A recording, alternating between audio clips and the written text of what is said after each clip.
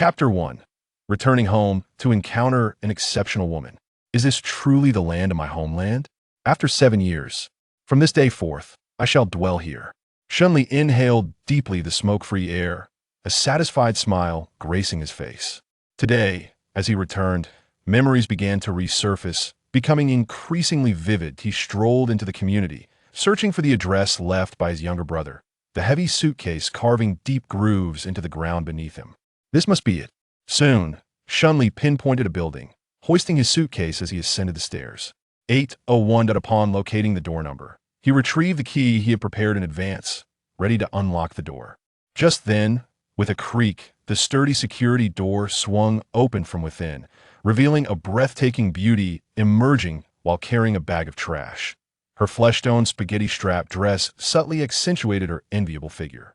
Long, slender legs showcased a captivating curve, exuding a blend of youthful allure and the unique charm of a mature woman. Her damp hair released a warm fragrance. Upon gazing at this woman, Shen Li momentarily froze. It had been years since he had encountered such a stunning lady.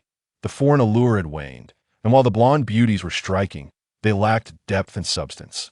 In contrast, this woman possessed a warmth that was both beautiful and enduring. Xiang, who was about to dispose of the trash, was startled by the sudden appearance of the man at her doorstep. Just one glance made her heart race. Having navigated the complexities of the workplace for years, she had seen all types of men, yet this unexpected visitor left her trembling, as if facing a predator.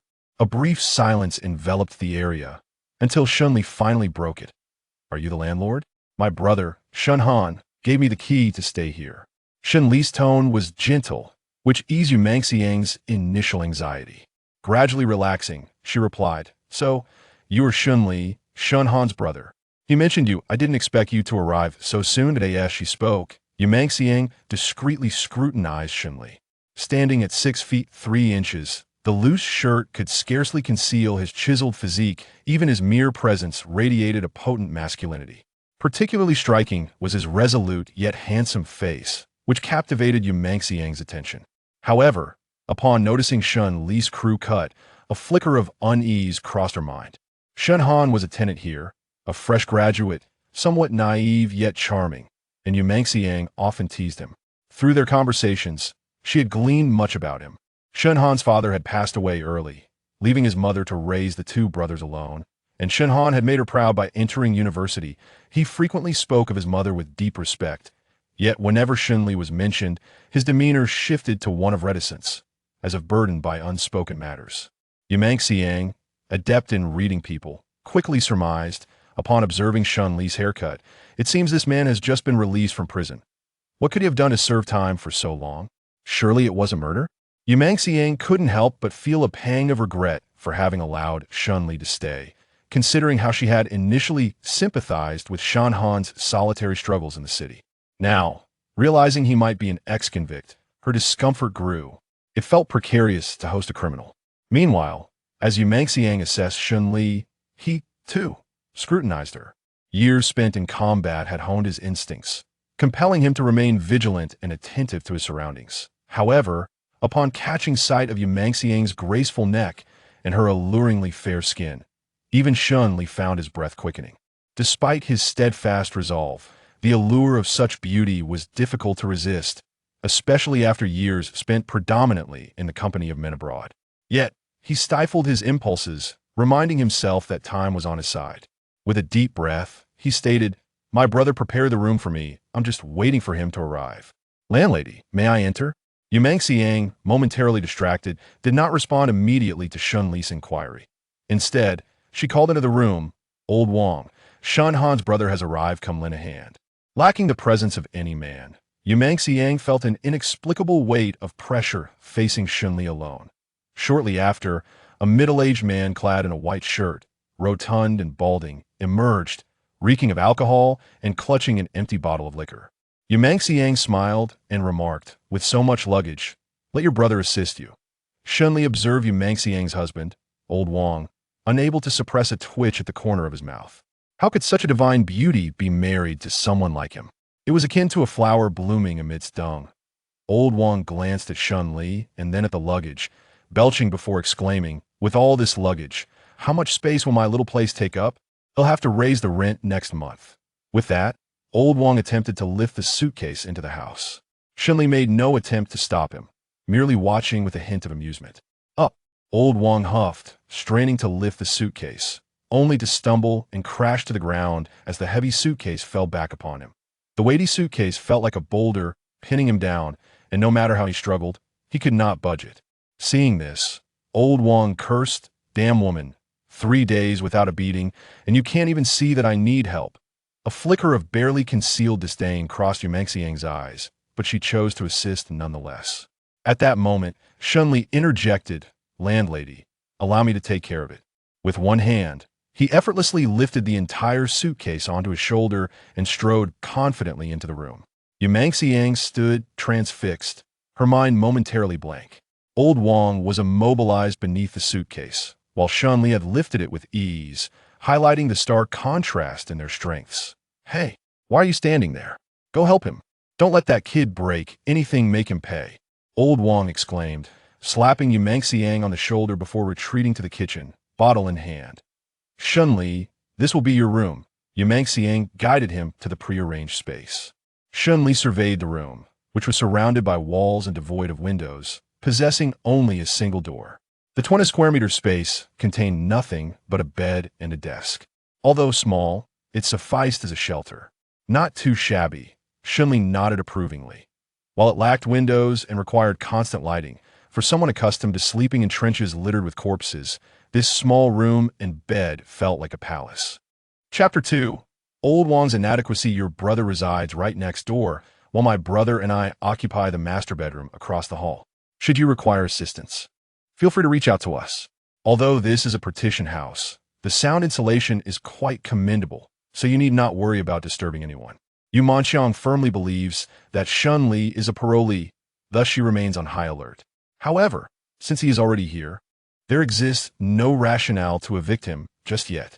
Yu Manxiang must first keep Shen Li in check and concoct a reason to expel the two brothers once the rent expires.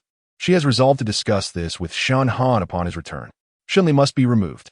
Thank you, but they're an amp. Amp? Oppos. There's no need for further trouble. I can manage on my own.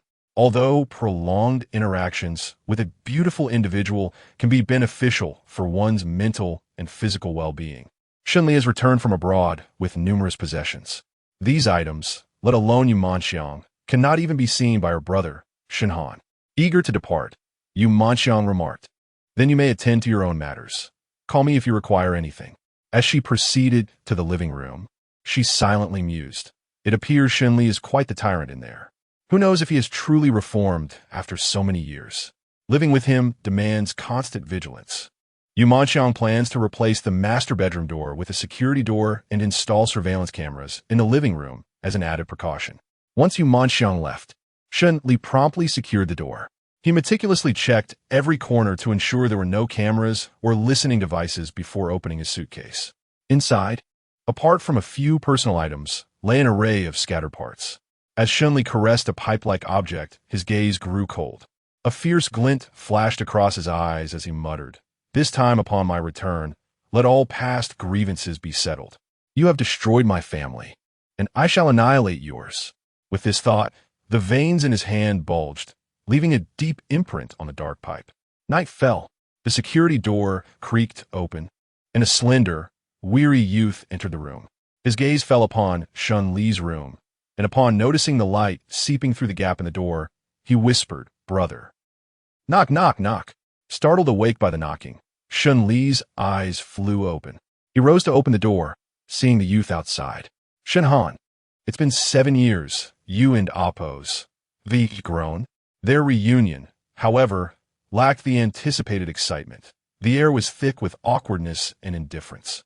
As Shen Han stepped into the room, he casually closed the door and placed a bank card on the table. "This is for Mom. She hasn't touched a single cent." Shen Li didn't even glance at the card. "How has Mom been all these years?" With a cold laugh, Shen Han replied, "Without you stirring up trouble in the village, she has been living quite well, so there's no need for your concern."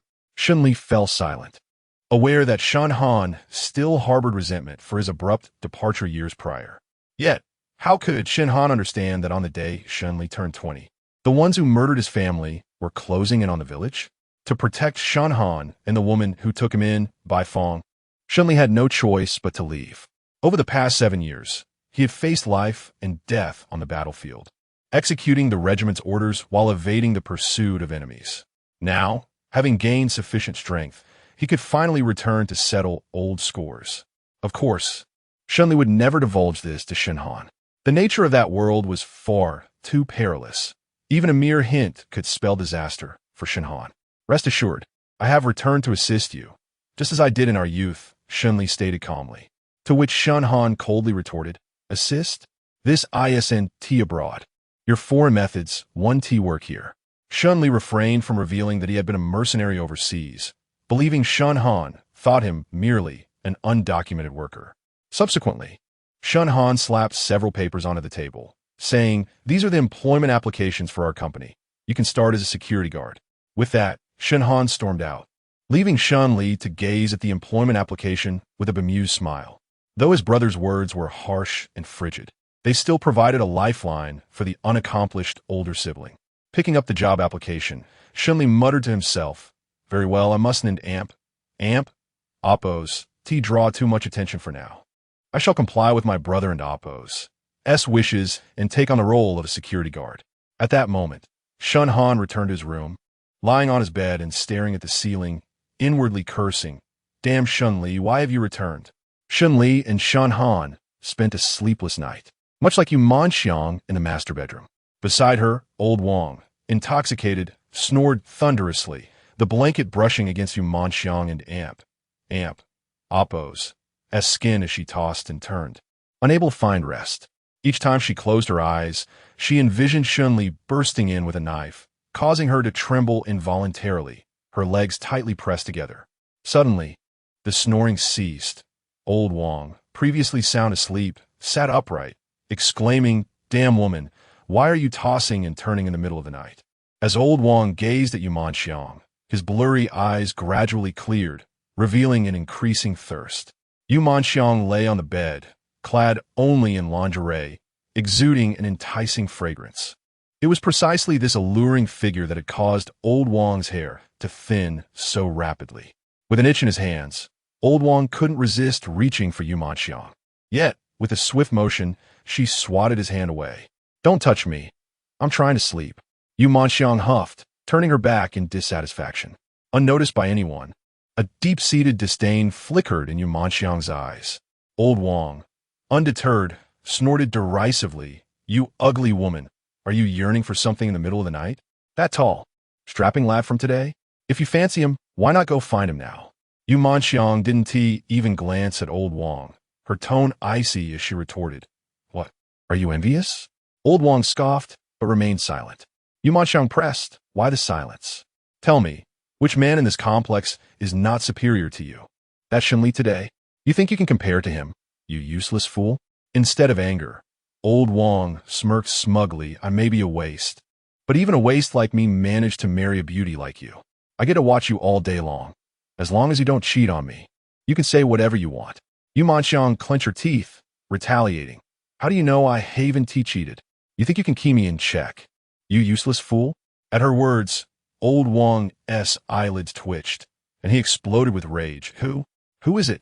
That college student Shen Han? Or that supervisor from your company? Who is it? Yu Manxiang let out a cold laugh, remaining silent, simply gazing at him. Old Wang, reading the scorn in her eyes, flipped over and pinned her down, grasping her neck. You're mine, you're mine. I'm going to have you tonight, and no one can stop me. With that, old Wang began to remove his pants, but halfway through, he froze, a final furious punch landing on the bed, his face contorted with utter humiliation. Chapter 3. The trashy young lady, it's all your fault. If it weren't for you, how could I possibly be in this situation? Old Wang seethed with rage, his entire being trembling with fury, yet he found himself powerless against Yu Manxiang. She looked up with a cold smirk, her mocking gaze piercing old Wang and Oppos' heart deeply. The next morning, as Monday dawned, Shen Li stepped out of his room, just in time to catch a glimpse of Yu Manxiang emerging from the bathroom. It seemed she had a habit of bathing every morning. Her hair was still damp from a recent shower. The moisture on her skin had yet to be fully dried, and her flesh-toned, spaghetti-strapped dress clung to her body, making her black lace underwear distinctly visible. Shen Li momentarily lost his composure. Despite knowing Yu Manxiang was a married woman, any man would be hard-pressed not to steal a second glance at such a sight. Could one truly avert their gaze? Ahem. Yu Manxiang cleared her throat, bringing Shen Li back to reality as she calmly greeted him. Good morning. With that, she resumed her morning routine as if nothing had transpired. After her morning preparations, Shen Li noticed Yu Manxiang in the living room, getting ready for work. The door to the master bedroom was firmly shut, but Shen Li's keen hearing quickly discerned that no one was inside. It appeared old Wang had left early. As for Shen Han, he had departed before dawn, as his workplace was quite distant, necessitating the first subway train to avoid tardiness. While Shen Li had received his employment application, he did not intend to interview just yet. Having been away from the country for 7 years, much of what he encountered felt foreign, and he required a few days to acclimate. He took the leftover trash from last night's takeout down to the dumpster, carelessly tossing it into the container before preparing to return to his rented room. Just then, a shadow plummeted from above. Shen Li's eyes sharpened, and with a swift motion, he dodged to the side. Thud! Upon glancing back, Shen Li frowned slightly, noticing a bag of refuse that had landed beside the dumpster, spilling milk tea and instant noodle broth all over the ground, creeping toward his feet. For a fleeting moment, he had thought an enemy had discovered him and attempted an assassination. To his surprise, it was merely a case of falling debris. Quickly raising his gaze, Shen Li soon identified the source. On the third-floor balcony, a woman with a dyed head of hair was staring down at him, still caught in the act of throwing something. Did she miss? She muttered, then turned her back, retreating into her room without offering an apology, seemingly regretful that she had not struck Shen Li. A flicker of anger ignited within him, yet he held it in check. Had this occurred a few years prior while he was abroad, he would have retaliated without hesitation. However, now that he was back in the country, he wished to remain inconspicuous, avoiding any undue attention.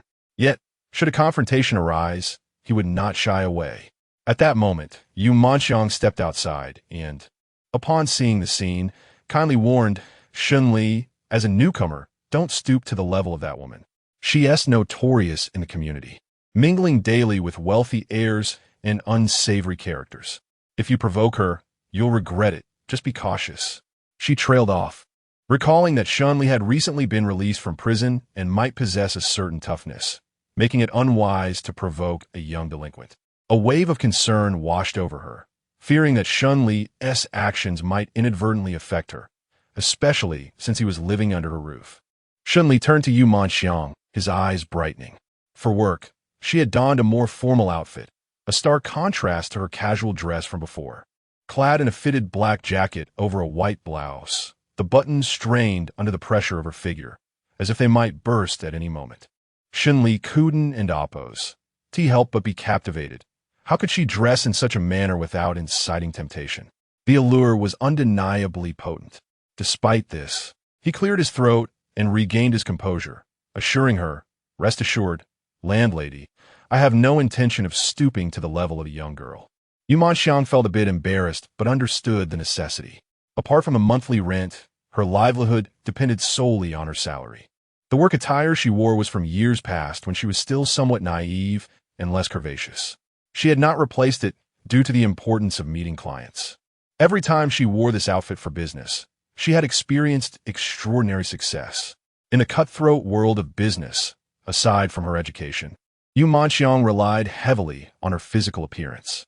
With that, she awkwardly departed, the sound of her heels fading into the distance. Shen Li chose not to retreat to his room. Instead, he rented a bicycle to explore the city and acquired some necessities. He sensed that, barring unforeseen circumstances, he would be residing in Yu Manxiang's rental for quite some time. Before returning home, Shen Li visited an ATM with the bank card Shen Han had given him. After entering the password, a 7-digit balance flashed on the screen. 5,800,000. His mother had not touched a single cent. Shen Li stared at the balance in silence for a long while. During his time abroad as a mercenary, he had consistently deposited money into this account for Bai Fong, who had raised him as well as for Shen Han and Appo's living expenses. As his earnings began to increase, so too did the deposits into this account. Over the span of 7 years, the balance had grown to an astonishing 5,800,000. For Shen Han and Appo's family, this was an astronomical sum. Shen Li recalled how Shen Han had unhesitatingly entrusted him with this card, allowing him to take on the role of a security guard. Over the years, neither Bai Feng nor Shen Han had ever checked the account balance. Had Shen Han known, he would never have allowed his older brother, who had earned 5 million over 7 years, to assume such a position. Shen Li sighed deeply. After 7 years of only sending money, he had made no phone calls, and he could only imagine the resentment Shen Han harbored. He withdrew 800,000 and placed it into a woven bag, preparing to find an opportunity to gradually reveal the truth to Shen Han. As Shen Li carried the bag home, the sky had completely darkened. Upon opening the door, he was met with a cacophony of chaos emanating from the rental. As he focused his gaze, it hardened, a fierce glint flashing in his eyes. There was Yu Manxiang, using a towel to dry Shen Han's hair and clothes, while the latter was covered in a nauseating broth and an unpleasant odor. Chapter 4. The Trashy Little Girl. Chapter 3. It and Appo's. That's all your fault. If it weren't and Appo's tea for you, how could I possibly be in this predicament? Old Wang was consumed with rage, his entire being a tempest of fury, yet he found himself utterly powerless against Yu Manxiang. Yu Manxiang lifted her gaze, a cold smirk playing on her lips, her scornful eyes piercing old Wang's very soul. The following morning, as the sun rose on Monday, Shen Li stepped out of his room and chanced upon Yu Manxiang emerging from the bathroom. It appeared she had a daily ritual of bathing in the morning. Her hair was still damp from the shower. The moisture clung to her skin, and the flesh-colored spaghetti strap dress adhered tightly to her form, rendering her black lace lingerie distinctly visible. Shen Li found himself momentarily entranced, although he was aware that Yu Manxiang was a married woman. Any man would be hard-pressed to avert his gaze in such a situation. Could one truly be blamed for looking? Ahem. Yu Manxiang cleared her throat, jolting Shen Li back to reality, and he composed himself to say, "Good morning."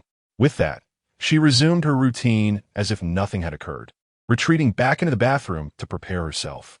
Upon completing her morning rituals, Shen Li observed Yu Manxiang in the living room, meticulously applying her makeup in preparation for work. The door to the master bedroom was firmly shut, but Shen Li could easily discern that it was unoccupied. It seemed old Wang had left early. As for Shen Han, he had departed before dawn, as his workplace was quite distant, necessitating that he catch the first subway to avoid tardiness. Although Shen Li had received his job application, he was not inclined to pursue an interview just yet. After 7 years abroad, many aspects of life in his home country felt foreign to him, and he required a few days to acclimatize. He carried a bag of leftover takeout refused down the stairs, casually discarding it into the trash bin before preparing to return to his rented room. Just then, a shadow plummeted from above. Shen Li's eyes narrowed, his instincts sharpening as he deftly sidestepped the impending object. Thud! Turning around, he frowned slightly upon realizing that it was merely a bag of garbage that had landed beside the bin, spilling milk tea and instant noodle broth across the ground, seeping perilously close to his feet. In that fleeting moment, he had entertained the notion that an enemy had discovered him and sought to strike. However, it was merely an object falling from above.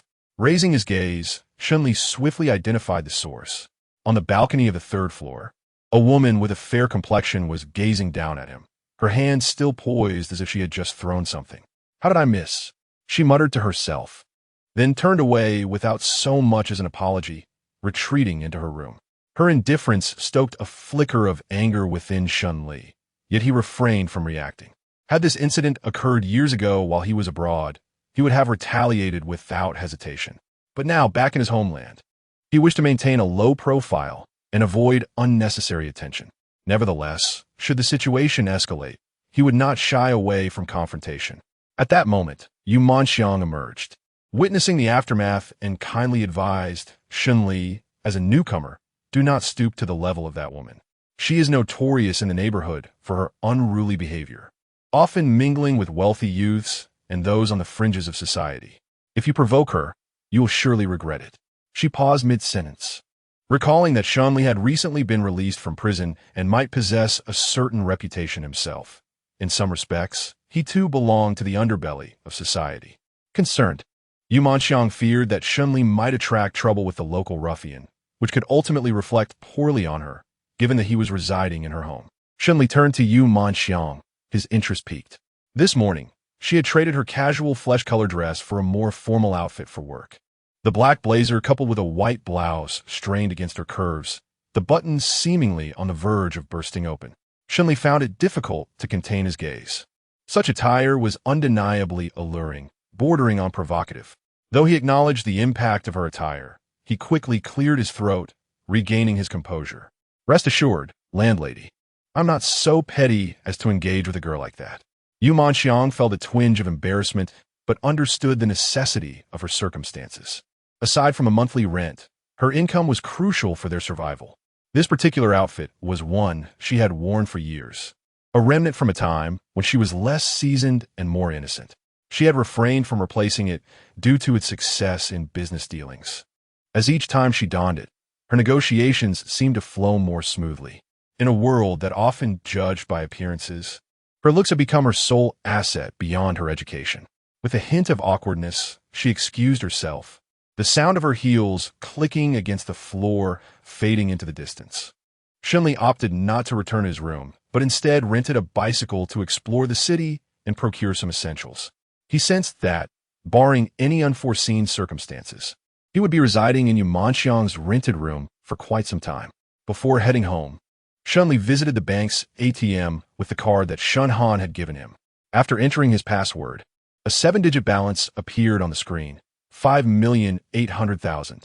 To his astonishment, his mother had not touched a single cent. Shen Li stared at the balance in silence for an extended period. During his time abroad as a mercenary, he had consistently deposited funds into this account as living expenses for Bai Fong, who had raised him, and Shen Han. As his prominence grew, so did his earnings, and the deposits into this account swelled accordingly.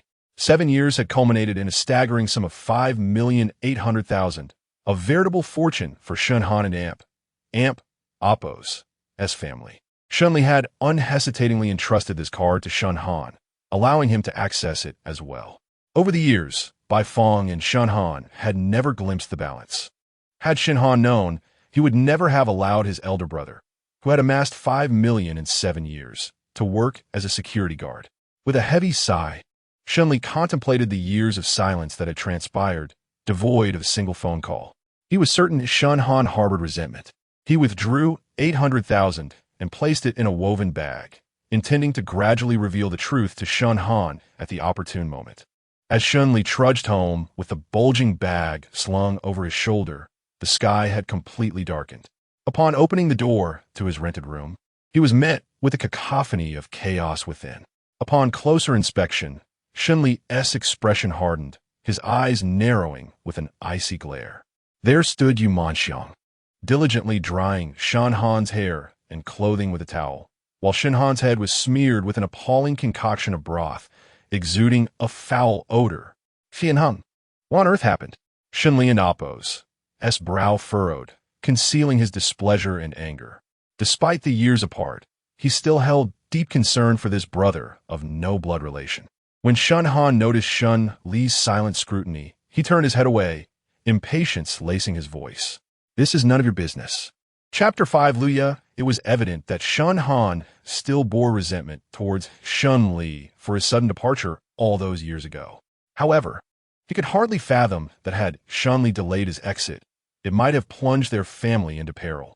Shen Li and Oppo's departure was fraught with untold secrets. Noticing Shen Han's silence, Shen Li turned to the landlord's wife, Yu Manxiang, who was drying his hair. Madam Landlord, what is the situation?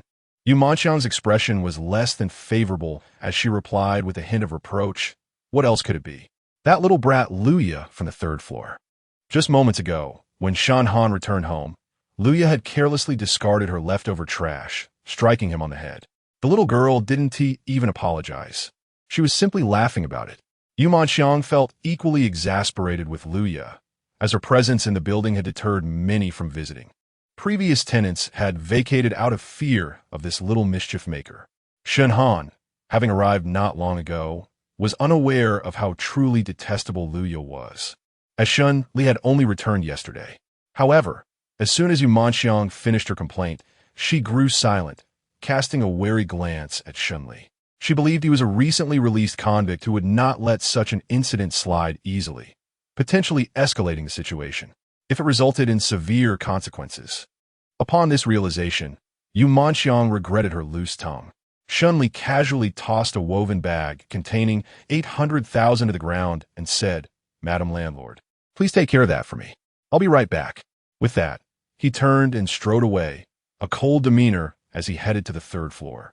Witnessing this, Yu Manxiang and Appo's heart raced with trepidation, and she hastily threw a towel to Shen Han, exclaiming, "You dry yourself first. I'll go check to ensure nothing goes awry." With that, she dashed out of the room, only to discover Shen Li had already vanished from sight. Shen Han, towel in hand, contemplated following, but soon muttered in annoyance, "Who needs you to stand up for me?" He turned to leave, but ultimately leaned against the window, drying his hair while listening intently to the commotion below. Bang, bang, bang. Yu Manxiang hurried down the stairs, her slippers echoing in the corridor. Just as she descended a flight, a thunderous knocking reverberated through the air, sounding akin to a drum, so loud it felt as if it could rupture eardrums. Could there truly be a life at stake? Yu Manxiang's face went pale.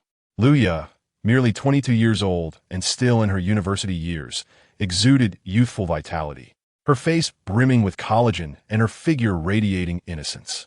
Not only were her features exquisite, but her skin was also smooth and fair. Her long legs were devoid of any excess flesh, and if she were to walk down the street, countless men would be unable to tear their gazes away. Although her upper body had yet to develop, her shapely rear was striking. Wherever she went, she was an undeniable beauty. At that moment, she was immersed in pulsating music through her headphones, her mind occasionally drifting back to the incident where she had struck Shen Han with refuse.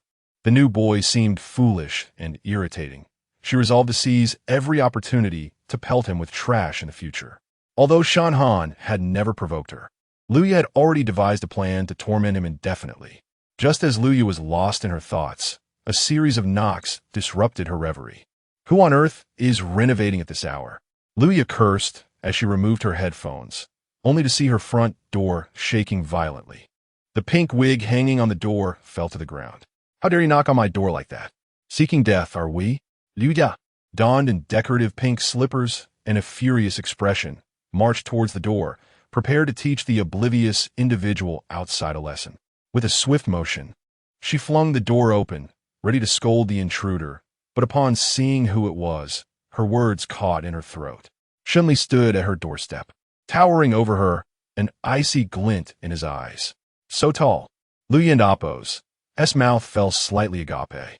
She recognized Shen Li from that morning, regretting not having struck him with trash then. From her vantage point on the third floor, she had not perceived his height. Now, confronted with him directly, an overwhelming chill enveloped her, nearly robbing her of breath. Though merely standing there, he rendered Luya weak in the knees, instinctively pressing her legs together. However, she quickly regained her composure, determined not to show fear. "Who do you think you are? Do you know who my boyfriend is?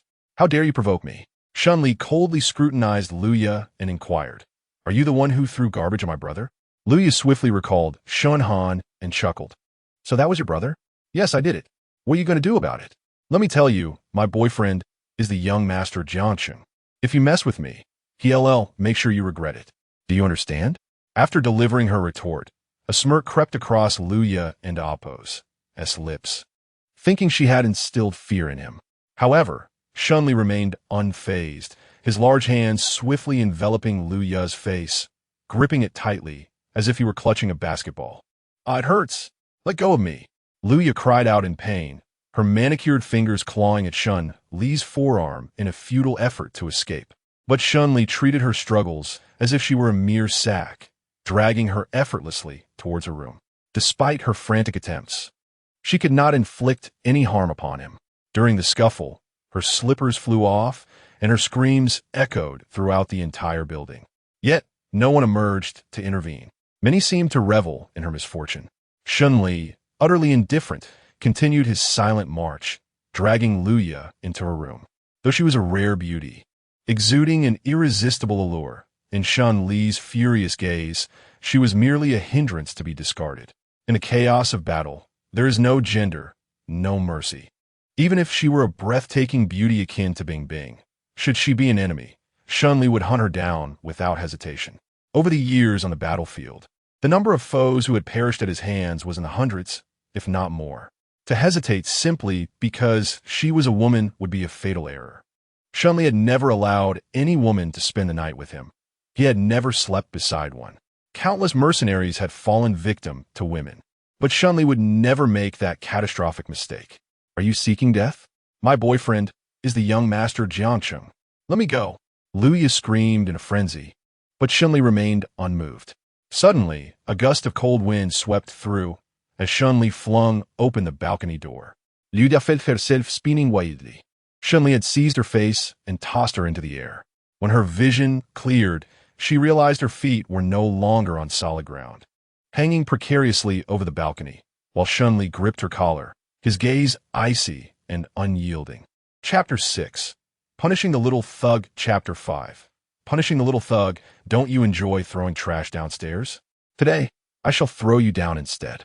Although a fall from the third floor wouldn't kill you, it would certainly suffice to shatter those lovely legs of yours. A pity, indeed, Shen Li remarked coldly, a smile curling at the corners of his mouth. Luya trembled in fear, her makeup a disheveled mess. Yet, she did not believe Shen Li would dare to act against her. She quickly steadied herself and shouted back, "Fool, do you think this can intimidate me? My boyfriend is the esteemed Wang Shao of Jiangcheng. If you dare to let go today, he will ruin you by tomorrow. Go ahead, give it a try." With that, Luya smirked coldly, confident that Shen Li, whether out of fear of Wang Shao or the law, would not easily release her. Is that so? Then I shall test that theory. Shen Li was about to loosen his grip when Yu Manxiang rushed in. Upon seeing Luya dangling from the balcony, Yu Manxiang and Appo's face paled, her legs trembling uncontrollably. My heavens, are you trying to kill her? The sight further convinced Yu Manxiang that Shen Li was a freshly released convict. Yet, even so, she was astounded. No inmate could be so ruthless as to attempt murder over a mere provocation. Let her go. In a panic, Yu Manxiang rushed forward, desperate to prevent Shen Li from committing an act of folly. The thought of Luya falling to her death would plummet property values in the area, deterring anyone from renting in this building. As she spoke, Yu Manxiang reached for Shen Li and Appo's hand, leaning against him. The softness of her form stirred even the iron resolve of Shen Li. It was undeniable. If Luya was merely an appetizer, then Yu Manxiang was a sumptuous feast. Women of this age possess an allure that ignites a man and Appo's deepest desires. Seeing Yu Manxiang attempting to intervene, Shen Li chuckled. Madam Landlady, you asked me to let go. He then prepared to release his grip right before Yu Manxiang's eyes. Yu Manxiang's expression shifted to one of sheer horror. If Shen Li released Luya and she fell to her demise, she would be an accomplice. No, I didn't mean for you to let go. Quickly, pull her back up, she urged in a panic. Shen Li was about to say something further when Luya continued to taunt. You foolish woman. Did I invite you to my home? Your presence is unwarranted. If he dares to let go, even with 10 lives, he wouldn't. Fool, just wait until I get back up. My boyfriend will make you pay. Luya was undeterred, convinced that Shen Li was merely trying to intimidate her, and her taunts grew increasingly brazen. Fool, who do you think you're scaring? Luya shouted defiantly, just as those words left her lips. She was shocked to see Shen Li truly loosening his grip on her collar. Yu Manxiang, witnessing this, felt her legs give way, collapsing to the ground. To think that mere days after arriving, someone would be killed. Shen Han's brother was indeed terrifying. Under the force of gravity, Luya felt herself plummeting, her heart sinking as despair enveloped her. She could hardly muster a scream, her mind racing with a singular thought. I was wrong. This man isn't just bluffing. He genuinely intends to let go. I and Appo's am doomed. Just as Luya believed her fate was sealed, her descent abruptly halted.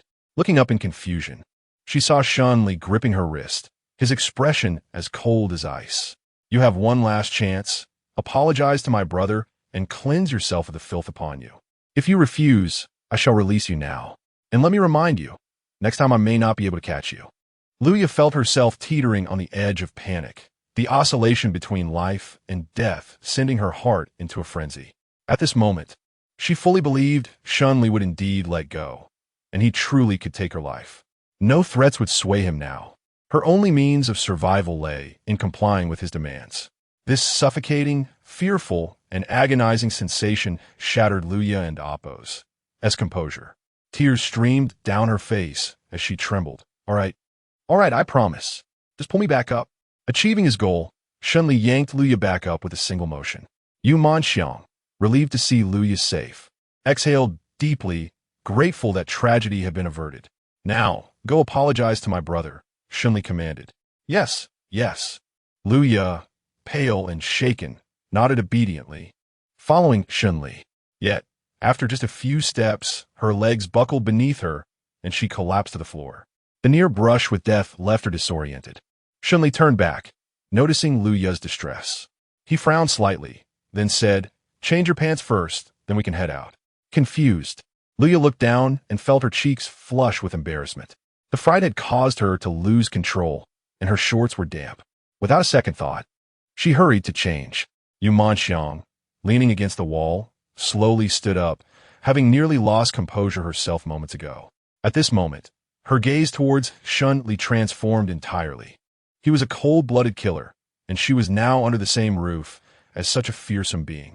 The thought sent a chill down her spine, but she dared not suggest that Shen Li leave. Provoking him might lead to dire consequences. Reflecting on this, Yu Manxiang felt a bitter pang, lamenting the unfortunate fate that had led her to cross paths with such individuals. Chapter 7. Apology. With a deep sigh, Yu Manxiang lifted her foot to depart, only to find Shen Li still standing motionless at Luya and Appo's door. Not leaving yet? Shen Li raised his gaze, looking back at Luya and Appo's residence as he replied in a low tone, I am waiting for her to come out and apologize to Shen Han. Yu Manxiang's eyes widened slightly as she let out a soft scoff. Haven't you already vented your anger just now? Are you truly waiting for her to apologize? Yu Manxiang believed that Shen Li's earlier confrontation with Luya was sufficient to placate Shen Han, and that the promise of an apology was merely a way to smooth things over.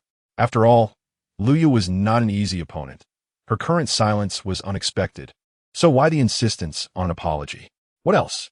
Shen Li offered no further explanation, kicking Luya and Appo's door in frustration, the sound echoing loudly, revealing his waning patience. Inside, Luya, having just collapsed onto the floor, was too overwhelmed to even change her dampened clothes, allowing the unpleasantness to linger around her. Her gaze was vacant until the thudding sound of the kicked door jolted her from the towering shadow of Shen Li. She then heard a cold voice from outside. How much longer must I wait? Right away, Luya exclaimed, hastily rising to change her attire. When she emerged, she was wrapped snugly in a short t-shirt and jeans, presenting herself as a typical university student. However, the seemingly casual outfit accentuated her curves, capturing Shen Li and Appo's attention momentarily. That very glance caused Luya and Appo's face to flush, not from pride in her appearance, but from a mortifying memory of her earlier fright.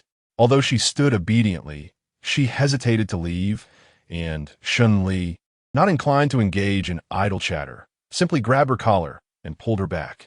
Caught off guard, Luya found her modesty compromised as her clothing failed to conceal her figure, and she dared not protest, resembling a small chick being dragged along.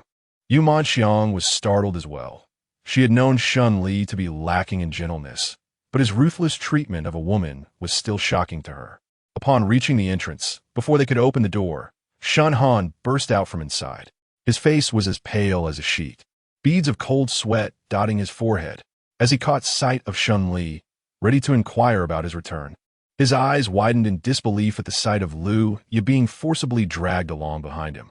Shen Li's grip suggested that he viewed Luya not as a delicate young woman, but rather as a piece of detritus. Upon witnessing this scene, Shen Han froze. His disbelief rendering him momentarily speechless, and his complexion grew even paler, his lips trembling involuntarily. Panic gripped him. It was over, utterly over. Had Shen Li lost his mind? Despite his warnings to Luya about her temperament, Shen Li had the audacity to treat her this way. Although he had not stepped outside, he had heard Luya's anguished cries clearly. He had been by the window when he saw her body dangling in the air, his heart racing with the fear that Shen Li might actually harm her. Without giving Shen Han a chance to react, Shen Li threw Luya down at his feet, his voice low and threatening. Apologize. Apologize? Shen Han repeated in a daze, clearly still processing the situation. Luya stumbled from being unexpectedly tossed, landing awkwardly on the ground, her humiliation palpable. Gritting her teeth, she turned her back to Shen Li, her face filled with fury as she rearranged her clothes and rose to her feet. Faced with Shen Han and damp, Appo's ineffectual expression, Luya was furious but dared not unleash her wrath due to Shen Li and damp, Appo's imposing presence. The venomous glare she directed at Shen Han made him shrink further, feeling utterly helpless and degraded, terrified of the repercussions that might follow. He cursed Shen Li internally for stirring up trouble upon his return, wishing he had stayed away. Did you not hear me? Apologize. Shen Li's voice dripped with impatience, his menacing aura sending chills down Luya's spine. I am sorry. I should not have thrown garbage at you. Luya trembled, though her heart seethed with resentment for having to apologize to a man she typically would have looked down upon. Is that all? Shen Li castionat, his tone laced with skepticism. Don't push your luck. Luya finally snapped, her voice sharp and piercing. In response, Shen Li's expression hardened, and before she could react, he seized her by the neck. The sudden turn of events startled everyone.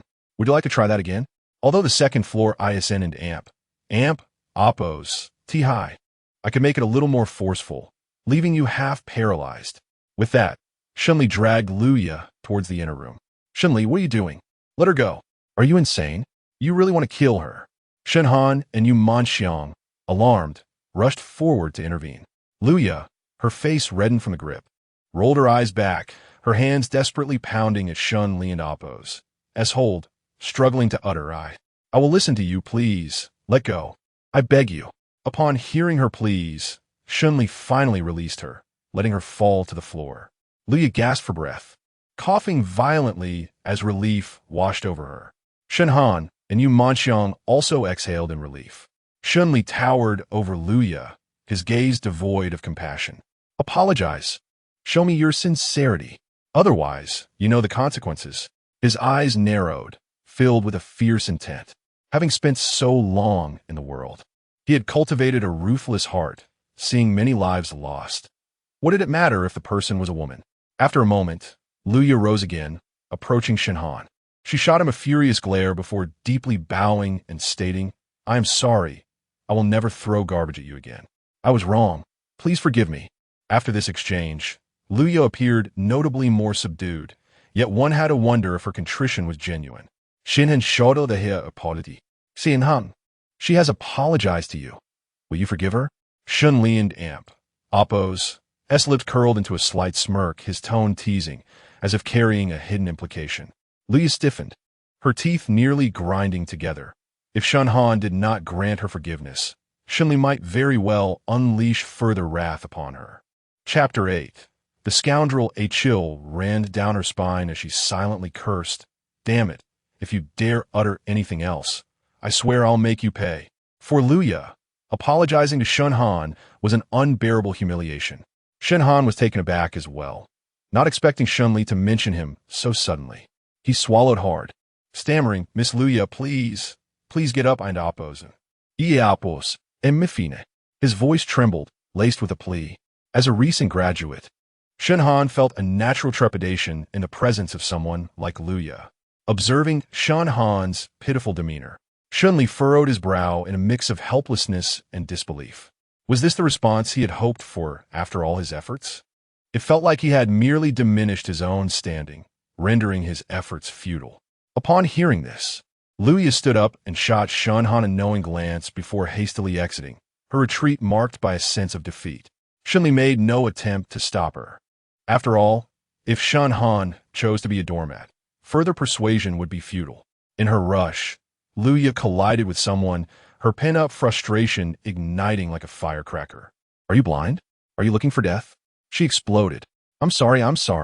It was my fault. I didn't oppose. TCU. Please don't be angry. Miss Luya." The person she bumped into was none other than the returning Lao Wang. His first instinct was to grovel in apology, but he hesitated upon realizing Luya had just come from his house. As Luya glanced back and noticed Shen Li and Amp, Oppo's unwavering gaze upon her, she hurriedly fled the scene. Lao Wang, having just returned from drinking, was instantly sobered by the tense atmosphere among the three in the room. "What are you all doing standing around? Shooting and Oppos, do you be back in your rooms? Are you plotting something behind my back?" Yumeng Xiang rolled her eyes at his words, turning towards the kitchen to prepare a meal, muttering under her breath, in broad daylight, "What nonsense are you spouting? All day long, in an Oppos, nothing but drinking and gambling. Do you really intend to rely on me entirely for this household?" At her words, Lao Wang's irritation flared, and he quickly retorted, "What? Are you unhappy? Don't forget it was your family that begged to marry you off to me. It's too late for complaints now. Hurry up and cook." Starving. Yumeng Xiang simmered in frustration, but chose not to retort further. Meanwhile, Shen Li, intrigued by Lao Wang and Oppo's remarks, scrutinized the couple. Just as he suspected, there must be reasons behind Yumeng Xiang's marriage to this man. Otherwise, such a captivating beauty would never settle for a scoundrel like him. Lao Wang, wishing to voice something more, noticed that Shen Li and Shen Han had no intention of retreating to their rooms. He barked, "Hey, what are you two still doing here? Do you want to eavesdrop on our bickering?" Lao Wang squinted, scrutinizing Shen Li with a probing gaze. Indeed, Shen Li exuded a certain commanding presence, not just because of his imposing stature, but also due to an aura of coldness and dominance that surrounded him. In contrast, Lao Wang and Oppo's own appearance, with his burgeoning belly, revealed a stark difference. Without comparison, one could hardly gauge the disparity. It was undeniably unsafe to allow such a man to roam freely in his home, especially with a woman like Yumeng Xiang, who might be left wanting. Contemplating this, Lao Wang and Oppo's gaze lingered on Yumeng Xiang and Oppo's alluring figure, her curves igniting a blend of envy and regret within him. As Shen Li and Shen Han prepared to retreat to their quarters, Lao Wang suddenly recalled something. "What on earth was Luya doing in our house? You two haven't stirred up any trouble, have you?" Haunted by Luya and Oppo's furious glare, Lao Wang refused to believe that nothing had transpired. He and Han, timid and lacking the courage to speak, listened as Yumeng Xiang sighed heavily, recounting the events with a furrowed brow and a sense of dread. With each detail that emerged, Lao Wang and Oppo's expression morphed from disbelief to sheer horror, ultimately culminating in a furious rage. Bang! He slammed his fist against the table, glaring vehemently at Shen Li and Shen Han. "You two scoundrels! Do you think you can provoke someone like Luya? Who do you think you are? Just a bunch of trash. Many have faced her wrath. What makes you two so special? Why are you even speaking up when others have kept silent? Shen Li, are you out of your mind? How dare you lay a hand on her? Threaten her into apologizing? You want her dead? Let me make this clear. If Luya seeks revenge, it will be entirely your fault. Don't even think about expecting me to clean up your mess." Lao Wang, both anxious and furious, pointed an accusatory finger at Shen Li and Shen Han. He was genuinely terrified of Luya. She not only had a wealthy boyfriend, but also mingled with all manner of unsavory characters from the nightlife, making her a formidable force. Lao Wang himself had been on the receiving end of her fury multiple times, but each time he merely chuckled it off, unwilling to provoke her further. With Shen Li's actions putting him in a precarious position, he feared that Luya would not let this transgression slide, potentially implicating him as well. Shen Han hung his head in shame, feeling the weight of Lao Wang and Oppo's scorn, while Shen Li stared defiantly back at Lao Wang. The intensity of Shen Li's gaze sent a shiver down Lao Wang's spine, prompting him to shift his focus to the silent Shen Han. "Your brother may be new and unaware, but you, Shen Han, have been here long enough to know better. You two scoundrels need to pack your things and get out. I'm no longer renting this place to you. As he spoke, he jabbed a finger at Shen Han and Amp. Amp, Appo's head. To a man, the head represents dignity and pride. Lao Wang and Amp. Appo's actions were a blatant display of disrespect, a clear indication that he held Shen Han in utter contempt. It was evident that Shen Han had been subjected to Lao Wang and Amp. Appo's indignities for quite some time. Just as Lao Wang vented his frustration by ruffling Shen Han and Amp. Appo's hair. Shen Li suddenly intervened, galloping Lao Wan show with family. He applied just enough pressure to elicit a frown and a slight pallor from Lao Wang. This is the third time. Shen Li's voice was heavy. What nonsense are you spouting? Lao Wang scoffed, dismissing him with a glance.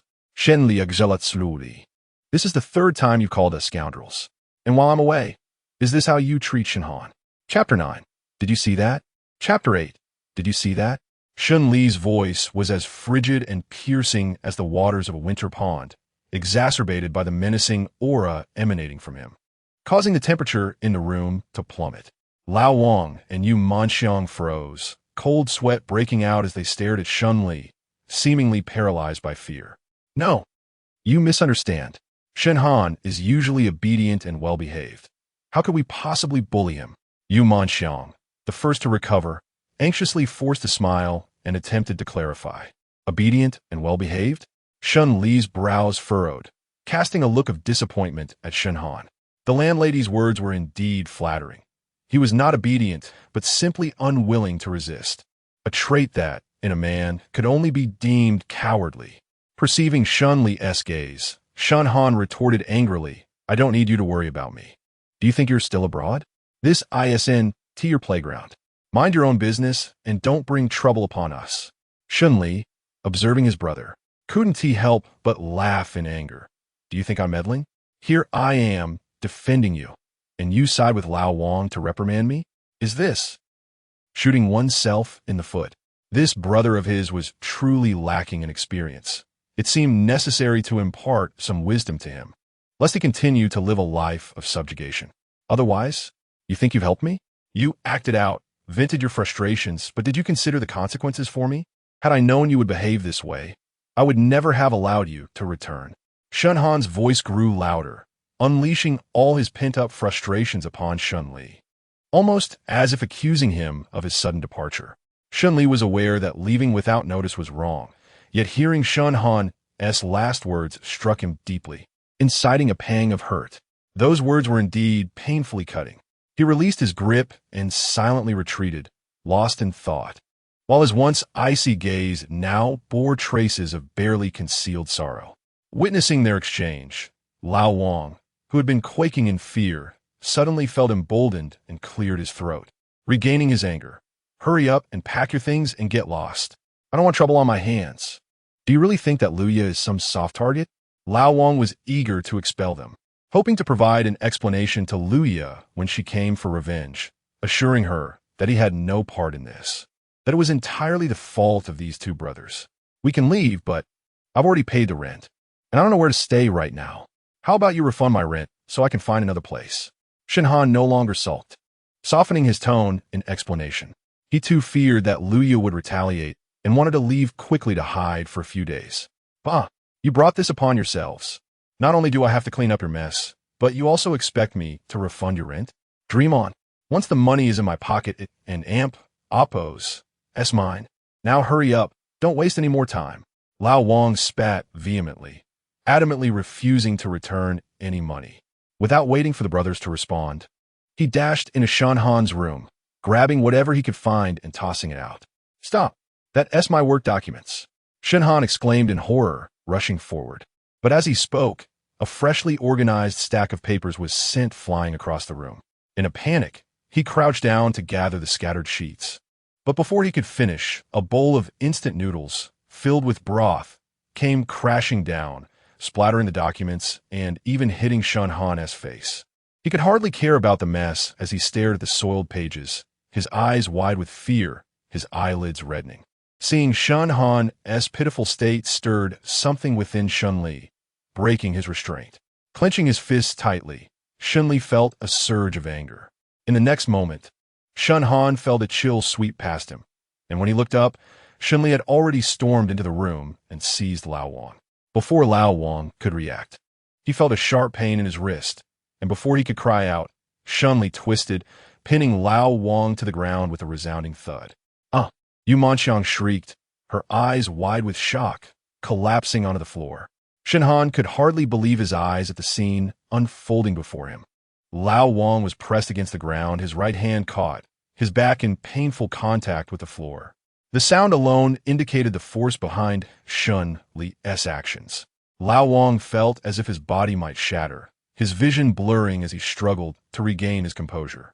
Shen Li's expression was devoid of emotion, yet a palpable tension radiated from him. After a moment, he spoke in a low voice. Did you see that? When bullied, one must retaliate fiercely. Only then will others think twice before provoking you. As he spoke, Shen Li applied more pressure. It hurts. Let go of me.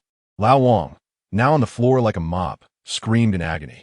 Seeing him in such a state, Shen Li and Appo's brow furrowed as he tightened his grip further. Not satisfied? If you don an Appo's, do you want that arm of yours? I can assist you with that. His words sent a chill through everyone present. Please, please, please. Feeling the increasing pressure, Lao Wang capitulated, sensing that Shen Li was truly capable of dislocating his arm. Listen well, we're not moving out. Also, apologize to Shen Han and restore his room to its original state. From now on, you must not bully him as you did today. Shen Li baranat kuldli. With him present, he would not allow Shen Han to be bullied, but he knew there would be times he would not be around. Hence the need for a stern warning. Shen Han, can you still salvage that document? If not, I can drag this old fool to your company to explain everything. Shen Li suddenly turned to Shen Han. Shen Han blinked, finally comprehending, his lips twitching in resignation. No need. Time is tight, and it's not a big deal. Your brother says it's fine, so let me go. Lao Wang winced in pain, urging him to release his grip. You apologize first. Shen Li's voice was icy, and he tightened his grip once more, ensuring Lao Wang felt the weight of his threat without actually breaking any bones. I apologize. I'm sorry I was wrong. You can stay as long as you want. Chapter 10. The quarrel. Seeing old Wang relent, Shen Li did not press further and released him. After all, they were living under the same roof, and it was prudent not to escalate matters too much, especially since he was new to this environment and might need to inquire about various things. Observing this, Yu Manxiang hurriedly approached old Wang, her figure bouncing as she ran, causing the two ample mounds on her chest to sway uncomfortably. As she passed by Shen Li, the fragrance surrounding her intensified, momentarily flustering him. Although he regained his composure almost instantly, Yu Manxiang assisted old Wang in standing up, exclaiming, "Oh, old Wang, are you all right? Get up quickly." While struggling to support his corpulent frame, she voiced her concern. However, old Wang, far from showing gratitude, instead flung Yu Manxiang to the ground upon rising, angrily retorting, "You wretched woman, were you just now? Only coming over now?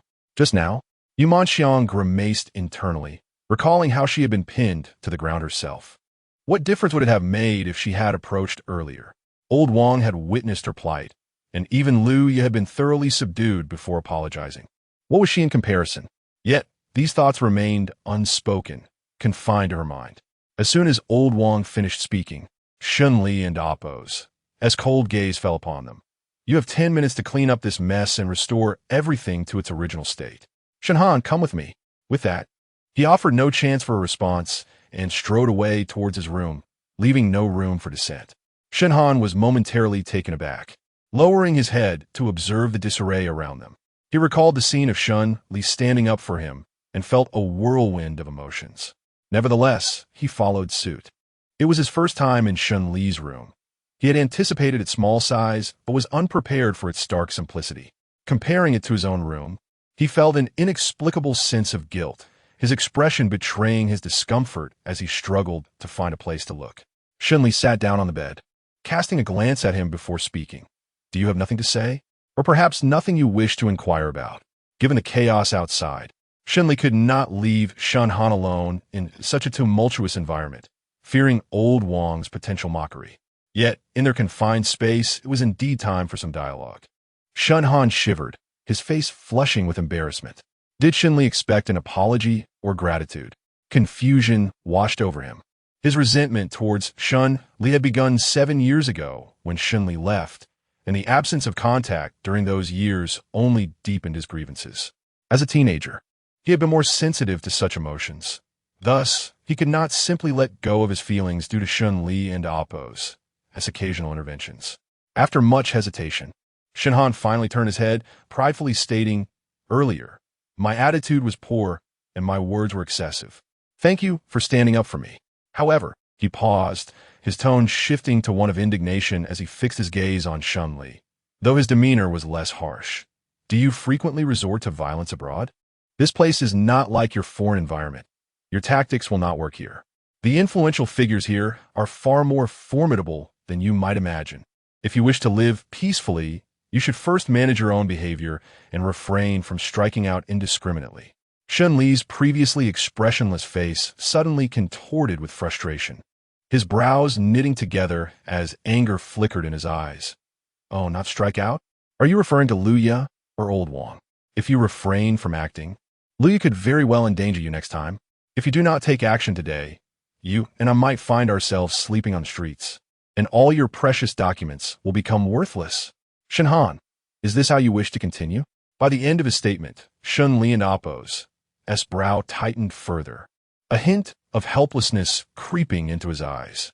If the person before him were not his brother, he would likely cast a scornful glance and walk away. Yet, this was his adoptive mother's son, his brother, and he felt compelled to intervene. "Is it so terrible to live this way? Do you think I am someone significant? Do you believe yourself to be a person of importance? Is living a straightforward life not sufficient? Is it not better to avoid unnecessary trouble?" His voice rising in volume, reverberating throughout the small room. "What you call straightforwardness is merely cowardice. You may lack ability, but you must not lack ambition. Are you even a man?" Shen Li no longer indulged him. Though he did not shout, his words carried enough weight to instill fear. "You!" Shen Han was left speechless, his face flushing crimson as his fists clenched tightly. After a prolonged struggle with his emotions, he ultimately stormed out, slamming the door behind him. Once he left, Shen Li exhaled deeply, wishing his brother could channel his capabilities outward. He initially intended to teach Shen Han to stand tall and face life. Yet the two brothers parted ways in discord once more. As Shen Han exited, the previously chaotic room had been restored to order. Perhaps the volume of their argument had attracted the attention of Old Wang and Yu Manxiang in the living room, who exchanged glances but quickly diverted their gazes. Meanwhile, Luya had just returned home and, in a fit of rage, hurled an object to the ground, venting her frustrations. She had always been the domineering figure in this neighborhood, unchallenged by anyone. Now, after merely throwing garbage at a coward, she found herself confronted by Shen Li, who not only threatened her, but also resorted to violence. Recalling the humiliation of being frightened and the need to apologize to that spineless fool only fueled her anger further, nearly causing her to grind her teeth to dust. "You all wait. I will make you pay." She seethed, her voice laced with venom. With a scowl, she retrieved her phone, her eyes darting as she dialed a number. As soon as the call connected, her voice emerged, trembling with feigned sobs. "Woo, brother Wu, you must help me. I. Hey, yo, what's wrong? Why are you crying like that?" Came the voice of a roguish man on the other end, laced with concern. Luya exaggerated her tale of being bullied, her sense of victimhood growing with each word, causing the man to feel increasingly sympathetic. "All right, Iya, stop crying. I will come and avenge you. It's just a foolish brat.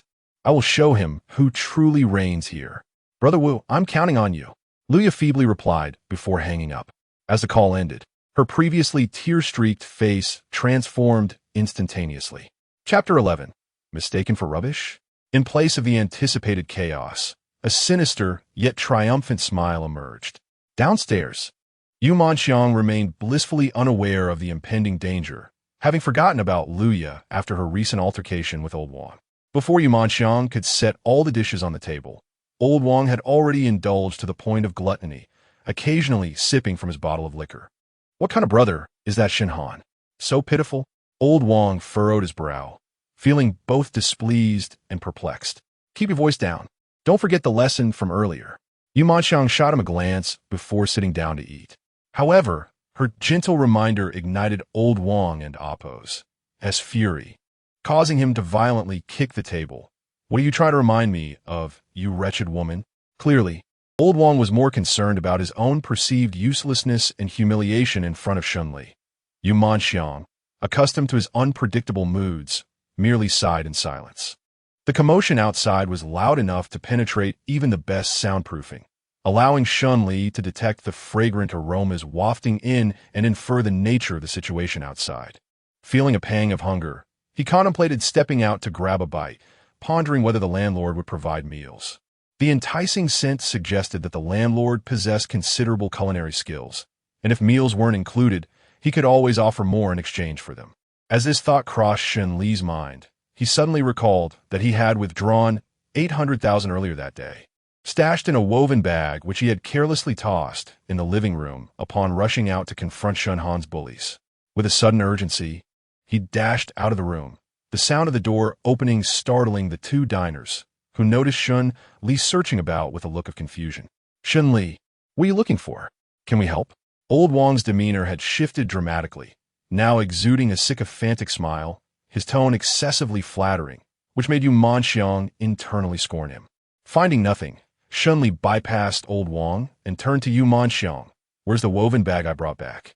Yu Manxiang paused for a moment before responding nonchalantly.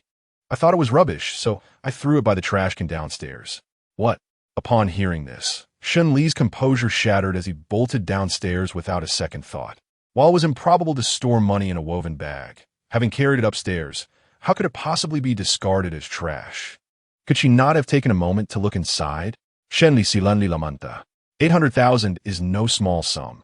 If someone has indeed taken it, they would likely not announce their find. I must hurry to search for it. Just as Shen Li departed, the door, perhaps not fully secured, allowed the two diners to hear a booming sound of approaching footsteps, which grew increasingly closer, unmistakably indicating a group rather than a single individual. Yu Manxiang and Old Wang exchanged perplexed glances. Driven by curiosity, Yu Manxiang set down her utensils to investigate, only to be met with a violent crash as the heavy iron door was kicked in. What kind of strength could accomplish that? Upon closer inspection, a burly man stood in the doorway, resembling a small mountain, clad in a tank top that showcased his impressive musculature. Hearing the commotion, Shen Han emerged from his room, puzzled, but as he witnessed the scene at the door, he was struck with fear, his legs nearly giving way beneath him.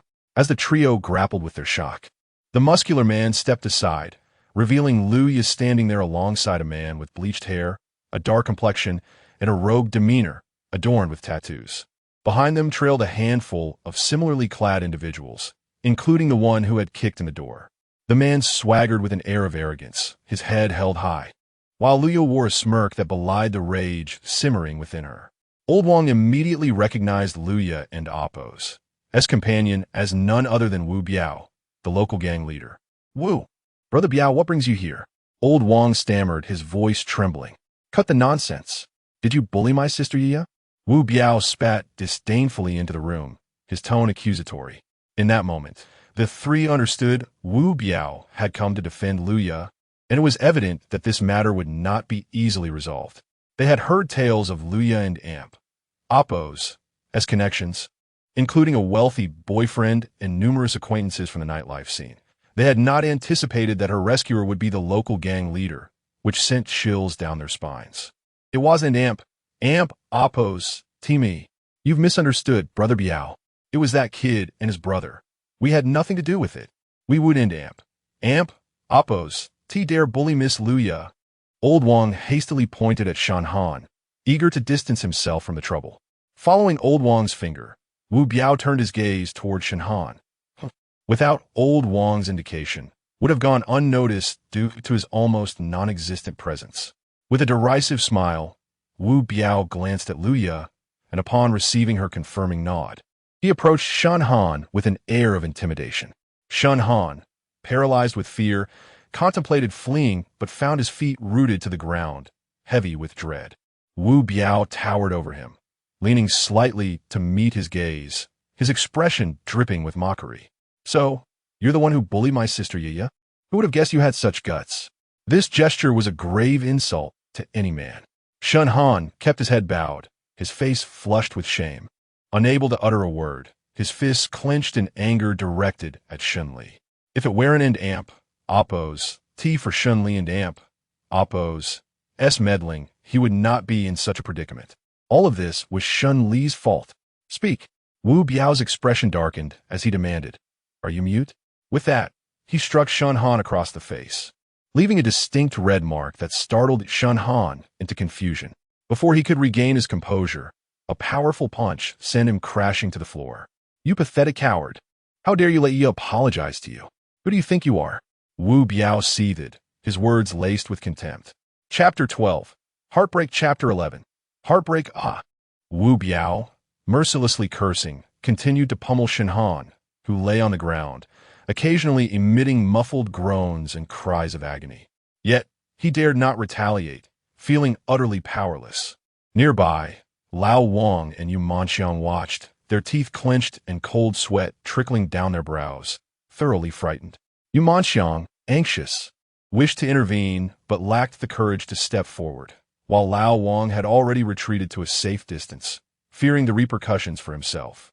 Meanwhile, Shen Li hurried down the stairs, fumbling about for the trash, due to his unfamiliarity with the surroundings.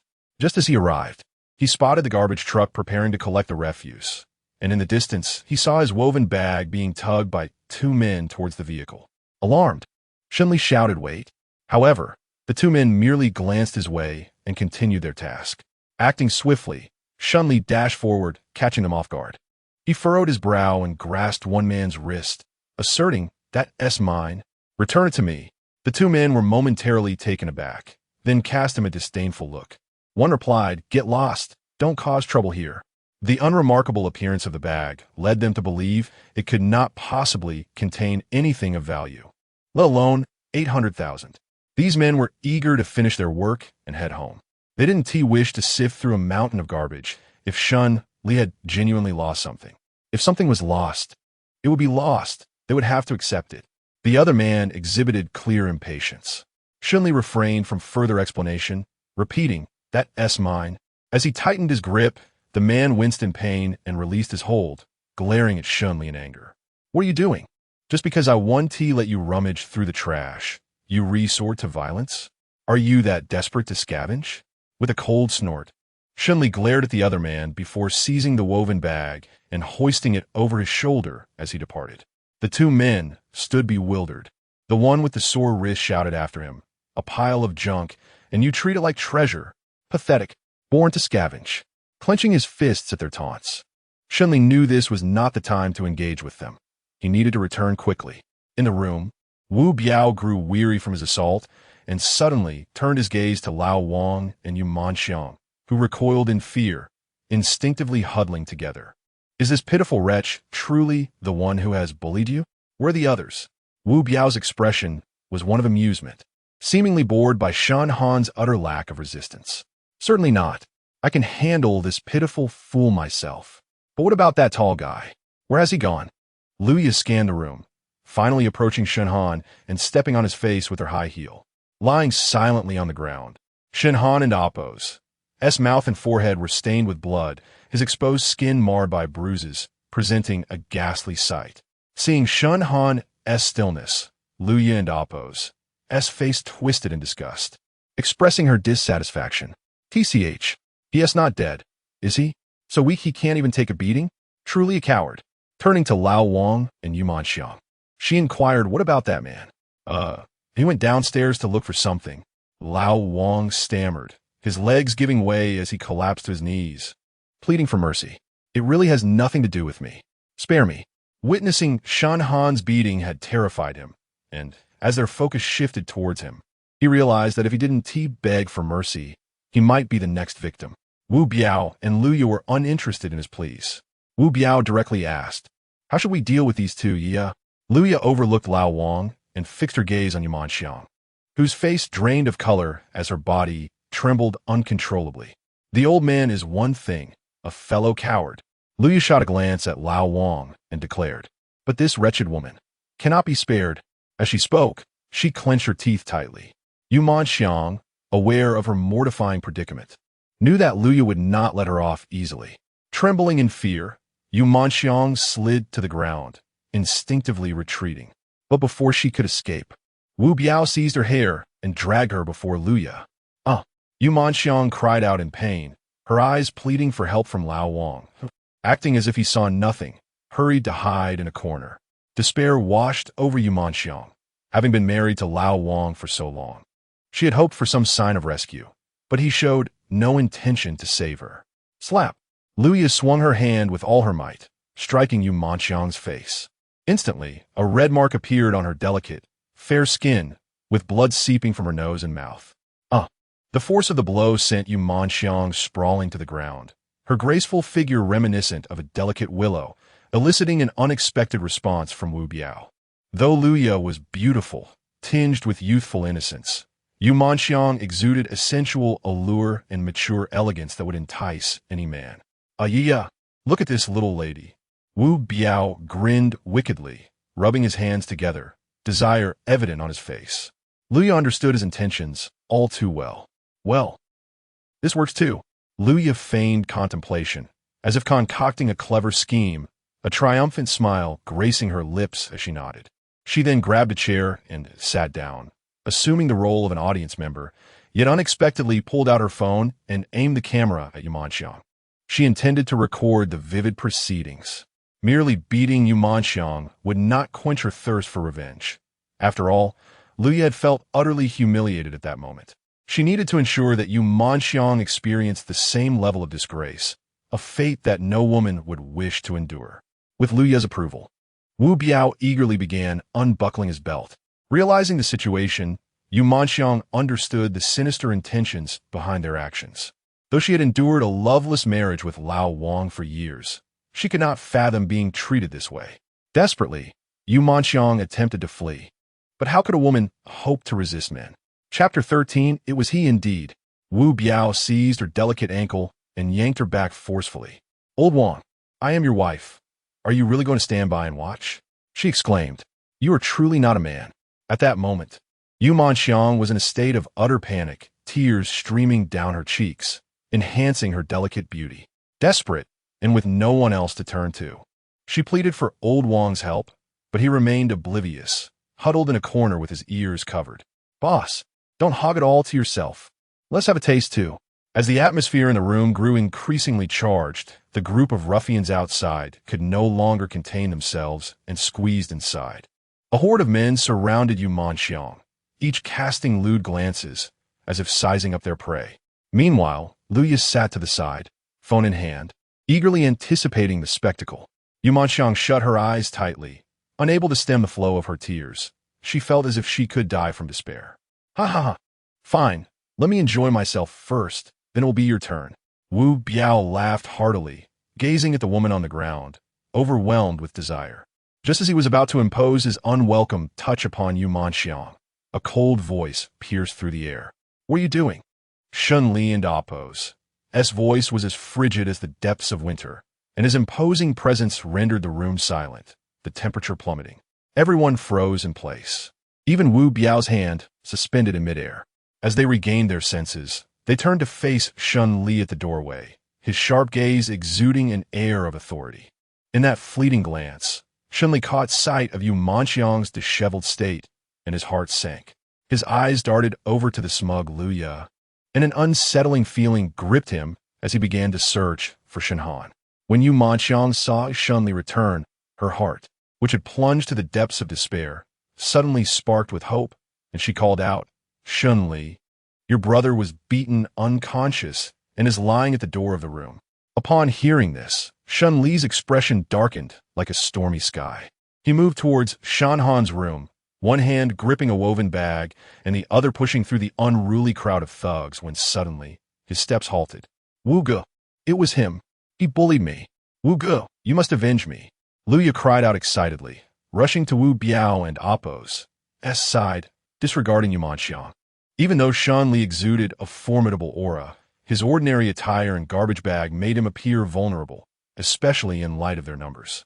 Encouraged by this thought, Wu Biao and Appo's confidence swelled as he swaggered toward Shen Li, taunting, "Is it you who's been bullying my dear Yia? That pathetic wretch is your brother? Ha! Unless you kneel and beg for mercy and properly apologize to my Yia, your pitiful brother will meet the same fate as you. Do you understand?" Bang! Silence fell abruptly. Before Wu Biao could finish his taunt, Shen Li unleashed a powerful punch that struck Wu Biao squarely in the face. Wu Biao's body flew backward, blood gushing from his nose, his features contorted in agony, rendering him unrecognizable. Everyone stood frozen, wide-eyed in disbelief at the scene before them. In a mere moment, with a single punch, Shen Li felled Wu Biao, leaving him unconscious. Luya panicked, stepping back a few paces, while the other thugs seethed with anger. "Dare to strike our boss? You are seeking death," shouted the burly man who had smashed the door, his towering figure eclipsing Shen Li, radiating intimidation. "Kill him! Kill him! Avenge Miss Yia and our boss." The others echoed. Shen Li turned to face the remaining thugs, his expression unyielding, and shot a glance at Yu Manxiang. "Who did this?" Yu Manxiang swallowed hard. "The one you just knocked down is Wu Biao. Luya called him here to take revenge on you." With the situation escalating, Yu Manxiang felt emboldened. After all, Luya would not spare her, so she might as well speak freely, hoping Shen Li could indeed make short work of them. Luya, suddenly named, trembled but quickly regained her composure. "Oomph. So what if it was me? You've done such outrageous things to me. You must have known I would return for revenge. It's too late to beg for mercy now. Today, I shall make you suffer." Luya's face contorted with rage, her eyes gleaming with malice, convinced that so many could easily overpower Shen Li. "You lot kill him. I'll take responsibility for the consequences." Luya commanded loudly. With her orders, the remaining thugs advanced menacingly towards Shen Li, the burly man striking first. He swung a massive fist resembling a baby's head. Just the sight of it sent chills down Yu Manxiang's spine. Unbeknownst to them, Shen Li was seething with rage. To him, Shen Han was like a brother, even if their relationship seemed distant. It was precisely because he cared so deeply that he felt this way. Yu Manxiang covered her eyes, unable to watch, as everyone anticipated Shen Li's inevitable defeat against this blow. But in the next moment, Shen Li raised his knee, propelling himself forward with astonishing speed. Before the burly man and Appo's fist could land, Shen Li and Appo's knee struck him squarely in the abdomen. Boom! The impact was direct, and the burly man doubled over in pain, his face a mask of agony. Without missing a beat, Shen Li raised his elbow and brought it crashing down onto the man and Appo's back, sending him crashing to the ground like a boulder, shaking the very foundations of the room. The remaining thugs were no match for Shen Li. With swift precision, he dispatched them one by one, leaving them sprawled on the floor. Soon, all of them lay defeated, leaving only Luya standing, her expression one of shock and disbelief. As she instinctively took a few steps back, she watched helplessly as her comrades writhed in pain on the floor, shouting in fear. In a state of utter panic, she locked eyes with Shen Li, whose cold and dangerous gaze caused her face to drain of color. Recalling her previous humiliation, she crumbled, sinking to the ground in defeat. Chapter 14. Visiting the Doctor. Chapter 13. Visiting the Doctor. Shen Li's expression was inscrutable, a palpable gloom hovering over him. He advanced slowly, only to find Luya retreating in sheer terror, her back scraping against the floor. "Do not come any closer. My boyfriend is Wang Xiao from Jiangxing." Before Luya could finish her sentence, Shen Li halted beside Wu Biao. With a swift motion, he seized the unconscious Wu Biao, then raised his other hand, targeting Wu Biao's face. The sharp sound of slaps echoed through the living room, resounding repeatedly. All present watched in stunned silence, witnessing the merciless assault on someone already rendered senseless. The clapping continued unabated, and though Wu Biao briefly regained consciousness, he was swiftly knocked out again by Shen Li and Appo's ruthless hand. The onlookers collectively gasped, their hearts racing in sync with the cacophony of slaps. It was only when Wu Biao's face had swollen grotesquely, unrecognizable even to his mother, that Shen Li finally relented, carelessly discarding him like refuse. The room fell eerily silent, the thud of Wu Biao's body hitting the ground ringing loudly in the stillness. This sound jolted the terrified Lu Yi back to reality. She no longer cared for the scene behind her, scrambling to her feet and fleeing. The thugs, witnessing the chaos, hastily dragged Wu Biao away. Shen Li's Wisha, his fists clenched as he prepared to take a step forward, only to be stopped by Yu Manxiang and Amp, Oppos, as gentle grip. The soft touch of her hand relaxed his furrowed brow. Forget them for now. We need to get your brother to the hospital, Yu Manxiang urged anxiously. Shen Li snapped back to attention, hoisting Shen Han onto his shoulder. Just as he was about to leave, he paused, retrieving a woven bag. What do you need that for at a time like this? Yu Manxiang pressed, her concern palpable. Ignoring her, Shen Li looked earnestly at Yu Manxiang and said, You need to come with me. Huh? Yu Manxiang was taken aback, unsure of his intentions. Feeling a surge of anxiety, Shen Li swiftly clarified, I am unfamiliar with this place and don't know where the hospital is or what to do. You can help me. And perhaps you should see a doctor as well. His words warmed Yu Manxiang and Oppos' heart. Though she appeared disheveled, her injuries were minor. Yet, it struck her that despite being married to Wang, who remained indifferent to her mistreatment, it was this foolish young man who exhibited genuine concern for her well-being, stirring her emotions. All right, I'll go with you. Yu Manxiang nodded in agreement. She led Shen Li to the roadside, where they flagged down a taxi just as Wang came sprinting towards them, panting, Wait, I'm coming too. Shen Li frowned in disgust, casting a disdainful glance at him. Are you hurt as well? Wang forced a smile. I just want to help you both. Before Shen Li could refuse, Wang climbed into the taxi. The already cramped space became even more so with Shen Han's unconscious body, further aggravating Shen Li. Wang was unconcerned with Shen Li's discomfort. His wife had nearly been abducted, and he felt compelled to follow. Although Shen Li had intervened to save his brother, he had also indirectly aided Yu Manxiang. The stark contrast in their responses had shifted Yu Manxiang's attitude towards Shen Li, who had previously even touched his hand. If Wang didn't accompany them, he feared the potential consequences of Shen Li and Yu Manxiang and Oppos' interactions. He would not allow others to benefit from what he could not have. Upon arriving at the hospital, with Yu Manxiang's assistance, Shen Han was swiftly taken for examination. The results soon revealed 2 fractured ribs and a mild concussion, but fortunately, none were life-threatening. This news brought relief to Shen Li. As long as Shen Han was safe, he would not know how to explain to his adoptive mother otherwise. Thank goodness. Yu Manxiang exhaled, relieved, as Shen Han and Oppos' appearance had been quite alarming. Indeed, Brother Shen, rest assured, my wife and I will take good care of your brother. Wang beamed, his tone ingratiating. His words only serve as a reminder of his earlier weakness and ineptitude, prompting Shen Li to ignore him entirely, while Yu Manxiang offered him no warmth either. At that moment, a nurse emerged, handing a bill to Shen Li. Please proceed to the payment. Include the charges for her examination as well. I will cover it. Shen Li glanced at Yu Manxiang before addressing the nurse.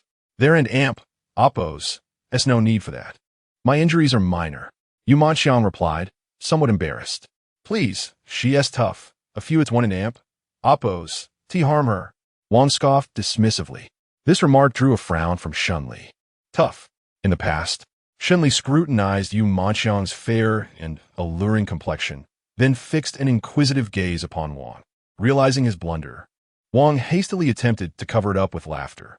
Disregarding Yu Manxiang and Oppos' potential objections, Shen Li instructed the nurse to process the additional charges, then dragged the woven bag along to the payment counter, with Yu Manxiang guiding him, while Wang trailed begrudgingly, casting disdainful glances at the bag.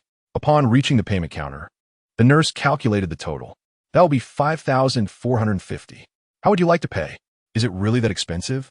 Yu Manxiang gasped, her mouth agape. The sum equated to her monthly salary.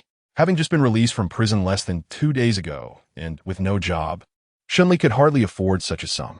Given the extensive examinations and the expensive equipment used, this is already quite a bargain, the nurse remarked, rolling her eyes in irritation. I told you there was no need for all those tests. Now look, it and Oppos' so costly. I want an Oppos' cover this. Wang hastily distanced himself from the situation, feigning nonchalance, though he was clearly reliant on Yu Manxiang. I want to have the examination. Just cover theirs, Yu Manxiang added awkwardly. How ridiculous. The nurse scoffed, unimpressed, as she rummaged through the paperwork and handed the bill back. Just as Yu Manxiang prepared to accept it, Shen Li swiftly interjected, returning it with determination. No, we will have all these examinations done. His low, commanding voice caught Yu Manxiang off guard, tightening her heart. Throughout her years with Wang, she had never been treated with such consideration. Not only had she never received care, but merely having him cease his indifference would have sufficed. Yet here stood this young man, embodying the very essence of a true gentleman. Witnessing Yu Manxiang and Appo's captivated expression, Wang seethed with jealousy and frustration. He yanked Yu Manxiang away. Voice raised, what are you doing? You can't even afford rent, let alone this. Chapter 15. No one, old Wang. Have you lost your mind? Old Wang's jealousy and volatility jolted Yu Manxiang back to reality, prompting her to give him a quick, pointed look. Shen Li had just incapacitated Wu Biao and his associates. What was he flaunting now?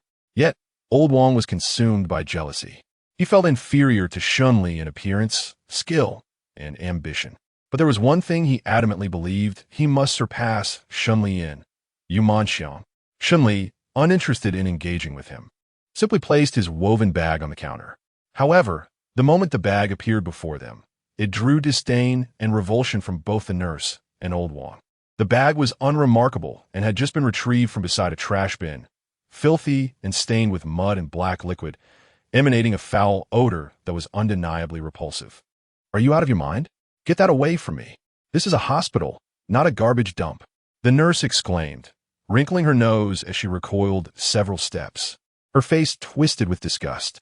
Observing her reaction, old Wang smirked. Shen Li, are you truly intending to pay with that sack of rubbish? Such a payment method doesn't in Appo's exist in Jiangxing. Besides, you and Appo's, do you need to take it to a recycling center to get any money? Old Wang and Appo's voice boomed, his lack of civility amplified by the thrill of derision, making his words particularly jarring in the otherwise quiet lobby, drawing curious onlookers to gather around. Hey, look at that guy. What is he doing? Trading trash for medical fees? Hilarious. What era is this? Does he think Jiangxing is a landfill? The crowd's judgmental glances and mocking laughter rapidly turned Shen Li into the target of ridicule. Yu Manxiang felt an overwhelming sense of embarrassment, realizing that the man who had just moments ago displayed a fierce, protective demeanor was now the subject of public scorn. Seeing the crowd in Appo's reaction, old Wang's lips curled into a triumphant grin, as if reclaiming his own dignity. He patted Shen Li on the shoulder, flamboyantly embellishing his mockery.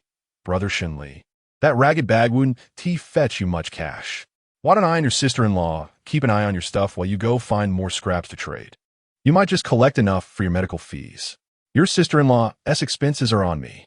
He pretended to be magnanimous while pulling Yu Manxiang close, as if to flaunt their relationship and issue a warning to Shen Li. However, Yu Manxiang frowned at his actions, clearly unwilling, yet she offered no resistance. At that moment, a voice from the crowd chimed in. Hey, buddy, there's a huge dump just outside the hospital to the right. You could hit it up and score big. The sarcastic comment triggered a wave of laughter throughout the lobby. Yu Manxiang glanced anxiously at Shen Li, fearing he might explode with rage, given his previously volatile temperament. Yet, to her surprise, Shen Li and Appo's expression remained impassive as he quietly untied the strings on the woven bag. Everyone assumed Shen Li was genuinely about to pay with garbage, and the laughter grew louder. Is he a fool? Can't he discern mockery from kindness? Is he really going to use trash to pay? How disgusting. What a spectacle. Which era is this guy from? As disdainful jeers filled the air, the small nurse, now increasingly agitated, could no longer contain herself. Seriously, are you deranged? You can't use garbage as payment here. Get out with your trash. Security. Security. Get this man out of here. It stinks. She called for security in a raised voice. The security personnel, alerted by the commotion, entered to find a scene of ridicule and laughter, unsure of what had transpired. But they followed the nurse and Appo's lead to Shen Li's side. Just as they were about to escort him away, a voice rang out again. Wait, I want to see what he pulls out of there. I bet it's just a plastic bottle. It must be canned, at least worth 50 cents. Ha ha! The crowd was thoroughly entertained, their eyes glued to Shen Li's every move. Yet when he opened the bag and revealed its contents, the laughter abruptly ceased, leaving behind an eerie silence that echoed throughout the hall. Even the sound of a child dropping their lollipop was startlingly clear. Shen Li pulled out a bundle of red bills from the bag, tossing them onto the counter with flair. He then calmly glanced at the nurse and asked, "Is this enough?" The nurse stood there, frozen in shock, along with the rest of the onlookers. Shen Li furrowed his brow, assuming it was insufficient, and produced another stack. "I have plenty of money. I just want my brother to receive the best treatment." His dark and commanding voice broke the silence, prompting the first reactions from the crowd, though the lobby remained eerily quiet. Cop who? The security guard was the first to speak up, but his question only heightened the awkward atmosphere. "And no one, he—" The nurse managed a stiff smile, disregarding the dirtiness of the woven bag as she hurried back to her station to process the payment. The atmosphere remained tense and silent, with only the crisp sound of the cash counting machine breaking the stillness. As the notes were counted one by one, the harsh sound struck everyone like a slap, particularly old Wang. He could hardly believe that Shen Li had retrieved money from a garbage bag, unless he had misjudged. The bag was filled to the brim with stacks of cash. Impossible. Where did this kid get so much money? Wasn't he just released from prison as a labor convict? Could it be stolen or robbed? Even Yu Manxiang felt uneasy about the legitimacy of money, her concerns deepening.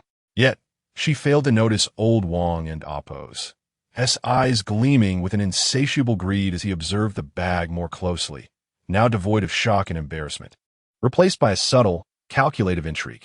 "Landlady, could you please arrange for a caregiver for my brother? I will cover the expenses." Shen Li suddenly spoke again. Chapter 16, Meal Expenses. Chapter 15, Meal Expenses. All right. Yu Manxiang nodded. After arranging matters at the hospital, Shen Li and the others returned home. By the time they left, Shen Han had yet to awaken. Since there was no immediate threat to life, Shen Li did not feel compelled to remain at the hospital. Upon returning home, old Wang and Yu Manxiang began tidying up the remnants in the living room, while Shen Li retreated to his room with a bag of money. The room was quite small, making it impractical to store the money properly, so Shen Li carelessly tossed it aside. He lay on the bed, intending to rest his eyes for a moment, but the images of Shen Han being assaulted flooded his mind, and he felt a twinge of guilt. Shen Han had been right. It was indeed his meddling that had led to Shen Han and Appo's plight. He had underestimated Luya and Appo's methods, which resulted in Shen Han and Appo's retaliation. However, he could not bring himself to be the kind of coward who remained silent after being wronged, as Shen Han had been. The one who acted was him. Yet the one who suffered the consequences was Shen Han, and this disparity gnawed at his conscience. To prevent such incidents from recurring, he needed to devise a strategy. Should he rise to power? While in his room, he occasionally heard old Wang and Yu Manxiang and Appo's voices outside, though their conversation was hushed. Years abroad had sharpened Shen Li and Appo's hearing. The gist of their discussion was old Wang and Appo's sarcastic remarks about Yu Manxiang being attracted to Shen Li, cautioning her that she was a married woman and that no one would take interest in her. Yu Manxiang occasionally retorted, but her responses were calculated, suggesting she harbored some apprehension, though Shen Li was unaware of the specifics. Feeling his stomach growl, Shen Li suddenly remembered he had intended to eat, but had been distracted by the earlier commotion. As the cleaning outside had nearly concluded, he took 2 stacks of money and stepped outside. Without preamble, he placed the money before old Wang and Yu Manxiang, stating, "You need to help me and Shen Han with our meals for the month. This is the budget for our meals. If it's insufficient, speak up." He directed his words at Yu Manxiang, not sparing a glance for old Wang. Both were taken aback, and Yu Manxiang quickly responded, "That's plenty. Don't worry. I will ensure Shen Han has nutritious meals these days." For Yu Manxiang, preparing 3 meals a day was a necessity, and attending to Shen Li and Shen Han's meals was merely an extension of her duties. Given their frequent encounters, it would be unwise to refuse. especially since Shen Li had provided such a generous sum. Upon seeing the stacks of vibrant red 100 yuan bills, totaling 50,000, it was evident that not only would there be enough for Shen Li and Shen Han's meals, but there would also be a surplus for herself and Old Wang. However, Old Wang glanced at the money, gathered it into his embrace, and grumbled, "What do you mean that's enough? With 2 extra mouths to feed, and one in the hospital, who knows how much that will cost?" Feeling the sting of Shen Li's repeated comparisons, Old Wang's jealousy flared, causing him to overlook Shen Li's strategic prowess, and his dissatisfaction grew. When Shen Li saw Old Wang clutching the money, he snatched it back and handed it to Yu Manxiang, saying, "You take it." After spending the past couple of days together, Shen Li had discerned Old Wang and Appo's character. If the money fell into his hands, it would surely be squandered on drinking and gambling. To ensure that he and Shen Han ate well, he had to rely on Yu Manxiang. Bam!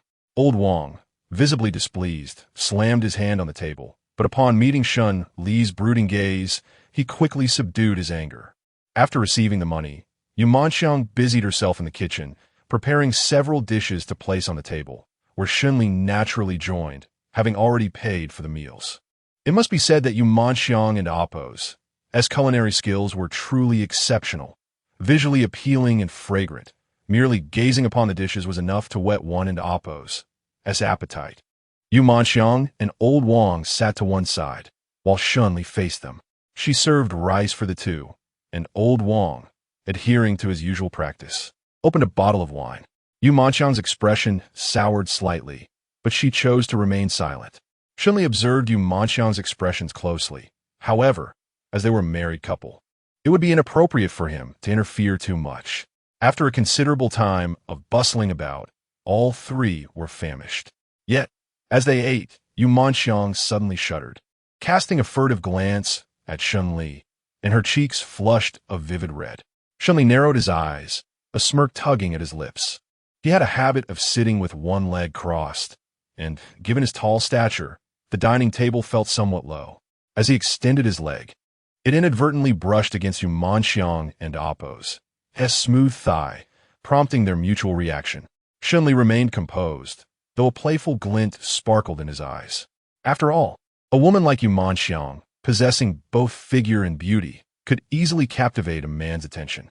The sight of her blushing, bashful demeanor was undeniably enticing. Unable to resist, Shen Li feigned ignorance and extended his leg once more. This time, the sensation was even more pronounced and laden with meaning. Yu Manxiang trembled as if electrocuted, enveloped by Shen Li's potent masculine aura, causing her demeanor to shift. Approaching 30 years of age, despite her flawless physique, she had yet to experience a man's embrace. To claim she felt no desire would have been a lie, and the sudden intrusion of this domineering young man stirred something deep within her. Old Wang remained oblivious to their subtle exchanges, but noticed Yu Manxiang's unusual behavior. Observing her flushed complexion, which he had never witnessed before, he glanced back at Shen Li, his expression darkening. Just as he was about to unleash a tirade, Yu Manxiang abruptly stood, announcing, "I'm full. I'll tidy up the kitchen first." Shen Li watched Yu Manxiang and Appo's retreating figure, reminiscent of a startled little rabbit, and felt a sense of triumph and contentment. After the meal, Old Wang donned his attire and headed out for a game of cards, while Yu Manxiang, accustomed to the routine, remained silent and busied herself with household chores. Not long after, a call came from the hospital informing that Shen Han had awakened. Shen Li, anticipating that Shen Han might be hungry, requested Yu Manxiang to prepare some dishes to take to the hospital. "I apologize, Mrs. Landlady, for the inconvenience once more." Shen Li stood at the kitchen door, his shadow cast by the light resembling a small mountain. "Since you've already paid, there's no need for pleasantries." Yugoslavia Manxian Smilat, avoiding Shen Li's Gaza, fearful of being enveloped once again by his presence. With that, neither said much more, yet an inexplicable awkwardness lingered in the air. The prepared dishes were packed into containers, and Yu Manxiang handed them to Shen Li, advising, "Be careful on the way. Although these containers are unused, the lids are a bit loose and may spill." "Understood," Shen Li replied, but as he accepted the containers, his fingers brushed against Yu Manxiang's. Both were momentarily taken aback, their eyes meeting. A mere touch was enough for Shen Li to feel the softness of Yu Manxiang's fingertips. Unlike women from a battlefield, her fingers were delicate and smooth, devoid of calluses. Chapter 17. Breaking the ice. It was not crude, akin to a shelled egg. The women on the battlefield, even when feigning vulnerability, exuded an aura of strength. While Yu Manxiang possessed a sensual softness, even her pretense of fortitude was imbued with gentleness. More importantly, the women in combat harbored intent. Whereas Yu Manxiang posed no threat to him, her safety assured. These various factors stirred within Shen Li a peculiar sentiment. One was a married woman who had never tasted the pleasures of a man, and the other, a battlefield man untouched by a woman. Their gazes intertwined, igniting like dry tinder meeting fire, rich in connotation and fervor. Both were lost in contemplation when the sudden sound of the door opening shattered the moment. It was old Wang. Damn it, we agreed to gather for mahjong, and I was berated back home by the missus. Just a bunch of cowards afraid of their wives. Old Wang grumbled as he changed his shoes. Just as he was about to enter, he noticed Shen Li exiting with a lunchbox, not sparing him a glance. Annoyed, Old Wang focused on the lunchbox in Shen Li's hand for a long moment. Once the door was firmly closed, he stormed into the kitchen, where he found Yu Manxiang tidying up. Without a word, he yanked her hair, his eyes reddened with anger, demanding, "What did you do with Shen Li?" Yu Manxiang cried out in pain, the dishes in her hands clattering to the floor. "What could I possibly do with him? I merely cooked and sent food for Shen Han." Her face contorted in agony, hands clutching her hair where old Wang had seized it. "You cook for him? In your lunchbox? Don't think I'm unaware of your intentions. The way you two were exchanging glances at the dinner table. Now that I'm not home, speak. Have you two already gotten together? You wretched woman." Old Wang seethed, pulling harder on her hair and dragging Yu Manxiang into the living room. No, you've misunderstood. We haven't done anything." Perhaps overwhelmed by the pain, Yu Manxiang's voice rose, but to old Wang, it sounded like resentment. "You filthy woman. You want to seduce Shen Li to escape me? No way. You're married to me, understand? Even if I can't have you, you cannot let another." Old Wang dismissed her explanations, hurling her onto the sofa and gripping her slender neck tightly. Yu Manxiang struggled to breathe, desperately pounding on his arms. Old Wang, realizing, loosened his grip momentarily, but his other hand raised swiftly, followed by a sharp crack that echoed in the living room, filled with Yu Manxiang and Appo's anguished cries. Shen Li, remembering Yu Manxiang's instructions, carefully carried the lunchbox to the hospital. Upon arriving, he spotted Shen Han, bandaged and receiving in 4, anxiously holding his phone. Setting down the lunchbox, Shen Li inquired softly, "What's the matter? What happened?" Saying heavily, "Shen Han replied. The documents that got dirty during the day are still not organized, and in this condition, I can't go to work. Just explain the situation and take a leave of absence," Shen Li suggested calmly. Shen Han furrowed his brow. They certainly want to approve. Taking leave at our company is quite troublesome. Moreover, that document is crucial.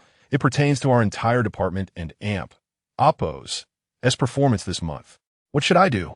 Forget it. I'll just discharge myself. As he attempted to rise, a sharp pain shot through his side, causing him to falter. Shen Li made no effort to stop him, as if he had anticipated this. Could you please run and fetch my computer? I'll organize the documents as soon as I can." Shen Han hesitated, glancing at Shen Li, feeling awkward yet in need of help, especially after having spoken harshly to him recently. Ignoring Shen Han and Appo's discomfort, Shen Li opened the lunchbox and placed it in his hands. "Eat first, it's still warm. Time was of the essence. Can't you answer me first?" Shen Han's tone was urgent yet filled with lament. Shen Li felt displeased by Shen Han and Appo's attitude, were he not his brother. He might have already threatened him with violence. Taking a deep breath, he fixed Shen Han with a stern gaze. "Adjust your attitude." Shen Han fell silent, his brows knitting as he reflected on how he had treated Shen Li since his return, realizing he had spoken many harsh words even when he himself was bullied. It was only natural for Shen Li to be unwilling to engage with him now. Neither spoke, and they remained in a stalemate. Ultimately, it was Shen Han who broke the silence. "Brother, eat." Without waiting for Shen Han to finish, Shen Li responded, his tone laced with a hint of pleasure. The simple address of brother melted away all of Shen Li and Appo's previous discontent. Although Shen Han harbored resentment over past grievances, they were brothers who had grown up together. A single term of endearment sufficed to thaw the ice between them.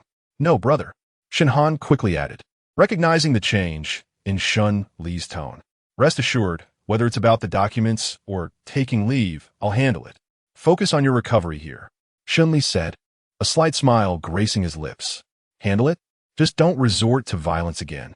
I need to work, earn money, and buy a house in the city to bring Mom over, Shen Han reminded him. Letting out a breath, Shen Li's expression turned serious once more. Have faith. I know what I'm doing.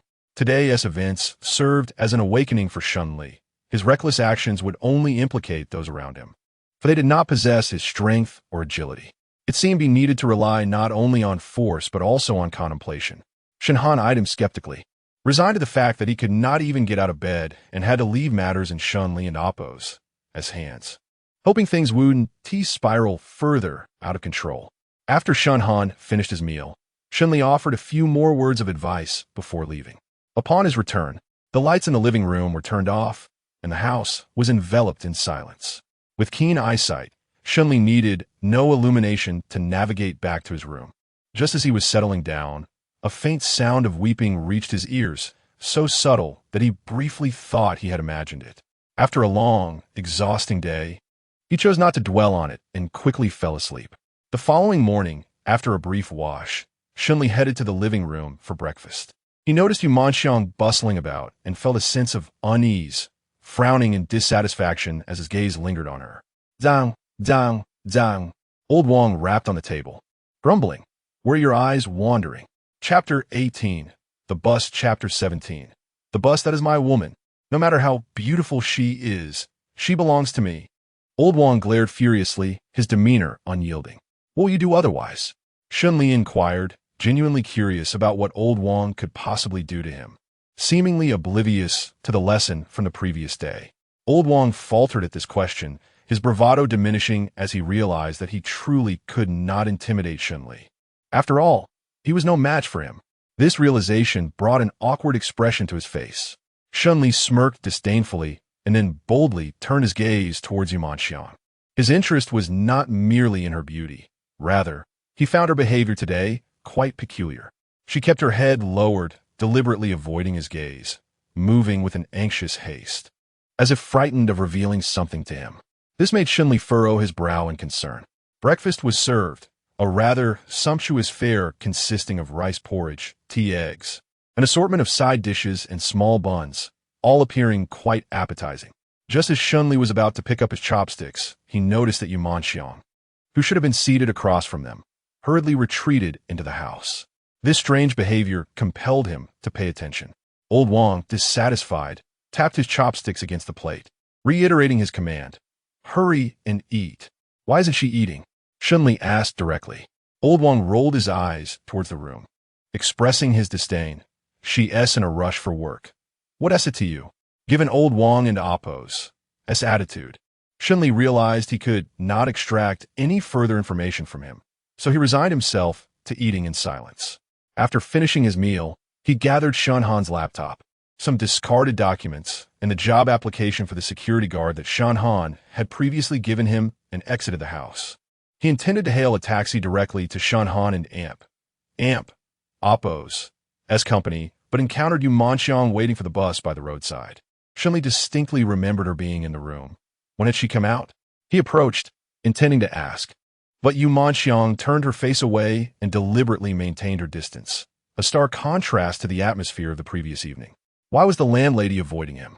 Shen Li cast her a sideways glance, without uttering a word. Yu Manxiang forced a smile. Nothing.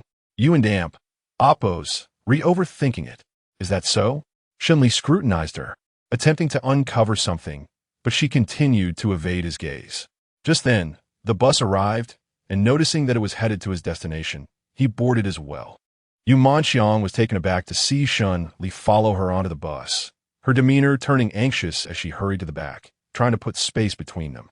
She grabbed a handrail and glanced at Shen Li and Appo's location, finally allowing herself a moment of relief. However, just as she settled, she felt an unwelcome touch on her behind. Startled, she whipped around but saw nothing amiss, so she turned back quietly. It was rush hour, and the bus was crowded, with more people boarding from behind, making unintentional contact inevitable. As she pondered this, the unwelcome sensation struck her again, causing her to tense up once more. Turning around again, she still saw nothing unusual. Only two girls and a gray-haired elderly man behind her, who seemed unlikely to behave in such a manner. Perhaps it truly was just an accident. She exhaled deeply, dismissing the incident, but as she glanced up to check the bus stop information, a hoarse voice called out from behind her. What are you doing? Let go of me." Turning around, she saw Shen Li gripping the old man's hand, his brow furrowed in anger. What was happening? Why was this person attacking the old man? "I don't oppose. Tino, when oppose is going on?" Murmurs began to circulate among the passengers. "Shen Li," Yu Manxiang uttered in confusion. This was the first time Shen Li had seen Yu Manxiang and Amp, Oppo's, face so clearly today, and he instantly understood why she had been avoiding him. No amount of foundation could conceal the swelling on her face and the marks on her neck, which were alarmingly evident. But now was not the time for such matters. Shen Li's expression darkened as he directed a piercing gaze at the old man. "You will either apologize to this lady and promise not to repeat your actions, or we will go directly to the police station." The old man and Amp, Oppo's, face paled slightly, yet he resolutely replied, "What are you talking about? I don't and Amp, Oppo's, to understand. Surely you don't need me to repeat what your hand just did?" Shen Li retorted, his words leaving no room for leniency. "You think you can act with such depravity and still retain your dignity?" I did nothing." The old man protested defiantly, clearly unaccustomed to facing consequences. "Fine. Since you refuse to admit it, we shall have to make a trip to the police station." Shen Li Shota. At the mention of the police, the old man flinched, his expression shifting to one of alarm. "You can't just take me there. Why should I go?" "Because you just groped this lady." Shen Li's bronita dicta. His demeanor serious. His words caused Yu Manxiang's face to flush crimson. The truth was undeniable, yet stating it so publicly was undeniably embarrassing for her. The murmurs around them crescendoed once more. "No way. This old man is too perverted. Could it be that he is making this up? How could anyone fabricate such a thing? The lady hasn't denied it, has she?" Opinions split sharply, with voices rising on both sides. The old man remained obstinate. "Who saw it? Your word alone means nothing. Stop slandering me. At my age, how could I possibly engage in such shameless behavior?" The old man clung to his denial, banking on his age to shield him from repercussions, believing that as long as they didn't go to the police, he could evade the truth. "You recognize your own shame? It seems you truly need a lesson." Shen Li's expression grew colder, his grip tightening, eliciting pained cries from the old man. You little brat, let go of me. Everyone, look at this man. He is attacking me for no reason. This is utterly disrespectful." The old man disregarded his pain, collapsing to the ground and wailing, prompting a shift in the crowd and Amp, Oppo's, sentiment. How could he do this? Attacking an old man? How disgraceful. Does he have no upbringing? Not even sparing the elderly? The onlookers, swayed by their perceptions and ignorance of the truth, offered their self-righteous declarations, feeding their own vanity. How many people have suffered due to the misguided words of those who fail to grasp the reality? It is indeed a chilling thought. Shen Li was indifferent to the crowd's reactions, but Yu Manxiang was concerned as Shen Li was being criticized on her behalf. Though it was somewhat awkward as the party involved, she felt compelled to speak up. Chapter 19. Pervert. "It wasn't an Amp, Oppo's, like that. He touched me first," Yu Manxiang exclaimed, pointing at the elderly man sprawled on the ground. Upon hearing this, the old man erupted in indignation. He scrambled to his feet, launching into a tirade of vehement denials. "You and Oppo's, both in cahoots, slandering me. Do you think I and Oppo's am dead? I and Oppo's am an old man, past my prime. Besides, the bus is so crowded I can barely stand, let alone think of such things. These two are going too far. What benefit do they gain from aligning an old man like this?" Someone in the crowd remarked. Shen Li, unable to bear it any longer, retorted icily, I and Oppos. Do you like to know? What benefit do we get from this? We don and Oppos, to even know this old pervert. This silenced the onlookers, leaving them exchanging uneasy glances. The cacophony of voices on the crowded bus reached the driver's ears. He pulled the bus over to the nearest stop before venturing back to investigate. What an Oppos, as all this commotion. What an Oppos, as going on. The driver, a man in his 30s with stern features, furrowed his brow as he pushed through the throng. The old man, hearing the driver and Oppos' voice, abruptly turned his head, his eyes darting around as if contemplating an escape. Shen Li, quick on the draw, seized him by the arm. Where do you think you're going? Shen Li and Oppos' voice was laced with menace. Before Shen Li could press him further, the driver interjected knowingly. Oh, it and Oppos' you again, you old reprobate. Which lady have you been harassing this time? Why do you keep targeting my bus? Can't you find another one? The driver sighed, clearly exasperated. The onlookers were astounded by this revelation. Their chatter resumed, but this time the old man was the target of their censure. At that moment, a young woman rose from her seat. She had been about to disembark, but paused upon seeing the commotion. Wait, Iasin and Oppos. See that the old gentleman from earlier? I offered him my seat, but he refused. Why is he standing here? There are plenty of people getting off at this stop. He should go sit down. The woman and Oppos' words made the situation abundantly clear to everyone. Despite the crowded conditions and the offer of a seat, the old man had remained standing, his intentions undoubtedly impure. All right, everyone is eager to get to work. Let's disperse. The driver, keen to avoid further delays, urged the crowd to move on. Not so fast. He has an Oppos. He apologized to the lady yet. Shen Li declared sternly. Make him apologize? He and Oppos' a repeat offender. He always denies it. Leave it to me, young man. I and Oppos. Taken him to the police station countless times. We and Oppos. Practically regulars. This old geezer is a disgrace, abusing his age. Justice will be served. Madam, may I have your phone number? I and Oppos. I'm sure the authorities will provide you with a satisfactory resolution. The driver and Oppos' smile was affable. No wonder the old man panicked at the mention of the police. He was a familiar face. The driver and Oppos' benevolent and righteous nature put them at ease. They exchanged phone numbers and left the matter in his capable hands. After several more stops, Yu Manxiang alighted, and Shen Li followed suit. Are you getting off here too? Yu Manxiang inquired, surprised. Shen Li shook his head. I and Oppos. I'm going to Shenhan and Oppos' company. It and Oppos. That's not far from here, only 5 stops. I can walk. 5 stops ISN and Oppos. T far? Yu Manxiang and Oppos' lips twitched, underestimating the man and Oppos' fortitude. Thank you for your help earlier. Yu Manxiang expressed her gratitude. Shen Li disregarded the thanks, his brow furrowing as he scrutinized the injuries on her face and neck. What happened? Huh? Yu Manxiang blinked, taken aback. Shen Li gestured toward his own face, prompting her to understand. Yu Manxiang lowered her head. Shen Li thought she was trying to avoid him again, but then a tear escaped her eye. Shen Li fronat, hlustarat. He looked around at a loss. He knew how to kill, but not how to comfort. Yu Manxiang, seeing the usually domineering and ruthless man in such a state of discomposure, found it endearing. She chuckled softly. Shen Li was utterly perplexed. What an Oppos, with the crying and laughing. What an Oppos, going on. Yu Manxiang took a deep breath, composed herself, and shook her head. It and Oppos, nothing. Thank you for your concern. It and Oppos, just my misfortune. I need to get to work. Her eyes were still red, but she said nothing more, though her silence spoke volumes. Was it old Wang? Shen Li pressa. Yu Manxiang froze, her composure shattered once more. Tears streamed down her face, yet her expression remained unchanged. She merely wiped away the tears in a helpless manner. Shen Li was taken aback by Yu Manxiang and Oppos' resilience. Wanted to ask further, but sensing her reluctance to speak, Shen Li decided that she couldn't go to work in such a state. He led her to a nearby cafe. They ordered 2 drinks.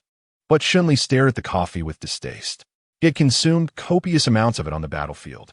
It wasn't an Oppos, tea the coffee he loathed, but the memories it evoked. He yearned to leave that life behind. Yu Manxiang took a few sips of her coffee and gradually calmed down. Did old Wang lay his hands on you? Shen Li inquired again. Yu Manxiang neither confirmed nor denied it, but sighed. Wang Fuxing is a scoundrel. He spends his days indulging in pleasure, neglecting his responsibilities. I bear the burden of all the expenses, and I've tolerated it all.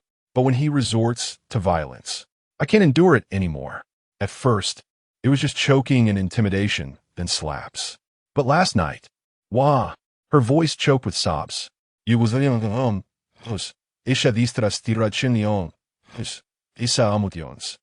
the first time he had experienced such turmoil.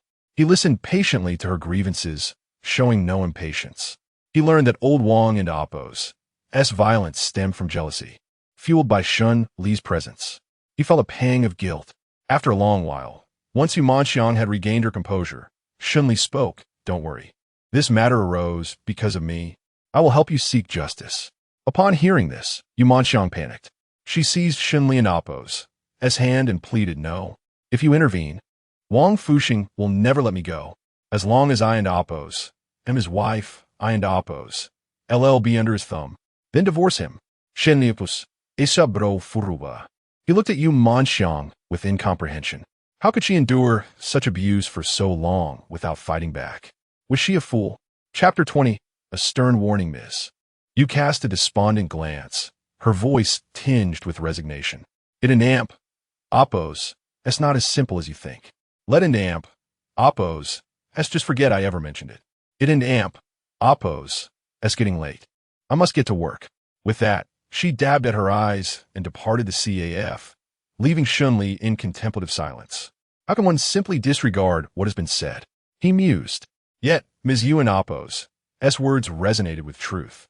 Divorce was a complex matter, and Wang Fuxing would undoubtedly resist. Moreover, meddling in their marital affairs was a delicate proposition.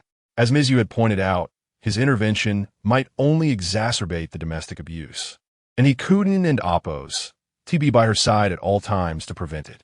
This required careful consideration.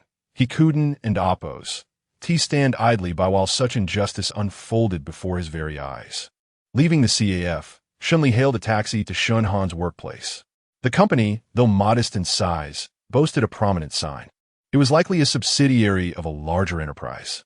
Being unfamiliar with the premises, Shen Li approached the reception desk, presenting his employment application. The receptionist, a woman adorned with heavy makeup, was immediately struck by Shen Li and Amp Oppo's presence, her face lighting up with a radiant smile. Shen Li pusasa astriking ansumanas. With bold features and a well-defined countenance, further enhanced by an aura of undeniable charisma. However, upon examining Shen Li and Amp Oppo's application, the receptionist and Amp Oppo's demeanor underwent an abrupt transformation. A security guard? She remarked with disdain. Exit through the main doors, turn right, and then take another turn. You and Oppo's find a small booth there. Report to that location. Her tone was now languid and dismissive, a stark contrast to her earlier effusive welcome. Understood, Shen Li Raplia. I also wanted to inquire about Shen Han. Is he employed here as well? Upon hearing Shen Han's name, the receptionist emitted a derisive snort. Shen Han. Oh, you mean that insignificant clerk in the marketing department. Are you looking for him? She glanced at her watch. That and Oppo's, Assad. That good-for-nothing is always punctual, arriving even an hour or two early. Why hasn't Oppo's shown up today? I'm here to request a leave of absence on his behalf, Shen Li explained. What? The receptionist exclaimed, her surprise evident. He dares to request leave? His supervisor will make his life a living hell. Huh, you must be joking. That spineless Shen Han would never dare to ask for time off. Observing her reaction and hearing her acerbic remarks, Shen Li surmised that Shen Han and Amp Oppo's life at the company must be exceedingly difficult, likely the target of relentless ridicule and bullying. A dark cloud descended upon Shen Li and Oppo's face, his eyes betraying a hint of simmering rage. What? What do you want? The receptionist stammered, unnerved by the sudden shift in Shen Li and Amp Oppo's demeanor. Where is the marketing department located? Shen Li demanda. On the third floor, she replied, intimidated by his imposing presence.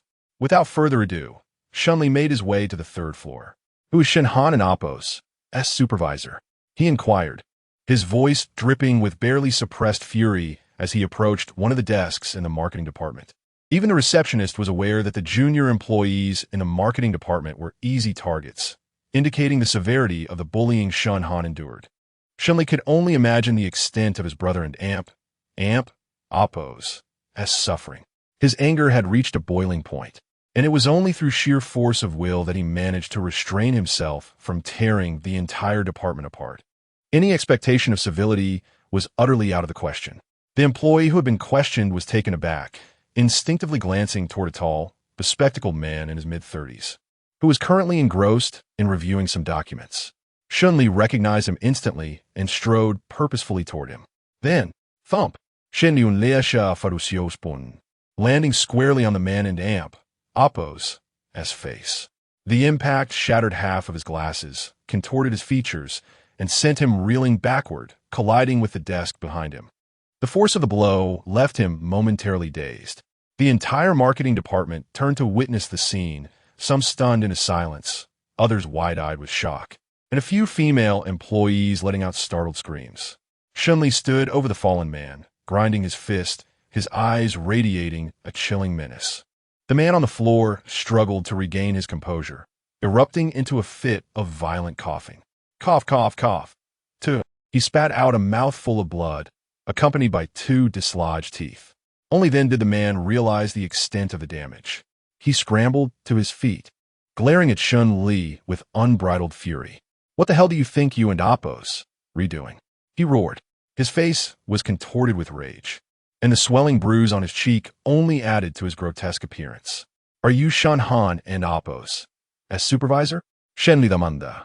The man paused, then retorted, what if I am? A sardonic smile crept across Shen Li and Apos' lips, his eyes gleaming with cold intent. Then I Haven and Apos. He made a mistake. The man seemed to grasp the situation. He forced a smile, his anger replaced by a sneering contempt. Oh, so you're here to stand up for that loser, are you? Who are you to him? Whoever you are, you should know what kind of place this is. You can and Apos. Just come in here and cause trouble. What if I decide to cause trouble today? Shen Li raturta. He had no patience for idle chatter. He seized the man by the collar and hoisted him into the air. Though tall, the man was slender. No match for Shen Li and Apos' robust physique. Apparently, the previous lesson had an Apos' been sufficient to deter his insolence. Shen Li and Apos' initial strike had been too lenient. You, what are you doing? The man and Apos' bravado dissolved into fear, beads of sweat forming on his brow, the remaining half of his face turning ashen. Help! Someone! Help! There and Apos' been an incident. Call security. The surrounding employees were visibly shaken. Some rushed to alert security, while others busied themselves with frantic activity. Shen Li ignored their actions. As the saying went, to catch the bandits, first catch their king. Since nearly everyone in the company had bullied Shen Han, he couldn't and Apos' possibly seek retribution against them all. Ultimately, the supervisor was the root cause of the problem. As Shen Han and Apos' direct superior, he was undoubtedly the first to mistreat him, setting the stage for the others to follow suit. Neutralizing this individual would be akin to eliminating the entire problem. It was a matter of killing the largest chicken to warn the monkeys. Put me down. Do you know who I am? If you dare to lay a hand on me, my uncle will not let you get away with this. The man was terrified, his body trembling violently as he dangled in mid-air. Seeing his abject fear, Shen Li paused, his clenched fist momentarily relaxing. He narrowed his eyes, scrutinizing the man with a knowing gaze. When Shen Han was being bullied by you all, was he just as terrified as you are now? Did you show him any mercy? Chapter 21. My name is Shen Li. A flicker of bewilderment momentarily clouded the man and Apos' countenance. Before he could utter a response, Shen Li and Apos' prodigious fist loomed into his field of vision, rapidly expanding until it eclipsed everything else. Thud, thud, thud. A relentless barrage of sound reverberated through the chamber. With each resounding impact, the onlookers recoiled, their spines tingling with a chilling apprehension as they witnessed Shen Li and Appo's actions. Shen Li, his face an impassive mask, relentlessly pummeled the man and Appo's physique. From his cranium to his abdomen, every reachable area was subjected to a brutal assault, soon manifesting a ghastly mosaic of contusions and welts. Initially, the man emitted tortured cries, but he swiftly succumbed to unconsciousness. Yet, Shen Li showed no sign of abatement. Cease. Desist at once. Another blow and Foreman Shen will surely perish. A middle-aged man, his corpulent frame straining against his tailored suit, interjected. His demeanor exuded a seasoned authority, suggesting a position of some consequence. Insolent whelp, are you cognizant of our foreman and amp? Appo's identity? Persist in this assault, and your fate is sealed. A younger man echoed, followed by a chorus of similar threats demanding Shen Li's cessation. However, Shen Li remained impervious, as if deaf to their entreaties. Of course, Shen Li was acting with calculated restraint, ensuring no fatal blow was delivered, though permanent incapacitation was not beyond consideration. Only when security personnel hastily arrived did Shen Li finally desist. By then, Foreman Shen was rendered unrecognizable. The sight petrified the guards, rendering them incapable of intervention. The constabulary, precisely whom I sought. I possess an application for employment. To whom shall I tender it? Shen Li casually discarded Foreman Shen, retrieved his application from his satchel, and proffered it to the guards. His nonchalant composure, as if he had merely disposed of refuse rather than a battered human being, left the assembled throng utterly dumbfounded. Who was this audacious interloper? To so brazenly disregard the collective will of so many, to dismiss Foreman Shen's status, and to inflict such a brutal beating. Foreman Shen and Appo's maternal uncle was the younger brother of the venerable patriarch of the esteemed Liu family, one of Jiangcheng and Appo's foremost dynasties. This connection significantly contributed to his rapid ascent to a supervisory role. In such circles of influence, deference was typically dispensed according to rank. No explicit directive was necessary. A mere revelation of one and Appo's pedigree sufficed to elicit obsequious behavior. Chen and Appo's disdain for Shen Han, whom he treated as a target for oppression, had naturally influenced others to follow suit. Shen Li's act of violence served as a potent demonstration of force. Observing the guards' prolonged silence and pallid complexions, Shen Li Appo's Isabro Furuba, having so grievously assaulted Foreman Shen, you now seek employment as a security guard? I suggest you first contemplate the nature of your amends. The portly middle-aged man, feigning righteous indignation, vociferously berated Shen Li, pointing a finger accusingly. Amends? For what offense should I atone? Shen Han is my sibling. You are all privy to the maltreatment he has endured. This Chen, this so-called foreman, serves as a cautionary example. Should I discover any further mistreatment of my brother, he shall suffer a similar fate. Shen Li's gaze swept across the assembled gathering, the chilling intensity of his eyes sending shivers down their spines. His imposing presence stifled their breaths. Why you? Just wait. I shall, assuredly, terminate you. A feeble voice emanated from the prone figure, laced with profound animosity. Very well, I shall await your attempt. My name is Shen Li. If you seek my demise, then proceed. However, should you persist in tormenting my brother, I shall ensure your demise. The same applies to each and every one of you. The resounding retort was infused with an overbearing, murderous intent, piercing each individual like a blade. The mere presence of a seasoned combatant could evoke a sense of overwhelming pressure. Shen Li, suffused with murderous intent, permeated the atmosphere, rendering it nearly unbreathable. Even the middle-aged man dared not utter a sound. He deliberately divulged his identity, intending to redirect Foreman Shen's ire from Shen Han to himself. Given Shen Han's recent hospitalization and his own conspicuous arrival at the company, Foreman Shen would be less likely to suspect Shen Han. Thus, Shen Han would remain relatively safe for the time being. The Luya incident had taught him a valuable lesson. He would not repeat the same mistake by allowing retaliation to be directed at Shen Han. With that pronouncement, he turned his attention back to the guards, modulating his tone. Who, pray tell, is responsible for processing my application? The guards, jolted back to reality, wiped beads of perspiration from their foreheads. I'm not authorized. I shall escort you. As Shen Li followed the guards toward the designated office, he recalled Shen Han and Appo's request. He retraced his steps to the desk of the young clerk he had initially approached and slammed Shen Han and Appo's sole documents on her workspace. The documents have been delivered. Generate a fresh set. I shall retrieve them prior to the close of business. Furthermore, Shen Han is on leave. The duration is contingent upon circumstances. Without awaiting the clerk's response, he turned and departed. The young clerk, adorned with oversized black spectacles, her hair gathered in a youthful bun, appeared fresh from university. By the time she had regained her composure, Shen Li had vanished. She glanced at the documents on her desk and emitted a protracted sigh, muttering, "Why me, of all people? This is not within our department's purview. I shall not do it. Absolutely not. Furthermore, Shen Han's leave is of no concern to me. I shall not concern myself with it. Absolutely not. Xiao Zhou, this is a veritable hot potato. My sympathies for approximately 3 seconds." A woman, more mature in her attire, leaned over from an adjacent workstation and patted Xiao Zhou and Appo's shoulder in consolation. Indeed, it was a predicament fraught with peril. Not only was it unrelated to her duties, but it also presented a dilemma. Compliance would antagonize Foreman Shen, while refusal would incur Shen Li and Appo's displeasure. Given Shen Li and Appo's recent display of violence, how could junior employees without influential connections not fear him? However, Xiao Zhou remained undaunted. "This is not my responsibility. It is of no concern to me. I shall not do it, nor shall I concern myself with it." Her stance was unyielding and resolute. Shen Li trailed the guards to a small room previously indicated by the receptionist, where a dozen security personnel were congregated, taking respite.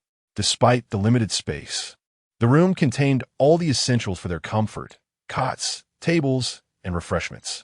"Shen Li, a robuste physique. You are hereby employed. You may commence your duties forthwith."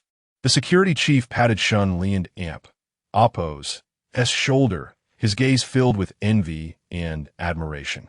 The security chief, a man in his 50s, possessed a benevolent countenance and resolute eyes. Despite his age, he maintained an admirable physique, devoid of the infirmities of old age. It was evident that he had been a practitioner of martial arts in his youth. "Uncle Lu, are you truly hiring him?" The guard who had escorted Shen Li leaned in and whispered to the chief. Chapter 22. Zhou Xiaoji looked at the security guard with a hint of confusion, prompting the guard to recount the events that had transpired upstairs. Upon hearing the account, the captain's eyes widened in astonishment. When he turned his gaze back to Shen Li, it was not fear that he felt, but rather a sense of distaste mingled with newfound respect. "Uncle Lu, you absolutely cannot keep this person around. Otherwise, it's as if you're openly opposing Chen Yuqing. That leader Chen commands respect throughout the entire marketing department, let alone a mere security guard like us. He is simply not to be trifled with," the guard implored anxiously. The captain furrowed his brow, casting a regretful look at Shen Li, but after a moment's hesitation, a spark of inspiration illuminated his expression. "Isn't he just a lowly security guard? If he stays, so be it. Perhaps Chen Yuqing would rather I keep him around." Indeed, retaining Shen Li would only provide Chen Yuqing with an opportunity for retaliation. Moreover, the captain genuinely wished to keep Shen Li, as he admired the young man's physique and presence. Working as a security guard was undoubtedly beneath his talents. He must have had his reasons for taking this position. Therefore, what harm would it be to help him succeed? Shen Li smiled subtly, fully grasping the captain's unspoken intentions. "Indeed, perhaps Chen Yuqing will even express his gratitude to you. Shen Li, from this moment forth, you shall be a member of the security team. I am Captain Lu Wenchang. You may refer to me as Uncle Lu," Lu Wenchang declared with clarity. Shen Li, having no qualms, nodded politely and addressed him as Uncle Lu. Lu Wenchang retrieved a security uniform that fit Shen Li from the cabinet and assigned him duties, which chiefly involved guarding the entrance. Quite a simple task. Once Shen Li donned the uniform, everyone's eyes lit up in envy as they gazed at him incessantly. "Wow, the new guy. Your physique is exceptional. You could easily pass for a secret agent in that uniform.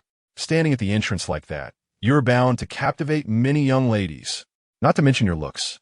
If I had half of that charm, I wouldn't be single for so long. A dozen men surrounded Shen Li, their voices a cacophony of envy. Yet the atmosphere brought him comfort.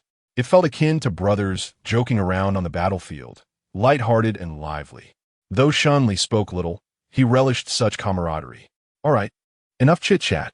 Get back to work, Lu Wenchang urged, dispersing the crowd, leaving one to wonder if they were gathered around a beautiful woman instead.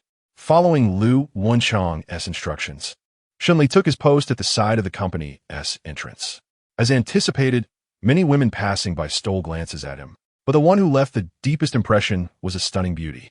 She strode in sky-high heels, her luscious curls cascading around her shoulders. Her lips and dress in a striking red that exuded allure without being ostentatious. Her exquisite features stood out remarkably amid the crowd, marking her as a woman of significance.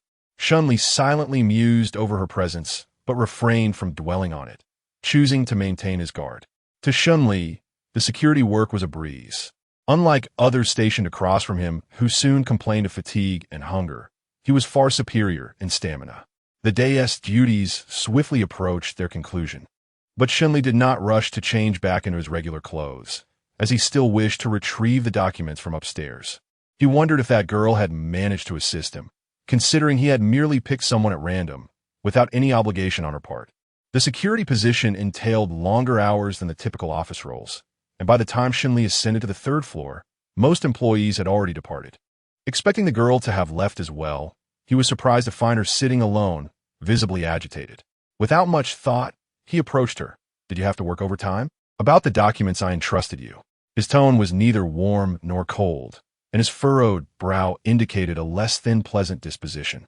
Given the earlier incident, any average person would likely feel intimidated by him. However, before he could finish, the girl slammed the documents on the desk, sending them flying toward him. "What are you saying? If it weren't for helping you organize these files, I would have left long ago. Why should I wait for you? Do you think I'm a saint or something?" she exclaimed, pushing up her large-framed glasses and glaring at him, seemingly awaiting an explanation, her anger palpable. Shen Li's lips twitched in surprise. "I figured you wouldn't be willing to help." She shot him an exasperated glance as she gathered her belongings, muttering, "Who knows why? I was determined not to assist you.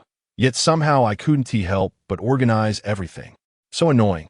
The girl was highly volatile, resembling a ticking time bomb ready to explode at any moment. Shen Li chuckled softly. She was rather amusing, having helped him despite her grievances. Clearly conflicted, yet unable to suppress her inherent kindness. "Thank you. What is your name?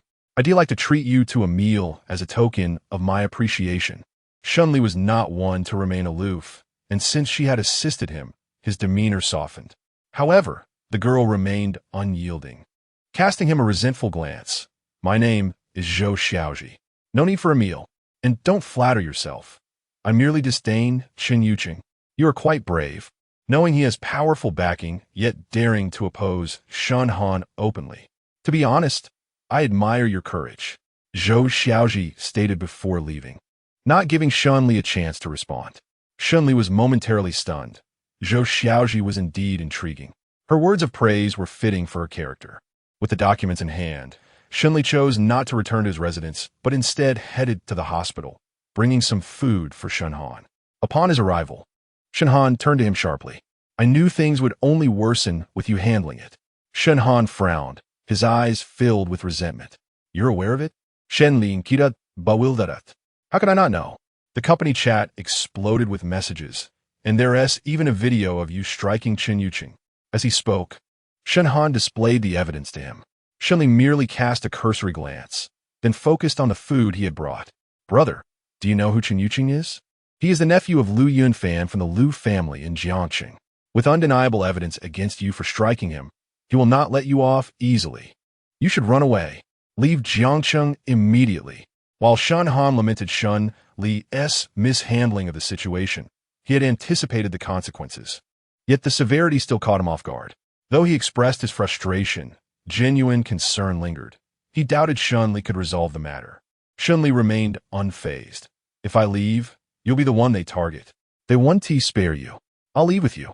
Shen Han's resolve was unwavering. Chapter 23. The Hidden Dragon. In a moment of contemplation, Shen Li shook his head, asserting, "No one needs to leave. You need not concern yourself with this matter. Focus on your recovery. How can I remain at ease when things have escalated to this extent? You are unfamiliar with the complexities of Jiang City." His anxiety palpable. In stark contrast, Shen Li maintained an air of calmness, encouraging Shen Han to elaborate on the situation in Jiang City. Though not particularly large, Jiang City was a veritable web of intricate forces, both visible and obscured. The underworld was foreign to Shen Han, save for knowledge of two prominent figures, Su Beifeng from the south and Wu Ming from the north. The city and Oppo's overarching power was primarily dominated by three families, the Zhao, Zhou, and Lu clans. Chen Yuqing's uncle was none other than Lu Yunfan, the younger brother of the previous patriarch of the Lu family. Legend spoke of Lu Yunfan's remarkable abilities in his youth. Though not the head of the family, he served as the right hand to the patriarch, capable of rallying a significant portion of the Zhao clan, illustrating his formidable influence. Now, with age diminishing his strength, he had stepped back to enjoy a quieter life. Despite his retirement, his authority and charisma remained formidable. Should he choose to assist Chen Yuqing against an adversary, it would pose little challenge, which was precisely what agitated Shen Han. Yet, as Shen Han recounted Lu Yunfan's tale, Shen Li's attention drifted toward the Zhao clan. His eyes narrowed, cloaked in a veil of contemplation. "Thus, brother, while Zhao Yunfan remains unaware, we must make our escape," Shen Han urged, attempting to rise from bed, intent on hastily gathering his belongings. Shen Li's cold voice interrupted sharply. "Where do you intend to flee? If he is indeed as formidable as you say, our attempts to escape would be futile. I insist you focus on your recuperation. Leave this matter to me." Shen Li's demeanor darkened, his furrowed brow betraying his impatience. "Leave it to you? Such words come easily. Who do you think you are? Do you believe a mere outing grants you some extraordinary prowess? Your arrogance is insufferable." With that, a forceful crash resonated as Shen Li overturned the recently opened meal container, a tempest of fury emanating from him, saturating the hospital room with an aura of menace. Shen Han, ensconced in a single room arranged by Shen Li, was taken aback, trembling at the sight of his brother's ferocity, something he had never witnessed directed at himself. In the past, Shen Li had remained indifferent to Shen Han's provocations, but this time was markedly different. A cold sweat broke out on Shen Han's brow, and he dared not utter a word as Shen Li stormed out, leaving Shen Han to gaze after him with a mixture of fear and resentment. "He is not truly my brother," he mused bitterly. Outside the hospital, Shen Li walked with a grave expression, aimlessly wandering until he finally regained his composure, only to realize he had arrived in an empty alley. "How distracted I was, oblivious to my surroundings." He furrowed his brow, fatigued, a visage he reserved for solitude. Just as he prepared to turn back, he hesitated, then spoke in a low, commanding tone, "Come fort." As if summoned, a shadow emerged from the darkness, a cloaked figure kneeling before Shen Li, head bowed respectfully. "Chief." Shen Li surveyed him from his elevated stance, his expression impassive yet exuding authority. "What news of the investigation I tasked you with?" "Currently, there has been no significant progress. However, it can be confirmed that members of the Zhao clan are indeed involved, and their standing is quite high. They have concealed their actions adeptly. Our operatives have pursued leads for nearly a week without success," the figure reported, a hint of shame in his tone. "Understood. Continue your inquiries." "What the relocation of the main forces?" Shen Li pressed, maintaining his stoic demeanor. "Chief, the entire Hidden Dragon organization has returned, strategically positioned around you in the surrounding cities to facilitate your command and directives," the figure continued with unwavering respect. "Provide me with a roster of the Hidden Dragon members stationed in Jiang City," Shen Li instructed. "Yes," the figure nodded, producing an envelope from within his garments and presenting it with both hands. After accepting it, Shen Li waited 3 seconds before the figure vanished into the night, leaving no trace as though he had never been there. Shen Li tucked the envelope into his clothing, delaying its examination as he contemplated his path home. Along the way, his thoughts drifted back to his days abroad. Upon receiving a confidential letter, he had departed without bidding farewell to his adoptive mother, Bai Fong, or his brother, Shen Han, embarking on a life of exile. Alone in a foreign land, devoid of resources and grappling with a language barrier, he resorted to mercenary work. His formidable strength earning him notoriety and an ever-increasing clientele. From modest earnings to substantial sums, his efforts not only sustained him, but also allowed him to support Bai Fong.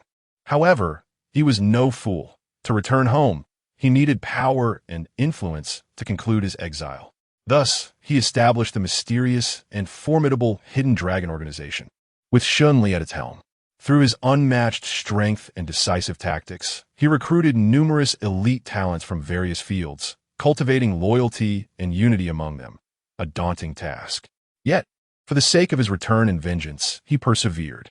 With the Hidden Dragon organization flourishing, he could finally return home, yet he remained ignorant of his enemies, the identities of those who sought his demise. After extensive inquiries, he had uncovered fragmented clues that led him to Jiang City. Learning of Shen Han's presence there, he made his way directly to the city.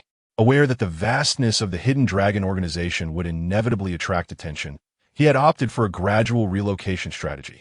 Although he had just arrived in Jiang City, he had meticulously orchestrated matters, with his operatives already in action.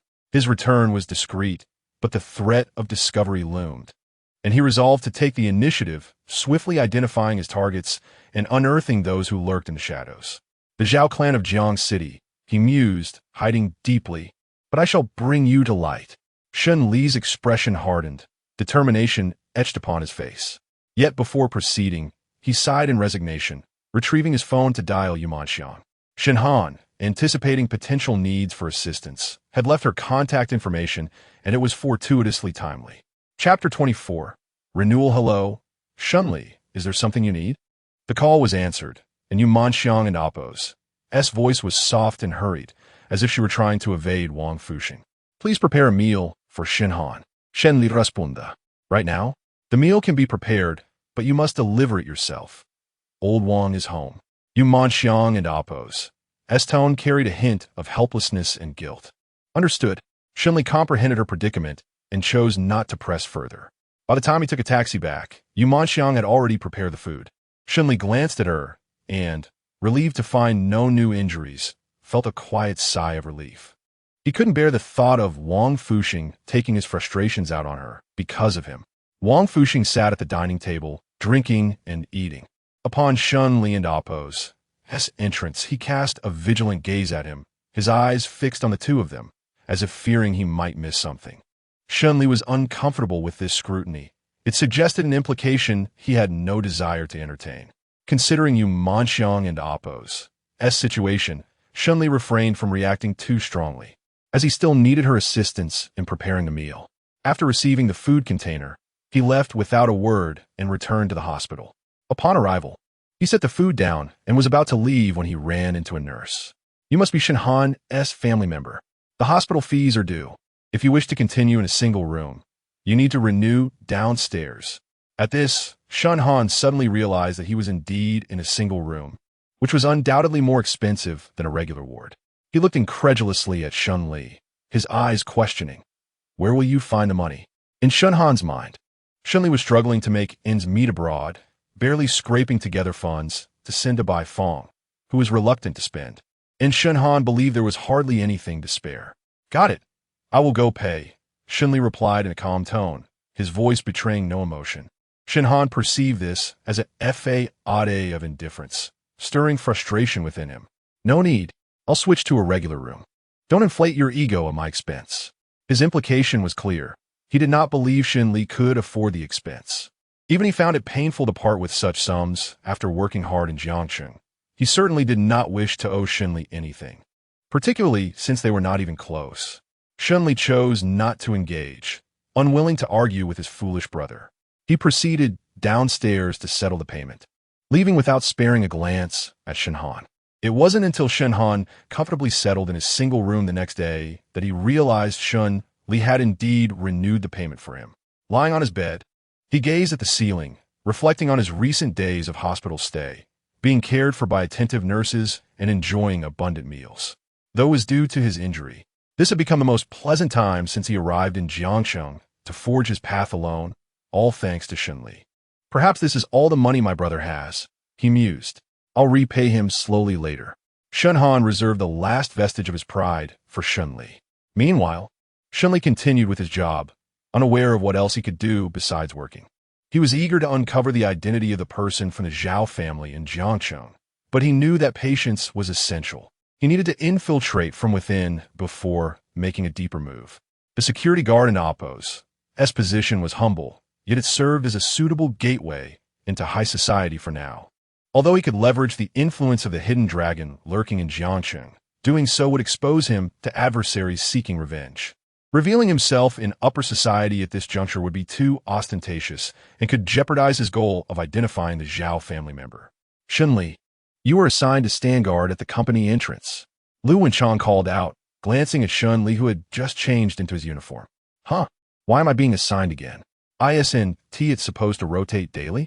A youthful voice, appearing no older than 17 or 18, expressed disappointment. Standing guard at the entrance was notably easier than patrolling or managing other posts. One merely had to be present. If any disturbances arose within the company, the personnel stationed inside would handle them, making it relatively stress-free. Moreover, standing at the entrance allowed one to meet a variety of people, perhaps even catching the eye of a potential partner, since the entry requirements in their line of work were relatively low. Many young women often overlooked men in their position, leading to a sense of urgency among them to find a spouse. That means you and Shen Li. Come over and get organized. Lu Wenchang raised his voice, clapping his hands to gather the security team. From now on, Shen Li will be the one standing guard during the day. Why him? That's unfair. Exactly, Uncle Lu. You can end Appo's show favoritism. Lu Wenchang and Appo's announcement sparked dissatisfaction among the crowd, who subsequently cast resentful glances at Shen Li. Shen Li felt innocent. He was unaware of why Lu Wenchang had made such an arrangement. Lu Wenchang waved his hand with a smile. No need for further discussion. This is based on Shen Li and Appo's qualifications. Just look at his physique and looks. Who among you can compare? He not only represents our security department, but also serves as the face of our company. This reasoning left the others speechless, and Shen Li was taken aback, mentally chuckling at the unexpected honor he had received based on his appearance. After this brief interlude, Shen Li took his post at the entrance, commencing his day's work. However, he was prepared for any retaliation from Chen Yuqing. Surprisingly, the morning passed without incident. Later in the afternoon, around 2 or 3 o'clock, the elegant beauty from the previous day approached him, halting in front of Shen Li.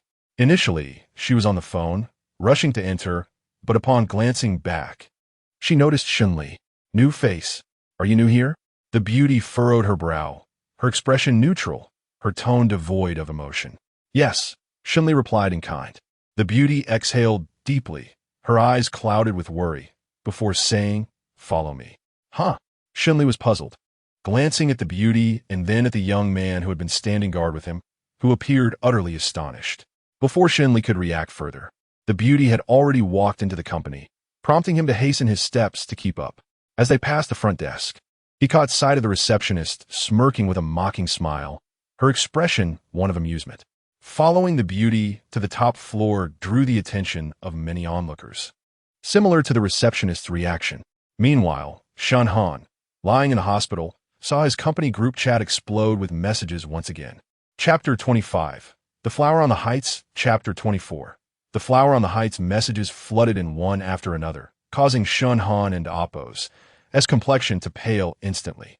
Cold sweat beading on his forehead. Look, that security guard who caused a ruckus in the marketing department yesterday was taken away by the president. The president personally intervened? No wonder. After all, the injured team leader Chen was a protege of the Liu family, and even our president Kuden and Appo's turned a blind eye to that. Indeed, this lad was in dire straits. Not only did he have to contend with team leader Chen's influential backing, but he also faced the wrath of the president. His job was undoubtedly at risk, and he might even lose his life. Accompanying the news was a photo of Shen Li with a stunning beauty. It turned out that this captivating woman was the company's president, Jiang Yu. At the company, Shen Li followed Jiang Yu into her office, only to find that she left him standing aside, turning her attention to the window to make a phone call. I just returned from an overseas business trip, and such a calamity has unfolded. You must provide me with an explanation, or I will have you expelled from the company. I will grant you 3 more days. If the detailed reports and financial statements are not produced, you alone will bear all losses. Jiang Yu's voice was chillingly cold, and just observing her silhouette filled Shen Li with foreboding. From this, Shen Li could surmise Jiang Yu's true identity, albeit with a touch of surprise. After hanging up, Jiang Yu took a moment before returning to her desk, taking a sip of coffee before looking up at Shen Li. Was it you who assaulted Chen Yuqing yesterday? Jiang Yu furrowed her brow, her gaze scrutinizing. Shen Li narrowed his eyes, realizing she was likely concerned for Chen Yuqing. It appeared that his position was irretrievably lost. He would have to seek another avenue regarding the Zhao family's affairs. So, are you going to dismiss me? Shen Li scoffed derisively. Jiang Yu raised an eyebrow, responding with a smile. No, you did splendidly. I summoned you merely for appearances and Oppo's sake. To be frank, Chen Yuqing and Oppo's connections are indeed formidable, and I must show him some respect. Otherwise, given his usual conduct in the company, I would have dismissed him long ago. While I won't terminate you, I cannot guarantee that Chen Yuqing 1 and Amp, Oppo's, seek revenge on you. Consider yourself warned. Jiang Yu smiled indifferently. She was naturally beautiful, and coupled with her elegant demeanor, she exuded an otherworldly charm. Her smile evoked the image of a flower thriving on a lofty peak. Shen Li was taken aback by such a response. The individuals within this company were indeed intriguing. The employees, like Zhou Xiaoji and the president, Jiang Yu, were fascinating in their own right. Of course, Shen Li replied. Jiang Yu and Amp, Oppo's surprise was palpable as she paused before asking, I am Jiang Yu, the president of this company. May I know your name? Shen Li. He responded calmly. He bore no aversion to this exchange, although he was unaware of Jiang Yu's background. Making her acquaintance could be advantageous for his objectives. Understood. You may leave now. Jiang Yu nodded, gesturing toward the door. Shen Li smiled faintly before departing, taking the elevator down. As he passed the receptionist, her sharp voice pierced through the air. Security gentlemen, it seems this is our last encounter. To be honest, you are quite handsome, suitable for a security guard. Yet you have offended team leader Chun and were just personally dismissed by the president. Truly, you are unworthy of me. The receptionist and Oppo's mocking tone was laced with derision as she grinned at Shen Li. Who do you think you are to utter such words? Shen Li initially intended to ignore her, but her last comment provoked him. Huh? What did you say? I am more than adequate for you. If anything, it is you who looks up to me. I would not deign to look at you. She retorted, her pride wounded. That should be my line. You are merely a receptionist, a superficial beauty relying on looks, presuming superiority over me. Yet even I, a security guard, would not lower myself to your level. Shen Li raised his chin, his brow arching, his disdainful gaze akin to that of someone encountering filth. What did you say? You dog. The receptionist was enraged, lunging at him, but she had yet to finish her sentence when a piercing sound of shattering glass echoed from the entrance, reverberating throughout the hall. Even the infuriated receptionist was momentarily taken aback. Upon closer inspection, approximately 20 tall men in black suits surrounded the doorway. The leader gripping the collar of a young man who had been on duty with Shen Li, preparing to strike. Not far from them stood another man in a black suit wielding a baseball bat, aiming at Lu Wenchong, who sat on the ground. It seemed he had attempted to strike Lu Wenchong, but Lu had evaded, resulting in the glass door shattering, creating that jarring noise. Shen Li's heart raced. These men appeared to be bodyguards, and their aggressive approach was undoubtedly for a reason. Most likely, they were sent by Chen Yuqing to confront him. Shen Li dashed out, reaching Lu Wenchong just as the baseball bat was about to descend upon him, successfully catching it to prevent the blow. At that moment, Lu Wenchong and Oppo's face was as pale as a sheet, yet his eyes remained resolute. Shen Li, are you all right? Lu Wenchong gazed anxiously at Shen Li's hand gripping the bat. The force from the suit-clad man was tremendous. It was hard to imagine Shen Li could withstand it without injury. Shen Li expressionlessly flexed his wrist, calmly replying, I and Amp. Oppo's am fine. Lu Wenchong and Amp. Oppo's eyes widened in disbelief. Could Shen Li truly be made of iron? Under normal circumstances, One would expect a wrist to fracture under such strain. Shen Li offered no further explanation. His icy gaze fixed on the suited man gripping the young man. "You are looking for me. Release him." His voice was as cold as ice. An aura of menace radiating from him, drawing the attention of all the suited men. The young man was unceremoniously dropped, wincing in pain, and quickly hurried over to Lu Wenchang. "Uncle Lu, are you all right?" Lu Wenchang shook his head, supporting himself with the young man's help. "Why did they attack you?" Shen Li furrowed his brow, inquiring of Lu Wenchang. "I happened to be on patrol when I heard Xiao Song's cries for help and rushed over, only to find this group surrounding him." Lu Wenchang explained. The young man, Song Zuan, had reddened eyes, glaring indignantly at the group of suited men. "They said they were looking for Shen Li. I told them you were taken away by the president and to wait here. They came in like a storm. And of course, I couldn't in Oppos. T let them in the company. I suspected it was related to yesterday and Oppos' incident and intended to inform you. Just as I took out my phone, they charged in and I couldn't in amp. Oppos. T stopped them." Chapter 26. It's my turn. Chapter 25. It's my turn. Having said that, he cast a pitiful glance at the shattered phone lying on the ground. Feeling somewhat guilty for the incident being his fault, Shen Li spoke in a low voice. "Xiao Song, help Uncle Lu back to rest. Leave this to me. Rest assured, I will avenge you all." No one besides Shen Li believed his words. After all, the opposing group was clearly a well-trained team of professional bodyguards, numbering at least 20. From any perspective, the odds were stacked against Shen Li. After issuing his command, he paid no heed to their skepticism and directly addressed the group of suited men. "You're here for me, aren't you? Sent by Chen Yuqing? Lu Yinfan dispatched you? Who are you talking about?" "No idea, but the higher-ups ordered us to take you out." One of them stepped forward, a mocking smirk curling at the corners of his mouth, his tone flat but sending a chill down one's spine. This man seemed to be the leader, and his demeanor suggested he had received orders without knowing the full context. It shouldn't be like this. Since Chen Yuqing is Lu Yinfan's nephew, he must have been enraged after being beaten like this. He should have issued the orders personally, so how could his subordinates be unaware? Shen Li Bundarat. In the lobby, the receptionist, having guessed the situation, smirked with satisfaction.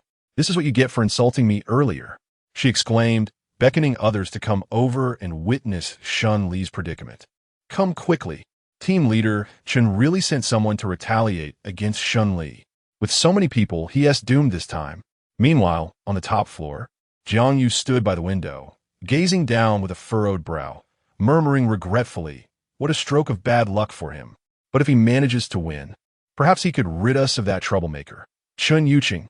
Though she said this, she didn't harbor much hope and shook her head, returning to her seat. Outside, at the company entrance, the leader commanded, "All right, everyone, let's get to work. The objective is to eliminate him. Attack." His tone was bland yet playful, gesturing with his hand. In the next moment, a group of black-clad men charged at Shen Li.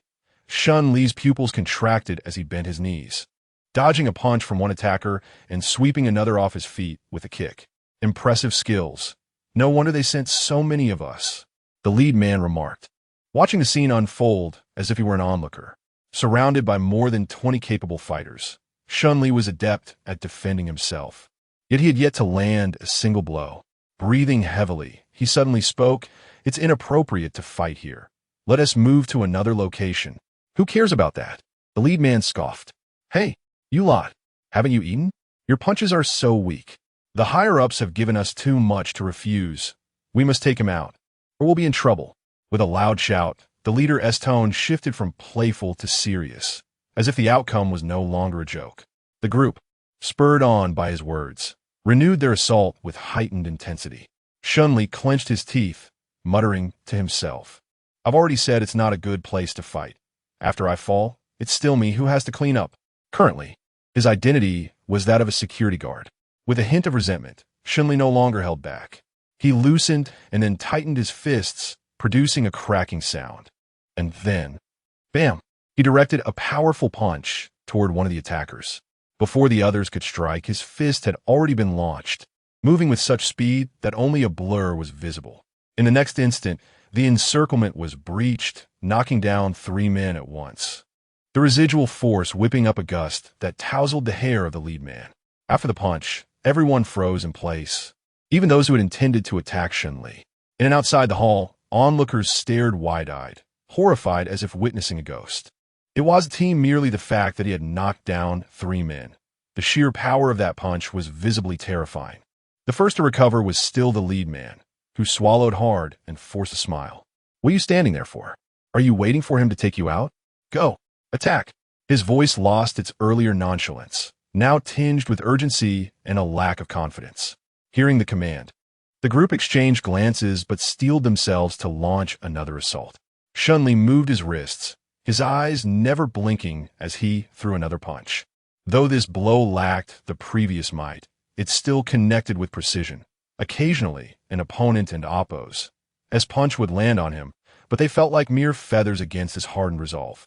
Such strikes might incapacitate an ordinary person, but for Shen Li, who had endured the battlefield for so long, this pain was nothing. Not even a wrinkle appeared on his brow. As more suited men fell, the leader could no longer bear to watch. Gripping a baseball bat, he seized the opportunity when Shen Li was distracted and swung it at his head. "Shen Li, watch out!" Lu Wenchang, who was still present, shouted in alarm. But it was too late. The bat had already descended.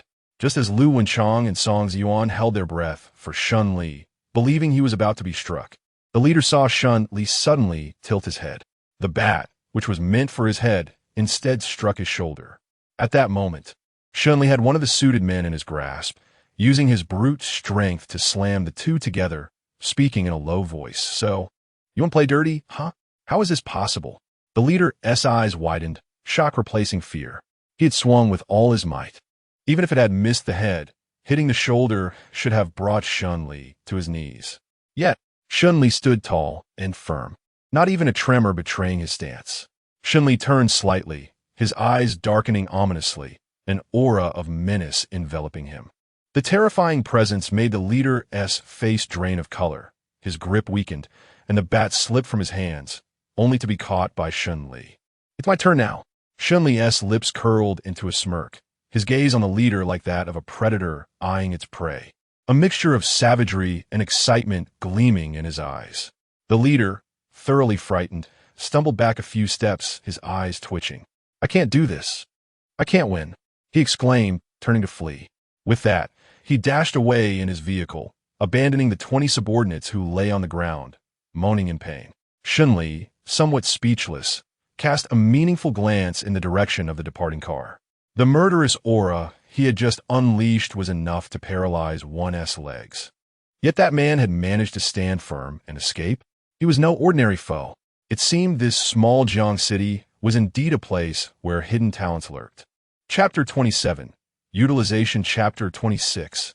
Utilization. Uncle Lu. Shen Li actually won. Song Ziyuan and Amp. Oppo's eyes sparkled with admiration as he gazed at Shen Li, his expression akin to a child enchanted by twinkling stars. Lu Wenchang swallowed hard, nodding in disbelief. No, could it be? This fellow truly triumphed? It seemed inconceivable. The opposition had more than 20 individuals, all seasoned bodyguards, yet Shen Li single-handedly sent their leader fleeing in disarray. The front desk attendant's expression shifted dramatically, disbelief evident in her eyes as she observed Shen Li. The murmurs of those gathered began to shift. It was no wonder he dared to confront team leader Chun. He possessed genuine prowess. However, this was astonishing. He triumphed against 20 adversaries with apparent ease. Perhaps he could even handle another 20. Yet could it be that he was merely putting on a brave front, terrified within? Perhaps he was gravely injured, yet feigning strength? Regardless, what did his victory matter? Team leader Chun would not relent. Various opinions circulated, yet those who had previously dismissed Shen Li were noticeably quieter. On the top floor, Jiang Yu placed her coffee cup down, frowning as she stared at her computer screen. Before her stood a solemn young man, engrossed in his phone as a barrage of messages flooded the company group chat, all discussing Shen Li's recent exploits. "Do you wish to leave the company as well?" Jiang Yu shot an irked glance at the man. Unfazed, he replied earnestly, "Miss, I am not an employee of your company." Jiang Yu slapped her forehead, feeling a touch embarrassed. "Apologies, I and oppose. V been wearing the CEO hat for too long." That fellow named Shen Li chased away Chen Yuqing and Appo's men, the man remarked, waving his phone in front of Jiang Yu. Jiang Yu and Appo's expression froze as she leapt from her seat, startling the man. Are you serious? She gasped. There's even a short video in your company group. He replied, a hint of pride in his tone. How do you have access to our company group? Jiang Yu inquired, perplexed, as she snatched the phone to review the messages. Suddenly, recalling something, she rushed to the window and looked down, spotting Shen Li and Appo's tall figures standing amidst the fallen suit-clad men. My dear young lady, did you not instruct me to infiltrate your company and Appo's staff? The man rolled his eyes and quipped, your new security guard possesses extraordinary skills. Should we not investigate his background? If we intend to utilize him, we must know our ally well. Well asked. That is precisely why I summoned you. Jiang Yu returned to her seat, a knowing smile gracing her lips. At the company entrance, Shen Li surveyed the incapacitated individuals on the ground, a frown of frustration crossing his face. Should we call an ambulance for them? Song Ziyuan approached, his tone a mix of confusion and awkwardness. Lu Wenchong, feeling both exasperated and amused, playfully slapped Song Ziyuan's head. Fool! Have you ever seen someone who just defeated their opponents kindly calling for an ambulance? What should we do then? We can't just leave them here. Song Ziyuan protested, feeling wronged. Indeed, they could not abandon them at the company entrance, nor could they leave them on the street. Shen Li suddenly interjected, causing Lu Wenchong to spit out the water he had just sipped. Brother Shen, are you serious? If not for the earnest expression on Shen Li's face, Song Ziyuan would have thought he was merely attempting to lighten the mood with a poor joke. It did sound absurd, yet they truly considered such an action. After clearing the entrance, it was nearly time to clock out. Shen Li returned to change his clothes, but Song Ziyuan, for reasons unknown, trailed closely behind him like a shadow, even during such a private moment. This made Shen Li feel somewhat repulsed. Brother Shen, how did you deliver that flying punch? Was it like this?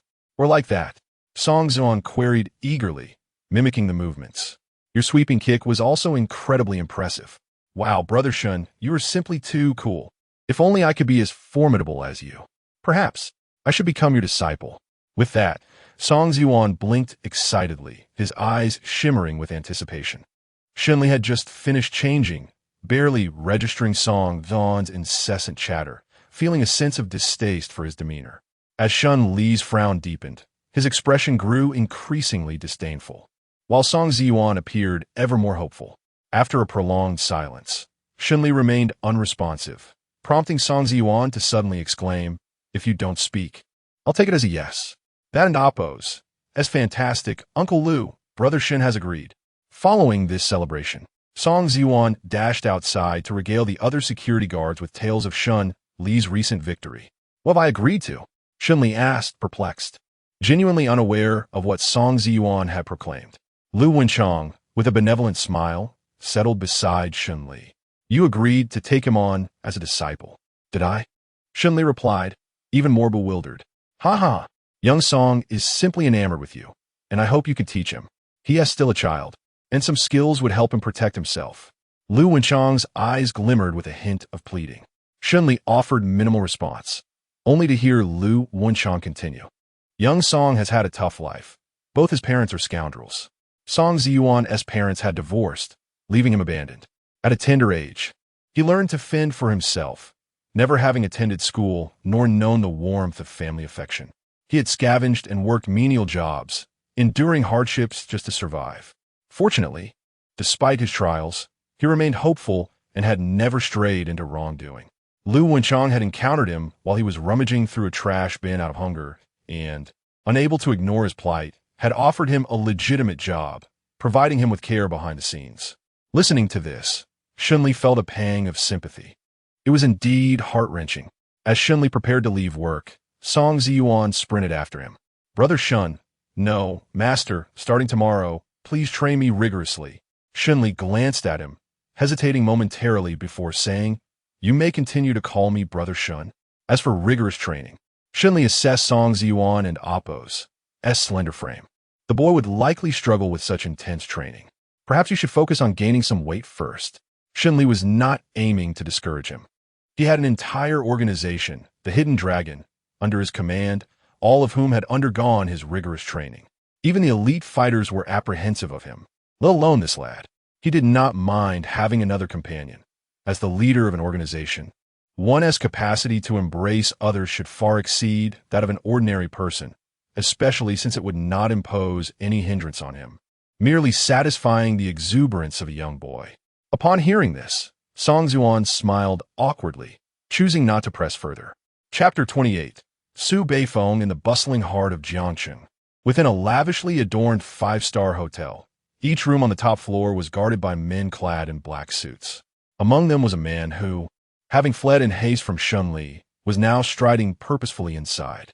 Brother Sheng, Brother Sheng. Each of the black-clad sentinels greeted him with a nod.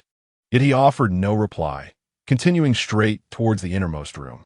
Upon reaching his destination, he was met by 2 rows of over 50 similarly dressed men standing at attention. I have urgent business to report to the boss. Sheng Liwei murmured to one of them, who nodded in acknowledgement. The man entered the room and quickly emerged, gesturing for Sheng Liwei to proceed. Inside, a dapper gentleman with slicked back hair lounged in a chair, a glass of red wine in one hand, and his other idly toying with a jet-black wolf head ring on his finger, listening to the piano melodies emanating from a radio, his eyes closed in contemplation. The man was strikingly handsome, possessing a delicate charm that could easily earn him idol status in the entertainment industry. Boss, today, we received a commission from the Liu family to eliminate a security guard at the Jiang Corporation and AMP, Oppo's, S branch, but Sheng Liwei hesitated, struggling to articulate his intentions in the presence of this formidable figure. Unlike his playful demeanor with Shen Li, he felt a weight of seriousness here. His fists clenched tightly as he appeared somewhat constrained. It an AMP, Oppo's, S merely a commission. Even the Liu family pays standard rates. There is no need to inform me of such trivial matters, the man replied, his brow furrowing slightly, his tone tinged with displeasure, yet he kept his eyes shut. No, that's not it, Sheng Liwei stammered, his voice quivering with anxiety, palpable fear of the man before him evident in every word. It's just a lowly security guard. Even 20 men should suffice, but he trailed off, the hesitation hanging in the air. A cold laugh escaped the man. What? You lost?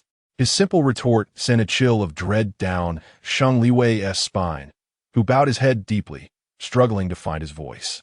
Suddenly, there was a loud crash. The man slammed his wine glass down beside Sheng Liwei, his voice rising in a furious roar. You can't even handle a mere security guard? You truly know how to embarrass me, Su Beifeng. Boss, it's just that the opponent is no ordinary foe. Even when I attempted a surprise attack, I couldn't take him down. It's truly baffling. I was certain I struck his head, yet he evaded me, taking many hits without a scratch. Sheng Liwei rushed to explain, his words tumbling out in a panicked rush, nearly gasping for breath. You attempted a sneak attack? Su Beifeng responded with a mix of rage and sardonic amusement. Very well. Who is the client? The Liu family? Sheng Liwei dared not elaborate further, merely nodding in affirmation. Su Beifeng's handsome face broke into a flower-like smile, though it sent shivers down one's spine. You botched a job for the Liu family, one of the top 3 families in Jiangcheng? Su Beifeng, having arrived in Jiangcheng less than 6 months ago, had swiftly established dominance over the southern part of the city, becoming its underground king.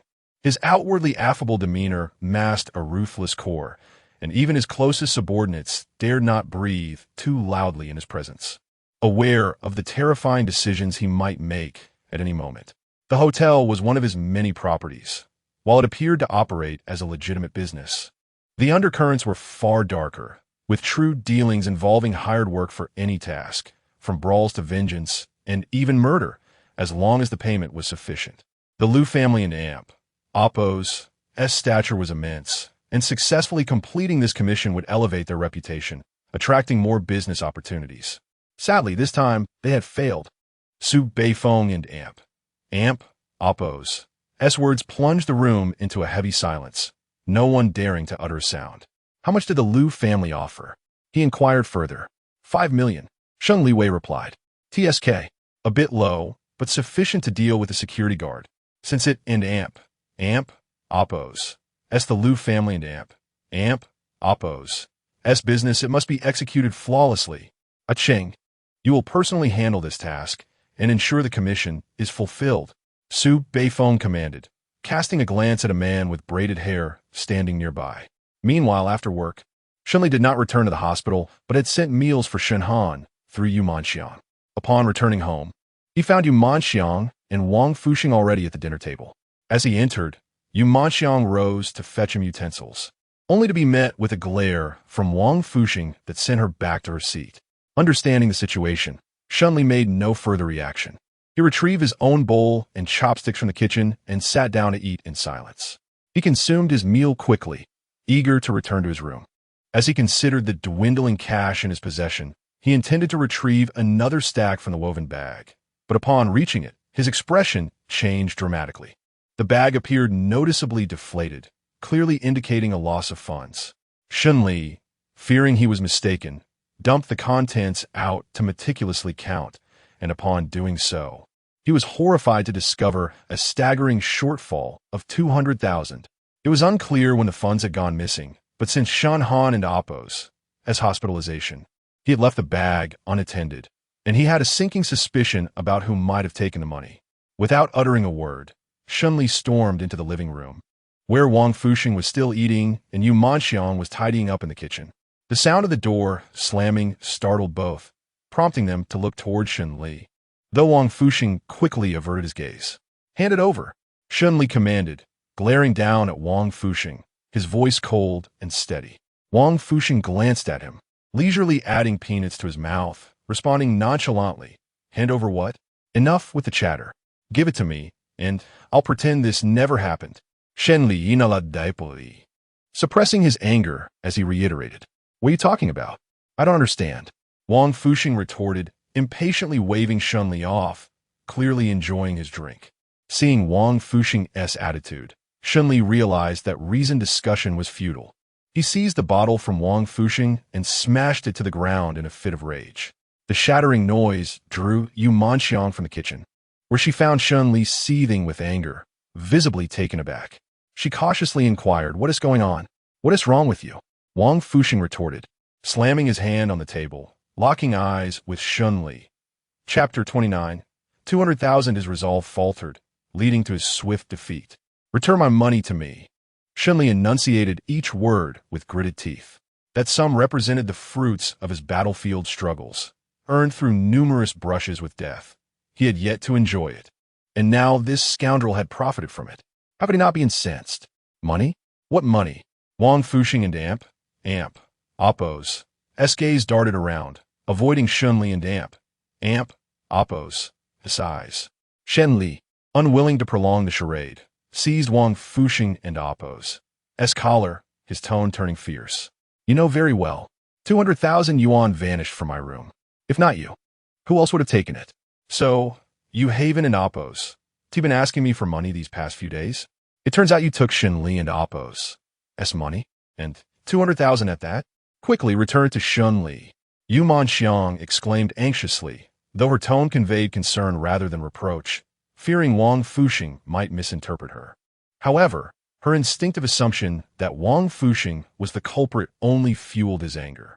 "You hussy, I and Appo's, I'm not even dead yet, and you and Appo's, already siding with this brat?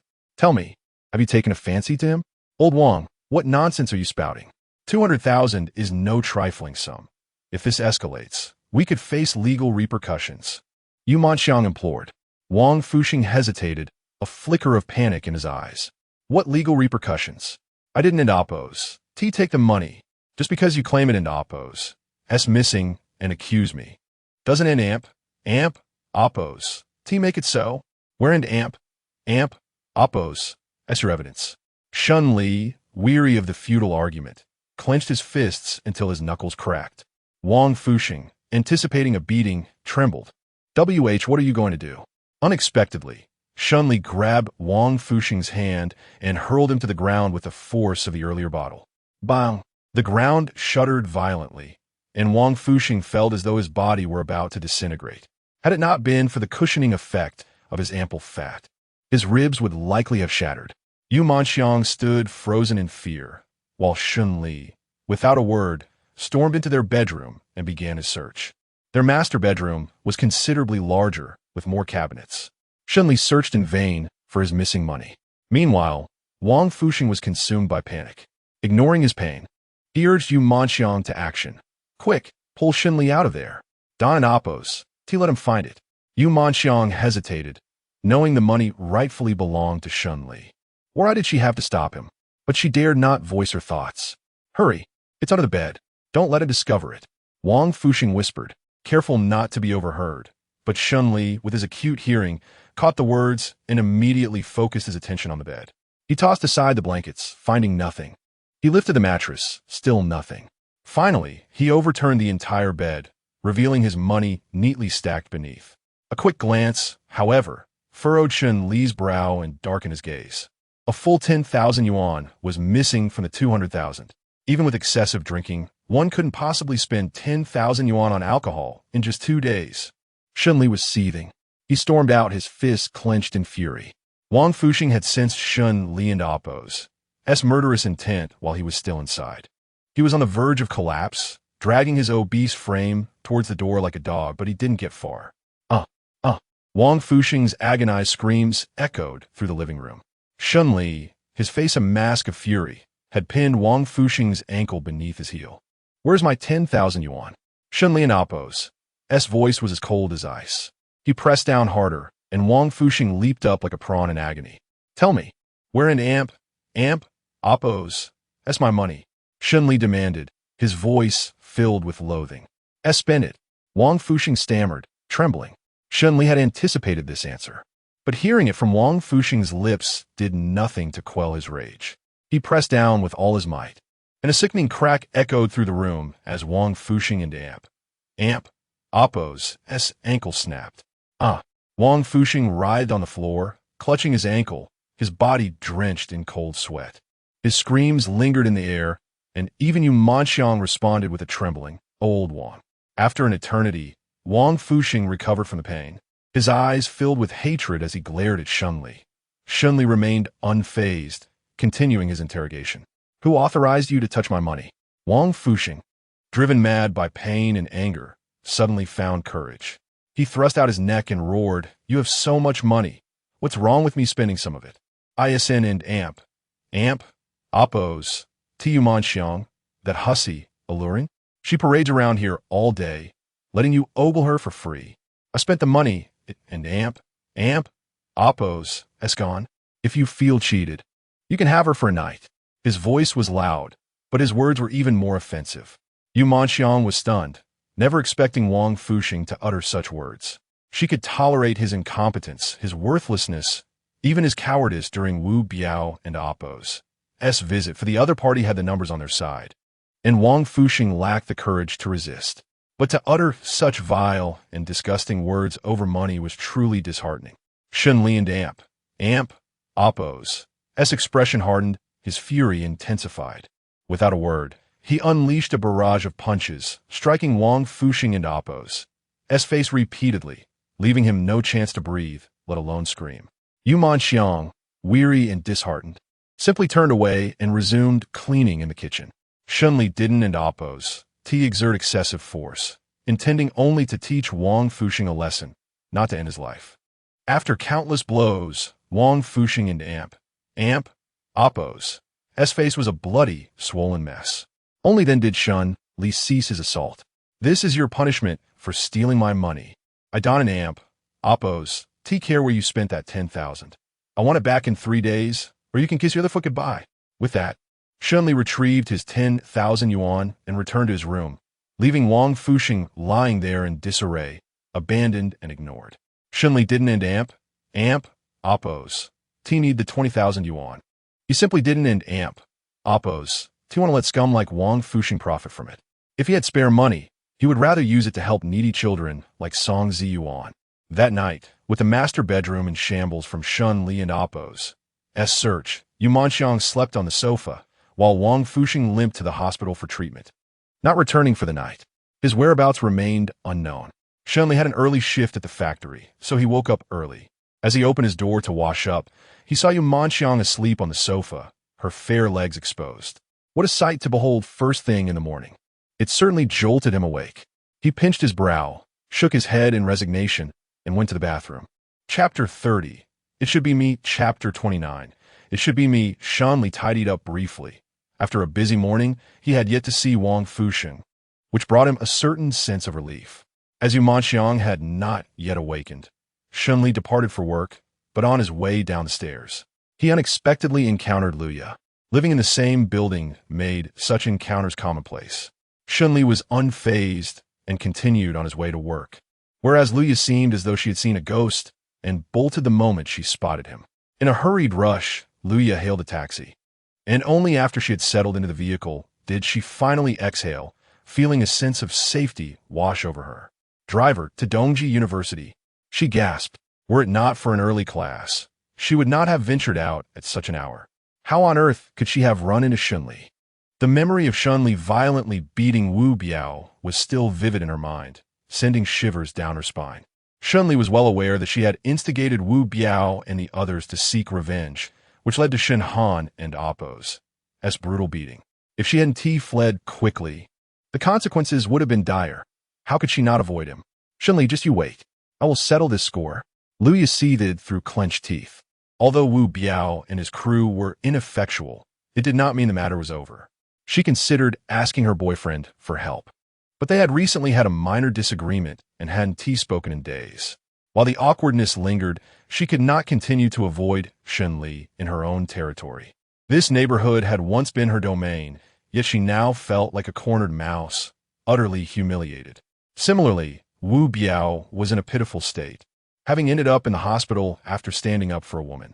Shen Li, on the other hand, chose not to take a taxi, but instead boarded a bus, preferring to save unnecessary expenses, especially since he had ample time.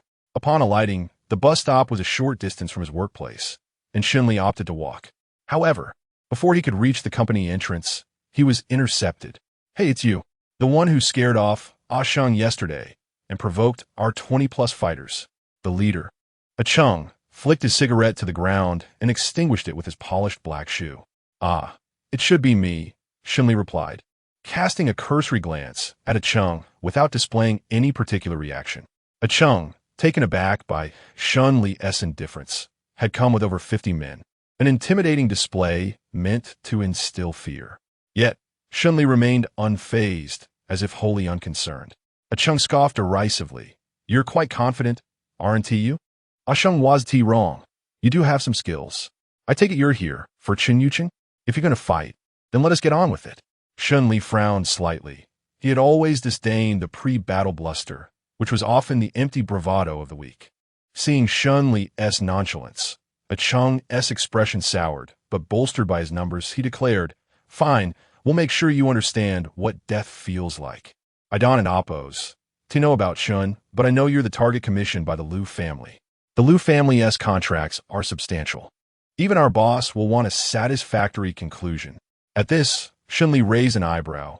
Curiosity piqued. Your boss? Our boss is the underground king of the south, Su Beifeng. If the Liu family wants you dead, our boss will ensure happens. Now, brothers, take this guy out.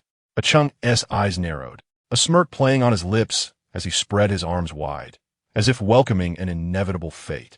Shen Li smiled, a clear expression of amusement crossing his face, though his eyes glimmered with an inscrutable intensity. You cannot kill me. Overconfident and brash. Don't compare me to Asheng. I am. Acheng's face twisted with rage as he could no longer tolerate Shen Li's contemptuous demeanor. But before he could finish his thought, Shen Li charged at him with startling speed, catching Acheng and his men off guard. When they finally reacted, Shen Li was already upon Acheng, his fist raised high, ready to strike. Bang! Acheng quickly crossed his arms in front of him, blocking Shen Li's punch, though his complexion paled slightly, cold sweat beading on his forehead. Acheng realized that had he hesitated even for half a second, he would have been struck. The power behind Shen Li's blow was such that anyone else among his entourage would have been unable to withstand it. He finally comprehended why Shen Li had appeared so dismissive. Indeed, he was not at all like the previous adversary. Shen Li chuckled, responding effortlessly. The two remained locked in a stalemate, Shen Li's fist crashing against Cheng's elbow, both arms trembling slightly. Clearly, it was Cheng who was beginning to falter. With a mighty roar, he forced Shen Li's fist away. "So you still want to kill me?" Shen Li taunted, raising a challenging eyebrow at Cheng. Cheng did not reply but took a step back, signaling, "Charge." At his command, over 50 men surged forward, while Cheng strategically retreated behind them. Shen Li observed Cheng and Appo's maneuver, narrowing his eyes, muttering to himself, "How cunning." Faced with the onslaught of more than 50 foes, Shen Li maintained his composure, even finding a moment to mock Cheng's treachery. A smirk crept onto his lips. Although these opponents were indeed more formidable than the previous 20, they were still insufficient to pose a genuine threat to him. Skillfully evading several attackers, he crouched low and unleashed a powerful uppercut, striking directly at the converging fists of several assailants. Bang! The sound was deafening as Shen Li's punch met multiple fists, his strength unwavering, leaving Cheng in stunned silence. Having retreated to seek an opening to ambush Shen Li, Cheng realized that direct confrontation was futile. It was not merely the power of that punch, it was the palpable pressure radiating from Shen Li, coupled with an aura of lethal intent that was truly terrifying, something only those who had experienced it firsthand could fathom.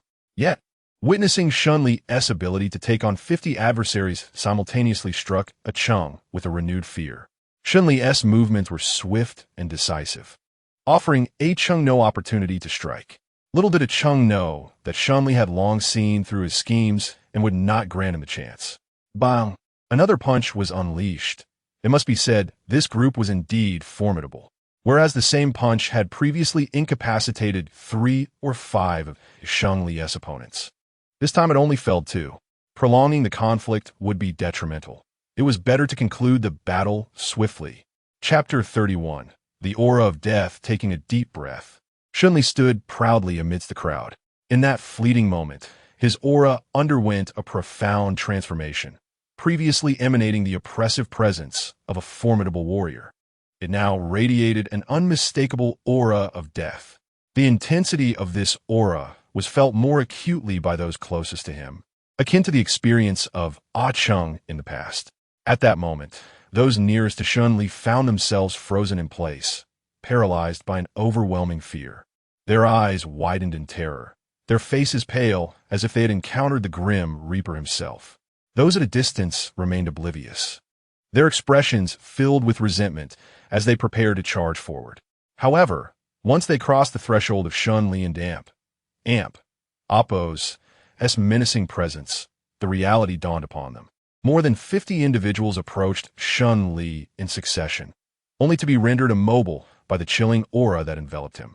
Within this peculiar domain, they perceived him as a god of war, standing steadfast like a mountain amidst a sea of corpses, a testament to his prowess. In that instant, it seemed as though the very sky had been tainted by the bloodshed beneath him. Indeed, it was not mere luck that allowed him to exude such a terrifying aura. It stemmed from a wealth of combat experience and a history of countless lives taken. Cheng began to speak, but Shen Li and Appo's expressionless gaze silenced him. "Take me to your leader."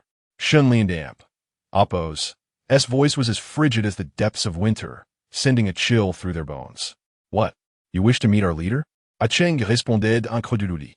"Yes, take me there," Shen Li retorted, dismissing any further pleasantries.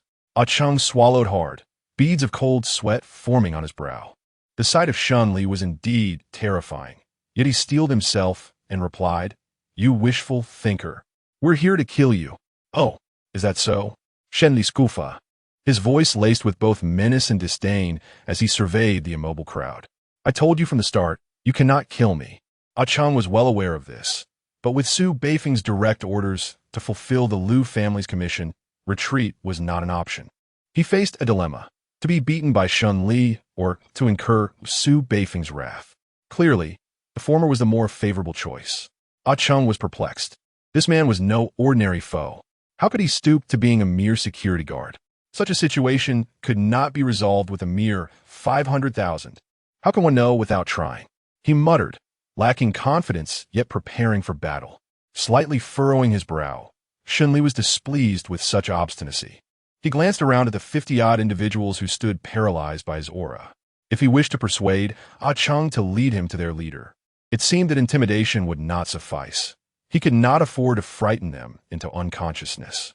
In another fleeting moment, Shen Li retracted his killing intent, and one by one, the group collapsed, rendered unconscious.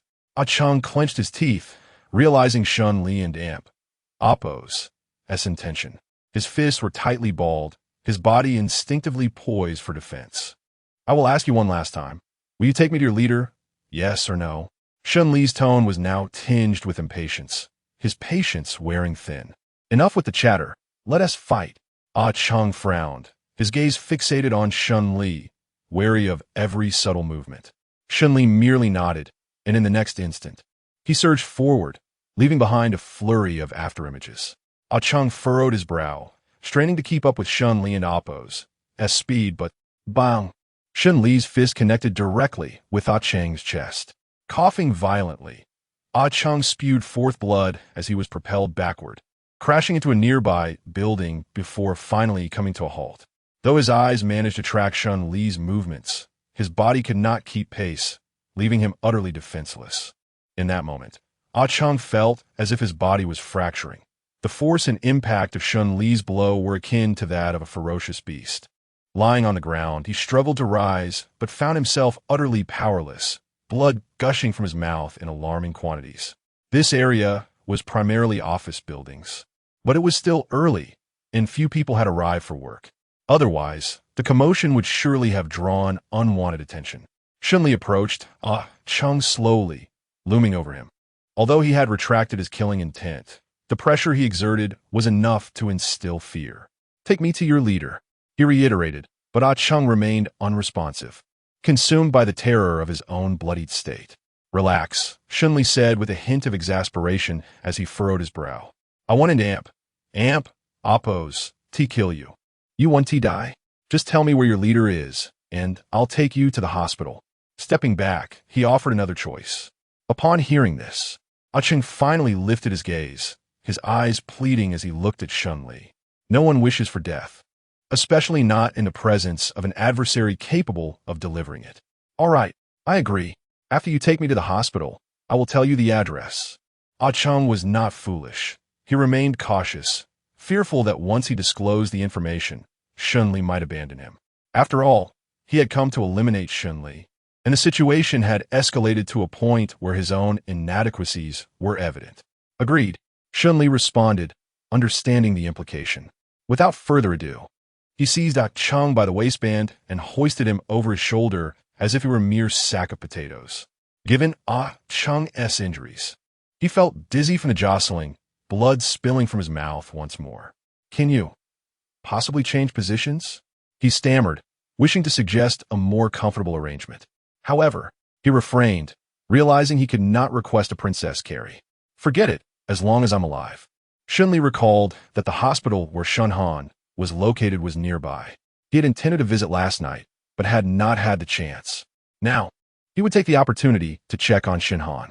However, carrying Chang in such a manner made it impossible to board a bus or taxi, leaving him with no choice but to walk. After a short distance, he encountered Lu Wanchong and Song Ziyuan, both arriving for work. They halted, taken aback by Shen Li and Appo's peculiar posture. Shen Li, what on earth is happening? Lu Wanchong asked, his mouth twitching in disbelief. Wow, Brother Shen Li, you're quite impressive, Song Ziyuan exclaimed, his expression one of sheer admiration. It was understandable. Chang was a towering figure at nearly 6 feet tall, muscular and robust. Although Shen Li was also tall and strong, he was somewhat overshadowed by Chang's imposing presence. Chapter 32. Sand. Chapter 31. Sand. Yet, this did not diminish his formidable strength, effortlessly dispatching them all. It was still the same group from yesterday. One was injured, and I sent him to the hospital. I'll take a leave of absence and return to work afterward. Shen Li briefly explained. This explanation left the two in utter shock, speechless and bewildered. It wasn't until Shen Li had walked far away that Song Ziyuan, still confused, inquired, Uncle Lu, what did Shen Li mean by that? Are they enemies? And sent to the hospital? Shuden and amp. Oppos. They be discarded on the street instead? Lu Wenchong furrowed his brow, equally perplexed, and merely responded, "Don't meddle in adult affairs." After about 10 minutes in a taxi, Shen Li, with his long strides, arrived in no time. Chung was thoroughly exhausted. The bumpy ride left him feeling worse than dead. Shen Li dropped him off at the emergency room, placing him on a hospital bed, before entrusting him to the doctors. He asked, "Where's your boss now? Give me the address." Chung frowned, hesitating to respond. "I advise you not to attempt any tricks. How I brought you here is precisely how I can send you away. If you provide me with a false address, I can easily find you." Shen Li and Appo's voice was calm, but his tone instilled a chilling fear. Chung swallowed hard. "Rest assured, I want an Appo's to give you a false address. There is no need for that, because once you go, you want to come back. You're formidable, but our boss is even more so." Shen Li showed no reaction. After learning the specific location, he turned to leave. Chung gazed at his retreating figure, revealing a cryptic smile. He pondered why their boss, having arrived in Jiangcheng for less than half a month, had managed to seize control of half the underground forces. He wondered why he would risk his life to confront Shen Li instead of simply taking him back. Su Beifeng and Appo's methods and cruelty were beyond what an ordinary person could endure. More importantly, his power was truly extraordinary. While he sensed the murderous intent radiating from Shen Li, it paled in comparison to the more intense aura he had seen from their boss.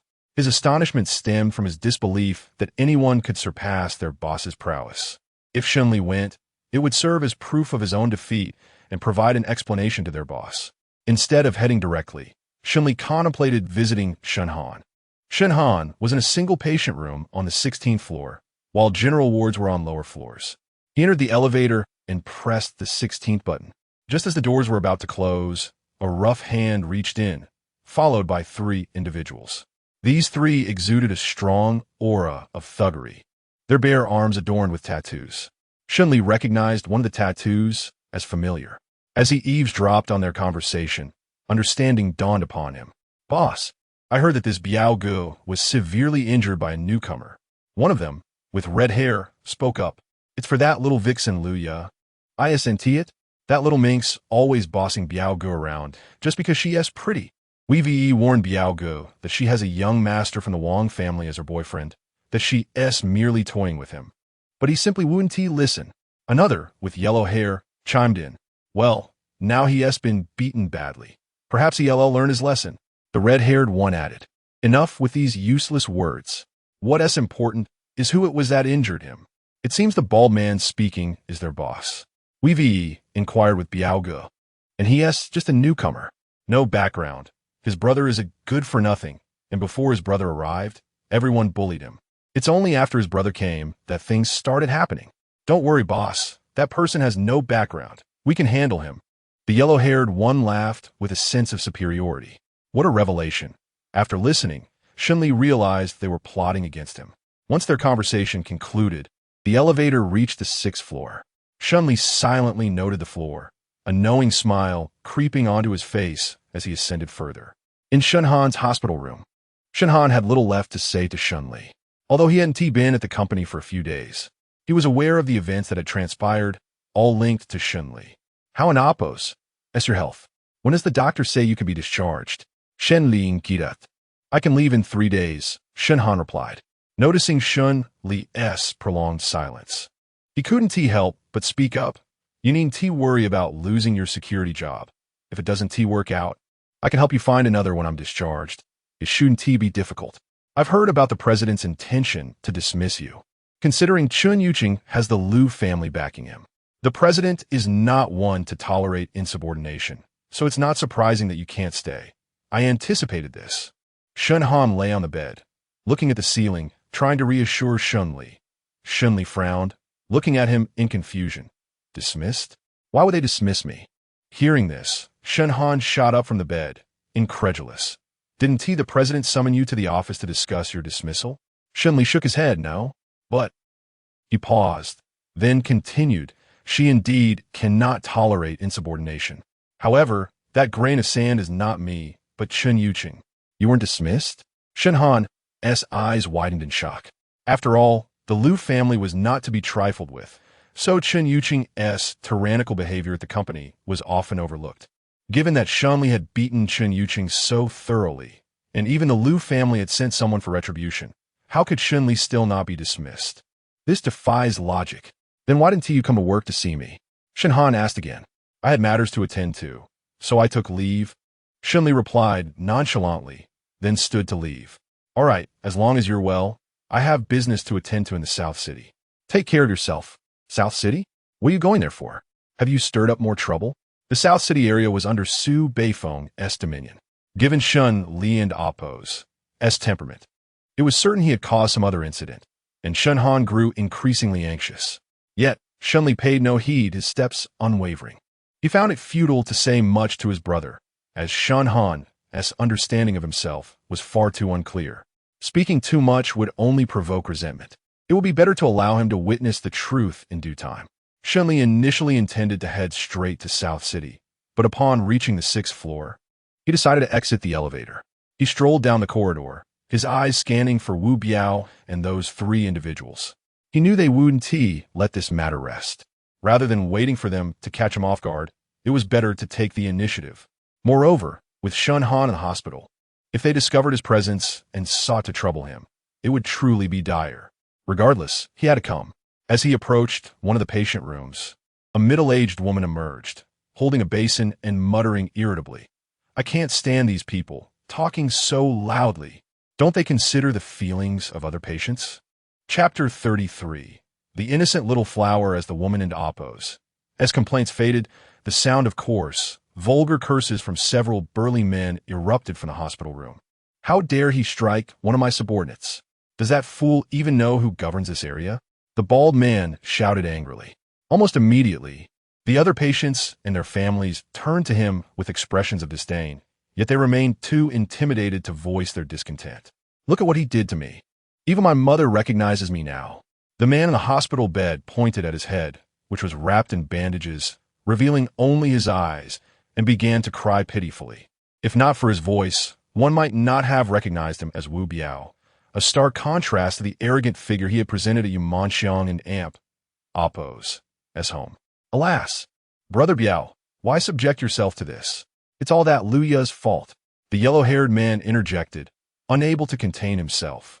However, Wu Biao awkwardly replied, actually, this ISN and Appo's entirely her fault.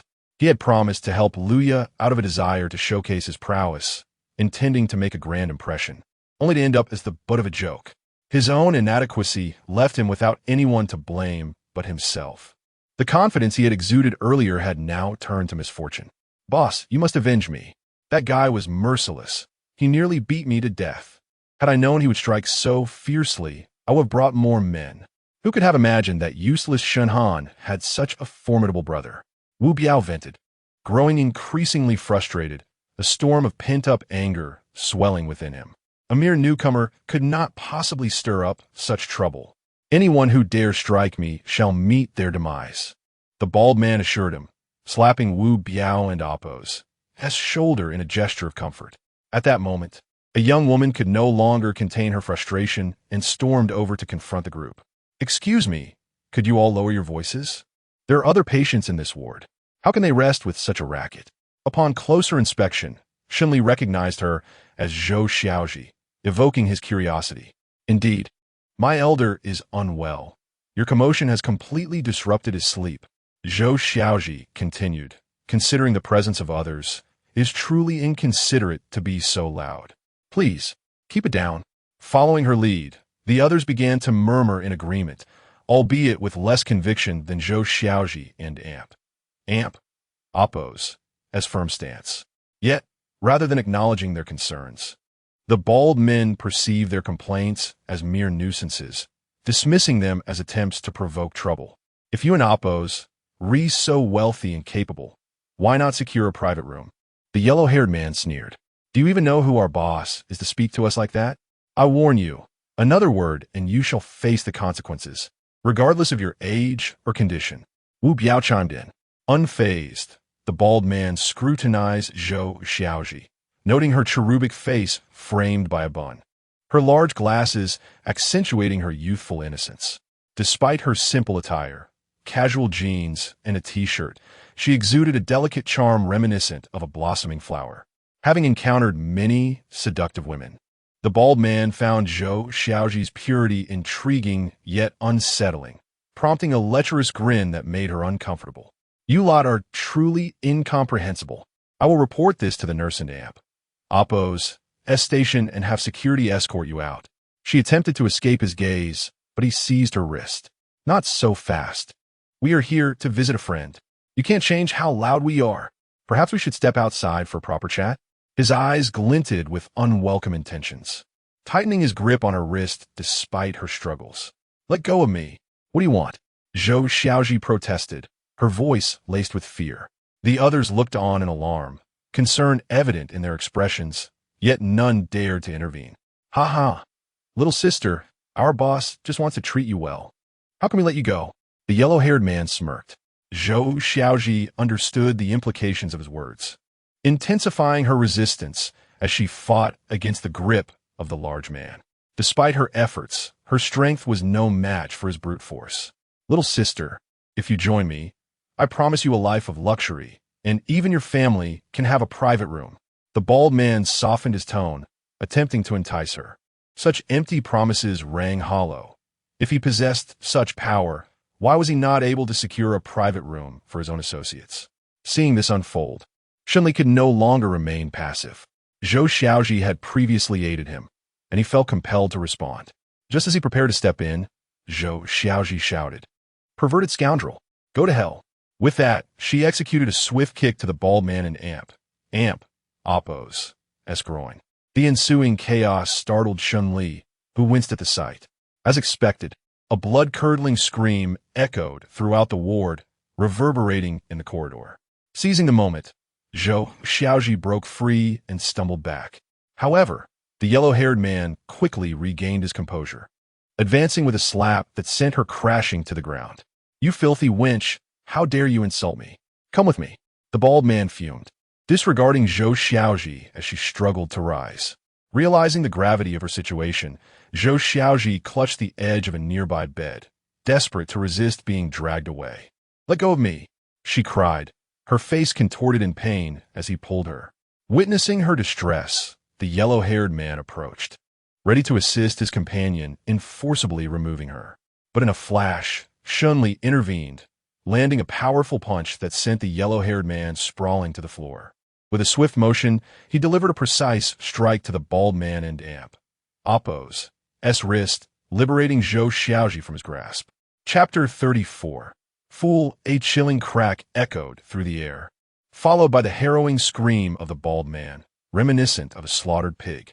Writhing on the ground, he clutched his wrist, howling in agony as he desperately cried out, "Help!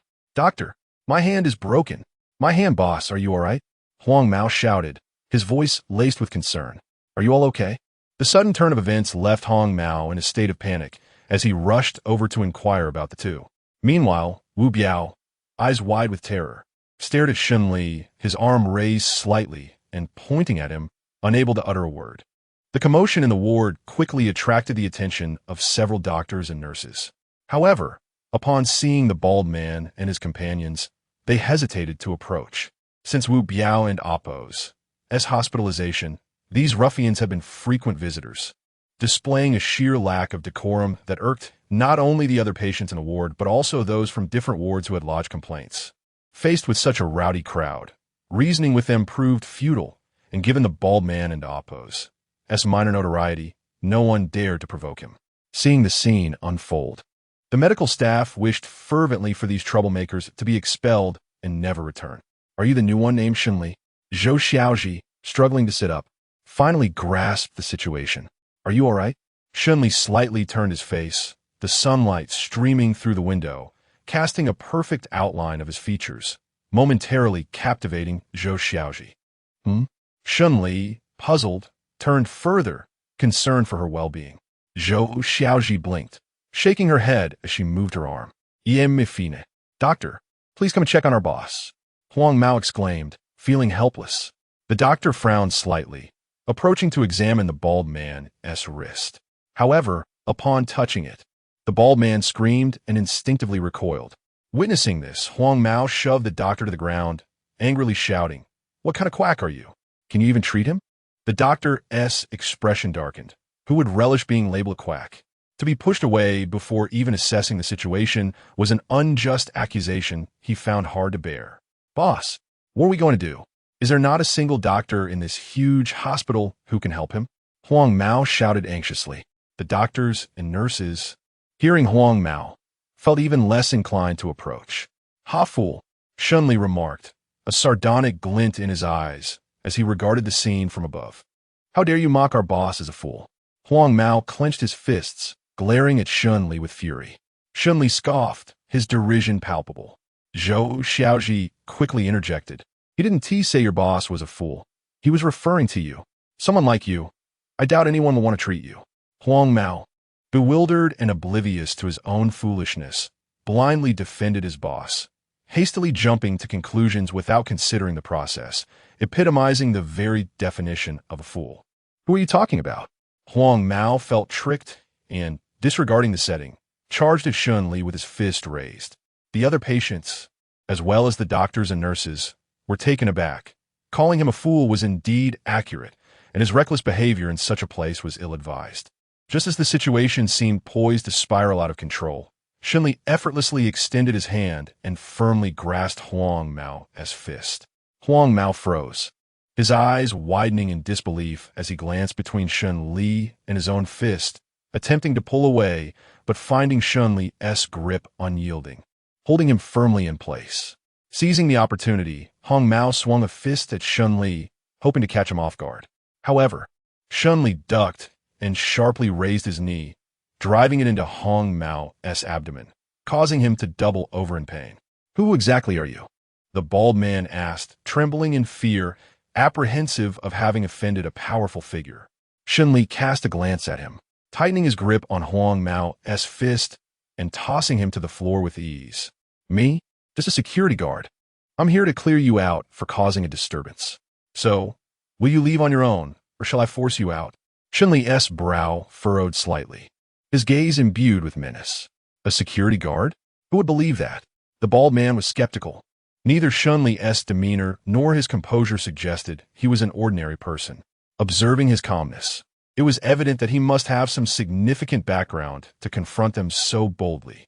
As the bald man pondered how to extricate himself from this predicament without incurring further trouble, Wu Biao suddenly spoke from his hospital bed. "Boss, it's him. He the one who did this to me. You must avenge me."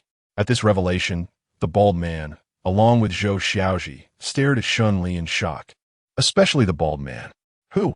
Are you referring to him, the insignificant fool you mentioned?" The bald man was flabbergasted, alternating his gaze between Wu Biao and Shen Li. "Yes, it's me." Shen Li nodded in acknowledgement. The bald man quickly regained his composure, his initial fear dissipating entirely, standing tall. "So it's you. Just wait. Tomorrow at this time, behind the hospital, I will settle the scores for today and for Biao." With a disdainful snort, he turned and strode away. "Boss, now is the perfect moment. Why not take revenge now?" Huang Mao, full of confidence, suggested as he followed the bald man. But Huang Mao promptly smacked him on the head, chastising, "Are you foolish?" While Huang Mao was indeed naive, the bald man was not, having suffered a broken wrist. He knew they could not take down Shen Li with just the three of them. Moreover, he himself was injured and needed to seek medical attention before it was too late. Shen Li smiled, narrowing his eyes as he fixed his gaze on Wu Biao in silence, the mere act of looking at him rendering Wu Biao breathless. Without a word, Shen Li exited the ward, followed closely by Zhou Xiaoji. "Thank you, Shen Li." Zhou Xiaoji, who barely reached Shen Li and Appo's chest, expressed her gratitude, struggling to keep pace with his long strides. "It was merely coincidence," Shen Li replied nonchalantly. "Coincidence? Is someone from your family also hospitalized?" Zhou Xiaoji inquired curiously. "My younger brother. He was assaulted by Wu Biao." Shen Li responded succinctly. Zhou Xiaoji frowned, feeling increasingly incensed at Wu Biao and his companions. These people are truly detestable. Can no one put a stop to them? There will be, after tomorrow, they will no longer dare to return. Shen Li's reply was equally succinct and commanding. Chapter 35. Without hesitation. Chapter 34. Without hesitation, Zhou Xiaoji smiled and nodded. Yes, I believe in you. If it's you, you can definitely do it. Hearing these words, Shen Li suddenly halted, taken aback and pleasantly surprised. He turned to face Zhou Xiaoji and noticed for the first time the height difference between them. He was genuinely touched by her expression of trust, as it was the only time he had heard such words since arriving in Jiangxin. He wanted to express his gratitude, but as he opened his mouth, it came out as, "You're quite short," Zhou Xiaoji replied. That's rather impolite. Apologies. Shen Li frowned, his expression serious. I also troubled you last time. Let me treat you to a meal. Shen Li felt the need to apologize for his earlier words, prompting him to suggest a meal again. Zhou Xiaoji, however, dismissed the idea with a smile, saying, "No need for a meal. I didn't go to work this morning, and didn't have time to take leave." She glanced at the time and added, "But there's still time. How about treating me to a coffee?" Compared to their first encounter, Zhou Xiaoji's attitude had improved significantly, probably because Shen Li had rescued her from the bald man this time.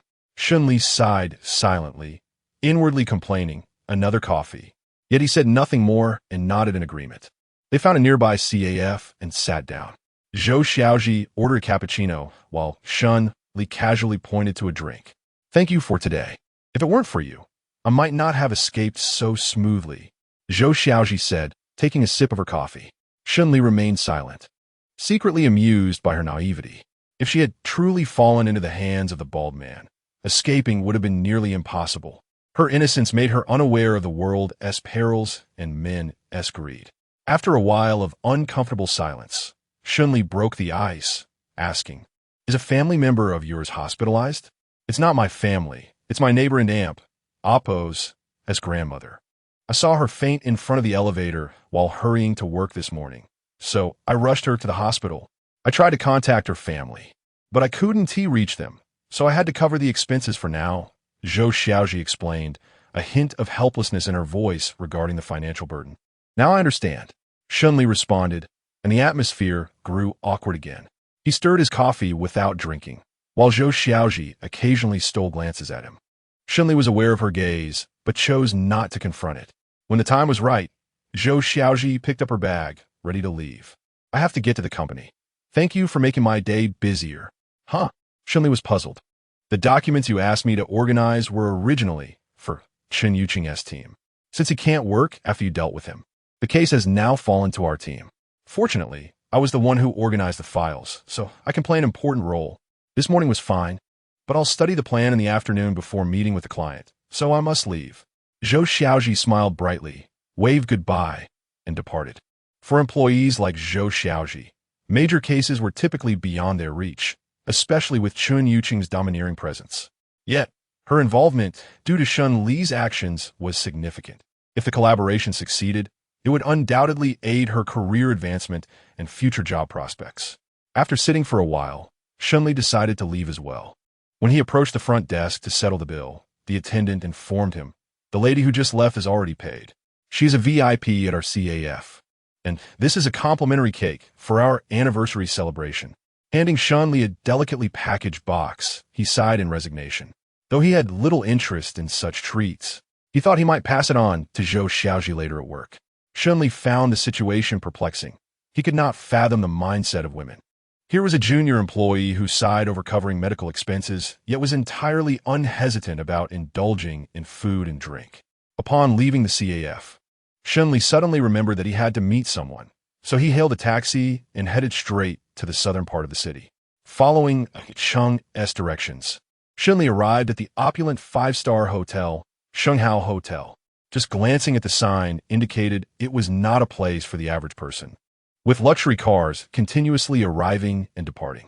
Dressed in a black tracksuit that was several years out of style, Shen Li stood at the entrance of the hotel, feeling out of place. Before he could step inside, the security guard stopped him. "Sir, you cannot enter." One of them glanced at him with disdain. "Why not?" Shen Li inquired. "Because this place is not for someone like you," another guard said, sizing him up without courtesy. "Do you even think you belong here? Just head straight out and take a right. There's a small and that suits you better." This was a classic case of arrogance fueled by their jobs. They believed their status elevated them above ordinary people, failing to realize they were merely the lowest rung of society, serving those of higher status. What made them superior to the common folk? What if I insist on entering? Shen Li replied boldly. The guard scoffed derisively. With us here, you want to get in? Shen Li, uninterested in their taunts, strode forward. The two guards quickly raised their hands to block him, but he simply swatted their arms aside. You little. One of the guards, enraged, lunged at him. Shen Li sighed in resignation and dealt with them swiftly. The commotion downstairs quickly reached the top floor, where a group of black-clad men rushed down the stairs. The leader instructed one of them, hurry and notify Brother Sheng. There's an intruder. I'll check the situation. Yes. The man responded and hurried off. When the lead black-clad man arrived in the lobby, he saw Shen Li kicking one of the security guards out. Who are you? What is your purpose for barging in? He demanded. Shen Li paused, feeling displeased that the person before him was not Su Beifeng. I want to see Su Beifeng. At the mention of this name, the leader froze, displaying a hint of panic. Everyone knew about Su Beifeng's ruthlessness in the southern part of the city, yet his exact stronghold remained a mystery. How did this sudden man know about it? What was his intention in wanting to meet Su Beifeng? Was he from the northern side, probing their territory? Had they already uncovered their stronghold? Unlike Su Beifeng, Wu Ming from the north had once ruled the underworld of Jiangsheng before Su Beifeng's arrival, significantly altering his status and influence. Chapter 36. The White Lotus. Upon his arrival, Su Beifeng swiftly seized control of half of the underground forces in Jiangsheng. With his formidable strength and ruthless methods, he instilled fear in the hearts of even the most notorious bullies, who had previously commanded respect from Wu Ming. In mere few months, Su Beifeng dismantled no fewer than 5 gambling houses and 12 bars, bringing the underground factions under his firm control. Just as everyone anticipated that he would capitalize on his momentum to conquer the entirety of Jiangsheng and Appo's underground realm, he unexpectedly halted after claiming half, proclaiming, "Let Wu Ming have some scraps to eat." This single utterance only fueled Wu Ming and Appo's fury, who had already regarded Su Beifeng with disdain during the latter and Appo's encroachment on his territory. The remark was a slap in the face, rendering Wu Ming the laughingstock of Jiangsheng. Despite his attempts to retaliate against Su Beifeng, employing various tactics, he found himself utterly powerless to contend with him. Witnessing the loss of his influence left Wu Ming seething with resentment, marking Su Beifeng as a thorn in his side. The man before him, whose origins were shrouded in mystery and who had precisely located the stronghold of the southern underground forces, was likely sent by Wu Ming. The leader of the black-clad men pondered these questions. Who are you? What is your purpose? Were you dispatched by Wu Ming? However, Shen Li, the man in question, had no intention of answering any of these queries, not out of disdain, but rather due to an inability to do so. He exhaled deeply, his brows furrowing in irritation, aware that this group would not permit him entry without answers. Thus, he chose to stride forward resolutely. Noticing this, the men in black suits grew increasingly tense, prepared for confrontation at any moment. Speak. What do you intend to do? The leader of the black-clad men demanded loudly. Shen Li Siga. Pausing his steps to respond with a hint of resignation, I wish to see Su Beifeng. Which room is he in? If you refuse to tell me, I shall search room by room, floor by floor. I have all the time in the world. The question is whether you can withstand the wrath of the guests. Those who could afford to stay here were either wealthy or influential. If Shen Li were to indiscriminately search for his quarry, he would undoubtedly provoke the ire of these esteemed patrons. Little did they know that this hotel was Su Beifeng's domain, and offending them would jeopardize its operations. Shen Li's threat proved effective, as genuine fear of Su Beifeng's retribution loomed over them. Damn it! Everyone, stop him. Do not let this man through. The leader of the black-clad men commanded in frustration, foregoing further inquiry. Immediately, all the men in black sprang into action, with reinforcements descending from the upper levels, their numbers swelling to over 50, creating an imposing spectacle in the lobby. The would-be patrons, upon witnessing such a scene, retreated in haste, while some onlookers remained, amused by the unfolding drama. Meanwhile, in a room on the top floor, a woman clad in a white dress elegantly played the piano, the melody resonating beautifully. She possessed delicate features and captivating beauty, while another woman in a black dress nestled in Su Beifeng and Amp, Oppo's embrace, feeding him grapes with her slender fingers. Upon closer inspection, the two women bore striking resemblance, distinguishable only by their differing attire and makeup. The woman in white was by Jia, while the one in black was by Lian, a pair of identical twins renowned in the entertainment industry. Brother Beifeng, you have no idea. That newcomer is nothing but a white lotus, utterly repugnant. She has barely entered the industry and has already stolen numerous resources from my sister and me. Bai Lian complained, pouting adorably. Su Beifeng chuckled lightly. White lotus? You are the true white lotus. His eyes narrowed, his words laden with meaning. Bai Lian smiled awkwardly. Brother Beifeng, please don't jest with me like that. Su Beifeng merely smiled in response, aware of their mutual desires, one for wealth and resources, the other for affection, each cognizant of their respective positions in this intricate dance. Just as he was savoring the moment, a man approached, bowing slightly. Boss, we have a situation. Su Beifeng cast a casual glance at him. Speak. A man has barged in, claiming he wishes to see you. Yong suspects he might be sent by Wu Ming. Our movements may have been compromised. The man spoke cautiously. Upon hearing this, Su Beifeng raised an eyebrow, furrowing his brow slightly before leisurely replying. Wu Ming is too incompetent to uncover my whereabouts. What shall we do about the intruder? The man inquired further. Common folk, what do you think? Su Beifeng's eyes flickered with irritation. Understood. I shall take my leave. The man, sensing the gravity of the situation, hastily exited. In the lobby below, Yong received a sudden phone call. As soon as he connected his Bluetooth headset, he heard, the boss says he doesn't believe the intruder is from Wu Ming. Just deal with the common folk. Got it. Zongzet ponde sweetly. But once he hung up, he was drenched in cold sweat, watching Shen Li effortlessly dispatch the black-clad men one by one. These so-called common folk were proving to be quite a challenge, and if they failed to stop Shen Li, there would be dire consequences to report to Su Beifeng. After a moment of hesitation, Yong turned to a nearby associate, commanding, go find Sheng. Bring more people. More is better. Yes, sir. With over 50 men facing Shen Li, it was simply inadequate. Shen Li stretched his muscles, and with a single punch aimed in one direction, he felled 3 or 5 men. Then, crouching down, he executed a sweeping kick, sending another group sprawling. Shen Li moved with agility and force, not hesitating for a moment. His years abroad had equipped him with ample combat experience, allowing him to anticipate their attacks and prepare countermeasures in advance. Within minutes, all 50 men lay defeated, leaving only Yong and a few onlookers, intrigued by the unfolding chaos.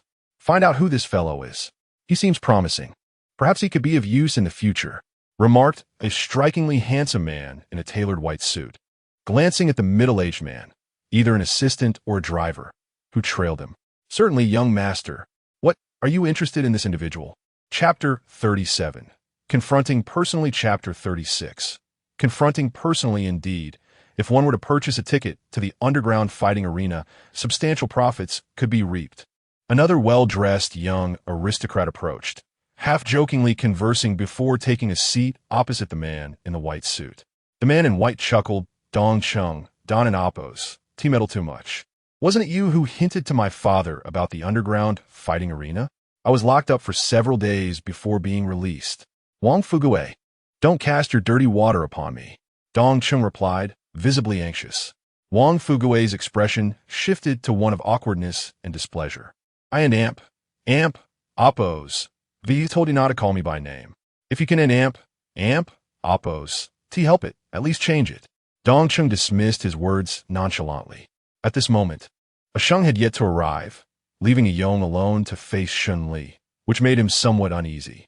In a world of underground fighting, such confrontations were inevitable. All their standings were earned through sheer strength, and while they were not afraid of battle, facing someone as formidable as Shen Li still instilled a sense of trepidation. To fight or not to fight, Shen Li and Appos' intentions were clear. If one was to engage, then act swiftly.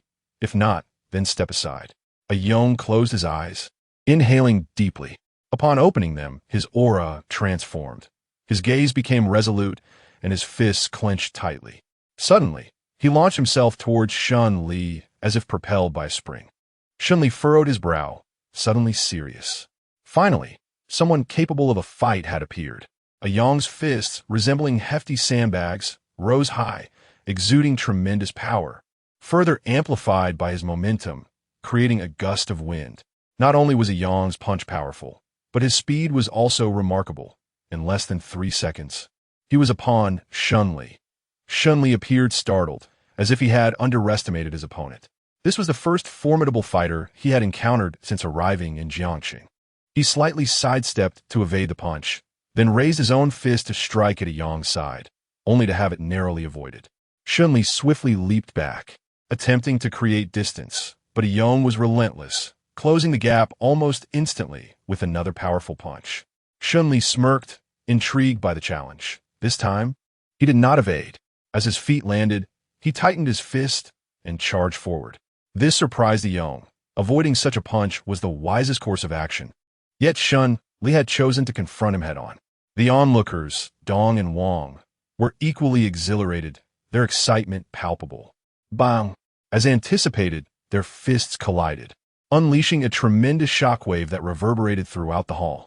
Shen Li's seemingly casual punch concealed immense power. While spectators remained oblivious, a Yong understood fully. It felt as though he was striking not a person, but a small mountain. After a brief struggle of 2 or 3 seconds, a Yong's complexion began to pale. His expression twisted in agony, clearly struggling against the force. In contrast, Shen Li maintained his composure, as if nothing had transpired. His calm demeanor was unnerving to those watching. Wang Xiao, you might want to reconsider your intentions towards this fellow. You may not be able to handle him. Dong Chung cautioned, beads of cold sweat forming on his forehead. However, Wang Fuge was visibly thrilled, his eyes gleaming with excitement as he regarded Shen Li, as if he were gazing upon a fortune rather than a mere individual. Shen Li and Appo's prowess assured his supremacy in the fighting arena. If he could secure Shen Li, the potential winnings were unfathomable.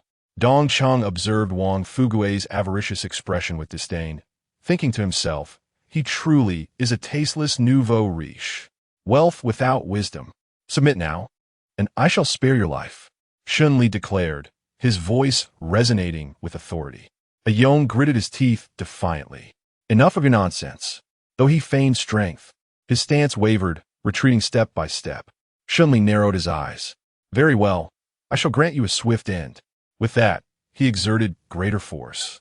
His punch bore the weight of 1,000 pounds. A Yong and Appo's pupils constricted in disbelief, realizing that his utmost effort barely matched even 2/5 of Shen Li and Appo's full strength. A truly terrifying and absurd realization. Bang!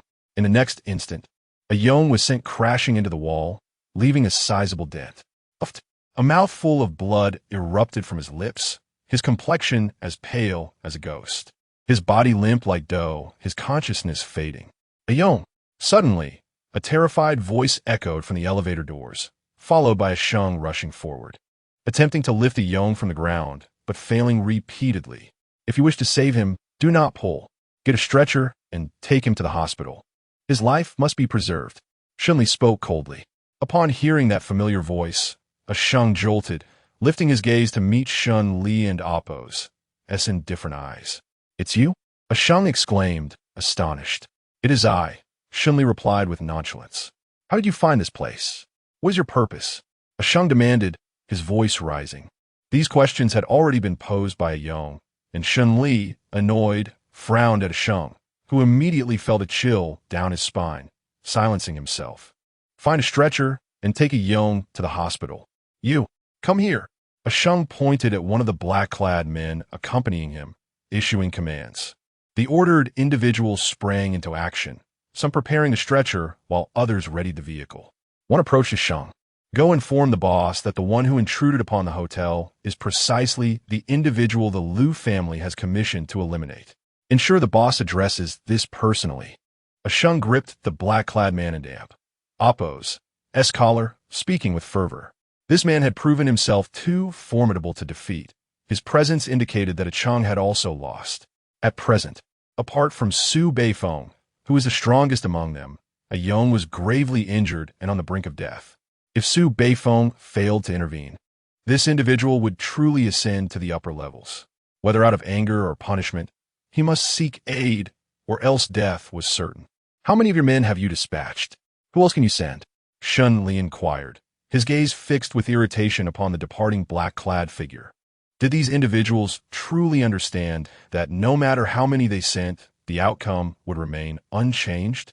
Engaging with them was merely a waste of time, which he found increasingly vexing.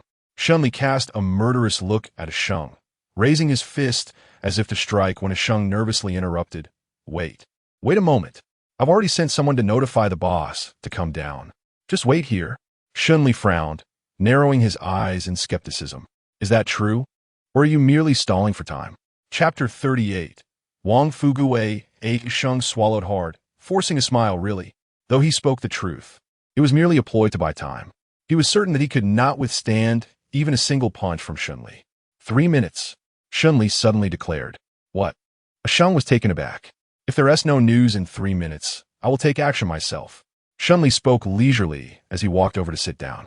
The lobby of this 5-star hotel featured a lounge area, allowing guests to rest for free even if they were not staying there. Sitting adjacent to Shen Li were Wang Fuguwei and Dong Cheng.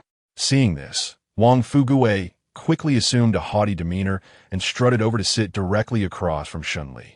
Shall we talk? He asked with a smirk, his eyes revealing a careless arrogance that befit a wealthy heir. Shen Li cast a brief glance at him, uninterested. Wang Fuguwei felt slighted. Who was this scruffy-looking kid to disregard him? He waved his hand, and a middle-aged man behind him presented a business card, which Wang Fuguwei tossed on a Shen Li and Appo's table, adopting a languid and arrogant tone. Allow me to introduce myself. I am Wang Xiao, the heir of the 6th-ranked Wang Group in Jiangcheng. Wang Fuguwei anticipated a look of shock and flattery from Shen Li, but instead received a disdainful glance that made his face flush with embarrassment, accompanied by the mocking laughter of Dong Cheng behind him. Wang Fuguwei gritted his teeth in anger and slammed the table, shouting, I'm speaking to you. Are you mute or deaf? Do you know who I am? It is your honor to converse with me. Open your eyes and recognize my status. His furious outburst echoed throughout the hall, yet. Get lost. Shen Li did not even glance at him, his cold voice as chilling as if it had emerged from a frozen abyss, causing both Wang Fuguwei and Dong Cheng to shudder. Although Wang Fuguwei felt a flicker of fear, he could not leave without losing face in front of Dong Cheng. Who the hell are you talking to? Do you believe I want to skin you alive? Wang Fuguwei slammed the table again, leaping from his seat, his fist raised toward Shen Li. What a fool, Dong Cheng remarked without restraint. Wasn't it obvious? The 50 or so men before were no match for Shen Li. What could his feeble punch accomplish? It was simply a recipe for self-inflicted misery. As expected, Shen Li swiftly grasped Wang Fuguwei's arm, twisting it backward and slamming him onto the table. The fluidity of his movements left Wang Fuguwei bewildered, his face pressed against the surface before he could react. Young master, the middle-aged man accompanying Wang Fuguwei gasped, reaching out helplessly, unable to assist, only able to fret anxiously. Shut up. Can you not keep quiet? You're driving me mad. Shen Li's brows furrowed in irritation, his breathing quickening. He had been waiting in agitation, and now this incessant buzzing was akin to a fly buzzing around his ear, compelling him to swat it away. Let go of me. I am the heir of the 6th largest enterprise in Jiangcheng, the Wang Group. Wang Fuguwei exclaimed, panic and fear evident in his voice, though he still refused to plead for mercy. Just 6th? What was there to flaunt? It was not as if they were first. Shen Li casually raturta, causing Wang Fuguwei to flush with indignation. Unlike other major enterprises in Jiangcheng, the Wang family was a recent upstart, having risen to wealth overnight. Before establishing their company, they were merely an ordinary farming household in a remote village, fortunate enough to attract the attention of a powerful figure who wanted to purchase their land for a project, thus gaining some capital. It was also a stroke of luck that shortly after receiving the land payment, Wang Fugui's father won the lottery, allowing the family to move to the city, buy a house and a car, and eventually start a business that grew rapidly to the sixth position. Despite their sudden wealth, the ostentation of their nouveau riche demeanor was glaringly apparent, eliciting scorn and derision from those belonging to established aristocratic families. Wang Fugui had contemplated changing his name to fit in with the true elite, yet his father adamantly refused, claiming that it was this very name that brought them fortune and prosperity. Shen Li's casual remark, albeit indirect, struck a nerve, igniting Wang Fugui's fury. "What did you just say?" he retorted defiantly. Seeing his refusal to submit, Shen Li tightened his grip, prompting a pained scream from Wang Fugui. "Ah, let go of me!" Wang Fugui and oppose. S words only incensed Shen Li further. Not only would he not relent, but he applied additional pressure. It hurts. Old Li, make him let go." Wang Fugui cried in desperation and pain. Old Li stood helplessly by, observing the scene. Dong Chung approached with a smile, pulling a cigar from his pocket and offering it to Shen Li. "Brother, don't stoop to his level. He is just a nouveau riche who doesn't know how to speak. I intended to discuss business with you, but he opened his mouth and offended you." As he spoke, he cast a glance at the table where Wang Fugui sat. "What are you saying?" Wang Fugui fumed, displeased with Dong Cheng's remarks. Dong Cheng ignored him and continued addressing Shen Li. "Brother, you've certainly taught that kid a lesson.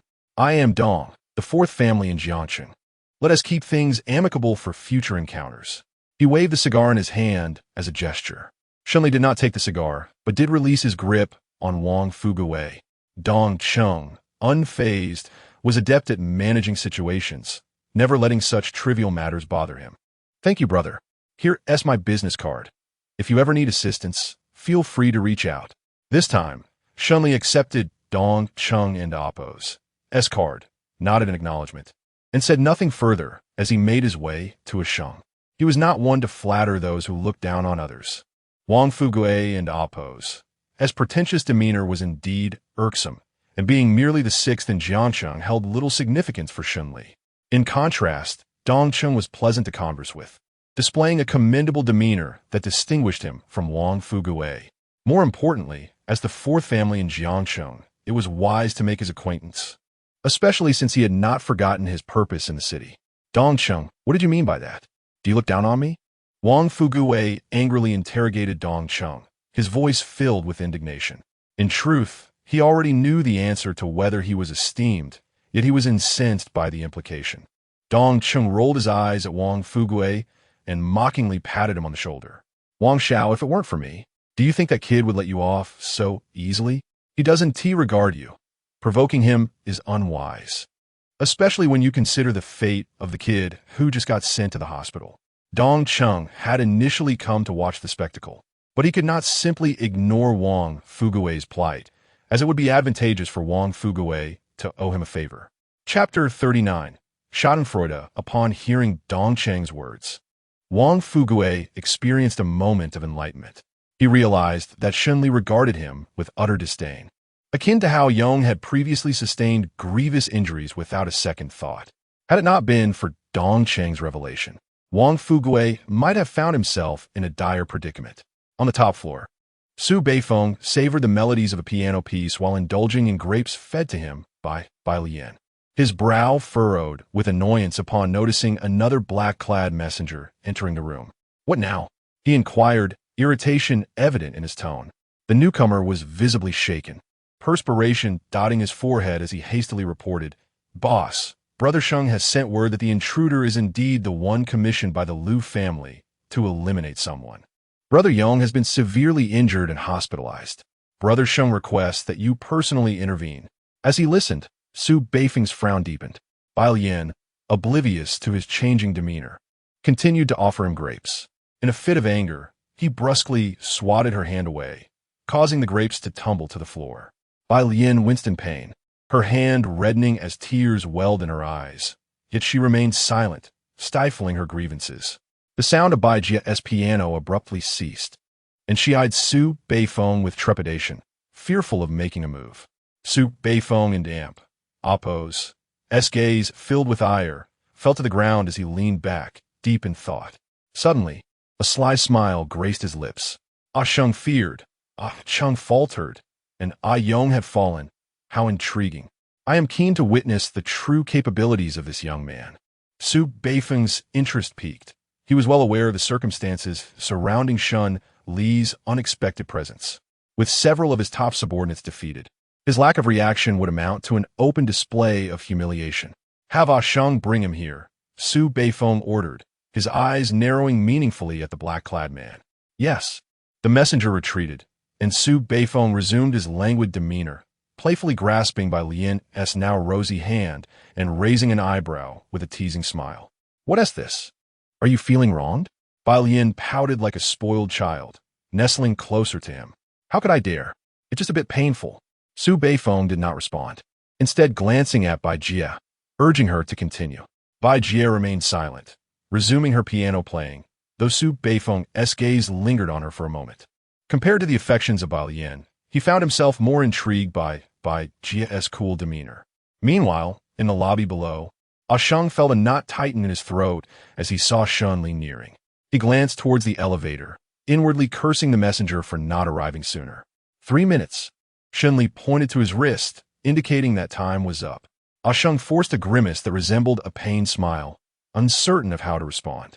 If you don't wish to fight me, simply leave. Shen Li noted Ah Sheng's apprehension, opting not to press him further. However, Ah Sheng was far more terrified of Su Beifeng. While Shen Li might spare him, Su Beifeng's wrath was a fate worse than death. Ah Sheng frowned, stealthily reaching for the dagger hidden at his waist, intending to ambush Shen Li. Yet, the moment he made a move, Shen Li smirked coldly, swiftly seizing his wrist and executing a grappling maneuver. In an instant, Ah Sheng found his face pressed against the wall, immobilized by Shen Li and Appo's grip. Have you resolved to gamble your life? Is your boss truly worth such a sacrifice? Shen Li inquired, his tone laced with amusement. A figure as formidable as Shen Li could easily dispatch Ah Sheng should he choose to, but he refrained from immediate violence, granting his opponent a chance because he had no intention of taking a life unnecessarily. However, should Ah Sheng insist on pushing him to the brink, he would certainly not hold back. Ah Sheng's attempt to ambush was undeniably a declaration of war against Shen Li. Yet Shen Li's sole objective was to meet Su Beifeng, making it unnecessary for him to risk his life to thwart Shen Li. It was either unwavering loyalty to Su Beifeng or profound fear of him. Ah Sheng remained silent, struggling in futility against Shen Li and Appo's hold. Just as he thought his demise was imminent, the messenger in black hurried over, exclaiming, "Brother Sheng, the boss wants you to take him over." Upon hearing this, Ah Sheng and Appo's heart finally settled. He exhaled deeply before addressing Shen Li. "Release me. Do you still wish to see our boss?" Shen Li chuckled, saying nothing further, and let him go, having never intended to take the life of Su Beifeng and Appo's subordinate. Now aware that the black-clad men were under Su Beifeng and Appo's command, he had left them with enough to survive. Ah Sheng adjusted his clothing and glanced at Su Beifeng. "Follow me." As they entered the elevator, Ah Sheng pressed the button for the 33rd floor. The height of the floor meant a lengthy elevator ride, providing them ample opportunity for conversation. "Though I know not why you insist on meeting our boss, I can assure you, your fate is sealed." Ah Sheng scoffed, relishing the moment. Su Beifeng raised an eyebrow. "And why is that? Do you believe our boss is simply anyone you can meet at will? After our encounter, do you think you will leave here unscathed? Cheng and Yong are our boss and Appo's most trusted allies, brothers who have faced life and death together. You have injured them, and our boss will not let you go." Ah Sheng proclaimed, a mix of fear and admiration evident in his voice. "In less than half a year, our boss has seized half of Jiangqing's underground forces. Do you think someone who holds such power is without strength? Allow me to remind you, our boss possesses myriad methods of torment, each capable of rendering you to a state worse than death." Ah Sheng's tone conveyed not only his dread of Su Beifeng, but also his respect and reverence, indicating the mastery Su Beifeng wielded over his subordinates.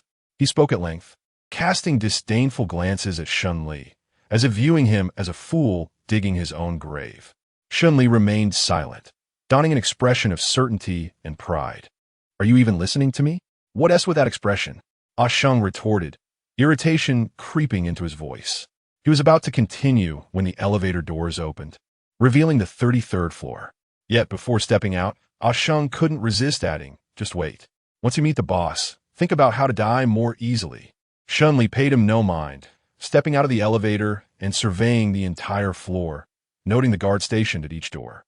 He nodded in satisfaction, internally commending, impressive.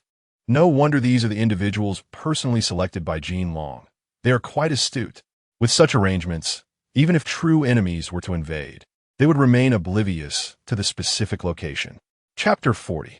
The Fierce Wolf. Which room is the boss in today? Aishin casually beckoned to a man in black to inquire. 3326. The man replied. Understood. Aishin nodded, then proceeded with Shen Li towards room 3326. As Shen Li observed his surroundings, he noted the opulent decor. Each room was spacious, at least 200 square meters. The layout and the numerous men in black patrolling the area revealed that Su Beifeng commanded a significant number of subordinates. Yet only a handful were truly useful. He speculated that only Aicheng, and Aiyong were of any real consequence. Otherwise, it wouldn't be so simple to confront just these three. Typically, individuals of Su Beifeng and Appo's stature were elusive, rarely appearing in the open.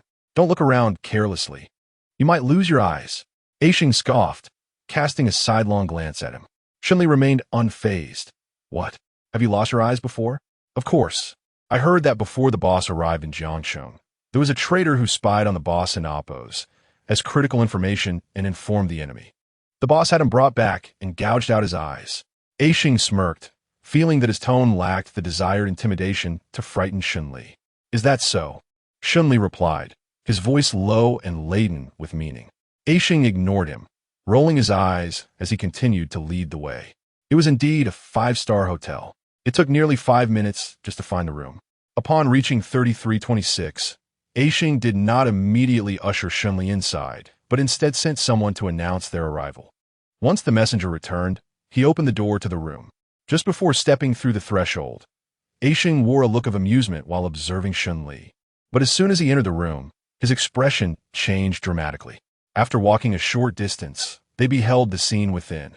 Su Beifeng reclined with closed eyes, indulging in the moment, attended by twin sisters, one playing music while the other served him with delight. Aware that Shen Li had arrived, Su Beifeng showed no intention of opening his eyes. Boss, the person has been brought. Aishing spoke cautiously, lowering his voice.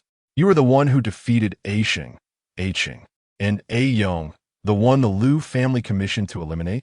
Su Beifeng asked nonchalantly, still not opening his eyes.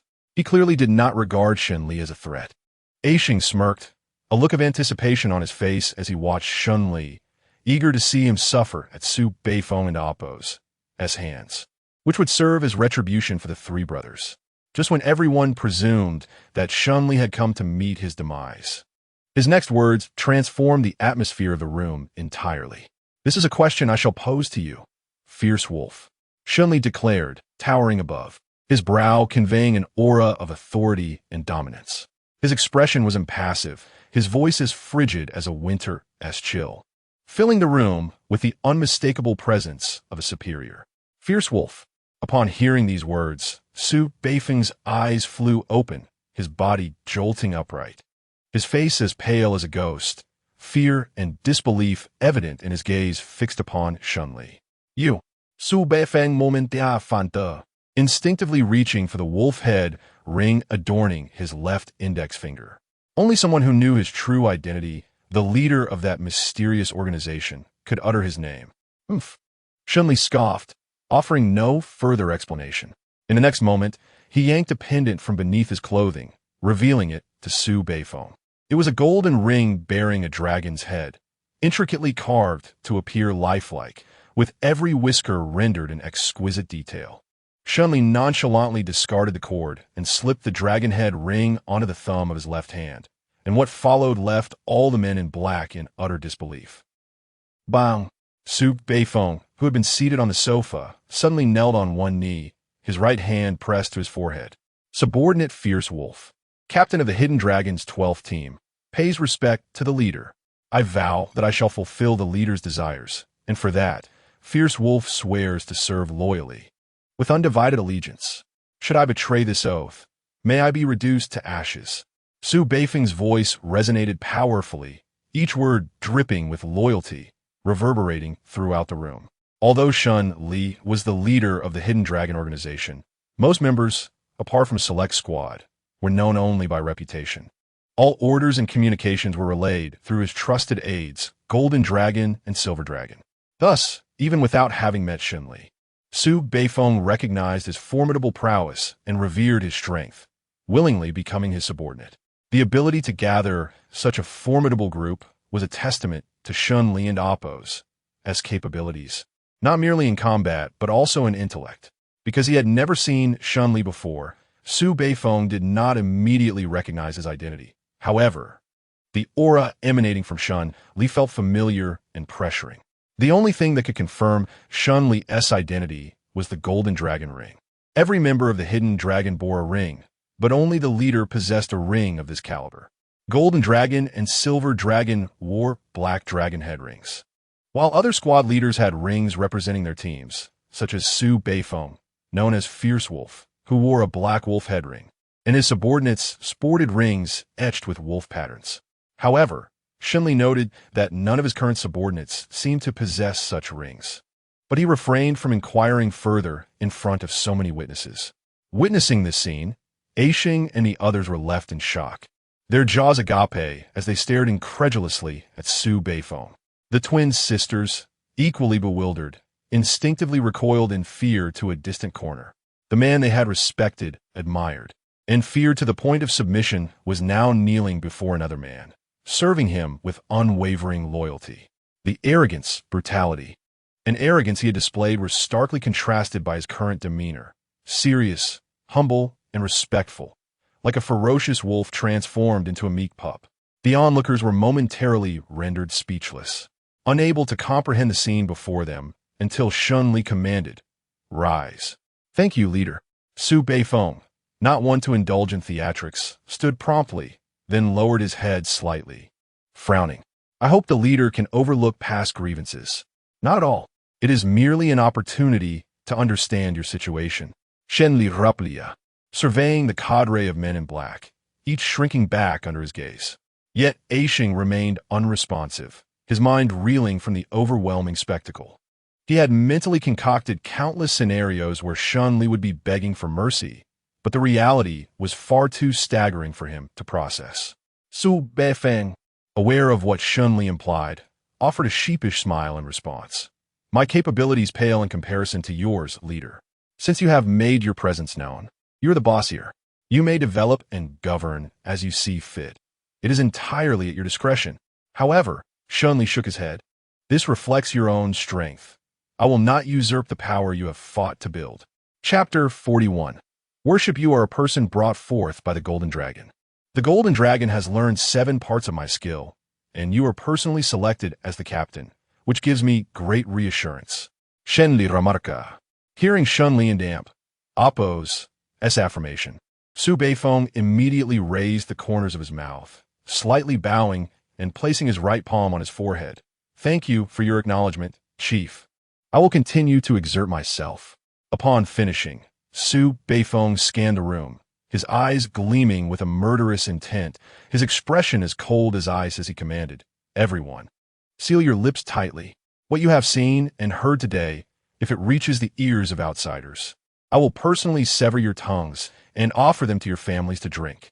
His words not only posed a threat to them, but also to their families. In that moment, they beheld the ferocious Su Beifeng once more. The crowd swallowed hard, fear prompting them to lower their heads in response. "Asheng, let everyone exit." Su Beifeng turned to Asheng, issuing the command. Asheng, taken aback, furrowed his brow tightly, displaying a hint of melancholy and disappointment. He nodded and led everyone out. At this moment, only Shen Li and Su Beifeng remained in the room. They seated themselves, and Su Beifeng promptly pushed aside the coffee on the table, preparing a pot of tea for Shen Li himself. "Chief, this year's new Longjing tea has been reserved for your visit." Su Beifeng smiled as he pushed a cup of tea towards Shen Li, his gaze reflecting admiration that was perhaps too evident. How thoughtful. Shen Li slightly lifted the corners of his mouth, replying nonchalantly. After taking a sip of tea, he inquired, "Are your current subordinates not members of your squad?" "No. I have arranged for them to operate in the shadows. Otherwise, relying solely on myself, I truly could not contend with the majority of the underground forces in Jiang City. I merely present a facade. Most of the credit belongs to my team," Su Beifeng admitted with a sheepish smile. It was a valid point. Without the support of those operating covertly, Su Beifeng would not have been able to attain his current position. Even Shen Li, who had been present for nearly a week, had only seen this much progress. "Well done. You are quite astute." Shen Li offered another faint praise. Unbeknownst to him, this compliment brought immense joy to Su Beifeng and Amp, Oppo's heart. While other members may have felt admiration, respect, or even fear towards Shen Li, Su Beifeng and Amp, Oppo's feelings were rooted in genuine reverence. Though he often appeared carefree, in reality, he was merely in his 20s, significantly younger than Shen Li, whom he idolized. To draw closer to Shen Li, he had made considerable efforts to reach this point. Now, standing before him, he could hardly contain his excitement and exhilaration.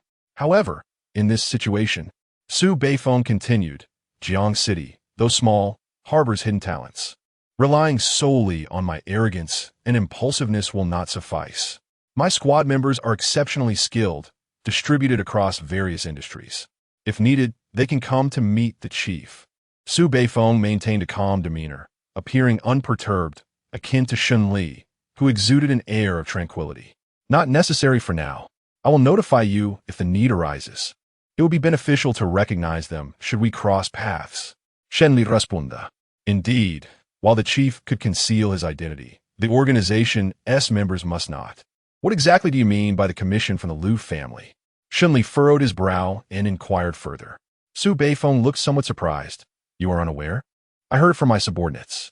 Since the Liu family ranks among the top 3 in Jiang City, I had to gather more information regarding this commission." A middle-aged man claiming to be Liu Yunfan and Oppo's guard approached a few days ago, providing a screenshot of your video and 5 million in cash, stating that your life was at stake. Beyond that, there was nothing more. Su Beifeng et Lai. Shen Li narrowed his eyes slightly, questioning, was it solely the guard who came? "The specific identity remains uncertain," Su Beifeng replied honestly. Sensing Shen Li's confusion, he asked, "Is there something amiss?" Unsure if he was overthinking, Shen Li recounted his grievances with Chun Yuqing to Su Beifeng. Su Beifeng, being intelligent and a member of the Hidden Dragon, was someone he trusted implicitly. Having arrived in Jiang City 6 months prior, it would be prudent to consider his thoughts and opinions. As anticipated, without needing much elaboration, Su Beifeng echoed the same doubts. Indeed, something feels off. If Chun Yuqing is truly Liu Yunfan and Oppo's uncle, he would certainly take matters into his own hands rather than delegate it to our underground organization. While half of an underground organization may be formidable, it pales in comparison to the power of the top 3 families. If Liu Yunfan truly wished to avenge his nephew, he would act with thunderous fury himself. Yet now, it has been entrusted to outsiders, and 3 or 4 days have passed without any follow-up. Unless Liu Yunfan does not care about Chun Yuqing. This seems merely a fade. Su Beifeng furrowed his brow, pondering and analyzing the situation. Shen Li nodded affirmatively. "That aligns with my thoughts." After a pause, he added, "The Wang family stands at the apex of the 3 great families, making it difficult to shake their foundation or probe for clues. If we could establish a connection with the Liu family, it would allow for indirect maneuvering. As fellow members of the 3 great families, there must be both collaboration and competition among them. What does the chief intend to do?" Su Beifeng inquired curiously, his gaze fixed on Shen Li. "For the time being, there is no need to involve your group. I wish to test Chun Yuqing first before making further plans. Your influence is already considerable." The Liu family approached you, indicating they lack their own underground power. "Should we seek to ally with the Liu family, you will serve as my trump card. We can leverage your influence to collaborate with them, offering convenience to the Liu family, while ensuring we also reap some benefits." We can discuss specifics later, Shen Li remarked while rubbing his fingers against the teacup, deep in thought. Understood. I will follow the chief's arrangements. Su Beifeng Zip Li, his eyes sparkling with pride and excitement at being regarded as the chief's trump card, a sentiment Shen Li could not miss. That will be all for today. It is not a significant matter. I merely wish to meet with you, Shen Li concluded, finishing the tea in his cup and preparing to leave. Su Beifeng knelt once more, performing the gesture of respect. I bid farewell to the chief. Externally, my subordinates will claim mutual admiration and friendship to facilitate the chief and amp oppos as future comings and goings. Very well, Shen Li nodded. Just as he was about to leave, he turned back to Su Beifeng, reminding him, by the way, your subordinate Ashing should be spoken to. He seems unable to accept what transpired today, and moreover, he knows too much. Shen Li and oppos. S words carried significant weight, and Su Beifeng understood, responding, rest assured, Chief. Asheng is timid and averse to trouble. A slight threat will not be detrimental to us. However, Shen Li interjected, if you wish for him to remain loyal to you, it would be wise to heed my advice and have a good talk with him. How you perceive me is how he perceives you.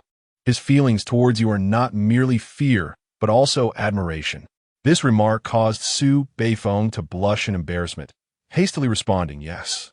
I shall heed your command. Chapter 42. Cake. Chapter 41.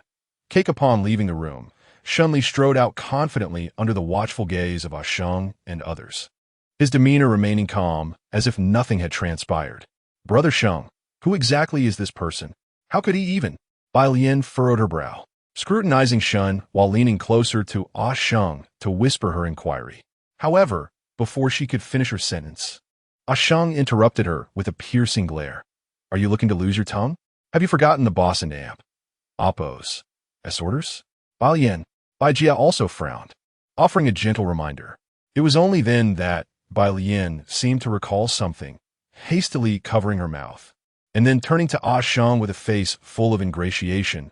Brother Sheng, please pretend you didn't hear that, all right? Asheng regarded Bai Lian with a hint of disdain. I've told you, I'm younger than you. No need to call me that. With that, he turned on his heel and exited. Though Asheng was merely in his 20s, Bai Lian had a habit of flattering anyone who appeared more formidable than herself. In stark contrast to Bai Jia's cool demeanor, Bai Jia found her sister's antics quite vexing. Yet the two sisters navigated the entertainment industry, where Bai Lian's social skills were essential for survival.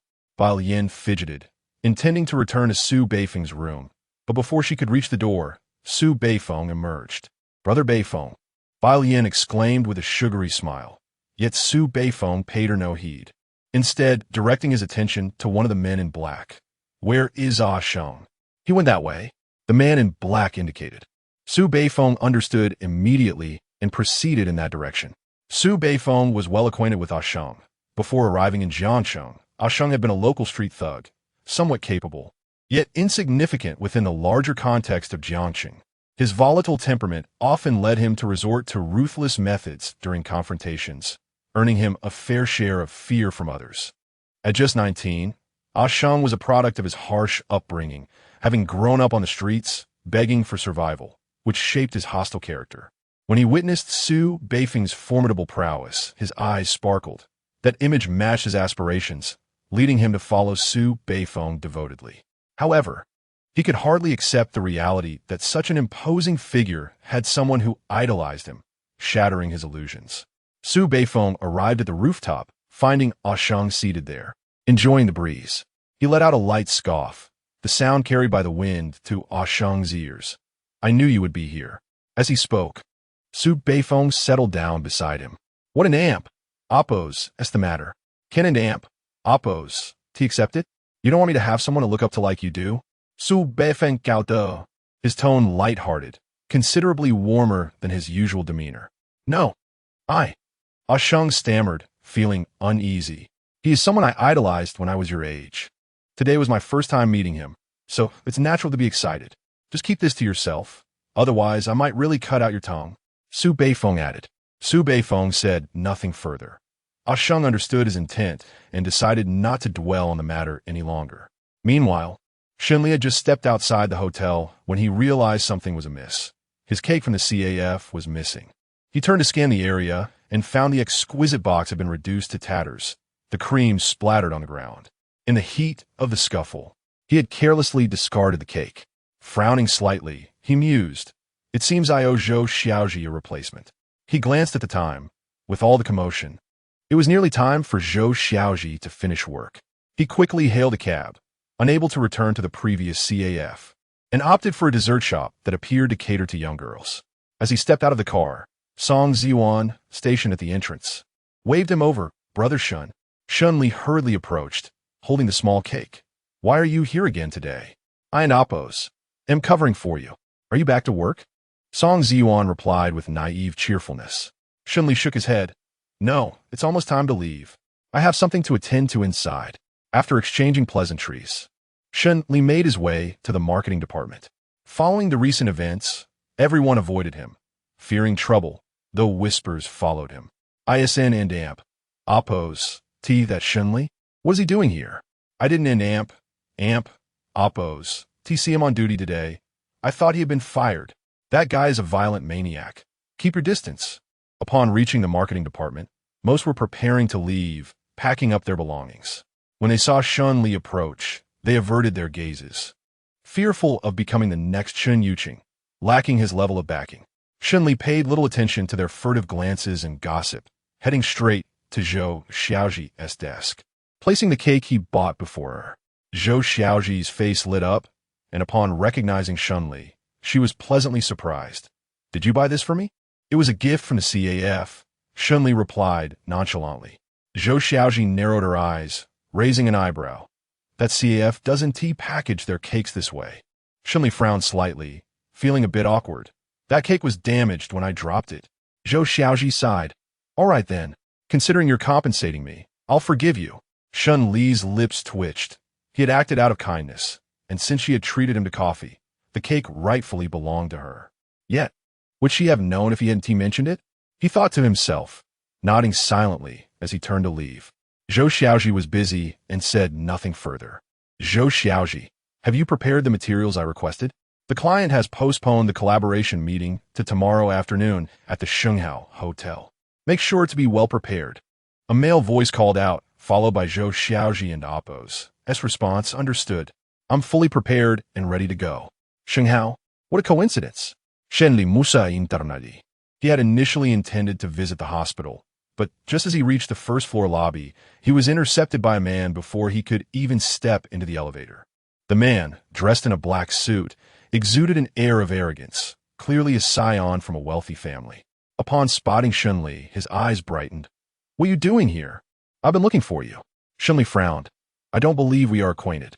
The man, with an air of carefree familiarity, threw an arm around Shen Li's shoulder as if they were old friends. "I'm Jiang Bing, and you're Shen Li. It's never too late to get acquainted. Come on, let us head upstairs. Miss Jiang is waiting." Shen Li frowned again, feeling uncomfortable with such intrusive proximity. Chapter 43. Conditions not daring to adopt a stern demeanor in light of the other party and AMP. Appos. Enthusiasm. Jiang Bing pressed the elevator button without waiting for a refusal. Upon arriving at Jiang Yu's office, she still bore that despondent expression. Upon seeing Shen Li, she smirked slightly and inquired, "How did you manage to persuade him to come?" Curiosity flickered in her eyes. Jiang Bing lit a cigarette, exhaling smoke nonchalantly. Was there a need to persuade? "I brought him directly." Jiang Yu shot him a glance of admiration before turning her attention to Shen Li. "Please, take a seat." Shen Li was somewhat taken aback. The company president had invited him to sit? Such a lack of pretense was rather refreshing. Noticing that Jiang Yu seemed to be around his age, the natural camaraderie eased any awkwardness. Without hesitation, Shen Li settled into the seat opposite Jiang Yu, while Jiang Bing reclined on the couch. Engrossed in a game on his phone, Shen Li cast a sidelong glance at Jiang Bing, silently acknowledging him. "He is my cousin, who spends his days idly bothering me. You need not concern yourself with him," Jiang Yu said casually. Jiang Bing, somewhat disgruntled, eyed the screen of his phone and retorted, "Miss Jiang, what do you mean by idly? Am I not the one who brought him here? Just focus on your game," Jiang Yu replied with a dismissive glance, embodying the typical sibling dynamic. "What brings you to me?" Shen Li, uninterested in their banter, inquired directly. Jiang Yu smiled slyly, her eyes narrowing slightly. I wish to understand the situation between you and Chen Yuqing. Sent a few people over, and they were sent back, Shen Li replied casually. Are you not afraid of the Liu family? Jiang Yu probed cautiously. What do you think? Shen Li replied, a confident smile gracing his lips. Jiang Yu understood his implication. Yet she shifted her approach. You are not merely a pawn. Do you truly wish to remain a mere security guard? Shen Li narrowed his eyes, gazing at her meaningfully. What do you imply? Shen Li, I am your superior, yet your tone and manner of speaking to me are no different from that of the security guard downstairs. Just on this point alone, I could dismiss you. And considering your situation with Chen Yuqing, do you really believe you can continue to stay at the company? Jiang Yu declared, leaning back and crossing her legs, fully embodying the image of a domineering female executive. But I'm still here, am I not? Shen Li raised an eyebrow, his expression unchanged. Shen Li and Oppo's composure, unyielding to flattery, earned Jiang Yu and Oppo's admiration, and not just hers. I can promote you and your brother to internal staff positions. Perhaps even a department manager, Jiang Yu suggested tentatively. Shen Li scoffed lightly.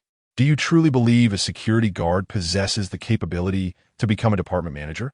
While others may falter, you shall not. Jiang Yu stated with unwavering certainty. Her confidence in him was genuine. Perhaps she truly recognized his potential.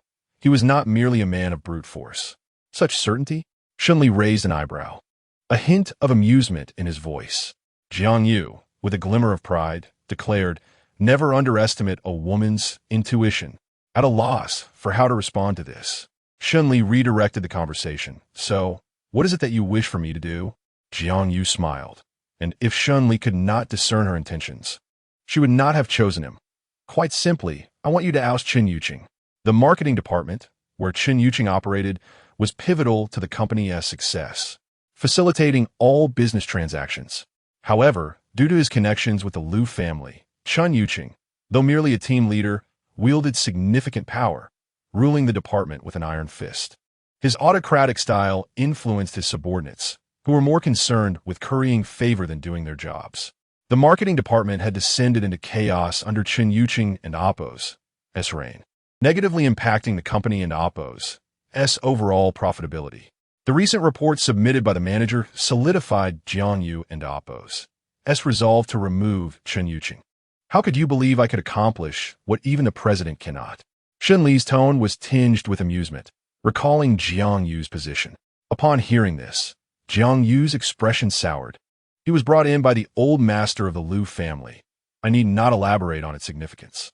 The Jiang family is merely fifth in Jiangcheng, and there's no need to offend the top three over a mere employee. You have nothing to lose, so you can afford to take risks. What do you think? Such a bargaining chip is a rare opportunity. Not really, Jiang Yu responded, but Shen Li's rejection was swift and resolute. Even Jiang Bing, who had been engrossed in his game, was momentarily stunned, staring incredulously at Shen Li. Wait. What? Jiang Yu was taken aback. Her brows furrowed as she regarded the steadfast Shen Li, unsure of how to respond. Jiang Bing approached, putting his phone away. Dude, are you seriously not satisfied with being promoted to department manager? Why not discuss your terms? Shen Li stood up, signaling his disinterest in continuing the conversation. You think I am foolish enough to risk everything for a mere department manager position? Am I that easily deceived? What do you desire then? Jiang Yu asked, urgency creeping into her voice. The removal of Chen Yuqing was critical for the company and Oppo's growth, especially given the recent challenges it faced. She was intent on getting rid of this troublesome element.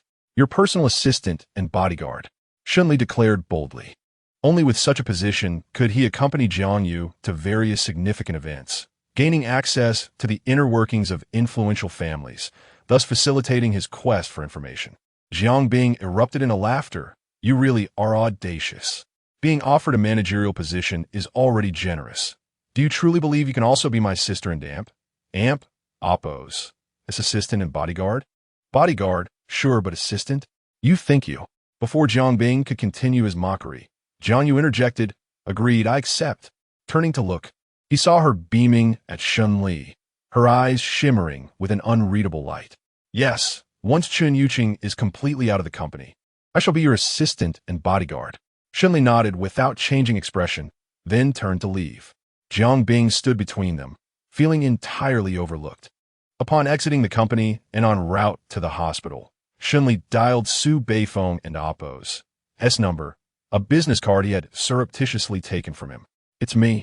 Without further introduction, the cold tone and authoritative voice immediately alerted Su Beifeng to his identity. Your command, sir. Su Beifeng, Zet Bonde. Can you locate Chen Yuqing and Appo's whereabouts? Shen Li inquired. Certainly. Chapter 44. Forgotten Matters MOU is in Jiangcheng. She is a skilled hacker with an exceptional talent for tracking individuals. I will make contact, came the response from the other end of the line. MOU serves as the captain of the 16th team in the Hidden Dragon organization, proficient in both combat and computer skills, shrouded in mystery. Aside from occasional task-related encounters with fellow team leaders, even her own subordinates are unaware of her true appearance. After hanging up, Shen Li returned to his rented apartment and had Yu Manxiang prepare a meal before heading to the hospital to visit Shenhan. At this point, Shenhan was already able to get out of bed and walk normally. His discharge was not in question, and seeing his good spirits, Shen Li felt reassured. Aren't and Appo's. Do you go in the office today? Someone mentioned seeing you in the CEO's office. Has something happened again? Shenhan inquired curiously while eating.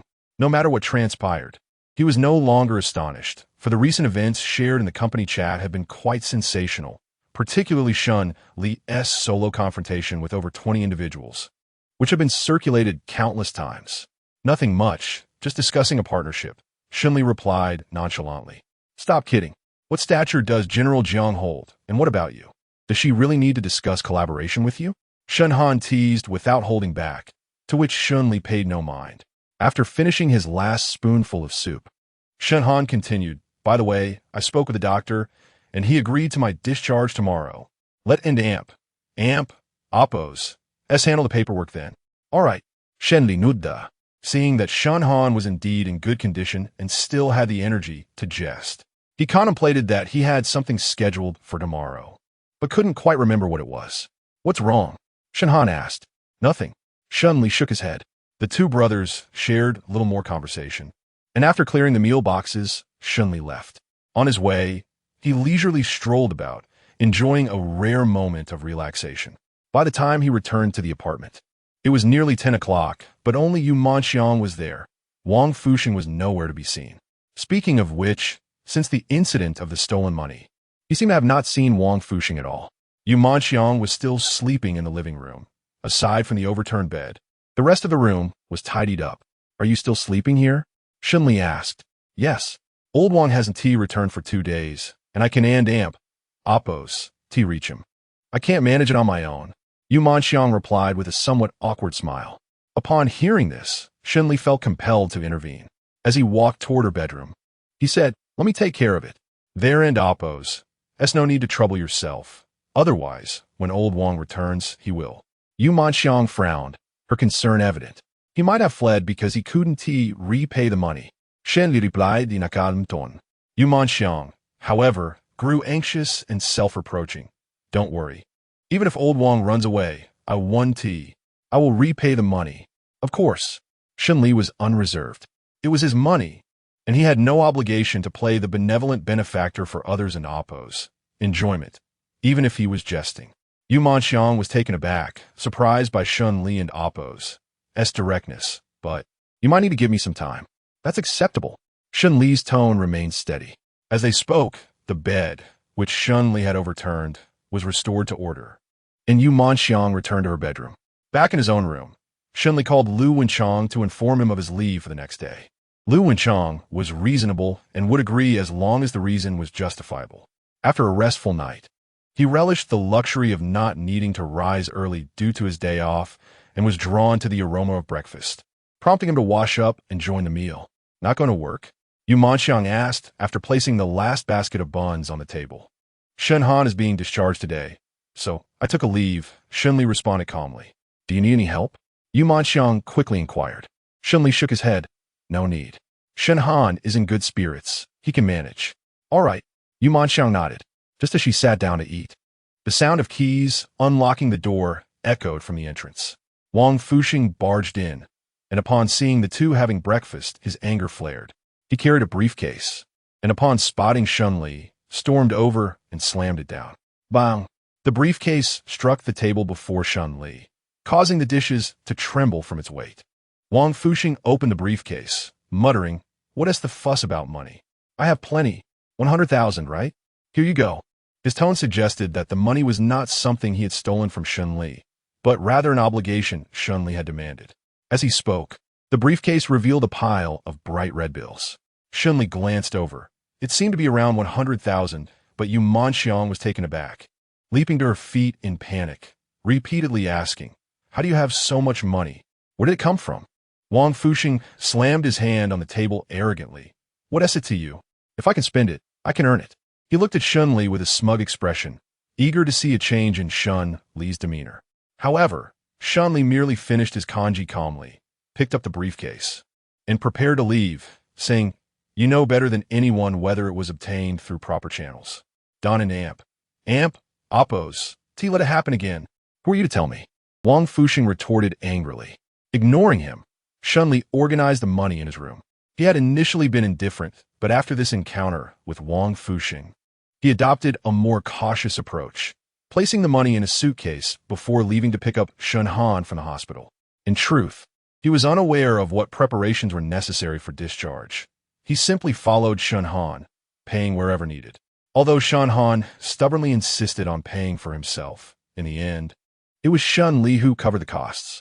After everything was settled, the doctor reapplied medication and bandaged Shen Han's injuries, emphasizing that recovery would take 1 to 2 months for complete healing, given the severity of his fractures. As Shen Li assisted Shen Han out of the hospital, he intended to hail a cab for their return when he noticed a bald man leading a raucous group approaching them. Each member of this gang bore tattoos, exuding an intimidating aura, wielding baseball bats, ready to confront anyone who dared to stand in their way. Shen Han's body trembled involuntarily, fear coursing through him. Even a single blow could prove fatal in his current state. He instinctively tightened his grip on Shen Li and Appo's arm and took a step back. Yet Shen Li remained remarkably composed, wearing an expression of understanding, muttering, "I thought I had forgotten something. Turns out it in Amp. Amp? Appo's. This. What?" Shen Han asked, perplexed. "Nothing to fear. I'm here." Shen Li comforted, patting Shen Han's hand as if soothing a child. Shen Han ceased to feel awkward. Indeed, he was frightened. The intimidating presence of the group made taxis reluctant to stop, and Shen Li had initially considered letting Shen Han take a cab home alone. But that plan was no longer feasible. Chapter 45. The previous lesson, Chapter 44. The previous lesson, a group of individuals stormed to the entrance of the hospital, blocking the way of Shen Li and his companion. The incoming and outgoing medical staff, along with patients and their families, were startled and hastily retreated. The bald man, revealing a set of yellow teeth, grinned broadly, exuding an air of arrogance as he glared at Shen Li. "Kid, today is the day I avenge my brother Wu Biao." He then glanced at his entourage before turning back to Shen Li. "If you obediently bow and apologize to my brother, I might just let you off the hook. Otherwise, do you see my brothers here? Their clubs are merciless." Shen Han trembled with fear, his body shaking uncontrollably. Yet Shen Li calmly replied, "If you want to fight, take it to the back." The hospital entrance was bustling with people, and any disruption to the treatment of other patients would be unacceptable. The bald man did not object and followed Shen Li to the rear of the hospital, where the area was much more spacious and devoid of bystanders, making it suitable for a confrontation. Shen Han, clutching his wound, struggled to keep pace with Shen Li, casting a fearful glance back at the group, his face paling at the sight. He had watched the video of Shen Li fighting with a sheng, but facing a crowd of roughly 80 to 90 armed individuals, all looking fierce and intimidating. It seemed nearly impossible for Shen Li to prevail. "Brother, what is the plan? When do we escape?" Shen Han asked, his brow furrowed in anxiety. "Escape? Why would we escape?" Shen Li's expression remained calm, his gaze resolute. "Not escape? Are you really going to fight them? Have you lost your mind? They're armed," Shen Han urged, panic rising within him. "While we still have time, We need to come up with a strategy to get away. Shen Li remained unperturbed. To stay behind and watch. He halted, turning to face Shen Han, his eyes laced with mockery and indifference.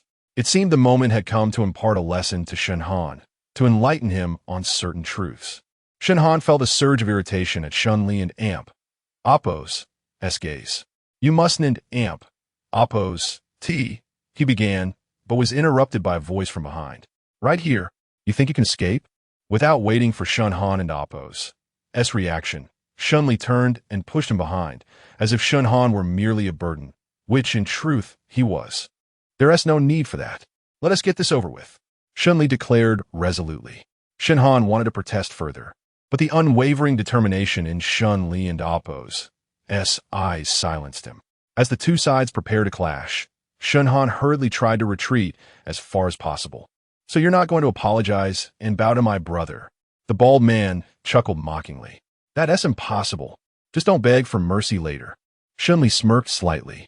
In the next instant, he moved with astonishing speed, resembling a bullet as he shot forward, leaving the crowd in disbelief, momentarily thinking he had vanished. By the time they comprehended the situation, Shen Li had already reached their midst, his massive fist following suit. Bang! A resounding impact echoed as the bald man's companion, a yellow-haired youth, was sent flying against the wall, coming to a halt only upon collision. Upon closer inspection, they noticed a dent in the youth's chest, precisely the size of Shen Li's fist. His face turned ghostly pale, blood trickling from his lips. One punch, and he was rendered lifeless, not a sound escaping him. Shen Li's speed and striking force were so overwhelming that the onlookers scarcely registered what had transpired before the yellow-haired youth was sent sprawling. The crowd was struck with shock and horror, gazing at the motionless figure on the ground, and then at the towering presence of Shen Li. Their faces drained of color, as if the temperature had plummeted. Did he kill him? Shen Han stammered nervously from behind. Yet no one paid him any heed. He stared at Shen Li and Amp, Appo's formidable silhouette, grappling with the reality of who he was witnessing. Now, if you kneel and beg for mercy, I might let you go. Shen Li turned, surveying the group with narrowed eyes, a playful expression on his face. He rarely exhibited such a demeanor. He was not always this cold.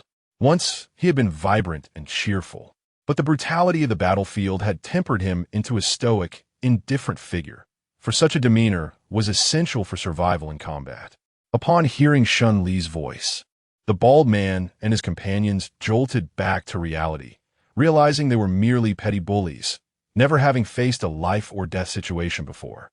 Could they really be intimidated by a single individual? Not a chance. We won't be scared off so easily.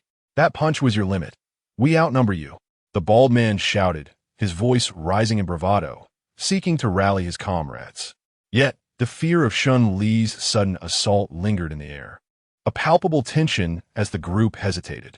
The bald man's words barely left his lips before the throngs of men brandished their clubs and charged mercilessly at Shen Li, a sight that made Shen Han break into a cold sweat for his brother.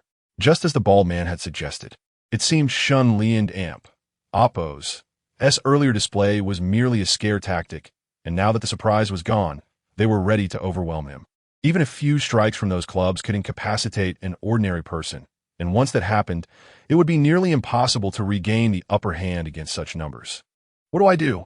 What do I do? Shen Han muttered anxiously, trembling as he fumbled for his phone, dialing emergency services. If he couldn't Amp, Appo's assist Shen Li, at least he could ensure timely help arrived should things go awry, especially since they were situated just behind the hospital. As he reassured himself, the line connected. Hello. But before he could utter more, an astonishing scene unfolded. From his vantage point, Shen Han could no longer see Shen Li. The bald man and Amp, Appo's gang had encircled him completely. Yet, suddenly one figure burst forth from the center of the crowd, followed by another, then a third. Chapter 46. On the ground in the encircled area, individuals were flung out one after another, evidently propelled by Shen Li's forceful strikes. Those on the periphery who were still able to move rushed in with clubs raised. Hello, is anyone there? Came the anxious voice from the other end of the line. It was only then that Shen Han realized, hastily responding, I'm sorry. Wrong number. Before he could hang up, a sarcastic remark echoed back. What an amp? Amp? Oppos. What's wrong with you? You can't even dial 120 correctly? Meanwhile, Shen Li remained unfazed as a throng of attackers surged toward him. With each assault, he faced a barrage of 7 or 8 clubs. He leapt backward, dodging the next wave of strikes, and effortlessly countered with his forearm, landing on the ground with a sweeping kick that felled 3 or 5 assailants. Rising swiftly, he unleashed a powerful punch, creating a breach in the crowd. Every movement he executed was purposeful. After a series of precise maneuvers, he finally forged a slight opening. Seizing the moment, Shen Li bent slightly, gathering momentum before launching himself into the air, soaring as if propelled by springs beneath his feet. Onlookers gaped in astonishment, for such height was beyond the capability of ordinary individuals. Just as they were marveling, Shen Li inverted himself mid-air, his head facing downward, raising a clenched fist prepared to strike directly at the center of the encirclement. His punch was inherently formidable, far exceeding that of an average person, and the downward motion amplified its ferocity. The air hissed as his fist sliced through it, creating a gust that whipped violently in the wake of his attack. The sheer force of his blow was undeniable. Had it connected with a single person, it would surely have been fatal. Yet perplexingly, Shen Li aimed at the very spot where he had been standing moments before, an unoccupied space. What purpose was there in attacking thin air? Ha ha ha, he's impressive, but his brain seems lacking. Why hit nothing? The bald man mocked. Soon, others from the outer circle joined in. I guess he jumped that high just to show off. But he missed. Ha ha. What a failed display. Laughter erupted, leaving Shen Han, who was hiding at the back, feeling embarrassed, his face flushed. But in the next moment, boom! As Shen Li into Oppos. As fist struck down, a resounding thud reverberated, causing the ground and the nearby hospital to tremble. Dust swirled up, enveloping those closest to the center and obscuring their view of the unfolding scene. Did the ground just shake? The bald man exclaimed in disbelief, unable to fathom that such noise could be wrought by Shen Li. Shen Han, too, was drenched in cold sweat, fixated on the swirling dust. As it gradually settled, a familiar, composed figure emerged, eliciting gasps of astonishment from the remaining onlookers. To descend from such heights, in an inverted position, yet land so steadily? Impossible. They remained entranced by this spectacle until the sight before them rendered them motionless. Those 30 or so individuals shrouded in dust lay sprawled, blood trickling from their mouths, utterly still. What transpired? How did he achieve this? Uncertainty gripped them. Is he a ghost? Expressions of shock and fear rippled through the remaining crowd, as if Shen Li were not merely a man, but a vengeful spirit, compelling them to retreat in terror. The bald man turned pale, cold sweat beading on his forehead, his body frozen in fear. The punch had indeed not struck anyone directly. Shen Li had intentionally avoided it, knowing that the sheer force could render those 30 unconscious. Their aim was retribution, not murder. There was no need for such overwhelming force. As the dust finally cleared, Shen Li frowned, brushing off the debris from his clothes as if it were of no concern to him. He sidestepped the fallen bodies and approached the bald man and his group, teasingly asking, "So, are you ready to beg for mercy now?" With his words, a palpable aura of menace radiated from Shen Li, enveloping all present, including Shen Han. His menacing presence was not overwhelmingly intense, yet it instilled a deep-seated fear, leaving everyone feeling as though they were in the depths of hell, with Shen Li as the harbinger of doom. Without uttering a word, Shen Li advanced step by step toward the bald man. Each footfall resonated in the latter and Oppos' ears, echoing like a relentless drum against his heart. "Please, don't come closer. Don't kill me." The bald man trembled, desperate to flee, yet feeling as though his body were encased in lead, immobile. Bang! Ultimately, the bald man succumbed to his terror, collapsing to his knees. His eyes widened in horror, yet his gaze remained vacant as he muttered, "Don't come near." Shen Li did not pause until he stood before the bald man, and with each step closer, the menace surrounding him intensified. The 50 or so remaining individuals behind the bald man also knelt, and even Shen Han, standing at a distance, nearly followed suit. Seeing this, Shen Li smiled faintly, retracting his threatening aura. The moment the menace dissipated, a wave of relief washed over the crowd, resembling deflated balloons, their vigor sapped. After a moment, they cautiously raised their eyes to Shen Li. "Please don't kill me." The bald man's eyes were filled with pleading. The earlier dread had made him acutely aware of Shen Li and Appo's power. They were not merely outnumbered or armed, but fundamentally mismatched in strength. "Heh, don't you wish to avenge your brother?" Shen Li countered with a sneer. The bald man immediately shook his head vigorously, like a pendulum. "No vengeance. It's his fault for provoking you. So, please spare us. Spare us, I beg you." The bald man's subordinates echoed his pleas, all 50 of them kneeling in supplication. Shen Han had never witnessed such a scene, witnessing his own brother as the object of their desperate entreaties. Shen Li surveyed the kneeling figures, his silence accompanied by a furrowed brow. At this reaction, the bald man panicked, clutching Shen Li's leg, proclaiming, "Boss, from now on, you are our leader. Please grant us a chance to live, and we vow to follow you to the ends of the earth. Just give us one opportunity. We beseech you, grant us a chance." His subordinates chimed in, pleading fervently. Hearing this, Shen Li hesitated. Chapter 47, 3 words now. He finds himself at a juncture where employing others serves his interests. Regardless of the means, expanding his influence can only be advantageous. Even if he yearns for discretion, he can still send them to Su Beifeng. Such a notion is indeed worth considering. Shen Li squinted slightly, feigning contemplation to give them the impression that he was not genuinely in need, thereby making it easier to manipulate them. "Boss, the area east of the hospital is all mine. You can ask anyone around, and they will tell you the name Lu Guanghai. If you ever need assistance, I can certainly be of help. Moreover, we will ensure the safety of your brother." Lu Guanghai reacted swiftly, quickly rising from the ground and presenting a cigarette to Shen Li. He appeared to be in his 30s, a seasoned individual adept at reading people. "I do not smoke," Shen Li replied coolly, causing the bald man to awkwardly retract his offer. "Boss, please consider this. Keeping us around is far better than eliminating us." The bald man continued to flatter. "That much is true." Shen Li glanced at him from the corner of his eye. Upon hearing this, the bald man's eyes brightened, and he cautiously inquired, "Boss, does that mean you agree?" Shen Li exhaled slowly, responding, "Yes. Thank you, boss, for sparing our lives." The bald man instantly beamed with joy, hastily urging his kneeling subordinates to rise and express their gratitude. His subordinates complied, thanking Shen Li in unison before standing up. However, their elation was short-lived as Shen Li and Appo's grim voice echoed once more. "Since you wish to submit to me in exchange for your lives, there are a few points that must be clarified." At that, silence fell over the group. "First, no clandestine plotting. If you have any ideas, bring them directly to me. Second, you must rectify your unsavory habits. I do not require thugs as subordinates. Third, regulate your conduct. Do not bully the weak." The bald man then added, "Did everyone hear that clearly?" "We heard." The subordinates replied in unison. "Lu Guanghai, take them to St. Hao Hotel to report to Su Beifeng."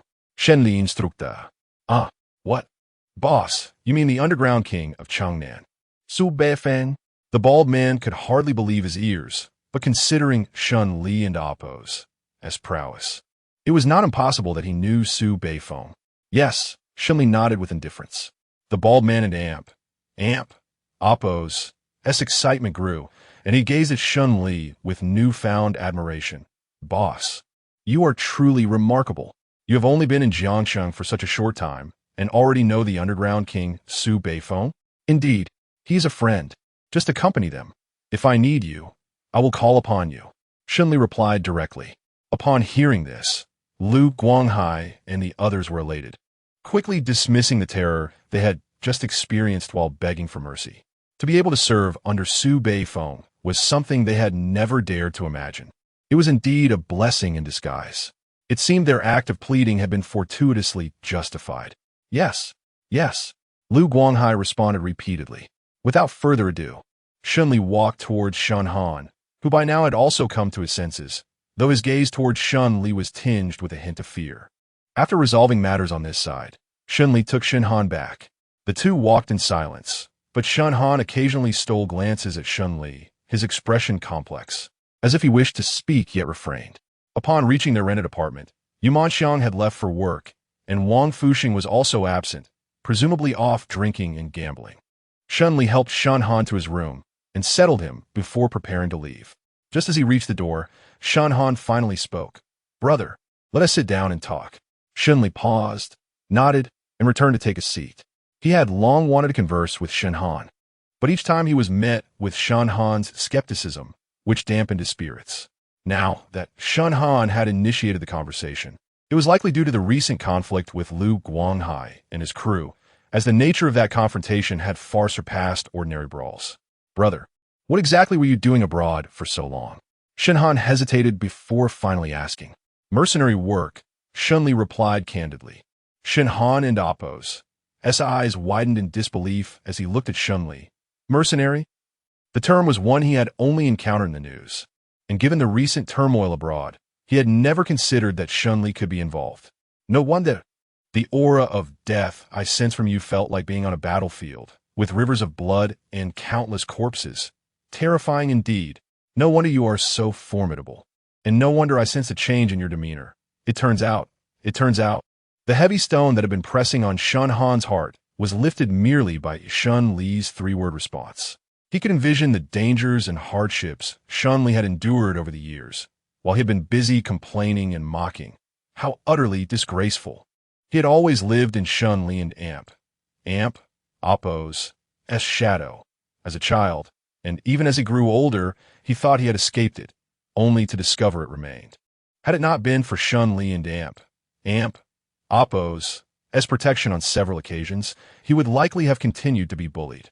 Now he could stand tall before Wang Fuxing, Lu Ya, and Chen Yuqing, all thanks to the confidence and courage bestowed upon him by Shen Li. He had always been timid and cowardly. Perhaps it was only because of Shen Li that he could muster some semblance of bravery. "You are correct, these past few years. I have indeed lived a life on the edge of a knife, but I do not regret it. It is precisely these years that have forged my current skills." "Shen Han, do you wish to learn some skills as well?" Shen Li looked at Shen Han earnestly. He genuinely wanted to teach Shen Han some self-defense techniques, enabling him to protect himself and Bai Fong, ensuring that upon his departure from Jiangcheng, he would not revert to being bullied. However, Shen Han frowned and smiled weakly. "I think I and Appo's pass. I and Appo's am not as strong as you, brother. I want an Appo's to be able to learn." Shen Li felt a twinge of disappointment. Before going to the battlefield, he had not been particularly strong either. Did Shen Han not realize that strength is cultivated through training? Or did he believe that with Shen Li around, he could afford to be complacent? "Shen Han, I will not always be by your mom's side. You must learn to protect yourself and to safeguard mom." Shen Li frowned, staring intently at Shen Han. Yet Shen Han interpreted this differently. "What do you mean by that? Brother, are you planning to leave without a word again? I still haven and Appo's. T asked you why you left so suddenly." Shen Li sighed heavily. It was still too early for Shen Han to know the truth. He pinched the bridge of his nose, feeling somewhat vexed.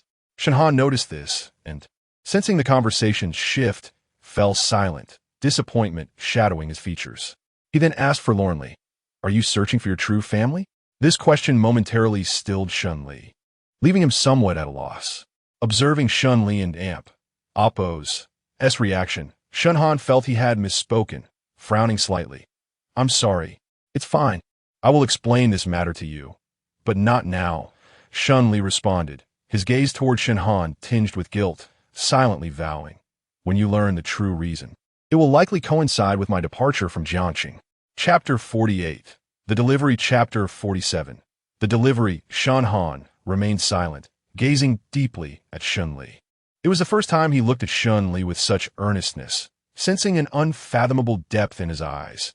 Yet all he could discern were the cold, dark irises. "You are still recovering from your serious injuries, and, after all the commotion today, it would be wise to rest early," Shen Li suggested as he stood up, preparing to leave. Shen Han did not stop him again, merely nodding in agreement. As noon approached and no food had arrived, Shen Han confined to bed due to his injuries, found himself in a predicament. Shen Li, lacking culinary skills, was at a loss, especially with Yu Manxiang busy at work. After some contemplation, Shen Li decided to call Su Beifeng. Please have Lu Guanghai deliver some nourishing meals suitable for recovery to my location every afternoon. He knows the address. Shen Li instructed directly. Understood, Chief, but who is Lu Guanghai? Su Beifeng responded, somewhat perplexed on the other end of the line. There were a few ruffians causing trouble, whom I subdued. I sent them to report to you, Shen Li replied. Got it, Chief. Should the meals arrive today? Su Beifeng inquired further. Yes, came Shen Li and Appos, as affirmative response before he hung up. At the entrance of the Shenghao Hotel, Lu Guanghai led a large group of followers, though their previous bravado had dissipated, replaced by a cautious demeanor. Lu Guanghai hesitated, unsure about approaching or entering the hotel. The security guard at the entrance broke into a cold sweat upon seeing their imposing presence. Just yesterday, Shen Li had left them in disarray, and now this multitude seemed insurmountable. The guard quickly notified his superiors. Boss, no, Brother Hai, this must be the place. Shenghao Hotel. Is the underground emperor truly here? One of the younger members whispered, inching closer. It must be. They're an amp. Appos. There's no other Shenghao in Jiangsheng that compares. Lu Guanghai gazed up at the grand structure, its opulence stretching beyond the eye's reach, rivaling the splendor of the capital. But can we really enter such a place? Another member bluntly asked. At that, everyone glanced down at their attire, realizing their street thug appearances were utterly out of place. They finally understood why Shen Li had urged them to change their looks. In their current state, they would be regarded as mere nuisances. Brother Hai, what should we do? If we don't go in, we might be driven away as ruffians. How do we explain that to the boss? Hong Mao chimed in. Despite the urgency, Lu Guanghai still hesitated. Just then, a sheng emerged from within, flanked by two others. Upon seeing the scene before him, his jaw dropped in astonishment, internally lamenting. How many did you say you subdued? This looks like nearly 60. It was evident that such a group was insufficient against someone like Shen Li, whom a sheng knew would hardly take them seriously. All right, you lot, follow me. A sheng commanded loudly, leaving Lu Guanghai and the others no room for protest as they hurried to follow him. Given the sheer number of them, entering through the main entrance would not be prudent. They couldn't risk alarming the hotel's patrons. Originally, Su Beifeng had informed a sheng that only a few would be arriving, so entering through the front was manageable. However, with this many individuals, they had to use the underground parking lot, ultimately leading them to a large courtyard behind the hotel. With a Chung and a Yong both injured and hospitalized, a sheng had to handle these arrangements alone. After settling the group, he scanned the crowd and called out, Who is Lu Guanghai? I am. A sheng, I and Appos. Am Lu Guanghai. Lu Guanghai bowed and scraped, despite being older than a sheng by a decade, still smiling obsequiously. A sheng frowned, visibly displeased. Who is your brother? Lu Guanghai was taken aback then. How should I address you? He cautiously inquired. After a moment's thought, a sheng waved his hand dismissively. Forget it. Just call me that. You all belong to Shenge now, so whatever you like. Hearing a sheng refer to Shen Li as Shen Gu deepened Lu Guanghai's apprehension toward Shen Li. From today forth, you will deliver meals to Shen Gu every afternoon. He mentioned you know the address. Come, I'll take you to collect the meals. Without waiting for Lu Guanghai's response, a sheng turned and walked away. Lu Guanghai dared not resist and quickly followed suit. Shen Li's apartment was situated in the city center, a fair distance from the southern district. So to ensure Shen Li received fresh meals, Su Beifeng had arranged for a thermal food delivery cart for Lu Guanghai. By the time Lu Guanghai arrived, it was already 1:30 p.m. Shen Li, reclining on the sofa with his eyes closed, only stirred upon hearing the doorbell. Upon opening the door, he was greeted by Lu Guanghai, who beamed while holding a large box that was nearly half his size. Shen Li frowned and, taking the box, asked, You've worked hard. It's no trouble. Delivering meals to the boss is an honor. Lu Guanghai responded earnestly, but Shen Li cut him short with a stern. You may leave now. With a bang, the door closed, leaving Lu Guanghai's smile behind the heavy iron gate. Internally, he felt a swell of grievance. Just that morning, he had wielded power as the local boss, and by afternoon, he had been relegated to the role of a mere deliverman. Yet he had no choice. It was Shen Li and Amp, Oppo's explicit request. It was not that Shen Li had specifically chosen him. He merely knew Lu Guanghai and Amp, Oppo's name. Upon opening the large box, Lu Guanghai was pleasantly surprised by the bounty within. 4 dishes and a soup, all nourishing and well-balanced, perfect for Shen Han's recovery. He refrained from calling Shen Han out, opting instead to bring the box inside, using it as a makeshift table while he arranged the food. Shen Han, astonished, exclaimed, "Brother, did you buy this for me?" "No. It was prepared by Su Beifeng," Shen Li replied nonchalantly. Shen Han's eyes widened in surprise as he opened the soup bowl, asking, "When you were fighting with Lu Guanghai and the others, you mentioned knowing Su Beifeng. I'm quite curious about how you two met." He took a generous sip of the hot soup. "He is my subordinate," Shen Li stated flatly. Then, unexpectedly, Shen Han coughed violently, spraying soup across Shen Li and Amp, Oppo's face. The revelation striking him like a thunderbolt. Shen Li was formidable enough to take on 80 opponents. He believed that. He accepted that Shen Li knew Su Beifeng. But to claim he was his subordinate? That was utterly unbelievable. Not to mention that Su Beifeng had arrived in Jiangcheng 6 months earlier. With his reckless personality and methods, would he ever settle for being a subordinate? Why would he then contend for control over a significant portion of the underground? Shen Li furrowed his brow, wiping his face with a scowl, and then shot a warning glance at Shen Han. Shen Han, having regained his composure, waved his hand apologetically. "Sorry, brother, I was just too shocked." Chapter 49. Filthy Things. Chapter 48. Filthy things do not drink the soup if you are shocked. Shen Li was genuinely infuriated. No one had ever dared to confront him in such a manner. Had it been anyone else, he would not have allowed them to frolic in his presence unscathed. "Brother, what you just said surely cannot be true." His face contorted as he cautiously probed for answers. Shen Li remained frowning, perplexedly gazing at Shen Han. "Have I ever given you the impression of being a braggart?" No. Shen Han, witnessing Shen Li's expression and recalling that he had just splattered soup all over him, dared not pursue the inquiry further, though disbelief lingered in his heart. The notion that Su Beifeng was his subordinate was unimaginable. After their meal, Shen Li tidied up briefly, discarding the leftover food and placing the insulated box at the door, awaiting Lu Guanghai's arrival the next day to take it away. As he descended to dispose of the trash, he fortuitously spotted Lu Yi standing before an extravagant car, adorned in garish makeup and a snug pink dress. Her sunglasses perched atop her head, grinning broadly at Shen Li. Her ostentatious attire was ill-suited for the luxury vehicle. "What? Do you not recognize me? Last time, you frightened me, and now you choose to ignore me?" Lu Yi smirked triumphantly, casting a disdainful glance at Shen Li. His confusion mounted. Well, had he ever frightened Lu Yi? He had always treated her as if she were invisible. Did she truly believe he would acknowledge her existence? "Just wait. My boyfriend will be back soon, and you'll see, Lu Yi is not to be trifled with. I have authority over this entire community." Liu Ya approached Shen Li. Her slender waist pinched with arrogance. Utterly tiresome, Shen Li merely cast her a sidelong glance, filled with annoyance and disdain, before brushing past her. Liu Ya, dissatisfied, had finally managed to bring her boyfriend back to confront Shen Li and would not let him leave so easily. "Stop right there. Do you think you can escape now that I've changed?" she shouted. "I'll warn you, as long as you reside here, I will make your life miserable." Liu Ya hastily stepped in front of Shen Li again.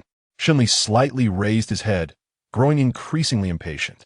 He squinted at her pretentious demeanor, which he found utterly detestable. Liu Ya expected Shen Li to cower, but instead, he coldly uttered, "What are you to me? Get out of my way." "What did you say?" His words ignited her fury, and her bright red lips curled into a grotesque snarl. "What gives you the right to block my path? You pathetic wretch, get lost." Shen Li's tone intensified, belittling Liu Ya's self-importance, crushing her pride beneath his feet. You ignorant fool. I will surely kill you today." Liu Ya exploded. Her temper ignited like a firecracker, shrieking and lunging toward Shen Li. However, before she could draw near, bang! Shen Li, unyielding, unceremoniously dumped the trash bag over Luya's head. Momentarily stunned, she did not register what had happened until the remnants of their meal cascaded over her, drenching her face and clothing. A shrill scream erupted from her lips. As she attempted to clear the mess from her head, her hands floundered helplessly.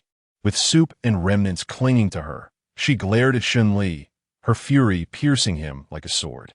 "I will kill you. I swear I will."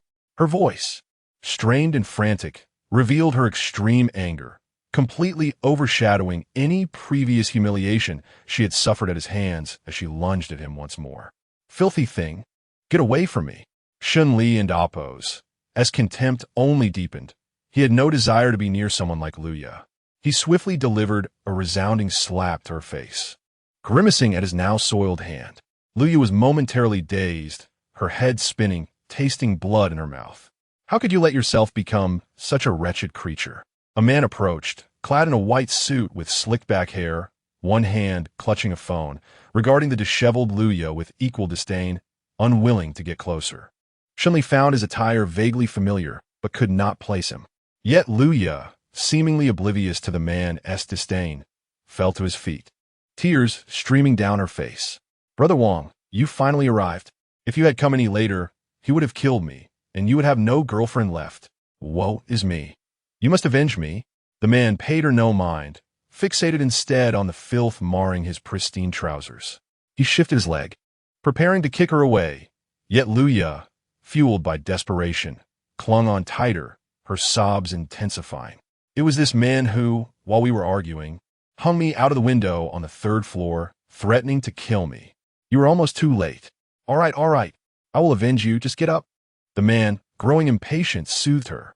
Luya, cautious not to overstep, recognized her position as a mere ordinary college student, lacking the means to keep a wealthy suitor tethered. Rising, she gazed at him with feigned innocence, yet he frowned, turning away to fulfill his promise of vengeance. But upon turning, he was taken aback. The man was none other than Wang Fuge, the so-called noble son of Jiangsheng, who had been subdued by Shen Li just the day before. Wang Fuge remained in shock for a moment before regaining his composure. You bullied Yi?" He gulped, confronting Shen Li with a shaky resolve. "Yes, and what do you intend to do about it?"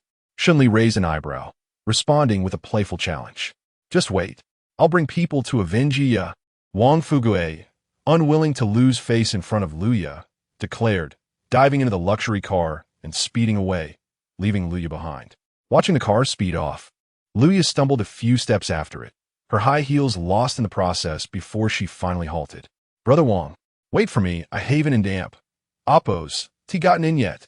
Shen Li, fully aware of the situation, scoffed. "He is afraid you'll dirty his luxury car? I." Luya was rendered speechless by his retort, yet her frustration simmered. Shen Li let out a derisive laugh, preparing to leave, but Luya grew anxious once more. Chapter 50. The Escape. Chapter 49. The Escape. Where are you going? Did you not hear my boyfriend say to wait for his return and help me take revenge? Are you certain? Shen Li retorted. Are you sure he is not fleeing, but rather seeking vengeance for you? What do you mean by that? My boyfriend's family is the Wang family, the 6th largest enterprise group in Jiangsheng. No matter how formidable you are, you cannot rival the influence of the Wang family. I believe it is you who wishes to escape. Luya crossed her arms, exuding confidence and arrogance. Very well, I shall wait with you. You better call your boyfriend. If I am kept waiting too long, you shall bear the consequences. Shen Li and Amp, oppose. S voice turned icy, causing Luya to shiver slightly. Shen Li initially intended to leave, but considering they might persist in bothering her, she decided to pass the time and resolve the matter. However, after about 5 minutes of waiting, Shen Li began to grow impatient. You had better call your boyfriend. Why are you so anxious? My boyfriend will definitely return. Just wait here. Luya and oppose. S expression soured slightly, yet she uneasily dialed Wang Fugue and oppose. S number. Hello, Brother Wang, when will you arrive? I am waiting here with that man. Luya and oppose. S voice was sweet and soft, a stark contrast to her earlier aggressive demeanor, surprising Shen Li who listened nearby. What? You're still waiting? My clothes are dirty. I need a change. You should do the same? Or how will you sit in my car? There are still matters to attend to. Do not embarrass me. Wang Fugui's voice on the other end was filled with incredulity. Luya paused, her voice lowering as she asked, "Aren't you going to help me take revenge?" She deliberately lowered her volume, wary of being overheard by Shen Li, casting a furtive glance her way. Revenge? That fellow cannot escape. We can seek vengeance whenever we wish. Do not forget how important tonight's gathering is. The top 10 young masters and young ladies of Jiangsheng will all be there. My Wang family, being the 6th in Jiangsheng, must also attend. Wang Fugui and Appo's voice grew more self-satisfied, and it was difficult for Shen Li to ignore. The top 10 in Jiangsheng. Shen Li felt a flicker of interest, pondering how she might attend. I understand. Luya and Appo's face flushed crimson, realizing that she had confidently awaited Wang Fugui and Appo's help for revenge, only to be forgotten the moment he drove away. I will be waiting for you at the entrance of Shenghao Hotel. Remember to dress beautifully and wear the haute couture gown I bought for you. Do not embarrass me, Wang Fugui reiterated, hanging up before Luya could respond. Luya stared at her phone, frowning in a daze. I was right. He has fled.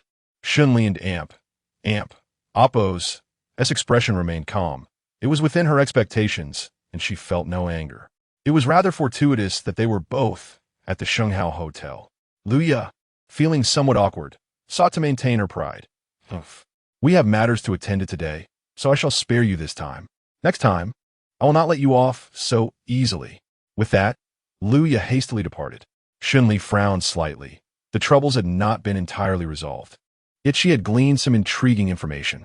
After a moment of contemplation, she dialed a number. Hello, Dongcheng.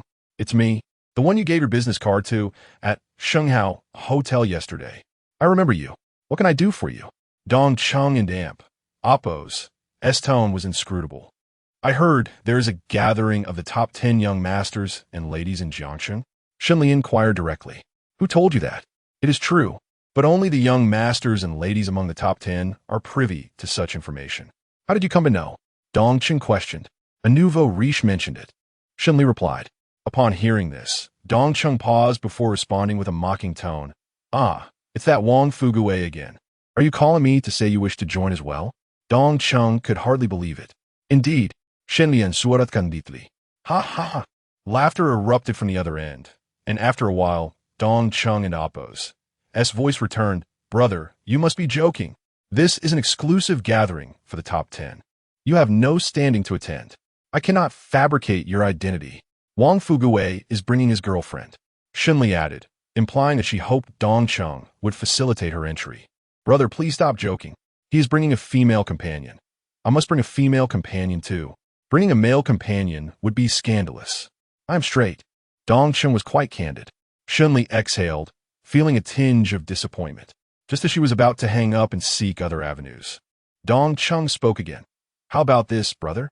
You come over first, and I will see if there are any young ladies who arrived alone. I will ask if they would like you as their male companion. Dongcheng sensed that Shen Li was not an ordinary person. He had witnessed her at Shenghao Hotel the previous day, emerging unscathed after a meeting with Su Beifeng, while everyone treated her with the utmost respect. Regardless of how Shen Li managed to achieve this, Dongcheng was certain he wanted to befriend such an individual. The saying goes, the more friends one has, the more paths one can tread. Very well, Shen Li agreed. Regardless of the outcome, she was determined to learn more about the situation, even if it meant working as a server to gain entry. After hanging up, Shen Li changed into a cleaner outfit, having just dealt with refuse. Once she felt presentable, she informed Shen Han before hailing a cab to Shenghao Hotel. Upon arriving at Shenghao, she found it still early and chose to visit Su Beifeng upstairs to explain her intentions. If all else fails, I could impersonate a server to gain entry, Shen Li suggested. However, Chief, your attire may not suffice to infiltrate the enemy's ranks. Su Beifeng Fadawen, Scutinding Shen Li. Shen Li felt a touch helpless. What is wrong with my outfit? Though she had intentionally changed her clothes, she realized that among the top 10 families of Jiangsheng, her casual sportswear was rather ordinary and not from a prestigious brand. Not only would she struggle to gain entry, but she would also attract unwanted attention throughout Shenghao. save for Su Beifeng and his associates. Do not worry, Chief. I have plenty of branded suits here. Someone, Su Beifeng commanded, and a rack of clothing was brought forth, adorned with numerous designer suits. Choose freely. All are new and tailored to your size, Su Beifeng declared, as the attendant showcased one exquisite outfit after another. Shen Li was indifferent, yet Su Beifeng savored the selection. White is refreshing, black exudes power, gray conveys stability. Black suits you best, Chief. Su Beifeng presented a black suit for Shen Li and Amp, Oppos, as consideration. Indeed, Shen Li nodded, though she could not discern much difference among the options. Chapter 51. Handsome in the previous chapter, Su Beifeng presented a pair of brand-new, jet black leather shoes, clearly of considerable value, and urged Shen Li to change into them. Once adorned in the new attire, Su Beifeng and Amp, Oppos, as eyes lit up, Shen Li was undeniably a striking figure. His tall stature, coupled with a muscular physique, made the tailored suit appear exceptionally sharp, rivaling that of a professional male model. His chiseled jawline, piercing gaze, and strikingly handsome face led one to mistake him for a wealthy scion. Leader, you look incredibly dashing in that outfit. Let us not underestimate this appearance. Su Beifeng complimented without reservation, giving a thumbs up. Is it really that exaggerated? I and Oppos am merely a security guard. Wearing this feels somewhat excessive, Shen Li chuckled. It was the first time Su Beifeng had seen him engage in such banter. It would undoubtedly be a topic of boast among the squad leaders for a year, illustrating the bond between him and the leader. However, he couldn't help but ask, Leader, do you truly intend to remain a security guard? Su Beifeng's concern was palpable. As he frowned, in a society that often judges individuals based on their occupations, being a security guard was regarded as a lowly position, and Shen Li, the head of the Hidden Dragon organization, was far too formidable to be looked down upon. No, this is merely the first step. Shen Li and Amp, Oppos' expression returned to its usual seriousness, and Su Beifeng regretted broaching the subject. By the way, how is the matter I asked you to look into? Have you located Qinyuqing? Shen Li suddenly inquired. Su Beifeng sighed. I apologize, boss. I have yet to establish contact with MOU. How could this be? Shen Li frowned, concerned that there might have been an issue with their communication. They possessed a unique method of contact that would not alert anyone outside the Hidden Dragon organization, and Su Beifeng and Amp, Oppos' words elicited worry from Shen Li boss. There is no need to be anxious. MOU is likely just asleep, and hasn't he noticed my message yet? Su Beifeng reassured with a smile. Asleep? Shen Li glanced outside, noticing that it was still only around 6:00 and Amp, Oppos' clock, hardly late enough for slumber. Su Beifeng sighed again. Boss, you don't understand. MOU is quite the homebody, sleeping soundly during the day and only becoming active at night. I've already sent her the message. She will respond once she awakens. Very well, Shen Li nodded. He realized he didn't know much about his subordinates, and vice versa. Some of these squad leaders were chosen by him, while others were selected by Jin Long and Yin Long, rendering them as mysterious to Shen Li as he was to them. In Oppos, still early. Why not stay a while longer, leader? I recently acquired some excellent tea for you to savor. As Su Beifeng noticed Shen Li preparing to leave, he quickly interjected. No, I need to head out early to scout the situation. Shen Li shook his head. Although Su Beifeng felt a tinge of disappointment, he smiled and nodded, calling out toward the door, a Sheng. As soon as he spoke, a Sheng entered through the door. Boss.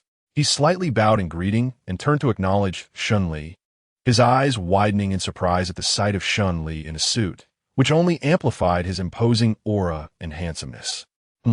Shen Li furrowed his brow, puzzled by a Sheng and Oppos' reaction. Feeling the weight of Shen Li and Oppos' gaze, Sheng shivered slightly and quickly greeted Brother Shen. Su Beifeng burst into laughter, clapping a Sheng on the shoulder. Doesn't end Amp, Oppos' Sheng think Brother Shen looks particularly handsome in that outfit? Indeed, a Sheng nodded. Shen Li was indifferent to Su Beifeng and Oppos' informal address, while Su Beifeng felt a sense of delight, sensing the growing camaraderie between them. Boss, did you call me? A Sheng spoke softly. Almost forgot. You'll accompany Brother Shen to ensure he isn't disturbed by any ill-mannered individuals. The main hall downstairs should have records of the private rooms. Take Brother Shen to find the location of the gathering of the top 10 young masters in Jiangxing. Su Beifeng Institute. Understood, boss. A Sheng nodded. Shen Li didn't refuse. Having a Sheng around would facilitate his actions. The two descended directly to the restaurant and Amp, Oppos, as front desk, encountering several of Su Beifeng's associates who greeted them politely along the way. During their journey, a Sheng expressed his frustration. Brother Shen, what kind of subordinates have you gathered? They wear suits in such an unrefined manner. And that Lu Guanghai looks like a creep. No matter how I teach them, they still come off as ruffians. It's quite a challenge. Shen Li let out a light chuckle, his normally cold demeanor softening with a hint of amusement. They are merely street thugs, and reforming them is indeed difficult. You have my gratitude for your efforts. Though his tone remained somewhat frosty, a Sheng discerned the subtle warmth in Shen Li and Amp, Oppos, demeanor. Please don't say that, Brother Shen. A Sheng responded anxiously. Upon reaching the hall, a Sheng requested the front desk to retrieve the reservation records, quickly locating the venue for the gathering at room 2901. To Shen Li and Oppos, as surprise, he also spotted a familiar name on the list, Zhou Xiaoji, whose gathering was in the adjacent room, 2902. He recalled overhearing conversation just before leaving work yesterday, where Zhou Xiaoji mentioned a collaboration discussion with the client. As an ordinary employee, it was natural for her to handle reservations, hence her name appeared. Brother Shen, shall we head over now? They might not be there yet since they booked for 9:00 and Amp, Oppos, clock, and it's not even 7, a Sheng reminded. Let's go take a look. I wish to familiarize myself with the environment. Shen Li Raplia. This was his habit. Upon entering a new environment, he would scout the layout, monitor placements, table settings, and decor, preparing for any eventualities. Yes, a Sheng nodded, leading Shen Li upstairs. Upon reaching room 2901, they found a spacious layout, complete with dining tables and a separate KTV room. Though it was a private dining area, the entertainment facilities were quite comprehensive, explaining their choice of venue for gathering. After thoroughly familiarizing himself with the space, Shen Li was about to leave when he overheard a familiar voice. Mr. Gao, please don't do that. Let me take you to the restroom, Zhou Xiaoji said politely, though her tone was tinged with irritation. Following the sound, they observed Zhou Xiaoji supporting a drunken middle-aged man. Although he was short, he was quite portly, his pudgy hands rubbing against Zhou Xiaoji and Amp, Oppos, delicate skin. His disoriented demeanor suggested he could topple over at any moment. Yet he continued to lean heavily against her. Zhou Xiaoji, being a woman, struggled to bear his weight, her body dangerously tilting against the wall. Brother Shen, aren't you leaving? A Sheng inquired curiously, following Shen Li's gaze. Chapter 52. 3 cups not yet. I've run into an acquaintance. With that, Shen Li furrowed his brow and approached, effortlessly lifting the corpulent middle-aged man off Zhou Xiaoji. His tone was brusque as he inquired, Are you heading to the restroom? Let me assist you for convenience and Amp, Oppos, sake. Shen Li and Amp, Oppos, assertive actions and authoritative voice momentarily stunned both the man and Zhou Xiaoji. Zhou was captivated, her eyes sparkling with delight as she gazed at Shen Li. Adorned in a suit, he appeared even more dashing. His domineering aura, resolute gaze, and handsome features made him irresistible. Any girl would wish to steal a few more glances. Who do you think you are? Mind your own business. Let go of me. The middle-aged man struggled against Shen Li and Oppos' grip, appearing like a large potato in comparison. After futilely attempting to shake off Shen Li and Oppos' hand, his irritation escalated, and he abandoned the pretense of inebriation. Release me. I can manage on my own. Absolutely not. You're a partner of our company. I must ensure your safety. Shen Li remained unyielding, unwaveringly gazing down at the man, whose rotund figure now seemed to shrink under Shen Li's chilling stare, causing him to feel apprehensive. Before the man could react, Shen Li resolutely dragged him toward the restroom. Given Shen Li and Oppos' towering stature and the man and Oppos' diminutive portly frame, the scene resembled Shen Li hauling a suitcase, which was quite comical. Zhou Xiaoji stifled a laugh behind her hand.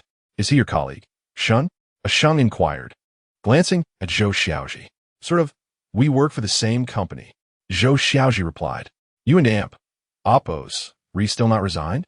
Is it really necessary to go this far? A Sheng frowned, perplexed. Familiar with one another, a Sheng served as the lobby manager at the Shenghao Hotel, where Zhou Xiaoji frequently visited. Their shared age and rapport had fostered a friendship. Unbeknownst to Shen Li, just consider it a form of exercise. I and Oppos am not afraid of anything. Zhou Xiaoji shrugged, exuding a fearless demeanor.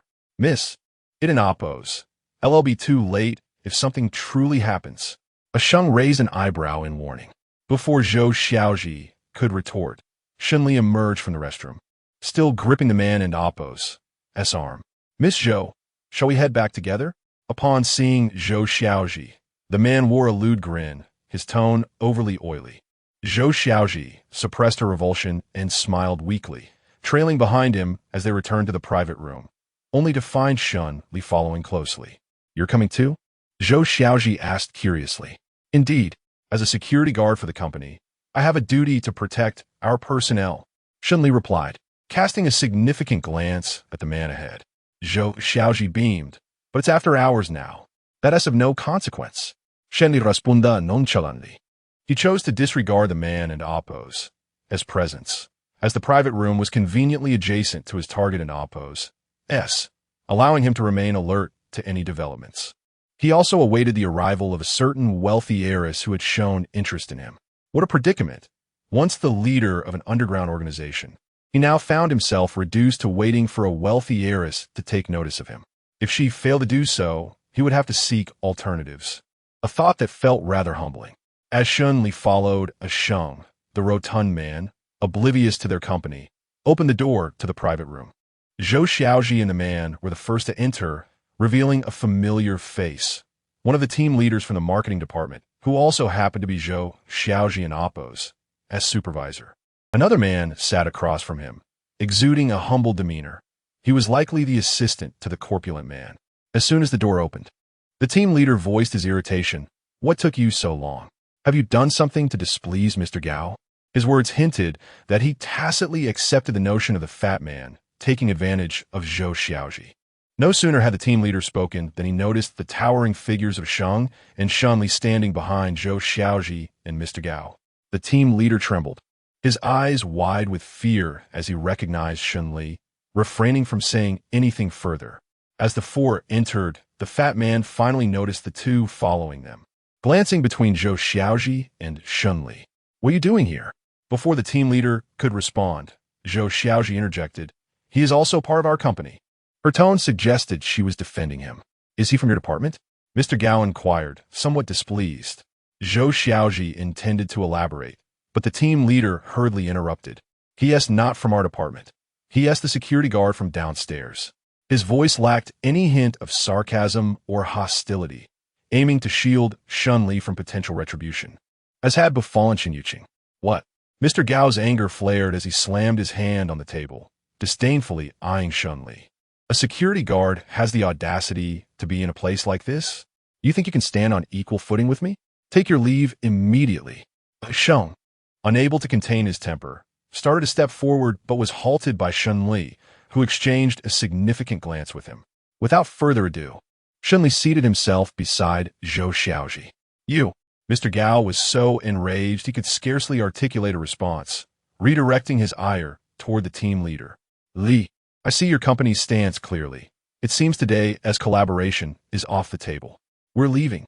With that, Mr. Gao picked up his briefcase and prepared to depart. The team leader quickly rose, a look of contrition on his face as he pleaded, Please, Mr. Gao, this isn't our company's intention. I had no idea he would be here. Zhou Xiaoji, you must persuade Mr. Gao. With that, he pushed Zhou Xiaoji forward, furrowing her brow in reluctance. Zhou Xiaoji knew that to secure the collaboration, she had to muster her courage. Mr. Gao, it's just 2 additional individuals. There is no need for you to be upset. Let me drink 3 cups as a penalty. I hope you'll grant me this favor. Upon hearing this, Mr. Gao's eyes lit up with a sleazy grin. Since Miss Zhou has spoken, naturally I must oblige. Zhou Xiaoji smiled as she reached for the bottle on the table, ready to pour herself a drink, but Mr. Gao and Amp, Oppo's greasy hand intrusively intercepted her. "Ah, Miss Zhou, while I can grant you face, you must drink this particular liquor." He seized a bottle of white liquor and filled her glass to the brim. It was evident that even if Zhou Xiaoji were a girl, the likes of Wang Fuxing would sip the white liquor from a small glass. Yet Mr. Gao was suggesting she consume 3 large cups at once. His intentions were unmistakable. Quick to react, Zhou Xiaoji slid the hefty glass of white liquor back toward Mr. Gao. "Mr. Gao, my tolerance does not match yours. If I drink that, I'll surely be inebriated. I'd be better off with this." "Miss Zhou need not worry. If you finish this cup, I will sign the contract immediately. Should you become intoxicated, I promise to take good care of you." With that last remark, Mr. Gao's grin became exceedingly lewd, his eyes roaming over Zhou Xiaoji with unwarranted scrutiny. At this, the team leader chuckled. Chapter 53. Lower than beast. Mr. Gao is so generous. Zhou Xiaoji, quickly drink this cup. With Mr. Gao taking care of you, what is there to fear? Once the contract is signed, your life will be transformed. Leader Li exclaimed with excitement. His reference to a transformed life was not merely due to the signing of the contract, but rather the prospect of being with Mr. Gao. For an ordinary employee like Zhou Xiaoji, this was an opportunity of a lifetime, and she should be grateful to herself for it. The underlying implications were clear to all present, including Shen Li and Sheng. Sheng felt a pang of concern for Zhou Xiaoji, but seeing Shen Li remain calm, he refrained from intervening. Miss Zhou inhaled deeply and cast a discontented and threatening glance at Leader Li, who momentarily felt a chill run down his spine. However, he quickly reassured himself that he must have misinterpreted her expression due to the effects of alcohol. Zhou Xiaoji was known for her amiable nature. When she first joined the company, she willingly took on menial tasks that others had foisted upon her, always wearing a smile. She was easy to manipulate, and now, with the opportunity to ascend to new heights, she should be thanking herself, not casting such a look at him. "Miss Zhou, your leader has suggested it. You should comply. You are his subordinate, and even if you don and damp, oppose. Heed my words, you must listen to him. For the sake of the company, you must drink this cup." "Mr. Gao insisted, pushing the drink back toward her. Leader Li's silence was a relief, but once he spoke, Zhou Xiaoji felt obliged to drink. She glanced at the drink, her smile returning. "Mr. Gao is correct. If that is the case, I shall drink this cup. However, I have never had white liquor before. Perhaps Mr. Gao could demonstrate first." "Only if you drink after I do." Mr. Gao reiterated, his intentions unmistakable. "Very well. If Mr. Gao drinks, then I shall too," Zhou Xiaoji replied, her demeanor clever despite her seemingly naive appearance. "Good. Since Miss Zhou has said so, I must drink, but you'll have to take care of me tonight." "Mr. Gao said with a knowing smile. Zhou Xiaoji did not respond, merely smiled, and Mr. Gao lifted the large cup of liquor, downing it in one gulp. "Mr. Gao, take it easy," his assistant warned, but Mr. Gao brushed the hand away, intent on continuing. After gulping down the liquor, Mr. Gao felt dizzy and quickly took a seat, clutching his forehead in pain. Zhou Xiaoji, seizing the moment, pulled out the contract and presented it to him. "Mr. Gao, it is time for you to sign the contract." In an unexpected turn, Zhou Xiaoji aimed to intoxicate Mr. Gao in return, hoping to have him sign the contract while he was under the influence. Leader Li, bewildered, opened his mouth to question Zhou Xiaoji's lack of drinking, but was forcibly restrained by Sheng. Sheng could barely contain himself. It was infuriating that Leader Li had been utterly useless throughout this ordeal. The assistant of Mr. Gao, noticing his inebriated state, became anxious as everyone anticipated Mr. Gao would sign the contract. Suddenly, Mr. Gao swept everything off the table, seizing Zhou Xiaoji and Amp, Oppo's hand and pulling her into his embrace, his hands groping her. "What contract? After drinking, why not come upstairs with me for some fun? The KTV rooms are also available." He attempted to rise, but his heavy frame and dizzy state rendered him unable. Nevertheless, his grasp on Zhou Xiaoji remained firm. "Let go of me." Zhou Xiaoji struggled fiercely. Who would have thought this scoundrel would become so beastly in his drunken state, intending to engage in such indecency? Let go of me, you old scoundrel. Zhou Xiaoji's tone shifted, becoming firm and resolute, yet she could not break free. Leader Li showed no intention of helping, merely watching with a look of morbid curiosity. Sheng could no longer contain himself and was about to consult Shen Li when he noticed Shen Li had already dashed forward, moving with an agility that left only a blur in his wake. Shen Li forcibly pried Mr. Gao and Appo's hand away, rescuing Zhou Xiaoji and shielding her behind him. You insufferable security guard, are you here to ruin my fun? Mr. Gao shouted, but his words were abruptly cut off by a pained cry. Upon closer inspection, Mr. Gao and Appo's wrist was twisted at an unnatural angle by Shen Li and Appo's grip, awakening him from his drunken stupor. Damn it, let go of me, he howled, his face contorted in rage. I will let go if you sign the contract. Otherwise, I will break it. Shen Li's words were direct and laden with menace. Are you out of your mind? You think you can threaten me into signing a contract? Mr. Gao scoffed, indignant. He was the principal party here and would not be coerced. Just then, he realized Shen Li, a mere security guard, dared to threaten him. Not signing? Then this hand of yours is of no use. Shen Li narrowed his eyes, and Mr. Gao and Appo's words darkened his expression. With a swift motion, he applied more pressure, resulting in a sharp crack followed by a soul-wrenching scream. My hand. Mr. Gao clutched his other hand to his now-numb wrist, writhing in agony, nearly upending the table. After a long moment, he glared at Leader Li, his voice laced with fury. Are you going to do something about this? Your security guard just threatened the principal party. Do you no longer wish for this collaboration? Leader Li, feeling wronged, glanced at Shen Li, wishing to voice his concerns but avoiding his gaze out of fear. With resignation, he turned back to Mr. Gao. Mr. Gao, I too cannot control him. He has even dared to strike our department as Leader Chun. Mr. Gao was aware of Chun Yuqing's background, as all negotiations had been conducted through him. The fact that this Shen Li had dared to strike someone with connections to the Liu family was alarming. Realizing this, Mr. Gao's pupils constricted, and he swallowed hard, his accusatory tone faltering. He recalled the notorious incident involving Liu Yunfan's nephew, Chun Yuqing, which he had witnessed firsthand. I was there when he got beaten. His glasses shattered, and I heard he suffered multiple fractures. His face is still swollen. Sensing Mr. Gao and Appo's trepidation, Zhou Xiaoji eagerly added fuel to the fire, her tone dripping with malice. Chapter 54. The contract. Upon hearing those words, General Gao jolted, his brow furrowing as he fixed a penetrating gaze on Shen Li, seemingly probing the veracity of Zhou Xiaoji and Appo's statement. Could it be that Shen Li dared to offend the illustrious Liu family, one of the top 3 families in Jiangcheng? Without further ado, Shen Li's voice, though low, resonated with an intimidating force. Will you sign or not? General Gao, startled, glanced at his own injured hand, which still throbbed with pain. Regardless of whether Shen Li would dare to confront the Liu family, it was evident he had no qualms about crossing paths with him. Following this, Zhou Xiaoji promptly retrieved the contract from the floor and placed it once more before General Gao. With a sigh, General Gao acknowledged the necessity of continuing the collaboration. He merely wished to extract additional benefits from it. In the past, he had managed to negotiate better terms with Chun Yuqing, but now, faced with the formidable Shen Li, even refusing to sign meant he would be unable to leave the room. My right hand is broken. I cannot sign. Shall I fetch someone else? General Gao hesitantly raised his head. General Gao, your left hand is perfectly capable as well. As long as it is your signature, it suffices.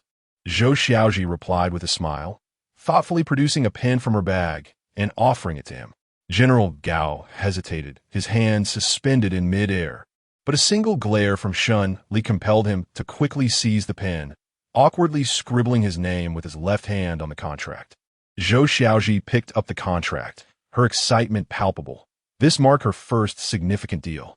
While Zhou Xiaoji regularly collaborated with General Gao, past dealings had yielded little profit for the company, as Chun Yuqing had consistently been swayed by General Gao's flattery into conceding further discounts. This year in Appo's partnership contract had been meticulously restructured by Zhou Xiaoji, with profits elevated by 20% compared to previous years. making the company and AMP, Oppos, S gain substantial. This explained why General Gao had been so reluctant to sign. With Shen Li and Oppos, S intervention, not only had he safeguarded his interests, but he had also successfully compelled General Gao to sign the contract, leaving Zhou Xiaoji immensely grateful. You may leave. Shen Li directed his gaze at General Gao, issuing a stern reminder. If you do not head to the hospital soon, your bones may never heal properly. Upon hearing this, General Gao's eyes widened, and disregarding everything else, he hurriedly exited, his assistant frantically gathering the contract in one hand while clutching a briefcase in the other as they both rushed out. Unexpectedly, the principal responsible for this contract is still you? What role has our team leaderly played in this? A Sheng feigned a loud tone, grinning as he clapped his hands heavily on team leader Li's shoulders, startling him. At the sound, Shen Li's icy gaze shot over, causing team leader Li to flinch again.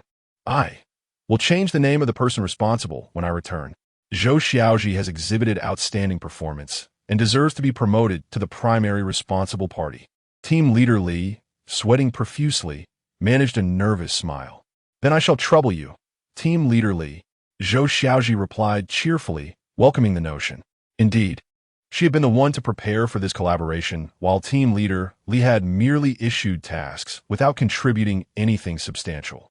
Once again, team leader Li awkwardly smiled, donned his coat, and quickly took his leave. Shen Li, I cannot thank you enough. I truly did it. Do you know how significant this is for me? This is my first time handling a case, and I successfully secured a contract, maximizing benefits for the company. I am genuinely grateful. You are my savior. Zhou Xiaoji exclaimed excitedly, glancing at the contract in her hands, confirming its contents multiple times, unwilling to let it go. Shen Li felt a twinge of unease. He did not perceive his actions as particularly helpful, merely unable to tolerate the thought of scoundrels taking advantage of a young woman. He did not expect Zhou Xiaoji and Oppos' reaction to be so pronounced, nor did he anticipate such heartfelt words from her. As he opened his mouth to respond, a faint sound from outside the door caught his attention. The private room had excellent sound insulation, and even with his keen hearing, he could only discern a slight commotion. Shoo! Shen Li immediately gestured for silence, his eyes peering toward the door, eager to discern the sounds beyond. It seems the gathering time has arrived. The young masters and ladies are arriving one after another.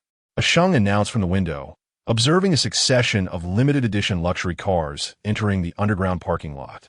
Simultaneously, Zhou Xiaoji and AMP, Oppos' phone buzzed twice. She glanced down, fatigue evident on her face, and promptly shut her phone off. Moments later, Shen Li and AMP, Oppos' phone rang. It was Dong Cheng. Hey, brother. It's not that I don't want to help you, but these young ladies are quite discerning. Those without status simply do not catch their eye. Dong Cheng and AMP, Oppos' tone was somewhat apologetic yet polite, implying that Shen Li lacked the necessary qualifications. Understood, thank you. Shen Li replied, curtly before hanging up, turning to a Sheng. It appears I can only disguise myself as a waiter to gain entry. Please fetch me a waiter and AMP, Oppos' outfit. Yes, brother Shen. A Sheng nodded and departed to prepare. Zhou Xiaoji, listening to their conversation, appeared somewhat puzzled yet regretful as she looked at Shen Li. Don't. You look incredibly handsome in that outfit. Much more so than my brother. Why would you want to change into a waiter and Oppos' uniform? Zhou Xiaoji was merely an ordinary employee, while her brother donned high-end bespoke suits, an inconsistency that puzzled Shen Li. However, he refrained from probing further, responding instead, I wish to enter the adjacent room, but without an invitation, I can only go in as a waiter. Zhou Xiaoji and AMP, Oppos' eyes brightened, filled with curiosity and intrigue. You want to go next door? Isn't that a gathering of the young masters and ladies from the top 10 families? You wish to attend? Indeed. Shen Li Nudda. I have some matters to investigate. Zhou Xiaoji did not press for more details. Instead, she furrowed her brow, opened her phone again to scroll for a moment, then suddenly shut it off, taking a deep breath as she looked at Shen Li with resignation. Fine. I will take you in. Huh? Shen Li was momentarily taken aback, struggling to comprehend. Since you helped me successfully secure the contract today, I shall return the favor.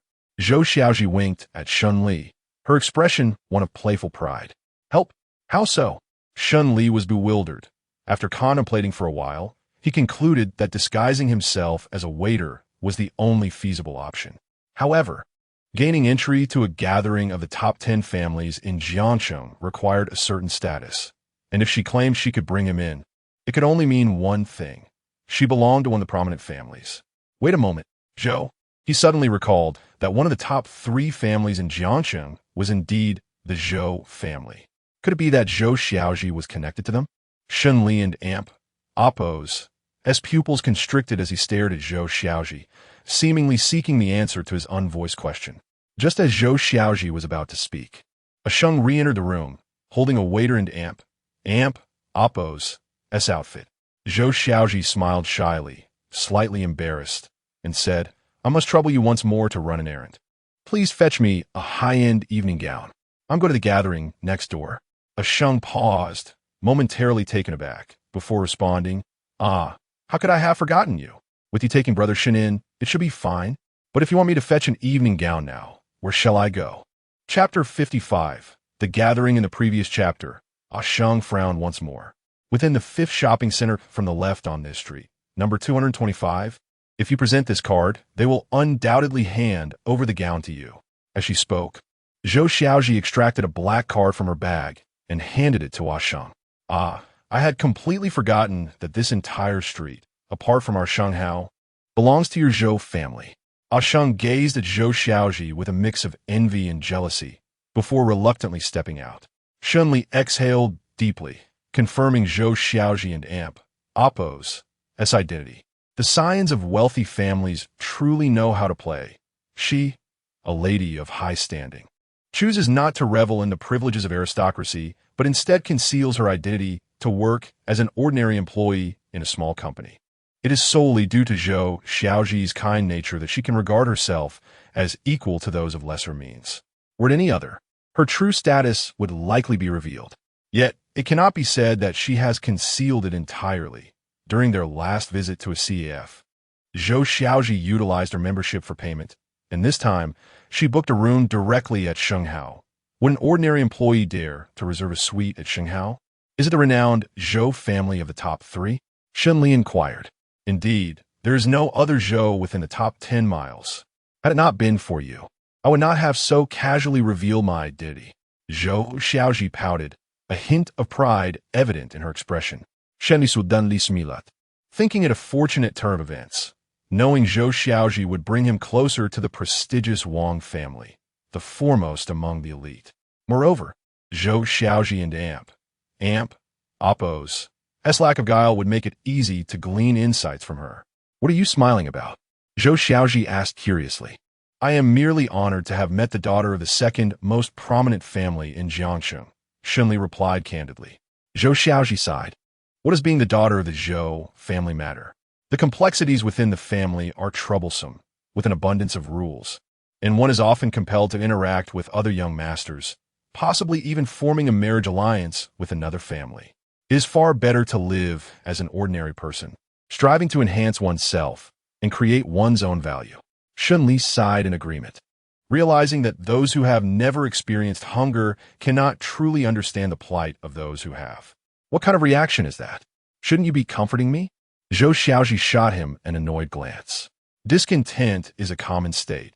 I cannot comprehend your grievances, just as you cannot fathom mine. The world of adults is not one where a few words of comfort can resolve matters. Shen Li stated calmly. Zhou Xiaoji found herself at a loss for words. Though seemingly only a few years her senior, his words resonated with the wisdom of an elder. As the noise outside grew louder, Shen Li felt restless and desired to step out. Where are you going? Zhou Xiaoji inquired.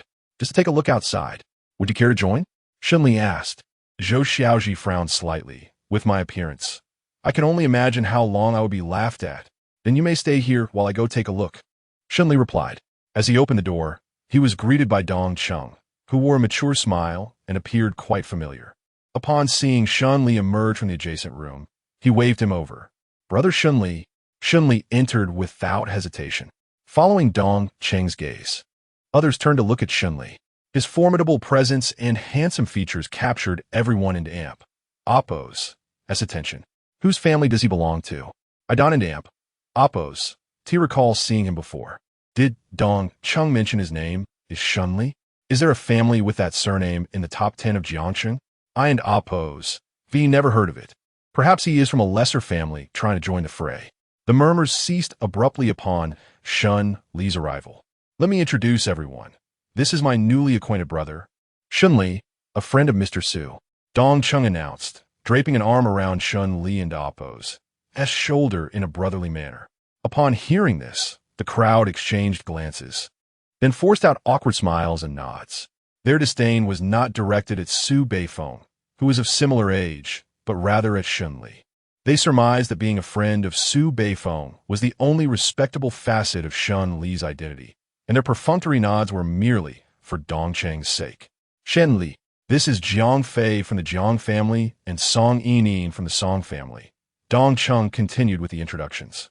The top 10 families of Jiangsheng include Zhao, Zhou, Lu, Dong, Jiang, Wang, Song, Xiao, Hao, and Jiang. Jiang Fei appeared gentlemanly, while Song Yining was undeniably beautiful. Dong Chung intended to continue his introductions, but Song Yining interjected. Dong Gongzi, you truly have an extensive circle of friends. There's no need for further introductions, as I'm not particularly interested in knowing him. With a roll of her eyes, she took Jiang Fei's hand and walked inside, leaving him to offer an awkward smile. Their relationship seemed rather intimate. Dong Chung attempted to speak again, but others began to follow Song Yining and Oppo's lead into the venue. Apologies, brother. That and Oppo's. That's just our crowd. It's not that I don and Oppo's. T wished to assist you. Dong Chung spread his hands, a hint of helplessness in his demeanor. Meanwhile, Wang Fugue stood at the entrance of Shenghao Hotel, impatiently fiddling with his phone. Finally, a taxi pulled up, and Luya emerged, clad in a pink, off-the-shoulder, form-fitting dress that accentuated her slender waist and curvaceous hips. She had opted for a voluminous wave hairstyle, though her makeup was somewhat heavy, revealing her lack of familiarity with high society. I apologize for the delay. My stylist was running late. Have you been waiting long? Luya frowned, feeling a twinge of guilt. Wang Fugue's brow furrowed tightly, his expression one of disdain as he barely glanced at her. Let us hurry. Most of the guests have already arrived, and you dare to show up so late? I'm truly exasperated. Luya felt a pang of disappointment, but refrained from retorting, silently following behind. However, as they entered Shenghao Hotel, she was astounded. She had never encountered such opulent decor before. It resembled a palace. My goodness, Brother Wang, this place is absolutely stunning. It's my first time seeing something like this. Luya exclaimed, her eyes sparkling as she scanned the lavish embellishments, eager not to miss a single detail. Behave well today, and I'll bring you here every day from now on. Though his words were pleasant, his tone was icy, laced with irritation. Upon reaching the private room and Oppo's entrance, Wang Fugue intended to greet Dong Chung, but was taken aback to find Shen Li already present. Why are you here at a gathering of Jiangsheng and Oppo's top 10 families? No amount of designer labels can mask your provinciality. Wang Fugue scrutinized Shen Li, his derisive gaze laden with contempt, though he lowered his voice for the last remark. Luya's eyes lit up at the sight of Shen Li. She initially failed to recognize him, but upon hearing Dong Cheng's words, realized it was Shen Li, clad in a suit. He exuded an aura of restraint that compelled her to glance at him longer. It must be said, Shen Li was indeed handsome, standing out among the young masters, particularly due to his unmatched charisma. Chapter 56. The watchdog, were it not for the despicable deeds committed by Shen Li, Luya would truly have found herself captivated by him. Upon hearing Wang Fugue's remarks, Luya hastily chimed in. Do you think donning a different attire will allow you to infiltrate our circle? Shen Li, you must realize that this is not a mere roadside eatery. Is the management of the Shenghao Hotel blind? How can they allow just anyone to enter? With that, she rolled her eyes. Young Master Wang, have you truly forgotten the lessons of our last encounter? Dong Wang teased, shaking his head in resignation, his gaze falling upon Luya, who wore a mocking smile. Do not mention that incident. Just thinking about it vexes me. Shen Li, I will exact vengeance for yesterday's grievances and my girlfriend's debts. Do not presume that your modest skills grant you any superiority. The top 10 families of Jiangsheng are far beyond the capabilities of a mere security guard. You would do well to contemplate how to atone for your transgressions if you wish to avoid dire consequences. The mere recollection of that incident ignited Wang Fugui's ire. He had not fled in cowardice. Rather, he had simply found himself unable to confront Shen Li alone, and thus had skipped the evening in Oppo's gathering. Let bygones be bygones. Young Master Wang, once we step inside, let's share a drink with Shen Li, and with a laugh, we can bury the hatchet. Dong Cheng interjected, attempting to mediate. Such minor disputes among men are commonplace. There is nothing that a drink cannot resolve. However, Wang Fugui's voice grew louder, his derision more pronounced. What did you just say? Am I hearing correctly? What gives him the right to enter? He is merely a doorman at the company's entrance. If he truly wishes to come in, let him bark like a dog. His loud proclamation reached the ears of those inside the already open private room, drawing curious gazes toward the door. Brother Wang, you speak the truth. A security guard is indeed a mere watchdog. Come, let me hear you bark. Perhaps in our merriment, we might even allow you to guard here. Luya joined in, her arrogance swelling. Such gatherings were rare, and she momentarily believed she had one foot in the upper echelons of society. Laughter erupted from within the room, mocking Shen Li. Shen Li detested verbal assaults, for only those lacking true strength resorted to hollow bravado. When provoked, he offered but one response, to strike back fiercely until they dared not provoke him again. With a resounding clap, two sharp slaps echoed, leaving marks on the faces of Luya and Wang Fugui. The laughter ceased abruptly, replaced by a palpable shock among the onlookers. Shen Li, you dare raise your hand? Wang Fugui roared, his fury evident as veins bulged on his forehead, eyes wide with rage. Had it not been for Dong Cheng's intervention, he would have charged out, humiliated before the most esteemed individuals in Jiangsheng. Wang Fugui could hardly contain his anger. These people had feigned laughter while secretly ridiculing him for being nouveau riche, crass, and unsophisticated, especially regarding his name. He felt compelled to elevate his status before them, proving he could belong among their ranks. Brother Wang, you must teach him a lesson today. Otherwise, it would be as if he were relieving himself upon your head. Luya fumed, unable to retaliate herself, instead inciting Wang Fugui's wrath. Yet, her crude phrasing immediately exposed her lowly status, drawing disdainful glances from the crowd as if they were observing three performing monkeys. Shen Li, I spared you previously for Dong Cheng's sake, but this time I shall not let you off. Wang Fugui seethed, his eyes ablaze with rage. Just as he finished speaking, a melodious voice, tinged with indignation, interjected, Who do you think you will not let go? Attention shifted as the onlookers anticipated further entertainment, only to be met with an unexpected sight. Zhou Xiaoji, adorned in a pink chiffon gown that reached her ankles, stood before them. Although her figure paled in comparison to Lu Ya's, her commanding presence and elegance far surpassed Lu Ya's. Removing her glasses and donning a light touch of makeup, her hair flowed freely, unstyled yet captivating.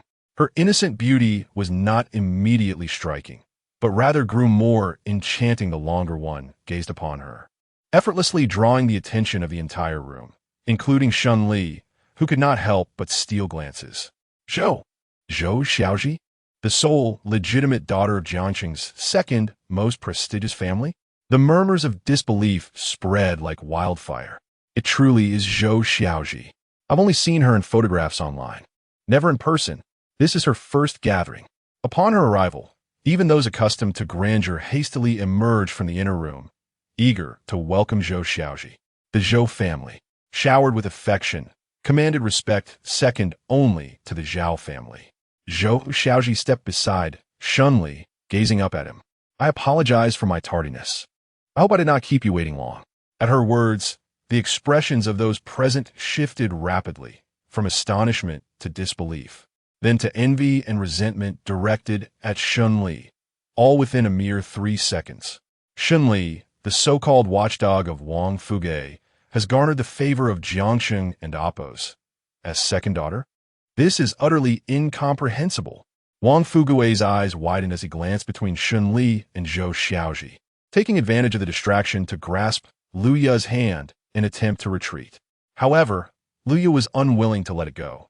Shen Li had repeatedly humiliated her, and if she did not seek vengeance now, she would forever be under his foot. Brother Wang, Shen Li slapped you in front of so many. He clearly does not regard you highly. Your family is the 6th in Jiangcheng. How could you fear a mere security guard? Teach him a lesson here, so he dares not offend you again. Lu Ya and Appo's fervent pleas were laden with insincerity, inadvertently highlighting Wang Fugui and Appo's humiliation. Her words drew the crowd's gaze back to Wang Fugui, who felt as if he could dig a hole deep enough to hide in, shooting a glare at Lu Ya that could kill. Startled, Lu Ya recoiled, flustered. You have yet to answer me. Who will you not let go? Zhou Xiaoji fixed her gaze on Wang Fugui, her tone calm, yet imbued with an undeniable authority. Chapter 57. The small dark room under the piercing gaze of Zhou Xiaoji. Wang Fugui dared not lift his head, his face flushed with embarrassment as he glanced anxiously from side to side, rendered speechless. It was not only Wang Fugui who felt silenced. The other young elites also refrained from speaking, especially those who had just mocked Shen Li, now on edge. This was the intimidating presence of Jiangcheng's second socialite. In the midst of the tension, a mocking voice shattered the awkward silence. What is there to fear from this mere doorman? Who are you to interfere? Lu Ya, still a university student yet to step into the professional world, was oblivious to the subtleties of social hierarchy. She only knew she had one foot in Jiangcheng's upper crust. Who could possibly be of significance to her? Lu Ya, what are you saying? Wang Fugui exclaimed, his eyes wide with terror as he shot her a warning glance. Wanga, what are you afraid of? Isn't your family the 6th in Jiangcheng? Why fear a mere security guard? Lu Ya, perplexed, pondered why Wang Fugui had never avenged her repeated humiliations. Did he truly consider her his girlfriend? And you? Lu Ya turned her glare towards Zhou Xiaoji, her eyes filled with animosity.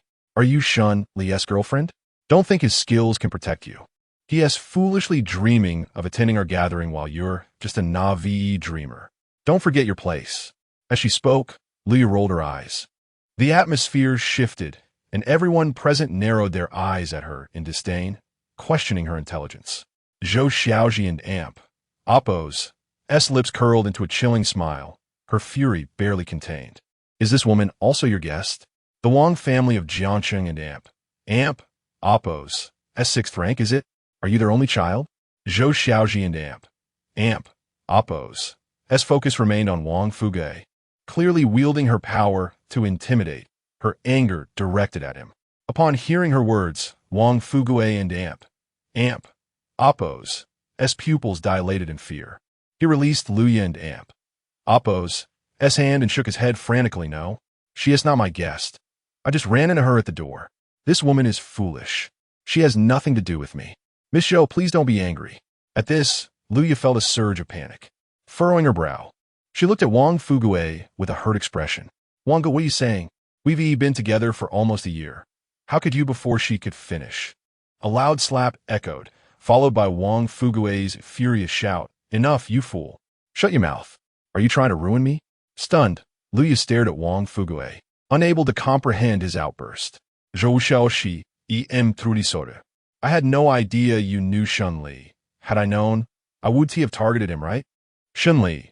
Ha ha ha. Wang Fugui's expression shifted to one of strained, awkward flattery as he turned to Shen Li. Shen Li remained silent, acutely aware of Zhou Xiaoji's authoritative presence, recognizing her ability to command the room, and thus chose not to engage further. Do not concern yourself with me. I have taken note of today's events. I do not wish to see this woman again. If you cannot handle this, I shall do it for you. Lu Ya frowned and gestured for Wang Fugui to silence himself, her eyes narrowing dangerously as she glared at Lu Ya, her intent unmistakable. What? What do you mean?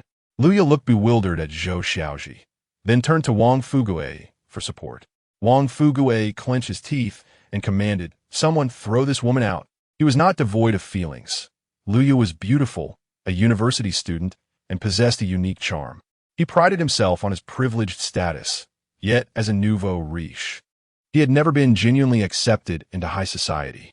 Thus, those of notable lineage, even among the top 20 families, shunned him, leaving him to seek validation through someone like Luya, who was naive and beautiful. As the command was given, two men in black suits approached, seizing Luya by her arms to forcibly eject her. Panicking, Luya gazed at Wang Fugue. "Wanga, what does this mean? Why are you kicking me out? Am I not your girlfriend?" Wang Fugue frowned, refusing to meet her gaze or respond.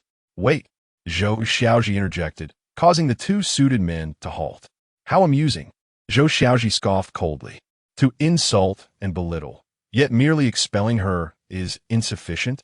Since young Master Wang is reluctant, allow me to handle it." Her tone grew frigid, and upon reclaiming her authority, her demeanor seemed to shift. Shen Li observed her with surprise. "Ah Sheng, take her to that room. Given this is her first offense, confine her for a day and night," Zhou Xiaoji commanded, her gaze directed at Ah Sheng. Ah Sheng, momentarily taken aback, grinned widely, somewhat thrilled at the prospect. "Of course. My Lady Zhou. A room? What room?" Luya exclaimed, her anxiety palpable, while Wang Fugue looked on, puzzled. "Young Master Wang, are you unaware? The young elites here are well aware of the feature of Shenghao. It has a small dark room, specifically designed for those who misbehave and cause disturbances. Inside, it is pitch black, where one cannot see a hand in front of their face, and those who enter must endure electric shocks, piercings, and the torment of ravenous dogs waiting to feast after 3 days of starvation. Most who have been sent there are men. Perhaps these ravenous beasts would prefer tender flesh like yours. After all, you've incessantly yapped about doormen. Why not become dog food instead?" Ah Sheng's tone turned sinister as he approached Luya, caressing her delicate face. With each word from Ah Sheng, Luya's body shuddered, her legs trembling uncontrollably. Wang Fugue, too, felt a surge of panic. He forced a smile that resembled a grimace, trembling as he looked at Zhou Xiaoji. "Miss Zhou, surely she hasn't committed such a grave offense? Do you wish to join her?" Zhou Xiaoji's expression remained impassive, her cold, dark eyes piercing through him. Wang Fugue froze for a moment before hurriedly shaking his head. "No, no, no. Then let us not waste any more time. Isn't there a gathering to attend?" Zhou Xiaoji's demeanor hardened further, and without another word, she took Shen Li and strode toward the private room. The suited men, at Ah Sheng's signal, once again seized Luya and began to drag her outside. Chapter 58. The young masters know. "I will not go. Why should I? Why is it that she can dictate everything?" Luya began to panic, struggling frantically and crying out. Song Yining let out a cold laugh, disdainfully replying, "Why? Simply because Miss Zhou is the heiress of the second most prestigious family in Jiangsheng. And what are you? What is your boyfriend?" "Yining," Jiang Fei interjected, reminding her that Wang Fugue was still present. Such words were inappropriate, especially since their family ranking was not much better than Wang Fugue's. "What did you say? That woman's family is the second in Jiangsheng?" "No, it can't be." Luya finally realized her grave mistake. Her face turned as pale as paper.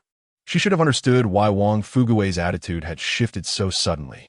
It turned out that Zhou Xiaoji's status commanded respect from everyone present, while she had foolishly insulted her without realizing the gravity of her words. But what of Shen Li? Why did he have to stand beside Zhou Xiaoji?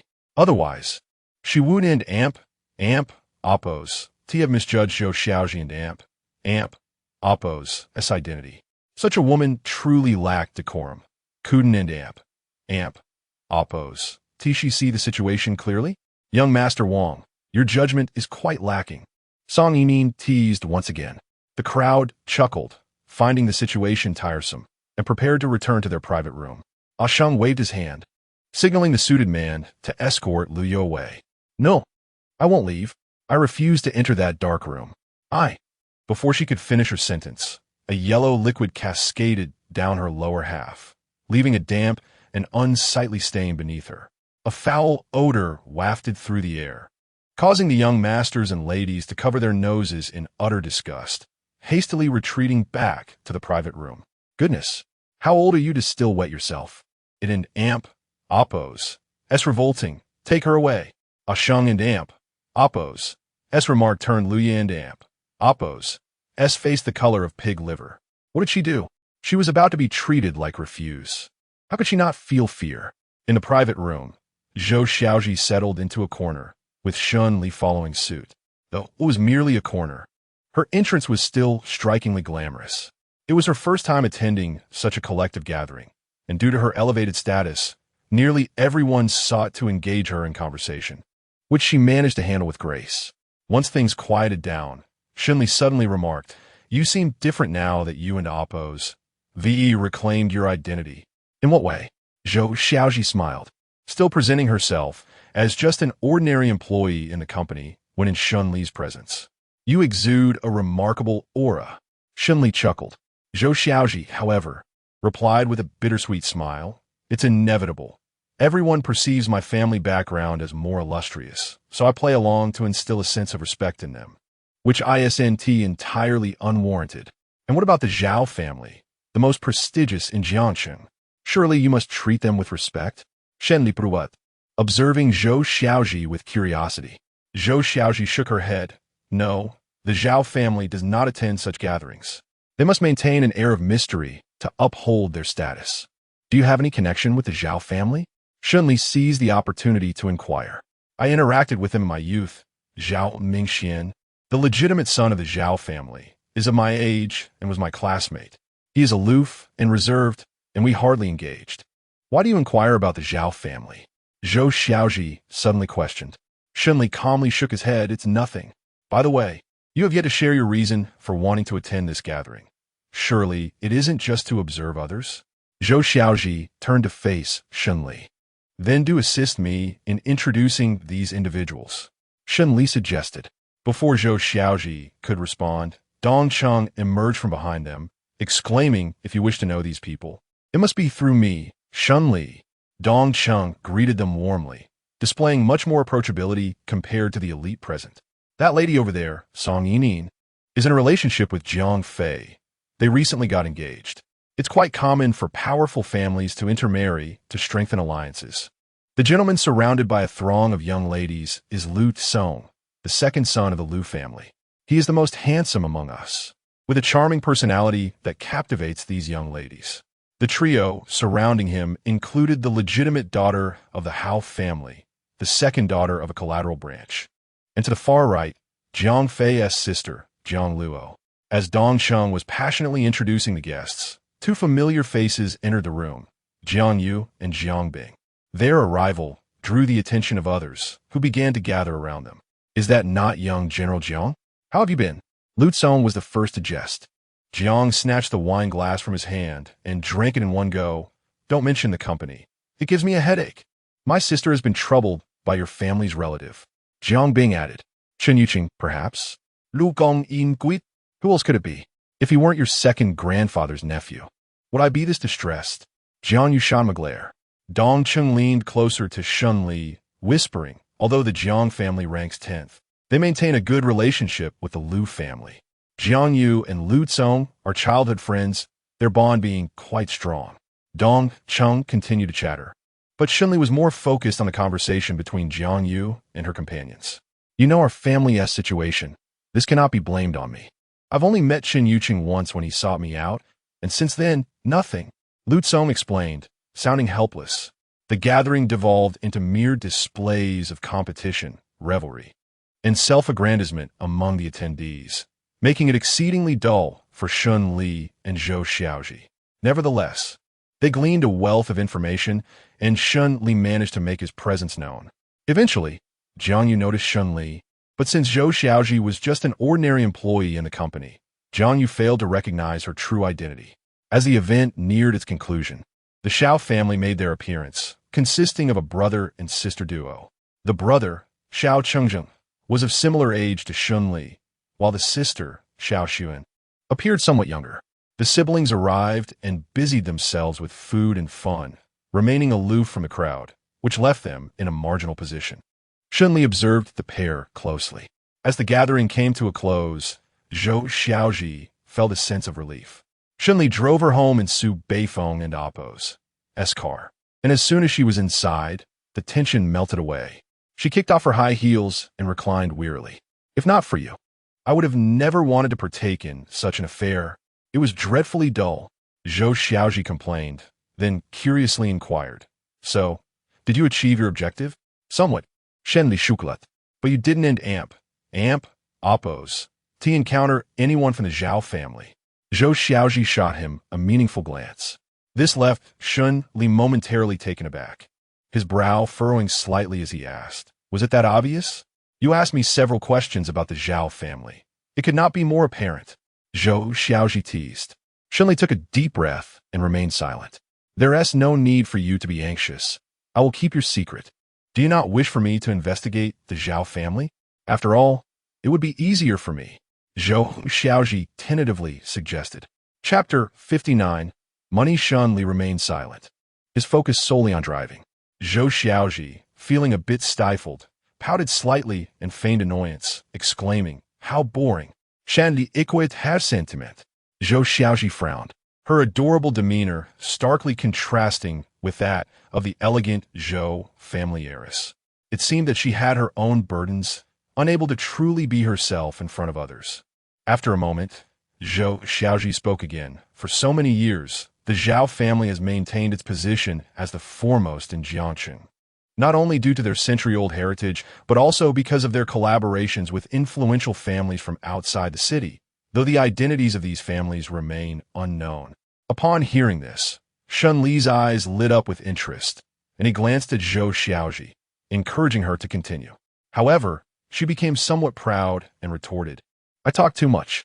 I want to say anything more."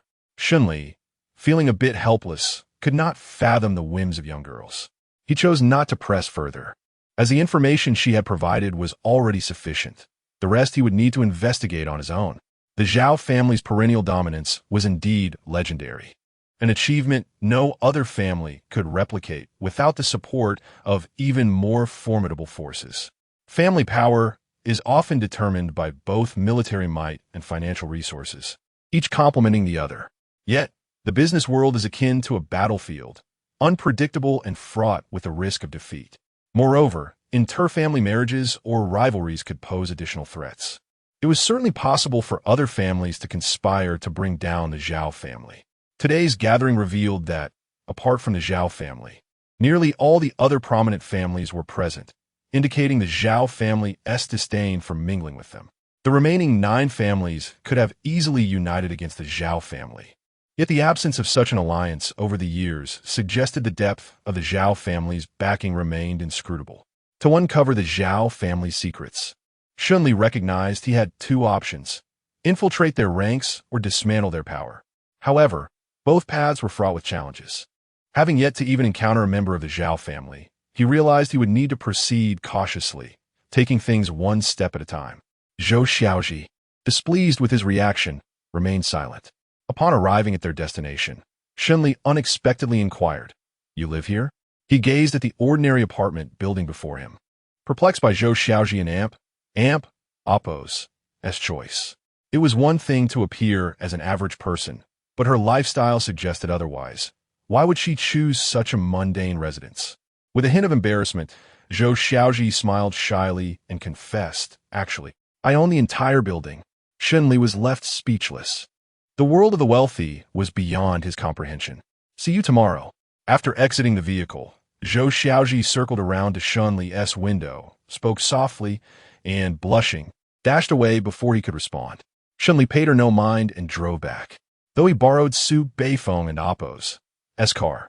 This particular model was merely the most ordinary one he could select from Su's collection. Yet, parked in the neighborhood, it still drew attention. As he stepped out, he noticed the lights were on in his rented apartment, despite it being nearly midnight. He usually would have been asleep by this hour. Curiosity piqued, he walked back, and before he reached the door, he heard cries from the staircase. "Whoa, I really don't need Amp, Oppos, Tino. I truly have no money left. Please, just let me be." A coarse male voice retorted. "Let you be? Who and Oppos? Let's go to repay us." Recognizing the voice, Shen Li frowned, sensing trouble, and quickened his pace. The door was ajar, and as he pushed it open, he saw Yu Manxiang on the floor, tears streaming down her face, her hair clutched by a burly bald man. In front of her sat a thin man, lazily scrutinizing her while holding a bill. As Shen Li entered, all three turned to look at him. Without bothering to ask what was happening, he commanded, "Let her go." "Who the hell are you? Mind your own business." The thin man scoffed, dismissing Shen Li as he continued to threaten Yu Manxiang. "It's late. Pay us what you owe so we can leave. Don't waste our time." "Ooh, I truly have no money left." Yu Manxiang could only cry, and the thin man, irritated by her sobbing, shouted, "Enough with the crying. You must repay your debt tonight. If not, we'll make you pay." With that, the burly man raised his hand, ready to strike. His palm was larger than Yu Manxiang's face, and the impending blow seemed likely to render her unconscious. In a flash, Shen Li leaped forward, intercepting the man's hand just before it could land. Swiftly, he turned and delivered a powerful kick, the sharp crack of bone echoing through the room as the man's grip on Yu Manxiang's hair shattered. "Ah!" The man howled in pain, while the thin one jumped up from his seat, irate. "Are you this woman's kept man, or what? What do you think you're doing?" Without hesitation, Shen Li seized the thin man's fingers and twisted them until they broke. "Ah, you're killing me, you!" The thin man yelped. His curses cut short as Shen Li silenced him with a punch and a kick, sending both men tumbling out of the apartment. With a resounding bang of the closing door, Shen Li took a deep breath, tidied the disheveled living room, and helped the sobbing Yu Manxiang to her feet. "What happened? How did you incur this debt?" he inquired, frowning. Yu Manxiang, who usually earned her own money and had no need for loans, puzzled him.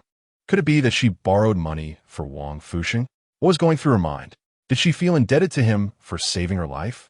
It wasn't Timmy. It was Wang Fuxing. He borrowed money at high interest to repay your debt, and when they couldn't find him, they came here. Yu Manxiang lamented, her tears flowing freely. As she spoke, her sobbing intensified. Shen Li handed her a few tissues, unsure how to comfort her. "I had savings, but when I returned from work today, I found everything in my room in disarray. At first, I thought I was robbed, but later I realized Wang Fuxing had taken all my savings, and now I can't find him. Shen Li, what should I do? I truly have no money to repay." Yu Manxiang looked to Shen Li, feeling helpless. She knew she shouldn't ask him for help, but he was her only hope. Shen Li sighed again, frowning deeply. "Whoever owes the money should repay it. You need not bind yourself to this marriage." Zhou Xiaoji shook her head. "It's not that simple. If I don't repay them, they'll keep coming back every few days. What can I do?" Chapter 60. Helplessness. Chapter 59. Helplessness. Shen Li took a deep breath, looking at Yu Manxiang with a mix of frustration and annoyance. Yet his tone remained unchanged. "So, what now? Do you intend to continue like this?" Yu Manxiang paused, her sobs subsiding as she furrowed her brow, seemingly lost in contemplation. "I cannot remain by your side indefinitely to help you resolve your troubles. And repaying debts is simply a matter of principle," Shen Li reminded her. Yu Manxiang understood all too well that as long as she remained married to Wang Fuxing, she would be responsible for his debts.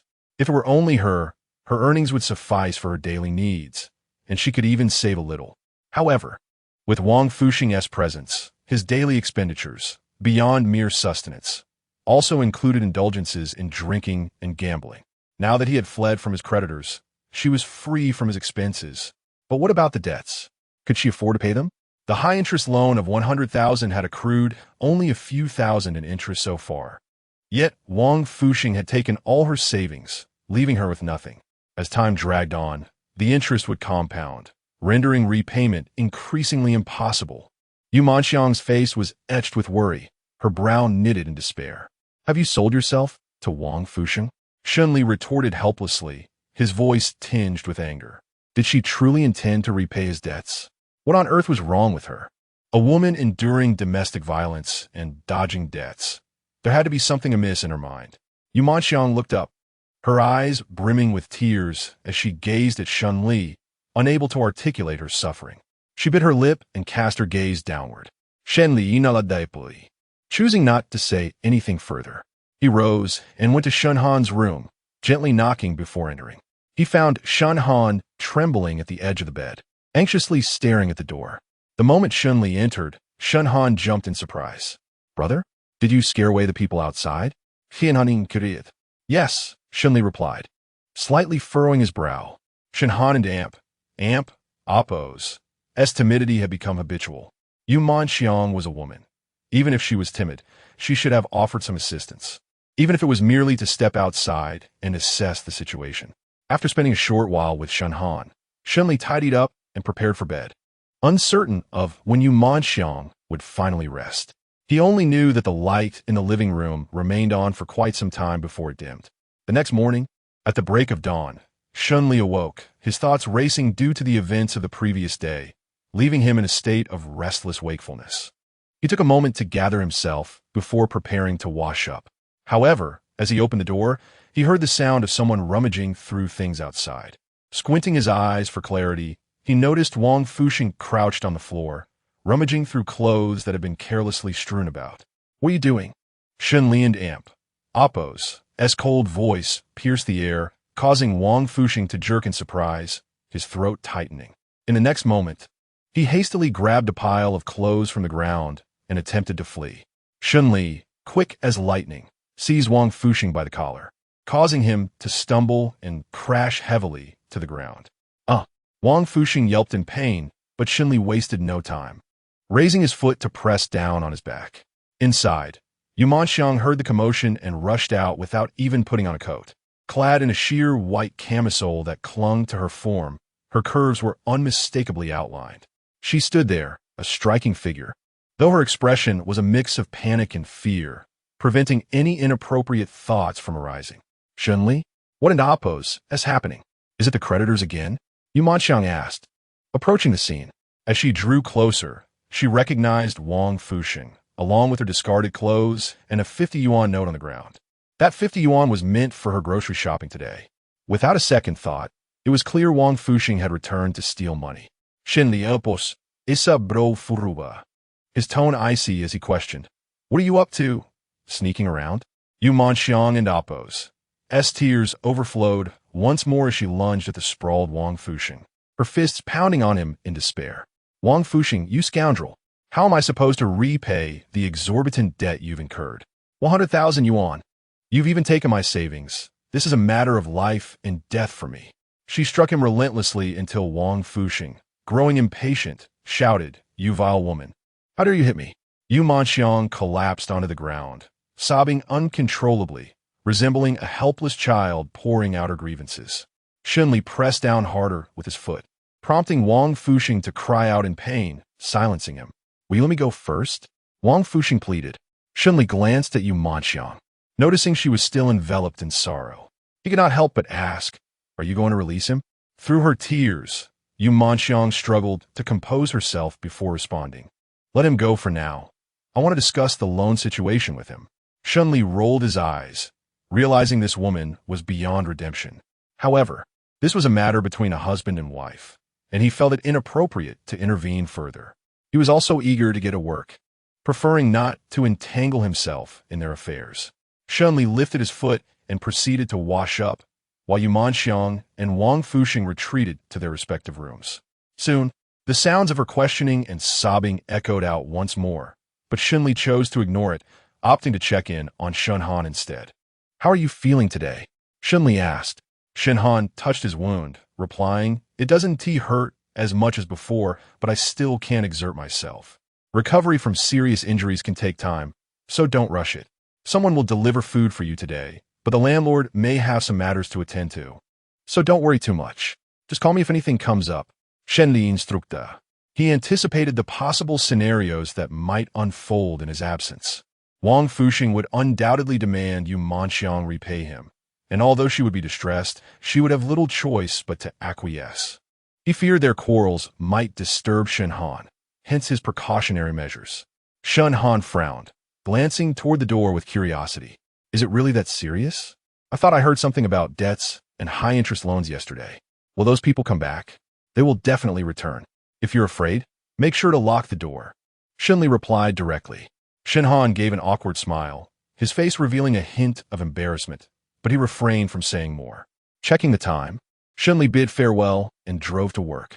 As it was his first day driving to work, he struggled to find the underground parking lot and ended up parking in front of the company. Fortunately, the area was spacious, causing minimal disruption. Upon arrival, he noticed other colleagues already in uniform, preparing for their shifts. Shen Li intended to head straight to his post, but one of his co-workers approached him. "Shen Li, have you seen Uncle Lu?" Shen Li shook his head. "That and Amp. Oppos. Strange. He usually arrives by this time," the co-worker remarked. Chapter 61. Proactivity in the morning. Xiao Song was absent, and another colleague suddenly spoke up. As the work hours approached, the absence of Lu Wenchang and Song Ziyuan prompted everyone to take their positions without further delay. Shen Li stood at the entrance, and today, Zhou Xiaoji had arrived early as well. Upon seeing Shen Li, she greeted him with a cheerful smile. "Good morning." "Good morning," Shen Li replied with little expression. "Since we have time, would you like to grab a cup of coffee?" Zhou Xiaoji suggested with enthusiasm. Shen Li, feeling a bit helpless, responded, "It's already working hours for me." "All right then, how about lunch together?" "My treat. You haven't experienced the local delicacies of Jiangsheng, and I can take you to try some," Zhou Xiaoji said, raising an eyebrow with pride. "That sounds fine," Shen Li nodded. It was a pleasant opportunity, and with nothing pressing, he had no reason to decline. Following the incident at the hospital, Zhou Xiaoji had undergone a significant change in her demeanor towards him. Initially, she had expressed complaints, but after last night in Oppos events at Shenghao, she had grown more amiable. Shen Li did not harbor any aversion towards Zhou Xiaoji. On the contrary, he desired to engage with her more, primarily because her connections could be advantageous for him. However, her eagerness took him by surprise. "Let's make a plan then. Just wait for me at the entrance. I'll come down to find you." Upon receiving a confirmation, Zhou Xiaoji's smile brightened even more as she waved goodbye and entered the company. No sooner had Zhou Xiaoji left than a colleague hurried over, exclaiming, "Shen Li, it's bad. You need to check on Uncle Lu and Xiao Song."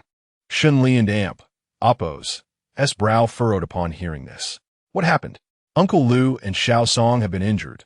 They and Oppos in the security room." "You should hurry," the colleague urged anxiously. "You stay on duty. I'll go take a look," Shen Li instructed and quickly made his way to the security room. Upon arrival, he found Lu Wenchang clutching his head, a thick bandage wrapped around his forehead, with blood still staining his face. Beside him, Song Ziyuan had a bruised face, his eyes filled with rage, fists clenched tightly, while colleagues assisted him with medication. What transpired? How did they sustain such severe injuries? Shen Li inquired in a low voice. "Shen Li." Upon seeing him, Song Ziyuan relaxed his furrowed brow slightly, then lowered his head in despair, casting a guilt-ridden glance at Lu Wenchang. "It and Oppos, that's all my fault. If it weren't for me, Uncle Lu Wu had been hurt so badly. It was just a bit of horseplay among kids. It's not a big deal." Lu Wenchang reassured him. "That is not merely childish play. Zhang Chong is a notorious local thug. He does not hold back. It's one thing for him to look down on me, but how dare he lay hands on you and inflict such harm?" Song Ziyuan trembled with anger. Yet Shen Li had yet to grasp the full context of the situation. After gathering some information, it became clear that Zhang Chong, around the same age as Song Ziyuan and a nearby resident, had known him since childhood. However, Song Ziyuan, having lost his parents and faced numerous hardships, often found himself at the mercy of Zhang Chong, who took pleasure in bullying him. Despite Song Ziyuan's good-natured disposition and desire to live a peaceful life, Zhang Chong's jealousy over Song Ziyuan's improving circumstances, especially with Lu Wenchang's support, led him to seek confrontation. This particular incident stemmed from a trivial matter. Zhang Chong had ambushed Song Ziyuan on his way to work, accompanied by some of his cronies, and it was Lu Wenchang who happened to intervene. An older man and a younger boy stood no chance against such an assault, and the outcome was predictable. "Shen Li, please help me. If it were just me being attacked, I could accept it, but I cannot let Uncle Lu be harmed because of me. I want to avenge him." Song Ziyuan and Oppos' brows knitted together, his eyes resolute as he fixed his gaze on Shen Li. "Very well," Shen Li replied without hesitation. To him, it seemed a trivial matter. Though he owed them nothing and had no obligation to intervene, an inexplicable sense compelled him to agree. Just as he finished speaking, a male voice rang out, "Run. I told you to run. Old man, if you keep protecting him, I'll make sure you regret it." Following the voice, they saw a young man with a buzz cut and a scar on his nose standing at the door, wielding a stick, flanked by a dozen peers of similar age. Zhang Chong, how did you follow us here? Song Zuan stepped forward, glaring at him with fury. Scared, are you? You little beggar. Thinking you can be arrogant just because you have someone backing you? Today, I'll make you regret ever crossing my path. Zhang Chong threatened, brandishing the stick at Song Ziyuan. Zhang Chong, when have I wronged you? Don't go looking for trouble. Song Ziyuan retorted defiantly, feeling powerless against the chaos that constantly encircled him. Looking for trouble? Who told you to meddle in our affairs and disrupt our extortion business? Zhang Chong replied. At that moment, Song Ziyuan recalled a recent incident concerning protection money. Get out here, so I can teach you a lesson. Otherwise, I won't spare anyone here. Did you see what happened to that old man? Zhang Chong pointed at Lu Wenchong, reveling in his apparent triumph. Before Shen Li could respond, the other colleagues were already incensed.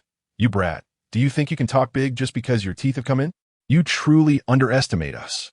A bunch of worthless security guards. You think I'm afraid of you? Do you even know who is backing me? It's Lu Guanghai, the kingpin of this area. And recently, he has allied with the underground emperor of Changnan. Will you have to stand against me? Zhang Chong sneered, surveying the room with contempt. His words effectively silenced the previously disgruntled colleagues, who now dared not speak further. It seemed that both Lu Guanghai and Su Beifeng's names carried significant weight. Lu Guanghai, Shen Li narrowed his eyes and spoke in a low voice, promptly pulling out his phone to make a call. Send someone to the security room of XXX Company. He hung up immediately. No matter who you call, it won't matter. If I wanted to, I could make everyone here kneel and beg for mercy. Zhang Chong continued his bravado. Shen Li sighed, slightly furrowing his brow in annoyance, and walked directly towards Zhang Chong and his gang. What are you planning to do? Want to fight? I'm ready, Zhang Chong shouted, swinging his stick with a loud whoosh through the air. Everyone gasped, taken aback by Zhang Chong's sudden aggression. Shen Li remained unfazed and raised his forearm to block the strike. Chapter 62. The boss, however. His movements resembled an instinctive reaction born from a lack of time to evade. Zhang Chong grinned, believing he had succeeded, a flicker of excitement coursing through him. Yet the very next moment, a sharp crack froze his expression in place. Who could have anticipated that at the moment the stick made contact with Shen Li's forearm, it would shatter? The stick appeared as thick as a grown man and Oppo's arm. Delivering such a blow would typically result in fractures or severe bruising. Yet, upon striking Shen Li, it felt akin to striking steel and iron. The crowd gasped in astonishment, their eyes wide with disbelief as they stared at the half of the wooden stick that lay on the ground. Zhang Chong paused, his rigid smile swiftly replaced by fear, and he unconsciously took a step back. Just as he was about to issue a command, brothers, give me. Bang! Shen Li and Oppo's fist landed squarely on his face, not exerting much force, but moving with such speed that Zhang Chong hardly perceived his action before he was sent flying out of the security room. The remaining ruffians, stunned into silence, could only watch Zhang Chong sprawled on the ground. Brother Shen, did you perhaps hit a bit too hard? Song Ziyuan glanced at Shen Li with concern. Indeed, that fellow just claimed to be a man of Lu Guanghai. Lu Guanghai is a formidable character, known to all. He is the elder brother of the brawlers in the nightlife scene, with numerous underlings. If what he said is true, and Lu Guanghai has indeed allied himself with Su Beifeng, then you have truly stirred up a significant trouble. Just recently, you struck Chen Yuqing, indirectly offending the Lu family, and now you've targeted Su Beifeng's subordinate. Do you truly wish to forfeit your life in Jiangchen? Colleagues exchanged worried words, their tones laced with concern for Shen Li. Shen Li, you should quickly change your clothes and leave. I and Oppo's handle things here. Lu Wenchong furrowed his brow and spoke. Shen Li remained silent, stepping out of the security room. Outside, Zhang Chong had been assisted to his feet by his underlings. Shen Li's punch had not been overly forceful. He merely intended to teach him a lesson. Brother Chong, you just flew so high. Are you all right? One of the underlings inquired with concern. Zhang Chong, however, pushed the speaker aside in a fit of rage. Upon seeing Shen Li emerge, he immediately became vigilant. I warn you, henceforth you are not to collect protection fees, nor trouble Xiao Song. You must also apologize to Uncle Lu. Do you understand? Shen Li and Oppo's eyes narrowed, an icy aura enveloping the area. What did you say? Who do you think you are? Why should I listen to you? Zhang Chong retorted defiantly, shifting his stance.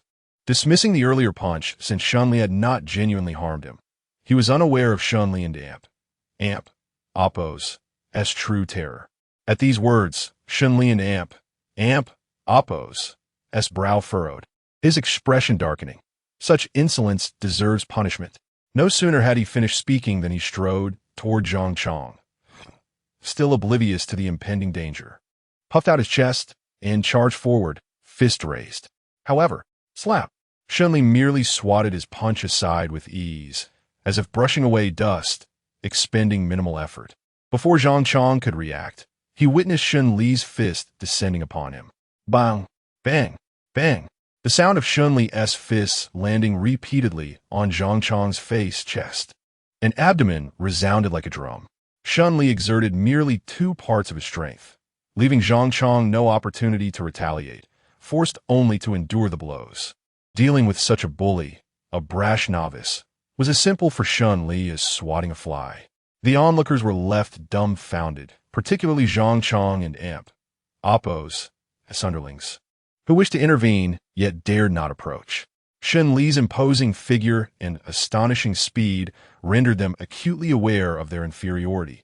They hesitated to help. Bang! With a final blow, Zhang Chong's body crumpled to the ground. Brother Chong.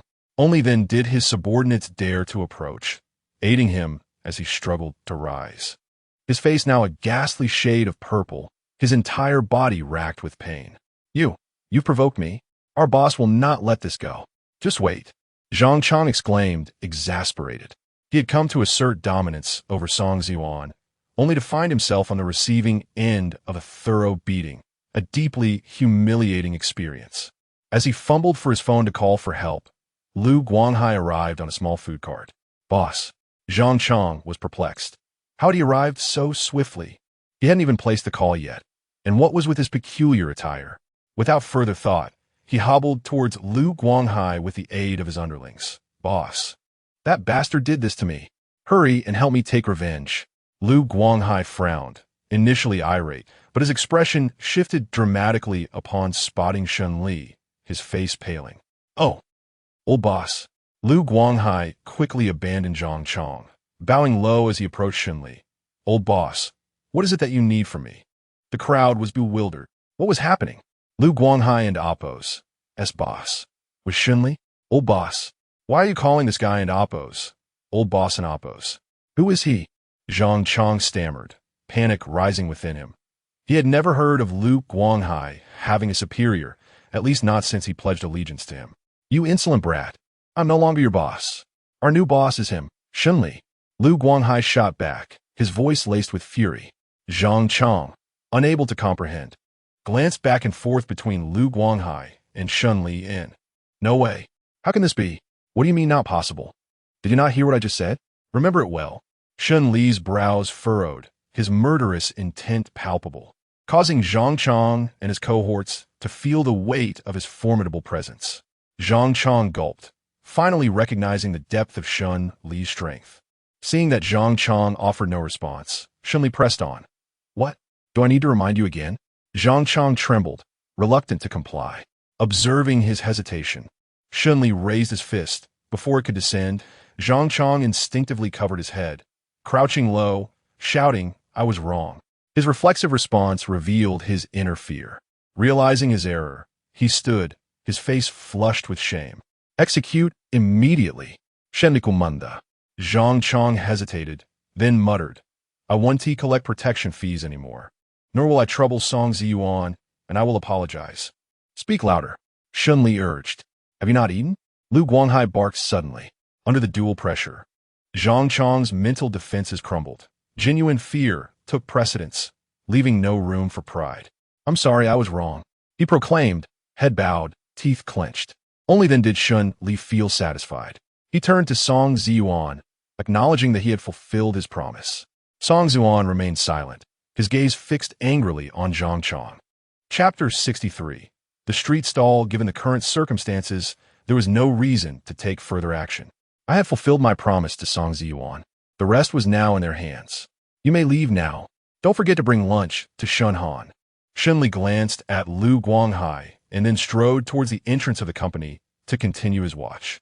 Lu Guanghai, wearing a forced smile, nodded, too intimidated to harbor any ill thoughts towards Shen Li.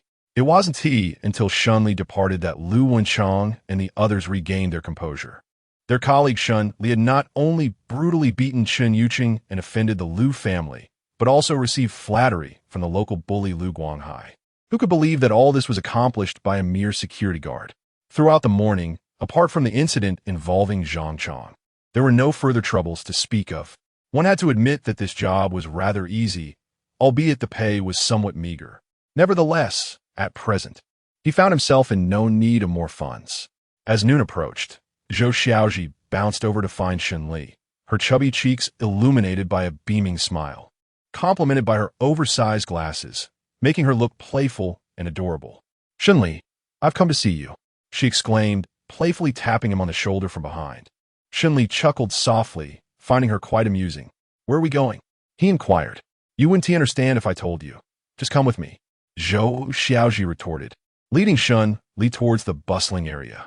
Such clusters of office buildings invariably attract lively streets, teeming with a variety of food options due to the influx of office workers.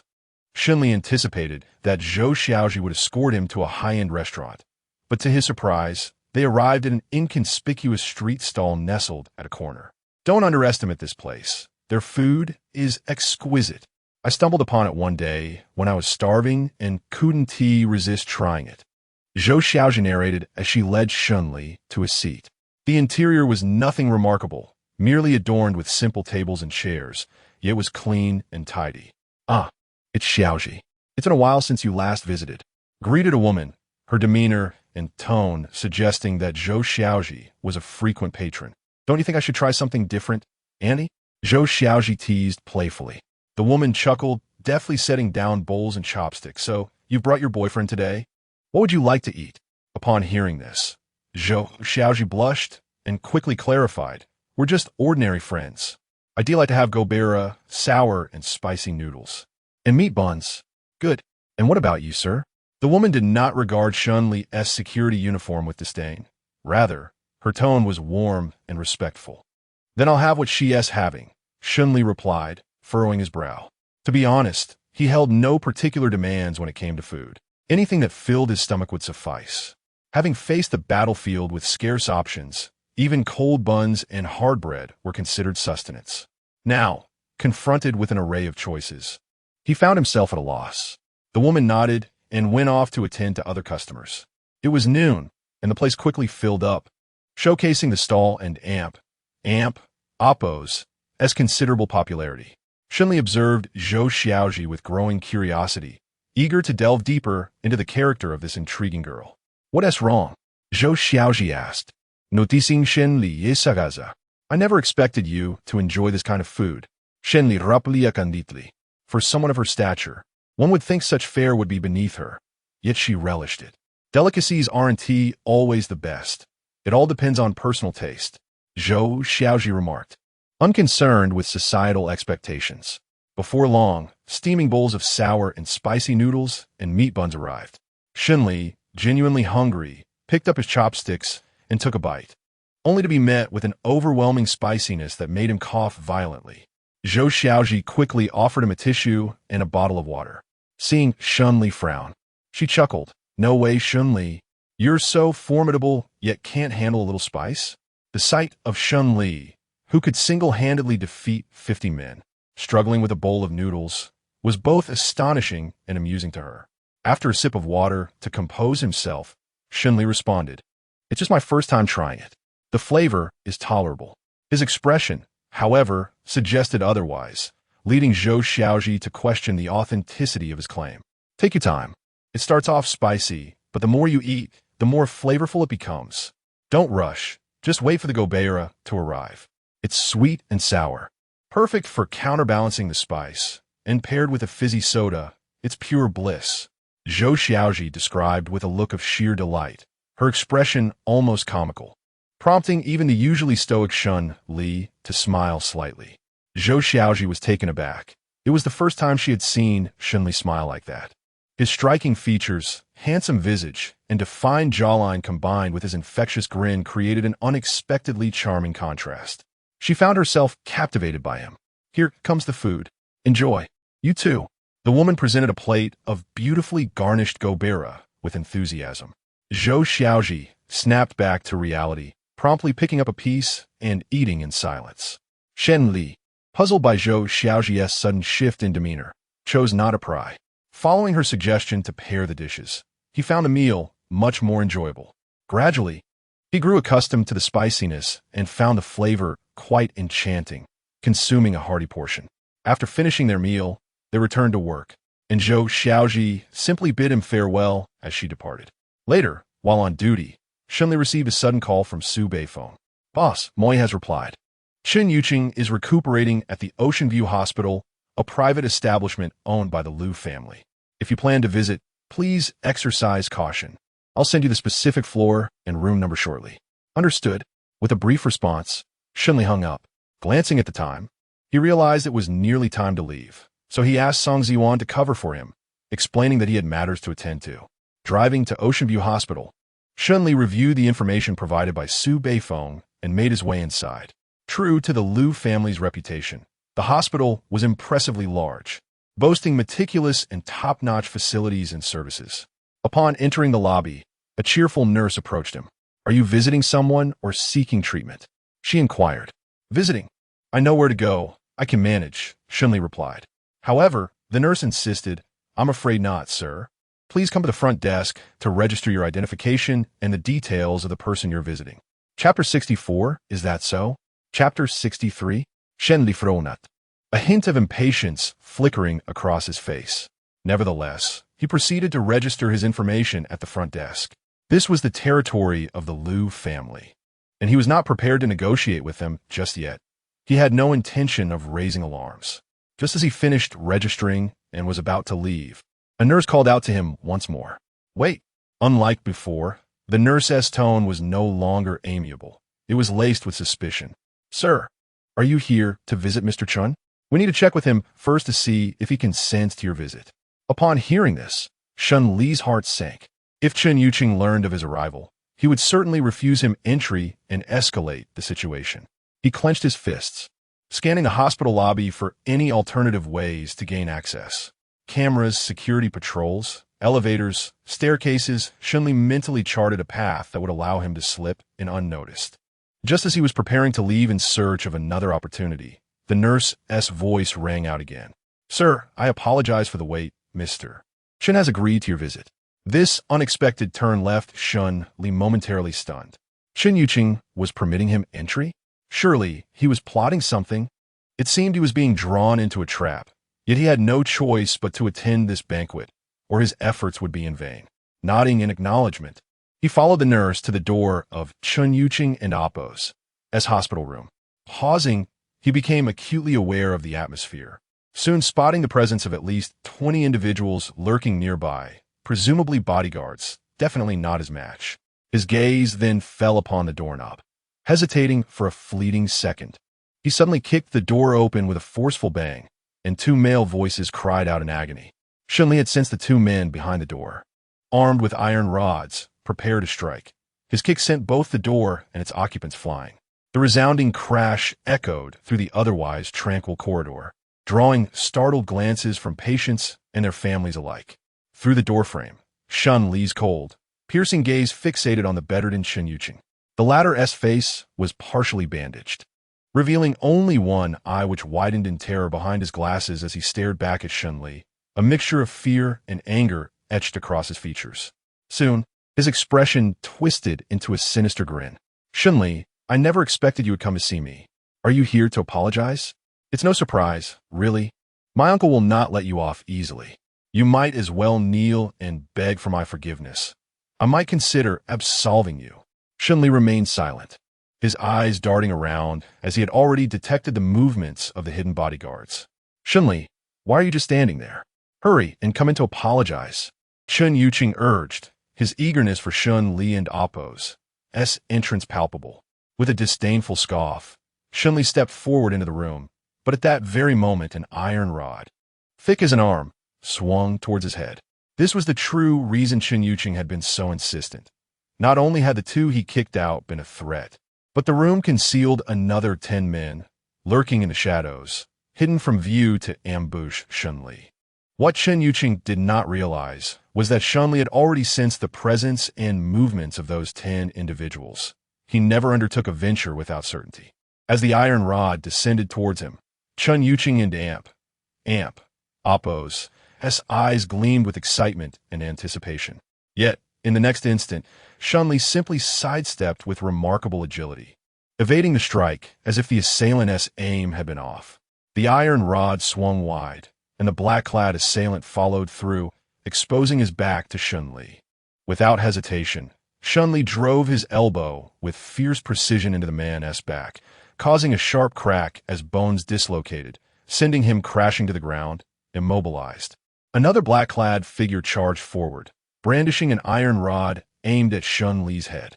This time, Shen Li did not evade. Instead, he executed a graceful spinning kick, sending the rod flying before delivering a punch that sent the attacker reeling. More black-clad men surged in, relentlessly targeting Shen Li and Appo's vital points, intent on his demise. As he rotated his wrist and rolled his neck, seemingly preparing for the onslaught, the black-clad attackers were already in motion. Would he truly have time to warm up? Prepare to die. Shen Li, you won to escape today, Chen Yuqing shouted, his voice brimming with fervor. But the next utterance sent a chill down his spine. Is that so? The moment Shen Li's words fell, all the black-clad attackers were propelled backward as if shot from a cannon. A powerful gust of wind shattering the window glass with a terrifying crack. The assailants landed amidst the shards, bloodied and battered, their bodies weak and lifeless. Upon closer inspection, it was evident that the force propelling the attackers and the gust itself emanated from Shen Li, whose fists still pointed toward them, a wisp of white mist swirling from his fingertips. Shen Li wished to avoid entanglement with these foes, so he exerted a fraction of his true strength. The sheer force of his punch created violent friction with the air, generating heat that transformed into vapor. Such power was beyond the imagination of an ordinary person. Effortlessly wielded by Shen Li, truly chilling.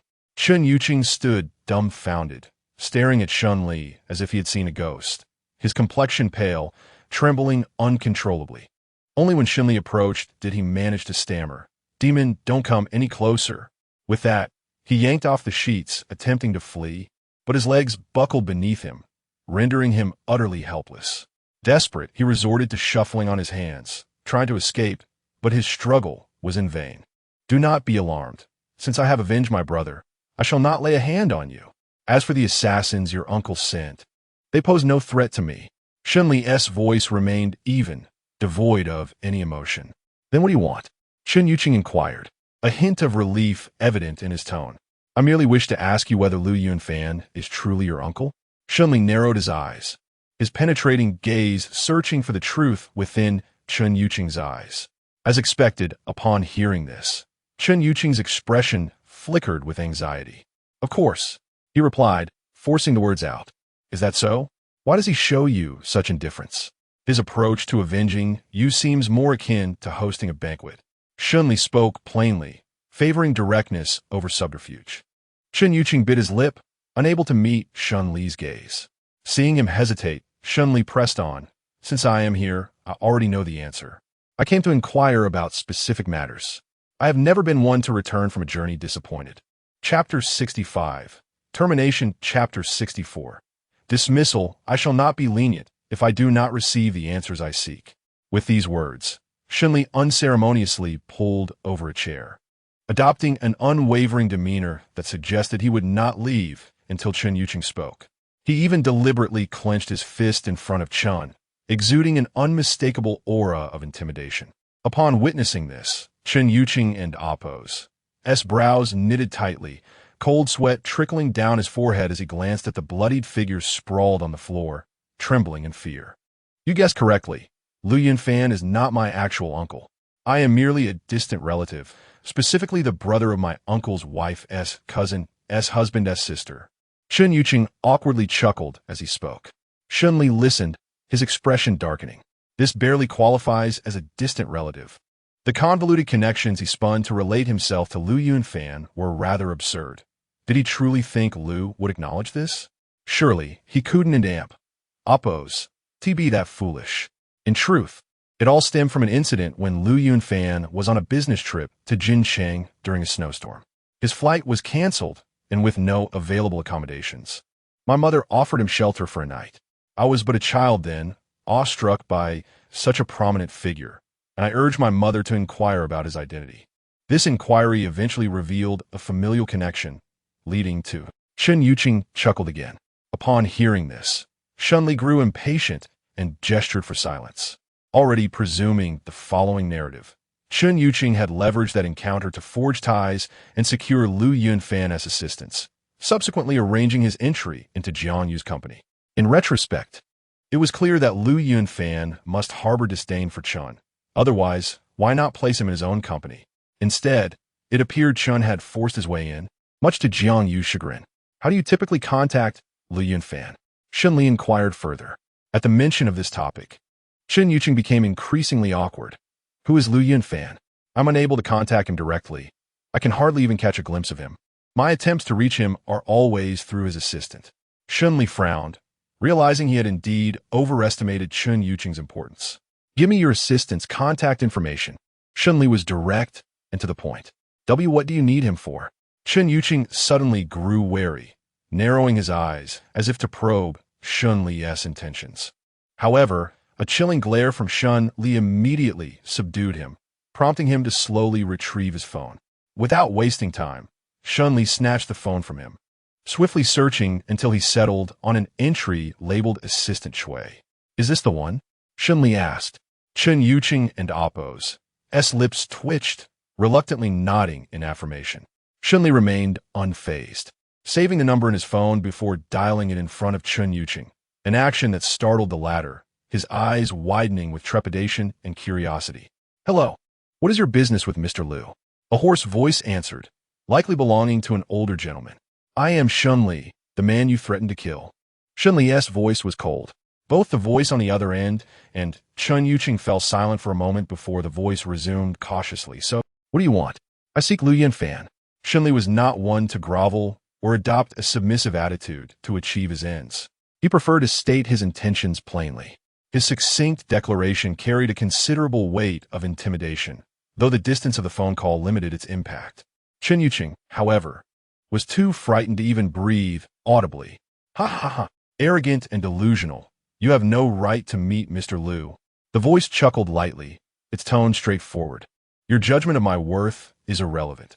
He shall meet me in due time, for I possess the influence he desires. Should he wish to collaborate, I am open to it. Shen Li boldly articulated his purpose, hanging up the call without waiting for a response, showing no regard for the man and Appo's status. By severing the call, Shen Li had effectively terminated Lu Yunfan and Appo's line of communication, and it was easy to deduce that the recipient must be fuming. Why you dare hang up on him? That is tantamount to slapping Lu Yunfan in the face. Shen Yuqing's expression was a complex mix of admiration and disbelief as he stared at Shen Li. As a human being, why should I fear him? Shen Li shot a glance at Shen Yuqing, rising to leave. Yet, just as he reached the door, he added, You need not return to the company. You are terminated. One visit, one strike. What? Shen Yuqing narrowed his eyes, first taken aback and then incredulous. Who says? I am the team leader. You are merely a security guard. Do you think you can dismiss me? I was placed there by the Lu family. What are you exactly? Shen Yuqing nearly sprang from the bed. But Shen Li offered no explanation, simply leaving him with, I said, one visit, one strike. If you don't believe me, feel free to test it. With that, Shen Li departed without a backward glance. Shen Yuqing fumed, clenching his fists. If indeed he were dismissed, it was not for him to convey the news. He was merely a watchdog, unqualified for such authority. Yet, Shen Li's words sent chills down his spine, rendering him too fearful to act rashly. Upon exiting the ward, Shen Li sensed that the 20 or so bodyguards who had been lurking nearby were now absent. This struck him as odd. Were they not sent by Lu Yunfan to protect Shen Yuqing? Why had they merely observed without intervening during the altercation with the assailants? Not dwelling on it, Shen Li called Jiang Yu, notified Chun Yuqing of his termination. Huh? Jiang Yu sounded bewildered. No need for questions. Simply do as I say. Shen Li hung up the phone abruptly. At that moment, Jiang Yu was still in her office, perplexed by the sudden command and the abrupt end to the call. In her frustration, she smashed her phone against the floor, startling Jiang Bing, who had been engrossed in a game. Sister, what are you doing? That damn Shen Li. How dare he give me orders? Jiang Yu seethed, venting her wrath upon the shattered phone. After a moment, she reached out toward Jiang Bing. Hand me your phone. Her tone remained volatile, and Jiang Bing, confused, obediently passed her the device. Jiang Yu scoured her computer for a moment before dialing Chun Yuqing. Chun Yuqing, you are terminated. In the hospital room, Chun Yuqing stared at the empty doorframe, glancing at his phone in utter disbelief, his spine chilling. What is Shen Li in Appo's true standing? How could he command Jiang Yu? Damn it, I have truly been ensnared by him. His direct confrontation with Lu Yunfan is not merely bravado. He is genuinely fearless. Fortuitously, I complied earlier. Otherwise, I might not have survived this ordeal. No, I cannot be dismissed. Jiang Yu. She would not dare. Chun Yuqing's frustration mounted. Who was he? He was the formidable team leader Chun, wielding influence in the office. To suddenly be beaten down by Shen Li and now face termination? How could he accept such a fate? Muttering to himself, he dialed Jiang Yu and Appo's number repeatedly, but each attempt went unanswered. With no other option, he resorted to calling Assistant Shui, only to receive the same result. Chapter 66. The Masked Man. As Shen Li departed from the hospital room, he felt a sense of relief for not causing any significant commotion. Just as he exhaled in preparation to leave the hospital, he abruptly halted in the lobby. Standing there, with a furrowed brow, his piercing gaze swept the surroundings, yet his body remained motionless, sensing the approach of danger. His frown deepened as he finally fixed his gaze upon a figure advancing towards him, a person clad in a hat obscuring their face. His halted steps suddenly surged forward, adopting an air of nonchalance as he continued walking. As the masked man drew nearer in an instant, swish! The masked individual produced an iron rod from seemingly nowhere, swinging it sideways directly at Shen Li. However, Shen Li appeared to anticipate this movement. The moment the attack was launched, he sprang into action, executing a sidestep and leaning back just as the iron rod passed a mere centimeter from his chin. Before Shen Li could fully regain his footing, another indistinct figure rushed toward him. This newcomer moved with remarkable speed, having been 5 meters away just a moment ago, and now leaping behind him in an instant. Shen Li and Appo's pupils constricted, and he swiftly crouched down. Almost simultaneously, an iron rod whizzed past, narrowly grazing the top of his head, leaving a chilling gleam in its wake. Cold sweat broke out on Shen Li's forehead. The peril was palpable, and even a moment's hesitation could lead to severe injury. He dared not linger, for there were still 18 other masked individuals in the hospital, each wielding iron rods, waiting for the perfect moment to strike. Seizing the momentum from his crouch, he exerted force and leaped to escape the encirclement, maintaining a safe distance from his adversaries. Someone's been killed. A nurse's piercing scream plunged the lobby into chaos. Some fled in haste, others stood by in shock, while terrified children and women cried out in fear. Security personnel scrambled to disperse the crowd, urging those uninvolved to leave, while those with unfinished business sought refuge in corners, hoping to avoid the unfolding conflict. Shen Li was acutely aware that other masked assailants were lurking among the crowd, waiting for the opportune moment to attack, which required him to divide his focus to remain vigilant. Yet, the two individuals before him were no easy opponents. Their movements were swift, their strikes precise and lethal. Undoubtedly elite fighters honed through rigorous training, their prowess rivaling those he had encountered on the battlefield. It was clear he faced formidable foes. In a one-on-one confrontation, Shen Li would hold the advantage, but with such a multitude of skilled adversaries, 20 in total, he doubted his ability to contend with them all. He had to prevent the lurking masked individuals from seizing the opportunity to strike, or else his situation would grow ever more precarious. Taking a deep breath, he sought to regain his composure, his eyes continually scanning for other masked figures as a precaution. Not only that, But the route he had originally planned seemed to provide an escape. Even a momentary lapse would not lead him into a trap, allowing him to withdraw and regroup for another encounter. Moreover, he recognized that prolonged engagement in this location was unwise. This was not merely the territory of the Liu family. He did not fear them, but rather concerned himself with the potential for drawing the attention of his enemies. He had yet to unearth the identity of the one pulling the strings, and exposing himself to them would undoubtedly grant them a chance to flee. This was not the outcome he desired. It appeared that lingering here was futile. It was best to retreat swiftly and seek peace. Yet, the two individuals before him seemed intent on denying him that opportunity. As Shen Li contemplated his escape, the two assailants lunged towards him simultaneously.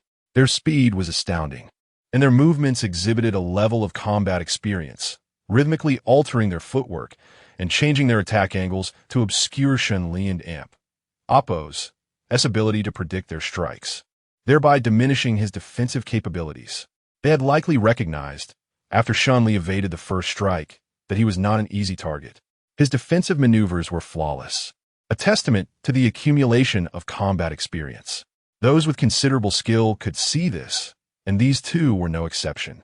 The unpredictable footwork and constant alteration of attack patterns indeed bewildered Shen Li, while their speed left the onlookers in a daze, struggling to differentiate between the two attackers.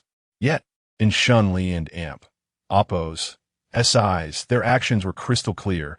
It was merely the direction of their strikes that eluded him. Regardless of where they chose to attack, he would not be caught entirely off guard. One of the assailants leaped forward, raising the iron rod high. With an arm that seemed to carry the weight of 1,000 pounds, he swung down, creating a deadly arc of cold light. The iron rod wielded with the precision of a sword. Shen Li narrowed his eyes, instinctively stepping back to evade this formidable strike. However, in the next moment, the other assailant had maneuvered to the side, where Shen Li sought to retreat, delivering a similar attack. At that moment, Shen Li found himself cornered, unable to move. If he attempted to evade the strike before him, he would be struck by the one at his side. If he sought to dodge the attack from the side, he would be hit by the one in front. With his footwork already determined, changing direction seemed nearly impossible. Just as the spectators believed Shen Li was doomed, they witnessed his upper body suddenly arching backward, his entire form tilting as if he were about to fall. Was he conceding defeat, preparing to accept his fate?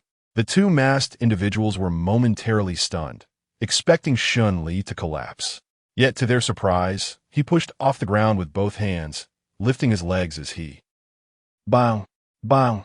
Two deafening sounds echoed, as both iron rods struck the ground simultaneously. The tiles beneath them shattered, the impact sending cracks radiating outward for a 20-meter radius, enveloping the two attackers in a cloud of dust. This dust, undoubtedly the result of pulverized tiles, sparked a moment of dread among the onlookers. They could scarcely imagine the devastation had such immense force been directed at a human target. A collective shudder rippled through the crowd, including Shen Li himself. Though his expression remained composed, betraying no outward change, internally he was astonished, realizing he had underestimated his opponents. Equally astonished were the masked men. They had seemingly cornered Shen Li, yet he had eluded them with skill. When footwork could not be altered, one must employ the entirety of their body to shift the trajectory. Such ingenuity, coupled with remarkable reflexes, indicated that Shen Li and Appo's combat experience surpassed their expectations. What has transpired? Did anyone see clearly?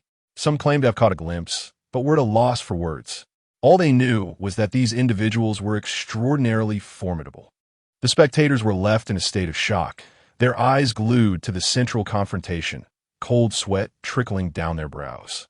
Thankfully, the fighters' overwhelming prowess was beyond the comprehension of ordinary onlookers, rendering their observations vague and indistinct. Shen Li narrowed his eyes, initially intending to seize this moment of respite to escape. However, just as he was about to act, he sensed another figure emerging from behind, prompting him to crouch once more to evade yet another iron rod. Shen Li and Appo's heart sank. With two adversaries, he had already lost his opportunity to escape. Chapter 67. The enchanted fish. In the previous chapter, the situation grew increasingly precarious. The prospect of escaping was becoming dimmer, and the thought of unleashing a murderous aura crossed his mind. Indeed, with Shen Li and Oppos as formidable presence, he could instill fear in those around him. However, there were also innocent bystanders whose awareness could potentially expose him to his enemies. He hesitated to take such a risk. Yet, if he continued to fight without revealing his true abilities, he would inevitably remain trapped, leading to the same outcome. Shen Li furrowed his brow, caught in a dilemma. Meanwhile, a pair of bright, fox-like eyes on the second floor were intently observing the commotion below. The layout of the hospital's second floor was open, allowing for a clear view of the happenings in the bustling lobby. Xiaoyu, it's your turn for the consultation. The voice of the nurse echoed through the corridor of the second floor. The owner of those fox-like eyes snapped back to reality, her social anxiety prompting her timid response. I am Xiaoyu. With her curly hair, casual outfit, and a duckbill cap, her large, blinking eyes reflected palpable panic. Just as she made her way toward the consultation room, she unexpectedly turned her head and caught sight of the golden dragon-shaped ring hanging from Shen Li's neck. Her body froze, her pupils dilating in disbelief as she stared at him. At that moment, Shen Li found himself besieged from both sides. While he narrowly evaded danger, he had yet to seize an opportunity to strike. Suddenly, amid Xiaoyu's shock, a dark figure shot out from the crowd, brandishing a metallic rod that gleamed ominously in the light. Oh no! Alarm surged in Xiaoyu's heart. Without hesitation, she leaped onto the railing of the second floor, her right hand reaching behind her neck to retrieve 3 steel needles. The needles were sharpened to a fine point and were surprisingly long, concealed in an inconspicuous manner. Onlookers on the second floor gasped, not from the chaos below, but from the sight of Xiaoyu, poised like a hawk on the railing. Xiaoyu? Which one is Xiaoyu? The nurse's voice rang out again, but this time, Xiaoyu's tone transformed from timid to fierce and cold. Xiaoyu is leaving. With that declaration, she thrust her legs and leapt from the second floor, releasing the 3 steel needles from her hand as she soared through the air. The dark figure let out a cry of agony before collapsing to the ground. The unexpected turn of events drew Shen Li's and the masked figure's attention simultaneously. As Xiaoyu landed gracefully, she brushed her slightly disheveled curls aside, her expression devoid of emotion as she fixed her gaze on the masked assailants. Shen Li narrowed his eyes, recognizing Xiaoyu as an ally, but uncertain of her allegiance. Was she with the hidden dragon, or was she something else? Before he could ponder further, Xiaoyu swiftly retrieved 3 steel needles once more, her movements agile and swift as she launched into action. Needles aimed at 2 of the assailants. Startled, the masked figures raised their rods to defend themselves, the sound of clashing metal ringing out as they successfully deflected the needles. However, in their haste to counter Xiaoyu, they overlooked Shen Li's presence. As the needles were blocked, Shen Li advanced on one of the assailants, his right fist clenched. Imanatinho antimidatinho. With a resounding thud, Shen Li struck without hesitation, connecting directly with the assailant and Oppos' chest. The force sent the man hurtling backward, blood gushing from his mouth, the impact leaving a visible dent in his torso. The remaining 2 reacted quickly. One charged toward Shen Li, while the other rushed toward Xiaoyu. As Xiaoyu prepared to unleash another volley of needles, she heard Shen Li's voice command. Do not linger, retreat. As soon as he spoke, Shen Li darted towards the stairwell, and Xiaoyu followed closely behind. The masked figures hurried to pursue, but upon reaching the stairwell, they found no trace of their quarry. Behind the hospital, a ventilation fan was forcefully kicked open as Shen Li executed a swift leap, with Xiaoyu following suit. Once they escaped, both exhaled deeply, catching their breath. Shen Li regarded Xiaoyu with newfound seriousness. Xiaoyu hesitated, her captivating fox-like eyes betraying a hint of anxiety. She quickly removed the fish-patterned ring from her finger, kneeling on one knee. I am the enchanted fish at your service. My leader.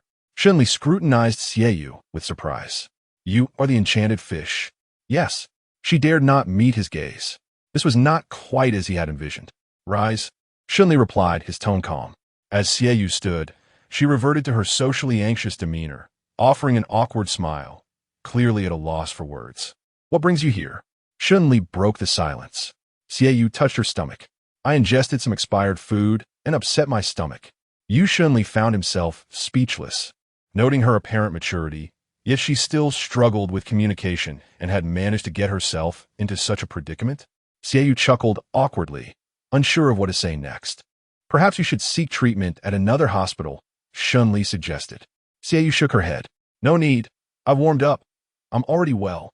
Then come with me. Shen Li decided it best to bring her to Su Beifeng for further discussion. Driving to the Shenghao Hotel, Xiaoyu seemed aware of their purpose. Are we here to find the fierce wolf? Yes, Shen Li affirmed. On the top floor of Shenghao Hotel, the three gathered. Shen Li recounted his encounter with Chen Yuqing, detailing the intricate relationship between Chen and the Liu family. Su Beifeng listened intently while Xiaoyu fiddled with a charming little teacup, her head bowed. From what you've said, it appears that Liu Yunfan harbors a strong aversion to Chen Yuqing. If I were Liu Yunfan, I would certainly wish for Chen Yuqing to vanish and cease his disturbances, Su Beifeng remarked, waving his hand dismissively. Vanishing? Shen Li fronat. Precisely. Liu Yunfan's status is so exalted. He has no desire to fuss over a distant relative. Perhaps he fears being accused of ingratitude, hence his indifferent oversight. Su Beifeng est la bosette. Shen Li nudda affirmatively. If that were the case, those lurking in the hospital would have already attacked me in Chen Yuqing's ward. It seems their sudden assault was not aimed at him, but rather at Liu Yunfan. Who is Liu Yunfan? Shen Li musha. Realizing that his audacity in disregarding the assistant's phone call had likely led to his interception at the hospital. Yet, this turn of events was fortuitous. Liu Yunfan recognized your formidable capabilities, understanding that not even his subordinates could subdue you. Our discussions will carry greater weight, and he will undoubtedly be interested in the collaboration you propose, Su Beifeng continued. Indeed, Shen Li acknowledged with a nod. There is no immediate rush regarding the Liu family. What are your plans, enchanted fish? Chapter 68. A call for help in a moment of urgency. Shen Li and Appo's gaze fell upon Xiaoyu, who instinctively flinched and averted her eyes, seeking assistance from Su Beifeng. Chief, please do not make things difficult for her. She is merely a reclusive homebody, a social phobic. When you need her, you speak, but when you don into Appo's her presence is as elusive as a shadow. She is either engrossed in gaming at an internet CAF or cocooned in her bed, binge-watching anime. Su Beifeng lamented, eliciting a hint of embarrassment in Xiaoyu, who lowered her head. Yet, there was something intriguing about her. Though she often refrained from speaking, in battle, she transformed into a fierce warrior, embodying the spirit of a fighter ready to take on any adversary. Indeed, Shen Li concurrat. As they conversed, whether addressing serious matters or jesting, Xiaoyu remained silent, her visible anxiety and confusion apparent. Xiaoyu was indeed beautiful, with delicate features that required no embellishment, especially her captivating fox-like eyes that appeared innocently charming when anxious and exuded an alluring fierceness in combat. A distinctive beauty marked by a mole added to her uniqueness. Without indulging in further idle chatter, Shen Li and Xiaoyu prepared to depart. Shen Li suggested escorting Xiaoyu home, but she quickly declined, feeling awkward. Shen Li did not insist, recognizing the value of maintaining a sense of mystery and distance. After all, the congregation of formidable individuals could easily arouse suspicion. Just as Shen Li and Appo's vehicle roared to life, he received a call from Shen Han. Brother, you must return immediately. A life is at stake. The urgency in Shen Han's voice was palpable. Shen Li's brow furrowed, his demeanor turning grave. Calm down and tell me what happened. It's Wang Fuxing attacking you, Manxiang. He underplead. Before he could elaborate, anguished cries and pleas for mercy echoed from the other end of the line. It was clear that negotiations had failed. Everything was fine earlier this morning. Those two who came to collect debts are back, and Wang Fuxing was handling it. But just as I stepped away for a moment, they began to quarrel, and Wang Fuxing resorted to violence. Initially reluctant to intervene, Shen Li understood that Yu Manxiang had no desire for divorce. Their tumultuous relationship was that of a married couple, and he could not oversee their disputes indefinitely. However, the harrowing cries from the phone were impossible to ignore. An urgency surged within him as he pressed the accelerator, the powerful engine's roar resonating through the streets. Within a mere 10 minutes, Shen Li arrived downstairs. Hastening up the stairs, fearful that he might arrive too late to prevent any harm from befalling Yu Manxiang. After all, Wang Fuxing had a reckless disregard for her well-being. "Get lost, Wang Fuxing. You deserve to die." Yu Manxiang's voice rang out, filled with defiance, followed by a series of sharp slaps. Without hesitation, Shen Li kicked the door open, revealing Wang Fuxing's bulk bearing down on Yu Manxiang, mercilessly striking her face until her cheeks flushed crimson, blood streaming from her mouth and nose. "You wretched woman, how dare you curse me? I will strangle you today." With that, Wang Fuxing clutched Yu Manxiang and Appo's slender neck, seemingly capable of snapping it with minimal effort. Shen Li wasted no time, delivering a powerful kick that sent Wang Fuxing sprawling to the floor with a thud. "Ouch!" Wang Fuxing groaned, his hefty frame crashing down painfully. Seizing a chair from the dining table, Shen Li clamped it over him, rendering him immobile, akin to a pig awaiting slaughter. As he secured Wang Fuxing, Shen Li rushed to assist Yu Manxiang, who was visibly injured, blood trickling down her arms, her exposed skin marred with bruises. He was cautious, fearful that any misstep might cause her further harm. Gently, he helped her onto the sofa, but before he could speak, Yu Manxiang slowly raised her tear-streaked eyes, her expression one of profound hurt and desperation. "Shen Li, I want a divorce. Please, help me. Save me. If you rescue me, I will devote everything to you." Her tone was humble, her voice barely above a whisper, evoking deep sympathy. Shen Li's heart trembled at her plea, his gaze softening. In the heat of battle, he had been besieged countless times for mercy, yet never had someone implored him so fervently, especially not a woman on the brink of despair. "Shen Li, I possess nothing now, but I still have my body. It is pure and untouched. If you can save me, free me from this torment, I will offer you my only unblemished gift."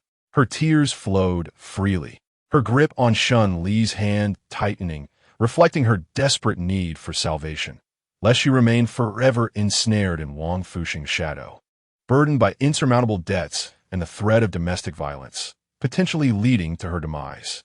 She refused to accept a life of such misery. Shen Li was her sole hope, and she clung to him with unwavering resolve. Shen Li, taken aback, furrowed his brow in confusion, glancing between Yu Manxiang and the immobilized Wang Fuxing. Upon hearing Yu Manxiang and Appo's words, Wang Fuxing felt his dignity slip away, erupting in a furious outburst. "You shameless harlot! What nonsense are you spouting? We have been married for years. How could you possibly claim to be pure?" Yu Manxiang, alarmed, pleaded with Shen Li for understanding. "No, Shen Li, listen to me. Wang Fuxing is inhumane. I truly am pure. The reason I married him was precisely because of that. When I entered society, he bullied me, and, in my retaliation, I kicked him, causing him to lose his ability. He then coerced me into marriage." With her confession, Shen Li finally comprehended the gravity of the situation. Such a captivating woman could never deserve a monster like Wang Fuxing. "You wretched woman, utter another word, and I will end you." Wang Fuxing, particularly humiliated in Shen Li's presence, felt utterly inadequate, his only claim to superiority being his marriage to the stunning Yu Manxiang. Yet he could only gaze upon her without possessing her, an absurdity. Frantic, Wang Fuxing thrashed violently against his restraints, the chair wobbling dangerously as he fought to free himself. In that moment, Yu Manxiang grasped Shen Li and Appo's hand tightly. "Shen Li, please, save me." Her voice was barely audible, accompanied by stifled sobs and an expression of utter helplessness, making it impossible for Shen Li to refuse. Taking a deep breath, he met her gaze firmly. "All right, I promise you." With a swift, graceful turn, he seized the chair, refusing to allow Wang Fuxing to escape. He then hoisted him up, unleashing a flurry of punches upon Wang Fuxing's face. Bang, bang, bang.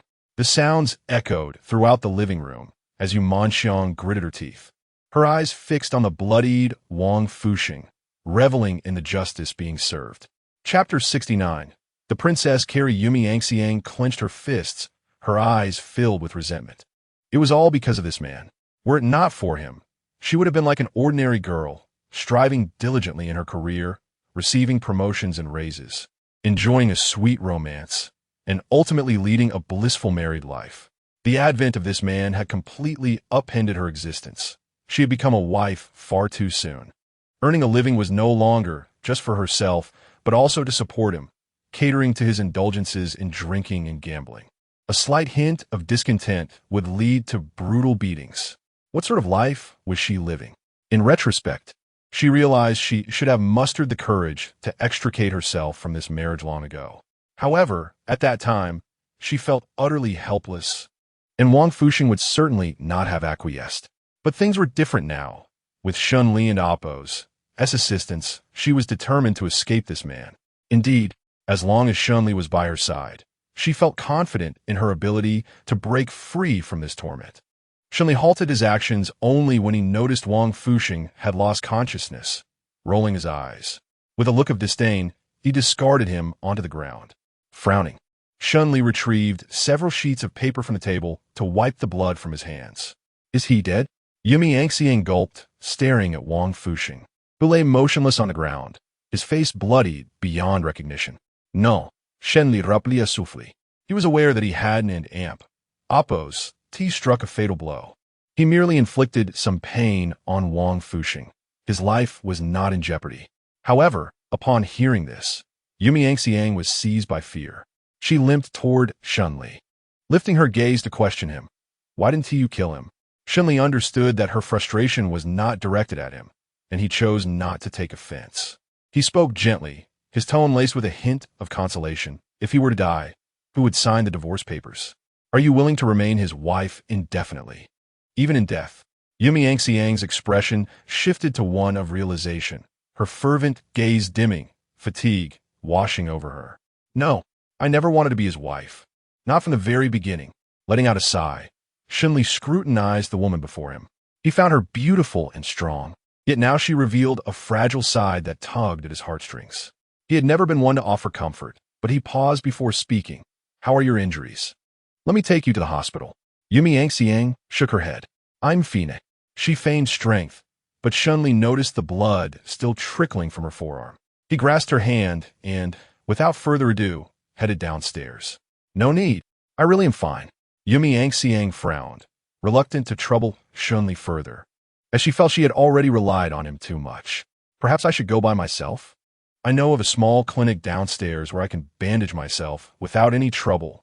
As she continued to protest, Shen Li and Appo's brow furrowed, and he remained silent. Just as she was about to speak again, she heard him utter, noisy. In an instant, Yumi Yangxiang felt herself lifted, and before she knew it, she was cradled in Shen Li's arms.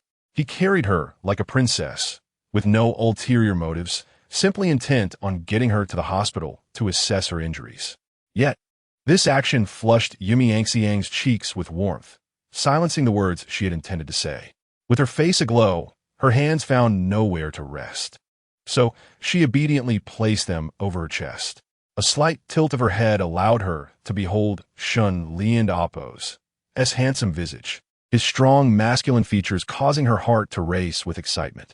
Nestled in his embrace, she experienced an unprecedented sense of security. This was the feeling a man could offer a woman, unlike the scoundrel Wang Fuxing. Upon reaching the car, Shen Li placed Yumi Yangxiang in the passenger seat and returned to the driver's side. As she sat in the luxurious vehicle for the first time, Yumi Yangxiang felt a mix of awe and caution, careful not to inadvertently damage anything. Shen Li, is this car yours?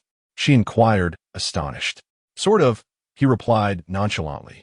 Yumi Yangxiang and Appo's spirits soared, momentarily forgetting her pain as she gazed at him with admiration. You've only been working a few days, yet you can afford such a car? Shen Li, you're truly amazing. At that moment, Yumi Yangxiang realized she had misjudged Shen Li previously, thinking him to be a recently released convict, a violent man. But no convict could possess such capabilities, nor was he truly violent. Upon reflection, she realized his actions were always in response to wrongdoing. Recalling past events, Yumi Yangxiang suddenly burst into laughter. Shen Li glanced at her, curious. What are you laughing at? She shook her head, her eyes sparkling with joy as she admired him. silently vowing, "If you can truly save me, I will be your woman for life, regardless of status. I will be only yours." Unbeknownst to Shen Li, he was lost in thought about how to expedite her divorce. Upon arriving at the hospital, he immediately sought emergency care, ensuring Yumi Angxiang underwent a thorough examination. Fortunately, her injuries were superficial, requiring only a bandage before she could return. However, upon their return, they discovered Wang Fuxing was missing. Panic set in for Yumi Angxiang as she hastily searched the bedroom, kitchen, and bathroom, but he was nowhere to be found. "Shen Li, what should we do? Wang Fuxing is gone. How am I supposed to proceed with the divorce?" Her eyes brimmed with tears. Shen Li furrowed his brow slightly. "It's fine. He is in debt and has no money. He has nowhere to go. Eventually, he will return, and we can take this opportunity to prepare the divorce agreement." Yumi Angxiang was taken aback. Shen Li continued, "Are you really waiting for Wang Fuxing to propose the divorce before handing him the papers? By then, his debts might fall upon you." Indeed, Wang Fuxing was far from foolish. He wouldn't willingly let go of such a beautiful and easily manipulated wife. Although he could only gaze without touching, Yumi Angxiang could still transfer money to him. "Should we find a lawyer? There doesn't seem to be any nearby." Yumi Angxiang voiced her concerns.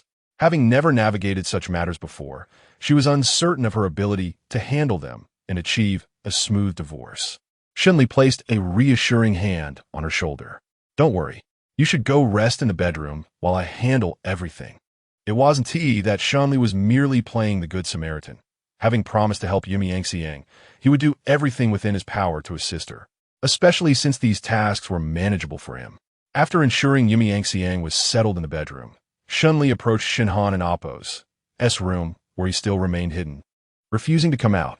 "You need to take care of yourself. Staying cooped up in your room is not good," Shen Li reminded him. "What is the point of going out? To witness the landlord's family troubles? I don't want to get involved. Is it that you don't want to, or that you're afraid?" Shen Li probed directly. Shen Han pouted, falling silent, and Shen Li chose not to press further. Chapter 70. Call recording. Chapter 69. Call recording. What sounds can you hear outside after we leave? Wang Fuxing has vanished. Shen Li inquired. Shen Han furrowed his brow, as if he had heard something. "Not long after you left, there were some sparse sounds, likely Wang Fuxing waking up. He seemed to make a call, but I couldn't and Appo's catch it clearly. It was probably something about transferring money." Shen Li frowned. Transferring money? It must be Wang Fuxing asking someone to send him money. He couldn't possibly have any funds to spare, or he wouldn't have stealthily returned to pilfer all of Yu Manxiang's money, including the 50 yuan in her bag. He must be seeking a loan, whether as a borrowing or repayment. Shen Li did not press further and returned to the living room to dial Xie Yu's phone number. After a while, the call connected. "Hello." The female voice on the other end sounded somewhat indifferent and distracted, with occasional background noise resembling animated shows. "Magic fish," Shen Li coldly reminded her, and there was a noticeable pause on the other end. The animated sound ceased, and Xie Yu's tone turned serious. "Oh, it's the leader. What instructions do you have?" Shen Li glanced at the time. It was 10:30 at night, evidently peak hours for this little night owl. XX community. "My landlord Wang Fuxing. I wish to know his call records from the last half hour. Can you retrieve them?" Shen Li asked. "Please hold," Xie Yu replied, and the incessant clattering of keys filled the line. Soon, she spoke again. "I and Appo's he found it. In the past half hour, there were only 2 calls, both to the same person, named Li Changhai. Investigate Li Changhai further," Shen Li commanded once more. The sound of typing resumed, quickly followed by Xie Yu's voice. "Li Changhai. Male, 46 years old, height." Xie Yu obediently complied, exhibiting no inclination to think for herself. Shen Li, hearing her lack of intelligence, allowed a weary sigh. "TSK. Just get to the important details." "Oh, he lends money at high interest," Xie Yu added. "Is that all?" Shen Li inquired, bemused. "Indeed. It's just that he's quite obedient. This man indulges in leisure and has nothing of significance for you to know." Xie Yu expressed her grievance. Shen Li refrained from further questioning, knowing these details sufficed. It seemed aligned with his assumptions. Li Changhai must have met with Wang Fuxing. He ordered Su Beifeng to promptly send someone to detain Li Changhai, ensuring that Wang Fuxing could not secure a high-interest loan. Understood, leader. After ending the call, the recordings of Wang Fuxing and Li Changhai's conversations were transmitted to him, and Shen Li opened them. Wang Fuxing. Hello, brother. Transfer me 100,000 yuan. It's urgent. Li Changhai. Come on, brother. You haven't finished paying back what you borrowed from Old Wu. I can't lend you any more. It's a one-way street. Wang Fuxing. What are you afraid of? My wife can earn it back. At worst, we and Amp, Oppos, LL double it. Plus, my tenant has 800,000. I checked last time when I stole. One day when he's not around, I'll take all his money, and I'll give you 400,000. Li Shangshai, dumb. Brother, you're quite bold. Wang Fuxing, what is there to fear? I'll roll with the money and disappear. He went into Oppos, to be able to find me, and will have to suffer in silence. Li Changhai, you and Oppos. Read something else. Fine, come to the Arc Bar. I and Oppos. LL wait for you here. But I want my 400,000 first. Wang Fuxing, no problem. The second recording consisted merely of a few directions. Nothing of significance. However, the first recording infuriated Shen Li. How dare Wang Fuxing covet his money? He dialed Su Beifeng once more. Li Changhai is at the Arc Bar. Detain him and teach Wang Fuxing a lesson. Yes, leader. But Su Beifeng hesitated. Speak up. Shen Li commanded sternly. The Arc Bar is in the northern part of the city. It belongs to Wu Ming. Su Beifeng deeply. Wu Ming, another underground monarch, posed a significant dilemma for Su Beifeng. If he went to apprehend the man, it would amount to a direct declaration of war against Wu Ming, inevitably leading to a large-scale confrontation that could incite panic throughout Jiangxing. Upon hearing this, Shen Li's brow furrowed, hesitating, for confronting Wang Fuxing directly with Wu Ming indeed seemed unworthy. Yet, nearly half an hour had passed without any action, allowing Wang Fuxing to gain the upper hand. If Wang Fuxing acquired the funds, he would likely be absent for a while, delaying the divorce matter, and he would still need to guard against his money being stolen. Such passive humiliation was intolerable for Shen Li. After considerable deliberation, he sighed deeply and said, "Then keep a close watch. Wait until he emerges before detaining him. Whether he has money or not, we must capture him first. It is not the right time to confront Wu Ming head-on." Wu Ming was not to be feared, but Su Beifeng's recent momentum was quite formidable. If he seized the entirety of Jiangxing's underground forces, it would attract far too much attention and could provoke even more formidable adversaries. Finding himself ensnared and becoming a target of contempt would be undesirable. Currently, his influence in Jiangxing was not solidified. Therefore, it would be prudent to avoid such a large-scale conflict. As the leader, he had unwavering faith in the strength of his subordinates, yet his role extended beyond merely issuing commands. He must also consider their circumstances. After sitting on the sofa for a while, Shen Li returned to rest. The following morning, Yu Manxiang rose early as well. The swelling on her face had nearly subsided, though it was still visible upon closer inspection. However, her makeup concealed most of it. "Why are you up so early?" Shen Li asked, frowning. He was accustomed to her early work hours and the fact that she usually missed breakfast. Given her injury from the previous day, she should have been resting well. Yu Manxiang smiled. "Waking up early allows me to prepare some warm porridge for you. Keeping your stomach cozy?" "Thank you." Shen Li nuda expression Leslie. Yu Manxiang beamed brightly. "Why are you being so polite with me? Didn't I already give you the meal allowance?" Although she refrained from mentioning that it had been stolen by Wang Fuxing, fearing it would dampen Shen Li and Oppos' mood. Shen Li remained unresponsive, quickly washing up in preparation for breakfast. The meal was simple, consisting only of plain porridge and pickles, yet it was far better than nothing, and one bowl indeed provided warmth. "I apologize.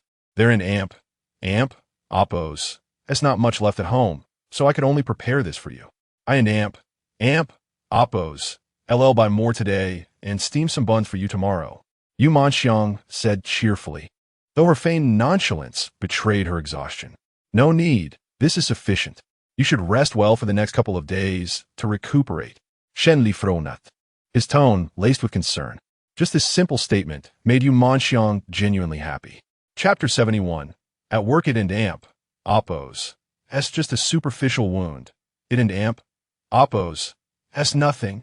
I must go to work, Yu Manxiang said, a slight frown gracing her brow, though a smile still adorned her face.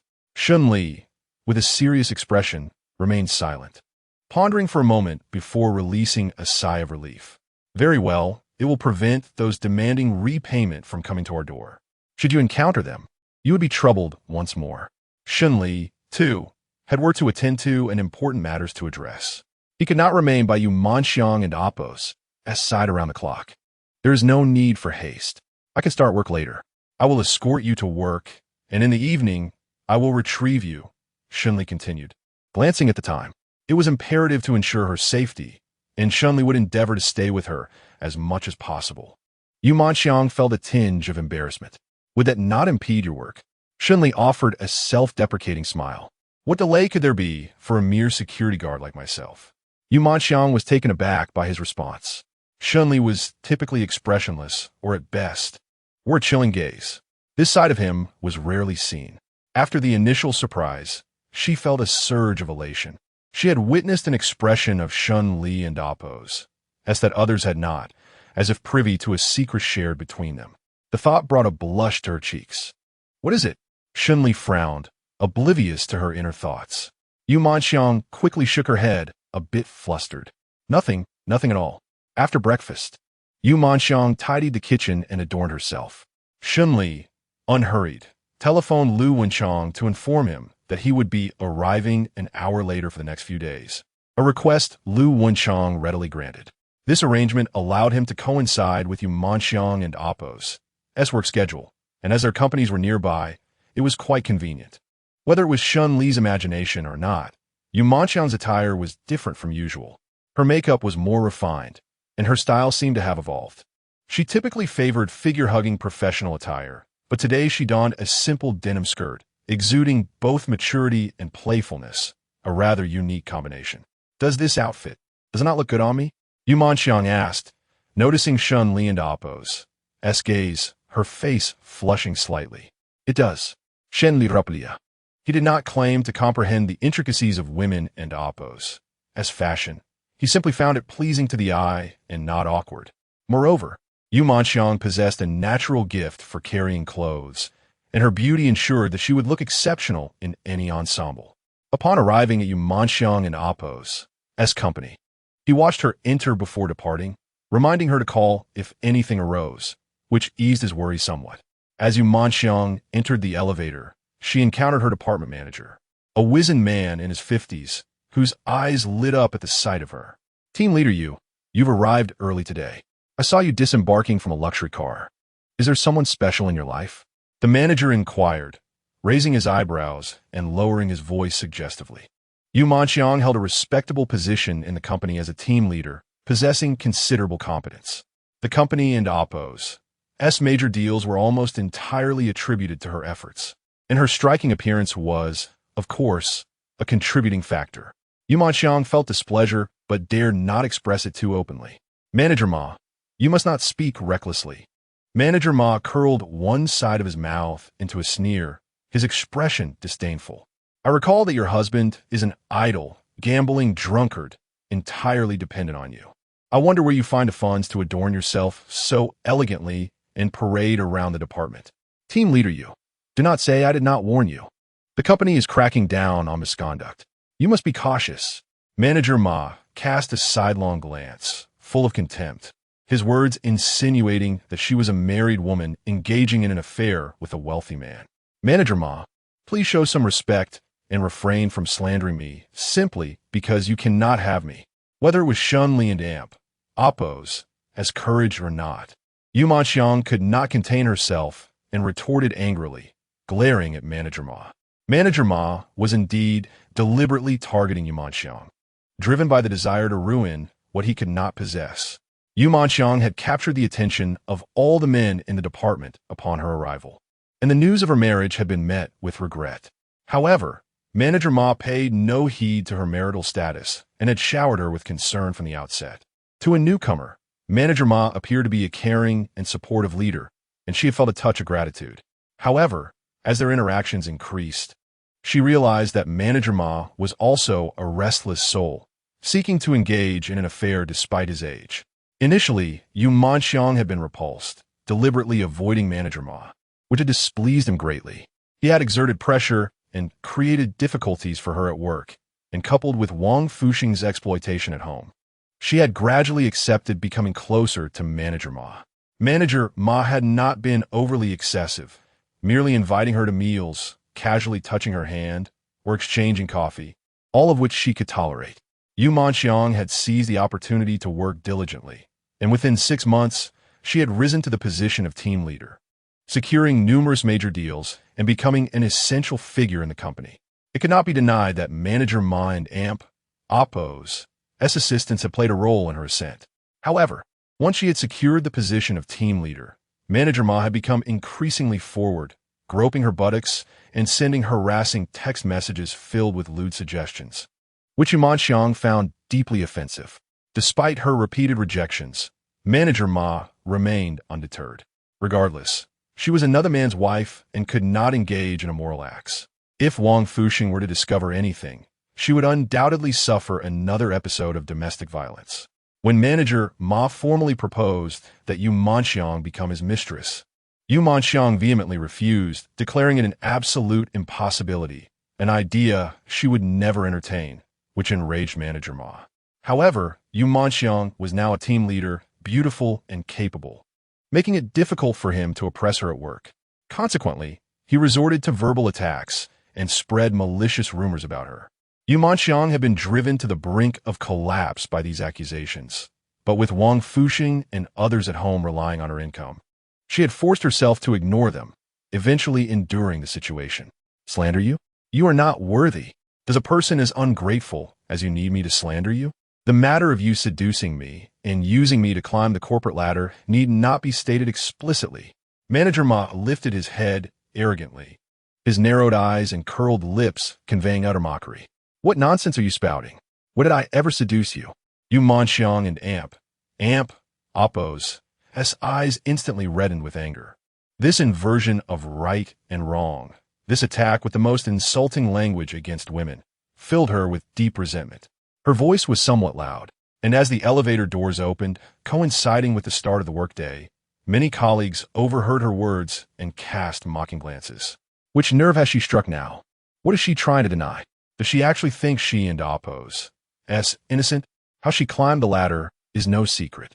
Does she think we don and Oppo's know? Why is she speaking so loudly, as if she wants everyone to know? Chapter 72. Guess the whispers surrounding Yu Manxiang were not concealed from her. Rather, it seemed as though the speakers were eager for her to overhear their remarks. Clearly, the others regarded her with disdain, believing that despite her securing several significant contracts, she had done so through unscrupulous means. Yu Manxiang and Oppo's face flushed with indignation, but she found herself at a loss for words, acutely aware of the power of public opinion. All right, team leader Yu and Oppo's, it's time to get to work. Manager Ma chuckled knowingly, his eyes glinting with a mix of smugness and lewdness as he regarded Yu Manxiang, while others around her wore mocking smiles. Yu Manxiang felt a wave of despondency wash over her. After enduring such treatment for so long, she felt it hardly mattered if she persisted a little longer. Meanwhile, Shen Li, having just parked his car and prepared to change his clothes, was called by Lu Wenchang. Shen Li, wait a moment. President Jiang wants to see you. Shen Li paused momentarily, then smirked. Understood. He seemed to have already guessed the reason for Jiang Yu and Oppo's summons. However, upon arriving at Jiang Yu and Oppo's office, he discovered she was not present. Only Jiang Bing lounged on the sofa, lazily glancing up at him. My sister is in a meeting. Please wait. Nodding, Shen Li took a seat on the sofa and noticed a document on the coffee table that appeared to contain information related to a potential collaboration with a certain company. He reached out to examine it, only to be halted by Jiang Yu's voice as she returned. That's an internal company document, not meant for a mere security guard like you to peruse.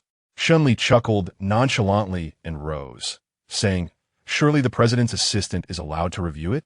Jiang Yu furrowed her brow in displeasure, striding back to her office chair with a light laugh. Since when did you become an assistant? Chen Yuqing has been dismissed. Does President Jiang intend to go back on her word? Shen Li and Oppo's expression remained unfazed. Dismissed? That was my decision. It has nothing to do with you. You merely informed me over the phone. May I inquire if you truly acted on your words? What if the Lu family comes looking for trouble? Jiang Yu crossed her arms, her gaze piercing as she scrutinized Shen Li. Shen Li smiled again. Aren't and Oppos, the Lu and Jiang families on good terms? Are you afraid of offending anyone? Did the young lady from the Zhou family tell you? Or was it young Master Dong? Jiang Yu raised an eyebrow, her tone laced with irritation. Before Shen Li could respond, she continued, I had no idea that our company and Oppos, little security guard was well acquainted with the second daughter of Jiang City. If that and Oppos, the case, why would you deign to be a mere security guard here? I cannot accommodate someone of your stature. It seemed that Jiang Yu had summoned him for reasons beyond merely discussing Chen Yuqing. The recent gathering had also drawn her interest. No matter how spacious the private room was, they were still within the same vicinity, and the few attendees meant Jiang Yu must have noticed him. Anyone capable of engaging in casual conversation with the second daughter of Jiang City and the fourth young master could not be an ordinary individual. Thus, he had acted fearlessly when he physically confronted Chen Yuqing, unafraid of incurring the Lu family and Oppos' wrath. But what was his ultimate objective in associating with her? Jiang Yu understood that Shen Li and Oppos' demeanor concealed a profound cunning, making her wary. Shen Li, too, perceived her caution and released a breath, replying coolly, You seem to enjoy conversing with Lu Tsong. I can deduce the situation even without their input. Your relationship with Lu Tsong is cordial, yet you fear Lu Yunfan, indicating a complex internal struggle within the Lu family. Lu Tsong and Lu Yunfan cannot possibly be on the same side. You must have agreed to Lu Yunfan and Oppos' conditions concerning Chen Yuqing, partly due to the friendship between the Lu and Jiang families and partly to avoid showing blatant favoritism.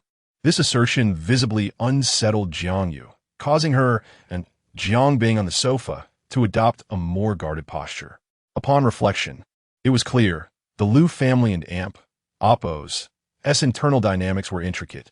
The Jiang family, being on friendly terms with the Lus, could not be oblivious to the underlying tensions. The Lu family might strive to win the Jiang family and Oppos' allegiance. Yet if the Jiang family wished to remain neutral, it could not afford to offend either faction. With the Jiang family ranked 10th and the Lu family 3rd, even antagonism from one party could pose an existential threat to the Jiang family. Jiang Yu's closeness to Lu Tsong, coupled with her apprehension towards Lu Yunfan, revealed their antagonistic relationship. It seemed that the Jiang family leaned towards Lu Tsong, wary of igniting suspicions from Lu Yunfan and Oppos' faction, hence their agreement to Lu Yunfan and Oppos' conditions, including the matter of Chen Yuqing. Of course, these were merely Shen Li and Oppos' conjectures, yet the reactions of his siblings indicated he was on the right track. Your dissatisfaction with me stems from the fact that it was you who announced Chen Yuqing's dismissal, fearing it would compromise the Jiang family and Oppos' neutrality. However, I fail to comprehend why you still choose to heed my advice. Shen Li furrowed his brow, his gaze unwavering as he awaited her response. At that moment, Jiang Yu's emotions were tumultuous. She had not anticipated that Shen Li could unravel the complexities of the two powerful families with such acuity.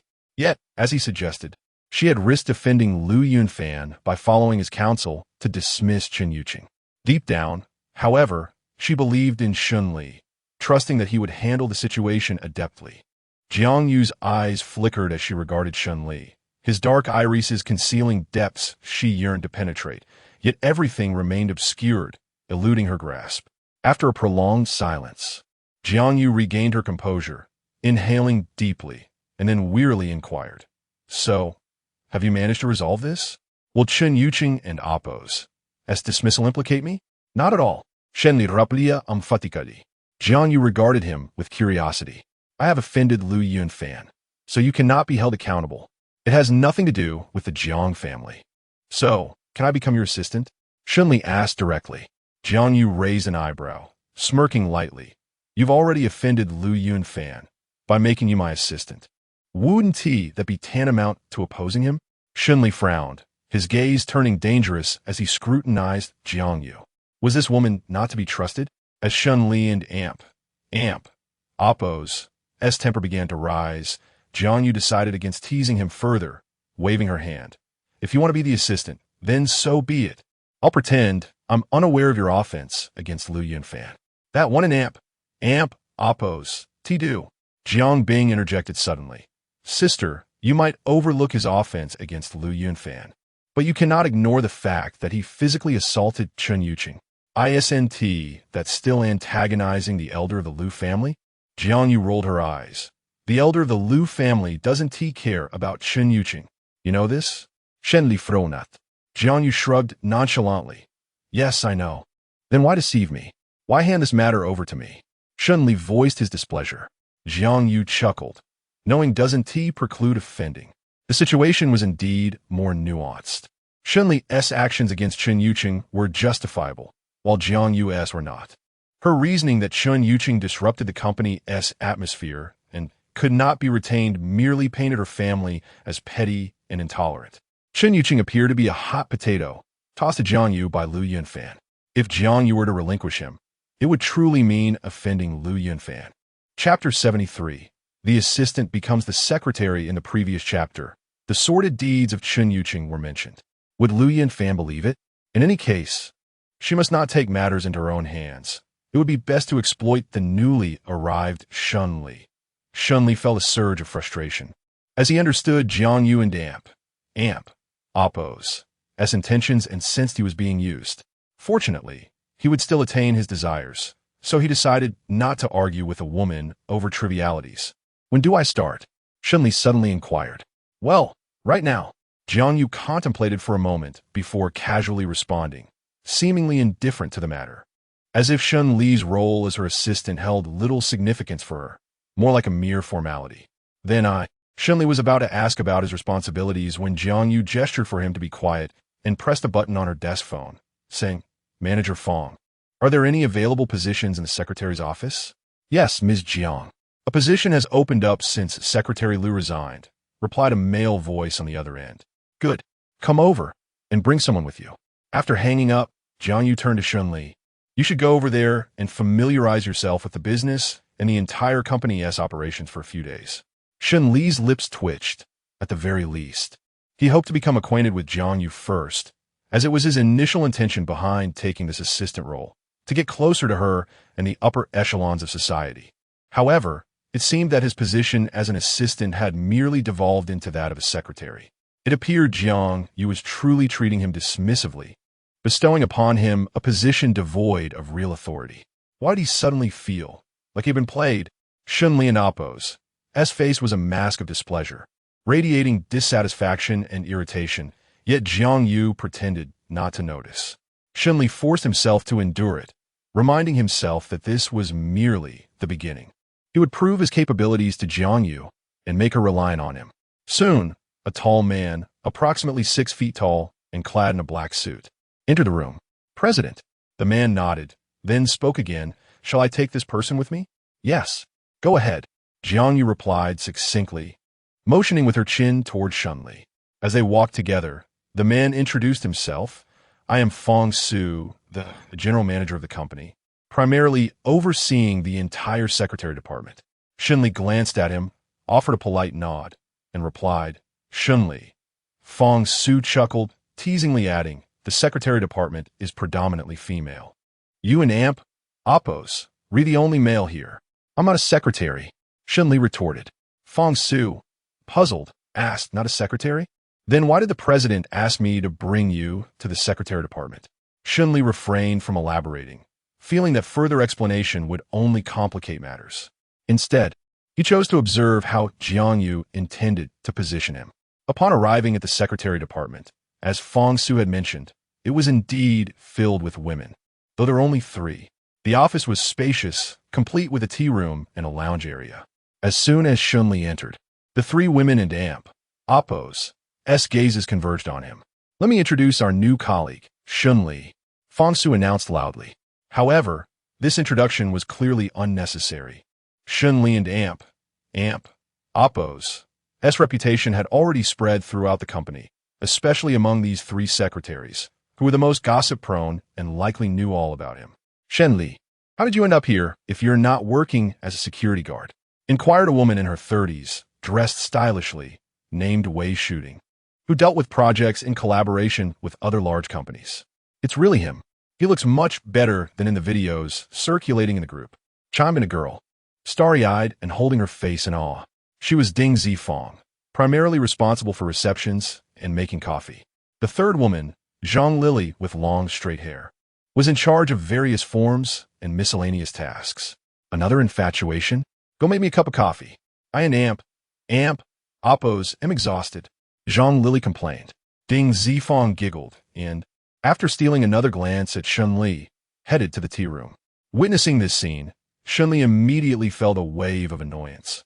What was there for him to familiarize himself with? Serving tea and engaging in idle gossip? Jiang, you. Shen Li furrowed his brows, mentally repeating her name with frustration. Meanwhile, in her office, Jiang Yu sneezed and frowned slightly. Shen Li struggled to suppress his anger. Taking a seat at an empty desk directly across from Ding Zifong, who was still gazing at him with infatuation, causing Shen Li to tighten his brows further. After sitting in the office for an entire morning, his brows had yet to relax, making him long for his previous position as a security guard. Finally, when lunch arrived, he hurried downstairs to join Song Ziyuan and the others for a meal.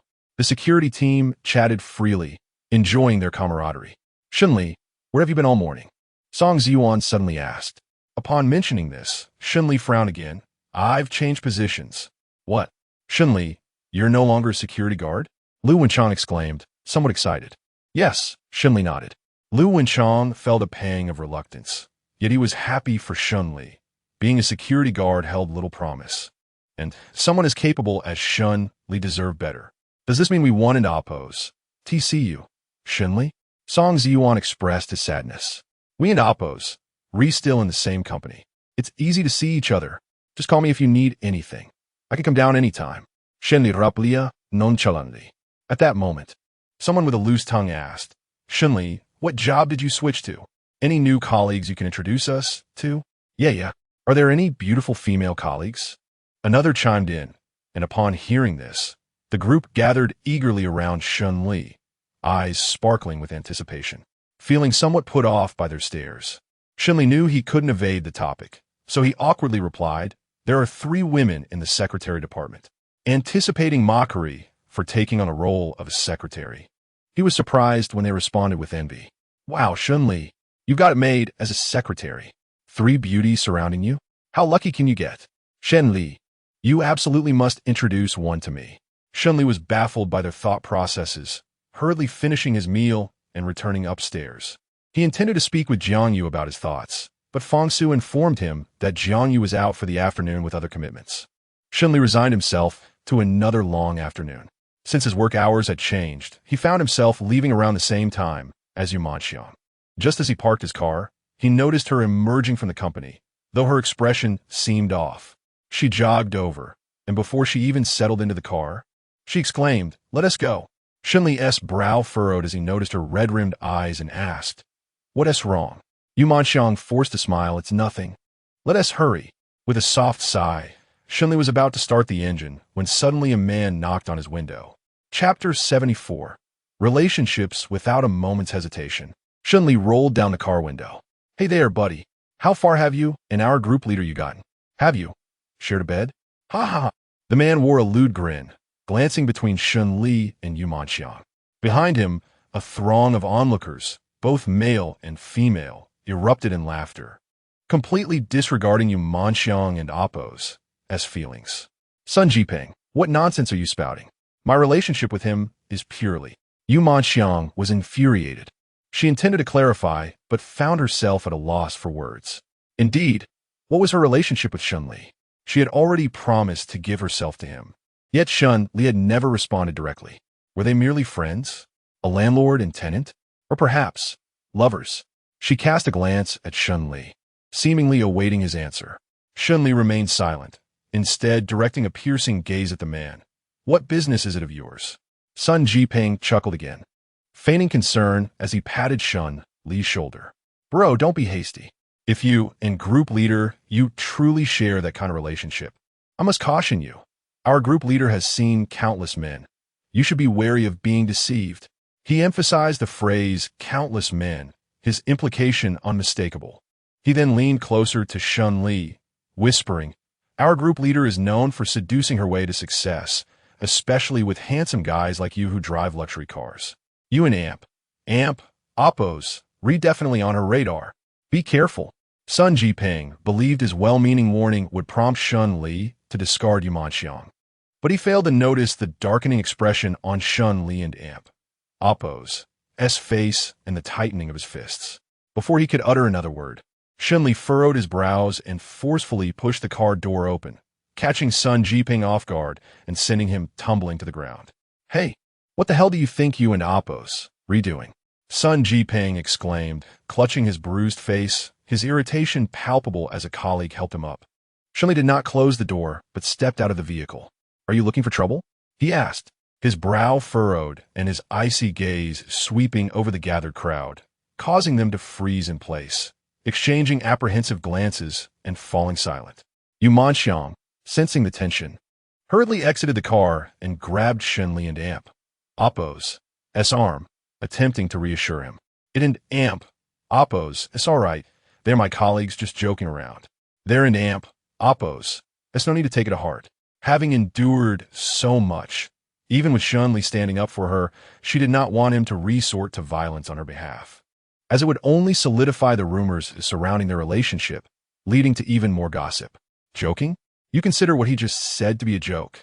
Shen Li and Oppos' brow knitted tighter as he looked at Yumanxiang. Had she not learned anything from the incident with Wang Fuxing?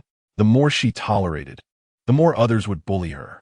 She ought to retaliate fiercely to make her aggressors recognize her strength. Yumanxiang struggled to find the words, tears streaming down her cheeks. Shen Li sighed, realizing just how much she had endured at work. This incident must have stemmed from something that had just transpired. "Tell me honestly, what happened just now?" Shen Li demanded. "In nothing." Yumanxiang wiped her tears, forcing a smile. "Still not willing to share?" Shen Li va Oppos et filet. "If you want tea, tell me. I will ask him." With that, he shook off Yumanxiang and Oppos' hand and marched towards Sun Jiping. Sun Jiping, intimidated by Shen Li and Oppos' imposing demeanor, stumbled back several steps. "What do you want?" Shen Li narrowed his eyes, grabbing Sun Jiping by the collar, his tone a menacing interrogative. "What happened back at the office?" "Let go of me." Sun Jiping struggled to evade the question.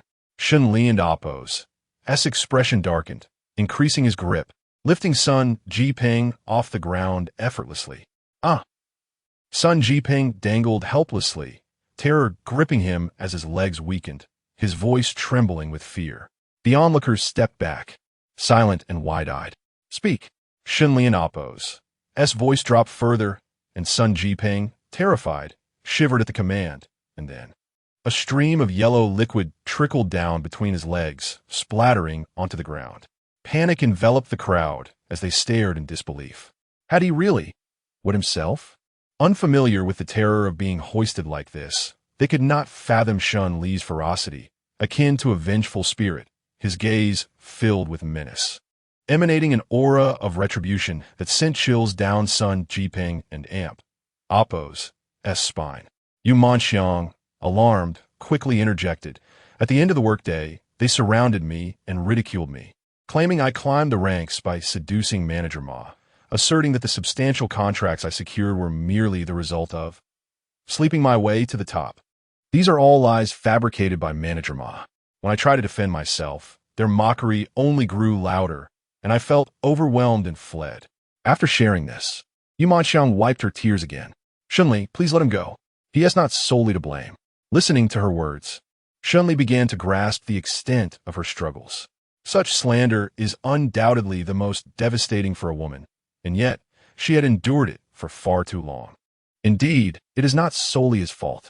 Shen Li's expression remained cold as he discarded Sun Jiping like refuse, then turned his gaze toward the other colleagues. "You all, apologize to her. If you do not apologize, you shall not leave." His voice was not loud, yet it resonated with a chilling authority. The colleagues stood trembling, exchanging glances, caught between fear and their unwillingness to apologize. Apologize for what? At that moment, Manager Ma drove up, intrigued yet disdainful upon witnessing the scene. He had suspected that Shen Li was the one responsible for escorting Yu Manxiang to and from work, and he saw an opportunity to mock them further. Manager Ma, please save us. We merely spoke the truth, and now we and Amp. Oppose. Being blocked by this pretty boy of group leader Yu. Yes, this pretty boy even said we would and Amp. Oppose. To be allowed to leave unless we apologize to Yu Manxiang. Manager Ma, you need to intervene. This is utterly outrageous. In this day and age, does a woman selling herself still have the right to complain? As the crowd saw Manager Ma arrive, they hastily sought refuge, momentarily forgetting their fear of Shen Li. Emboldened by their perceived support, and their words grew increasingly brazen, even referring to Shen Li as a pretty boy. You have gone too far. What nonsense are you spouting? Yu Manxiang could no longer contain herself. Their words had become increasingly offensive. As they slandered her, they dragged Shen Li into the fray, igniting her indignation. She felt both hurt and enraged, unable to restrain herself from wanting to confront them. Thankfully, Shen Li held her back. She yearned to retaliate, but impulsivity would not solve the issue. If Shen Li did not intervene, who knew it would end up in a brawl? Chapter 75. Sister Yu. In the previous chapter, Sister Yu was confronted by Shen Li. Yu Manxiang was perplexed as to why he was blocking her. Wasn't he the one who wished for her to stop enduring? Shen Li remained silent, continuing to survey the crowd with a cold gaze, remarking, "How audacious are your fabrications. It seems the origin of this may well be you." With that, his attention shifted to Manager Ma, who had just disembarked from his vehicle, striding arrogantly towards them with an air of disdain. You think driving a luxury car grants you the right to act tyrannically? Do you even comprehend where you are? This is XX Company, one of the top 10 in Jiangcheng, a firm belonging to the Hao family. Do you dare to cause a ruckus here? Are you not afraid of offending the Hao family? Manager Ma's tone was heavy with contempt as he jabbed a finger at Shen Li's shoulder, disregarding him entirely. What a joke. Shen Li had the audacity to offend the Liu family. What was there to fear from the Hao family? Narrowing his eyes, Shen Li cast a dark, piercing glance at Manager Ma before seizing the very finger that prodded him. If the company belongs to the Hao family, then what position do you hold? His voice was icy, devoid of mockery, merely a veiled inquiry. Manager Ma was taken aback, clearly unprepared for Shen Li and Oppo's response. Who am I? I am the department manager for Yu Manxiang. If she wishes to remain in this company, she must heed my words. You had better think twice and release your filthy hand. Sister Yu, what do you suggest? Should I break his finger? Shen Li inquired suddenly, a subtle smirk playing at the corners of his mouth, his tone laced with amusement. Sister Yu? Yu Manxiang was momentarily taken aback. Shen Li had always referred to her as Landlady, but given her current situation with Wang Fuxing, such a title felt inappropriate. Yet, the term made her cheeks flush, and she lowered her head slightly. Huh, you claim they're in Amp. Oppose. That's nothing between you two? With such familiarity, it seems you and Amp. Oppose. V. already shared a bed. Yu Manxiang. What pretense of innocence do you maintain before me? I know your worth all too well. Had you not enticed me initially, would you have attained your current position? Manager Ma scoffed, his voice dripping with anger. Perhaps it was jealousy. What made him inferior to this man? Why was he the one assisting her instead of himself? Yu Manxiang was undeniably beautiful, captivating the eyes of every man, and thus those who knew they could not possess or sought to destroy her instead. Ma Qinggong, silence yourself. Were it not for you, these rumors would never have surfaced. You incessantly claim I seduced you? Where is your evidence? I have tolerated your antics long enough. Do not overstep your bounds. Yu Manxiang retorted, her temper flaring. Usually, she bore such disrespect, but to be humiliated in front of Shen Li was intolerable. At the very least, she did not want Shen Li to misinterpret her. Is evidence truly necessary? Do you not recall your servitude as an intern, dutifully fetching tea and water for me? How fervently you courted me through countless text messages, ultimately leading to our dalliance. Otherwise, how could an intern rise to the position of team leader in less than half a year, landing numerous substantial contracts? Ma Qinggong and Amp. Oppo's audacity was astonishing, spinning falsehoods into seemingly irrefutable truths. Very well, Ma Qinggong, you have forced my hand. Since everyone is present, let us clarify this matter once and for all. With that, Yu Manxiang retrieved her phone, unearthing a trove of prior harassing messages from Ma Chenggong. Fortunately, she had prudently saved a backup of the evidence, which would now serve her well. Holding her phone aloft, she displayed the chat records, first aiming it at Ma Chenggong. Examine these closely. Are these not your words? Ma Chenggong's eyes darted over the screen, his previously arrogant demeanor shifting to one of palpable anxiety. You fabricated this. He stubbornly refused to admit the truth and attempted to snatch the phone from her grasp, forgetting that Shen Li still held his finger. A gentle yet firm grip from Shen Li caused Ma Chenggong to wince and tremble in pain. Sister Yu, your matters are yours to resolve. I shall handle Ma Chenggong. Shen Li maintained an indifferent expression, glancing at Yu Manxiang as he spoke. Yu Manxiang nodded solemnly. Having endured for so long and freed from Wang Fuxing's burden, she was determined not to suffer this indignation any longer, if only for herself. Let us see who truly seduced whom, she declared, opting not to reveal the messages but instead posting the screenshots directly in the company-wide group chat, a space comprising all departments. She was all in. Even if she lost her job, she would not shy away from seeking justice, especially with Shen Li by her side. As a message was sent, colleagues' phones erupted with notifications, curiosity piquing as they pulled out their devices. What they discovered was shocking. Ma Chenggong's explicit remarks were enough to blind anyone with disgust. Phrases such as "little darling," "take a look at my chest," "touch my legs" were merely the tip of the iceberg, with some comments so vile they were unbearable to read. Throughout this, Yu Manxiang maintained her indifference, responding solely to work-related matters.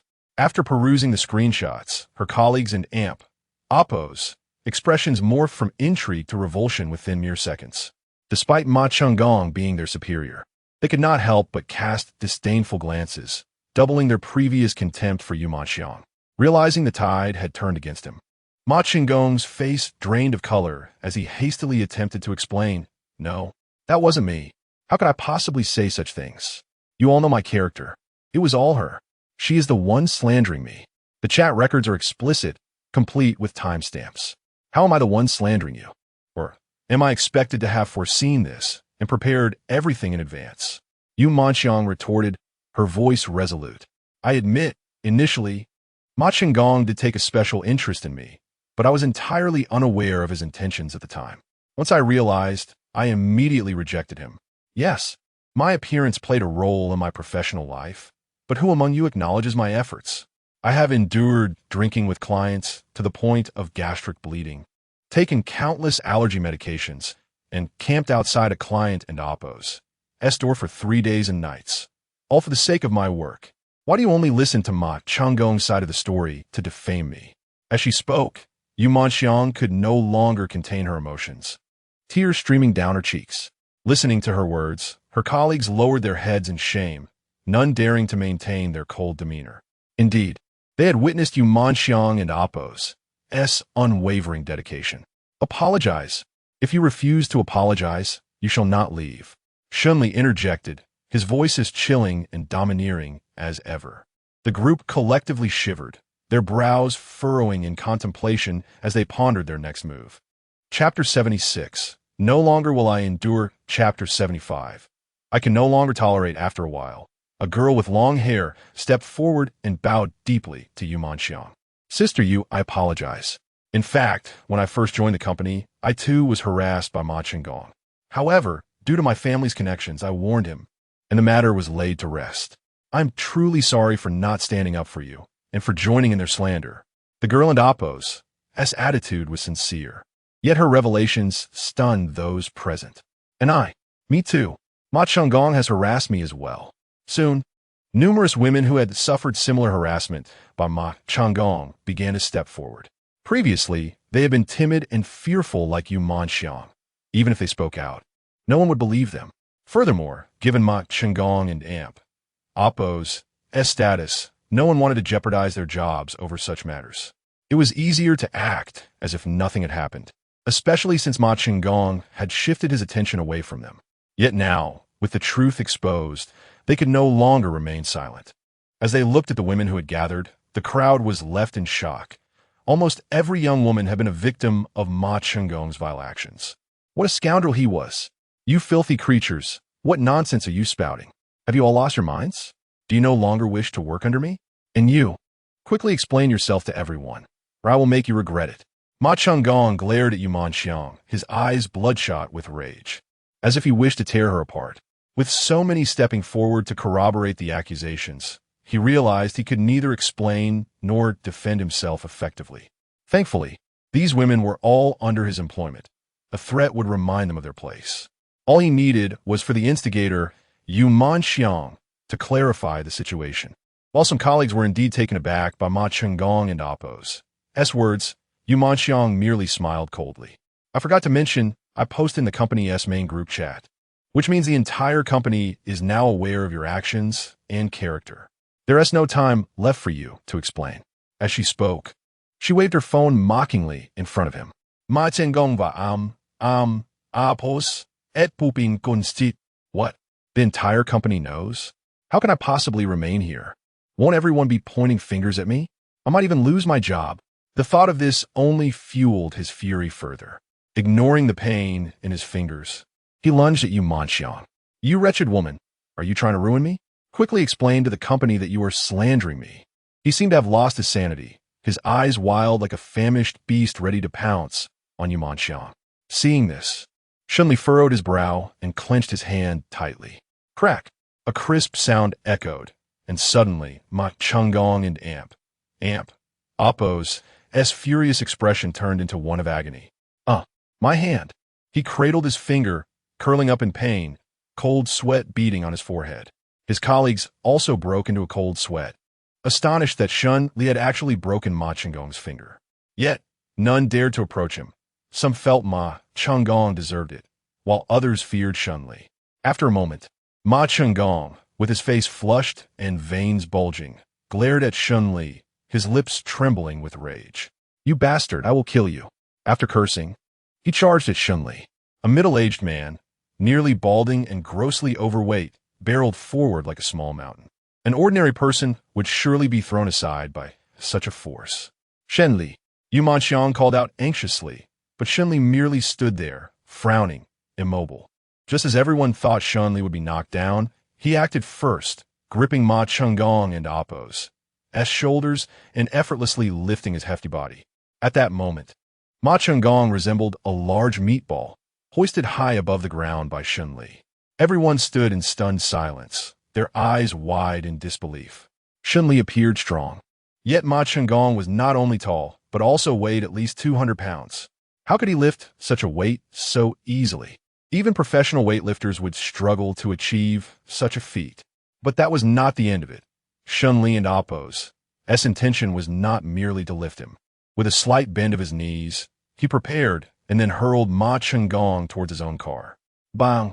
A resounding crash echoed as the hefty figure of Ma Chenggong slammed into his own vehicle, leaving a significant dent in the hood. Ma Chenggong screamed in agony, feeling as if his body would shatter. Thankfully, his excess flesh provided some protection. Otherwise, he might have been severely injured. Shen Li cast a cold glance at him. He had not used any force, but merely redirected Ma Chenggong and Appo's momentum. Whatever injuries he sustained were a result of his own folly. You wait. I will kill you all. I absolutely will kill you. Ma Chenggong groaned, trembling as he lay on the hood of his car, extending his broken finger in a gesture of hatred. Before he could finish, darkness enveloped him, and he fainted.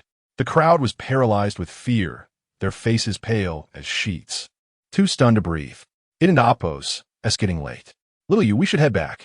Shen Li glanced at the time, and then surveyed those who had not yet apologized to Yu Manxiang, issuing a cold command. Shen Li, Yu Manxiang gently grasped his arm, shaking her head. Let go. The misunderstanding has been cleared. Those who spread rumors have received their punishment. Yet Shen Li remained firm. No. Which of them did not participate? If they have wronged you, they must apologize. Seeing Ma Chenggong and Appo's fate, no one dared to be obstinate any longer. An apology was the least they could offer. If they pushed Shen Li further, who knew what might happen to them? I'm sorry, team leader you. I apologize. Sister you. One by one, They lined up to apologize to Yu Manxiang, and Shen Li accepted their apologies with a serious demeanor, causing Yu Manxiang and Appo's cheeks to flush with embarrassment. Finally, only Sun Jiping, whose pants were wet, remained. He stole a glance at Shen Li, trembling as he approached Yu Manxiang. Team leader, I was wrong. I'm sorry. Could you please let him go? Yu Manxiang frowned, looking disdainfully at his wet pants, thinking to herself that this man was truly no man at all. She did not respond to Sun Jiping, but smiled at Shen Li instead. Let us go. Shen Li nodded, and the two of them got into the car and drove away, leaving Sun Jiping alone in the cold wind, shivering in his damp state. As they drove, Shen Li dialed a number. It was Su Beifeng's. Chapter 77. Seeking Legal Counsel. Chapter 76. Seeking legal counsel is me. Before Su Beifeng could utter a word, Shen Li spoke first, subtly indicating that he had associates nearby and it would be prudent to refrain from revealing too much about their identities. Su Beifeng, quick to respond, smiled and inquired, Brother Shen, is there something you need? How are Wang Fuxing and Li Changhai faring? Shen Li asked. They are quite obedient and dare not make a move. However, that Wang Fuxing is particularly timid. He wet his pants as soon as he was locked in the small darkroom. Su Beifeng expressed his disdain as he spoke. Shen Li and Appo's phone was connected to the car and Appo's Bluetooth, rendering their conversation hands-free. Yu Manxiang listened intently, silently cursing, not much of a man. Shen Li let out a quiet scoff, a barely perceptible curve at the corner of his mouth, which Yu Manxiang noticed and observed for a while. Realizing her gaze was upon him, Shen Li turned to her, wondering if she had something to say. Yu Manxiang quickly waved her hand and lowered her head, blushing. Do you have any friends who are lawyers? Shen Li suddenly inquired, which was the true purpose of his call. Su Beifeng pondered for a moment before hesitantly responding. Actually, I don't. Do you need a lawyer? It's a bit complicated, Shen Li replied. Su Beifeng found himself in a quandary.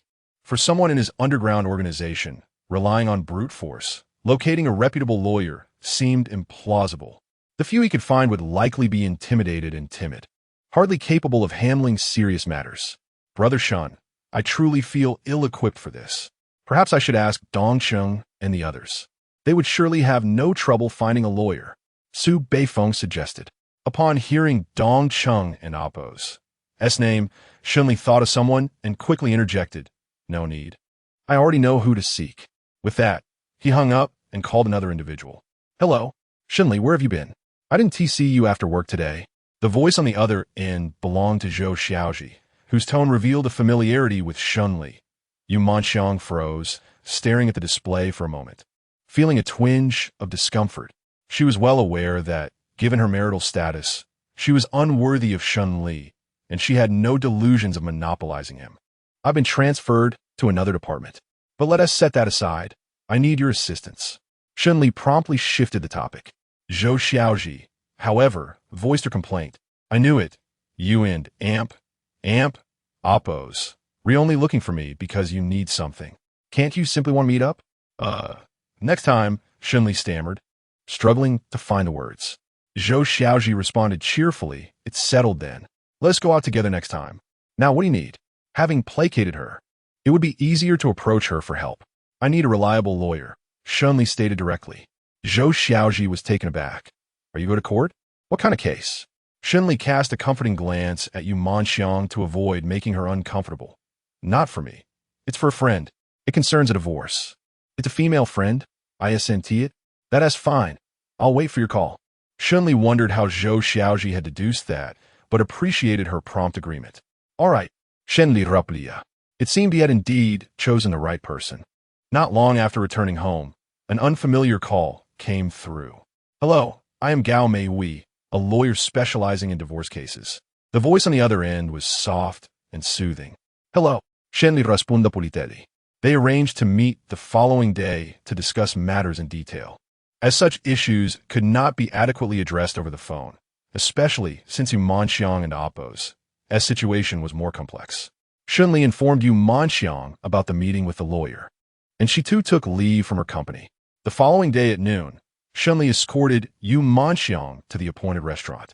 Upon entering, they were halted by an elegantly dressed, curly-haired beauty. Over here. You must be Shen Li. I'm Gao Meihui. It's a pleasure to meet you. Gao Meihui extended her hand graciously, and Shen Li nodded in response, gently shaking her hand, while Yu Manxiang also offered a nod. Once seated, Gao Meihui presented a stack of documents. These are the relevant laws regarding divorce. You both may review them first, and then we can discuss the specifics. Gao Meihui exuded poise and politeness, making a favorable impression, even on Yu Manxiang, who felt at ease with her. After gathering information from Yu Manxiang, Gao Meihui furrowed her brow, her expression softening with sympathy as she looked at Yu Manxiang. Women truly have it difficult.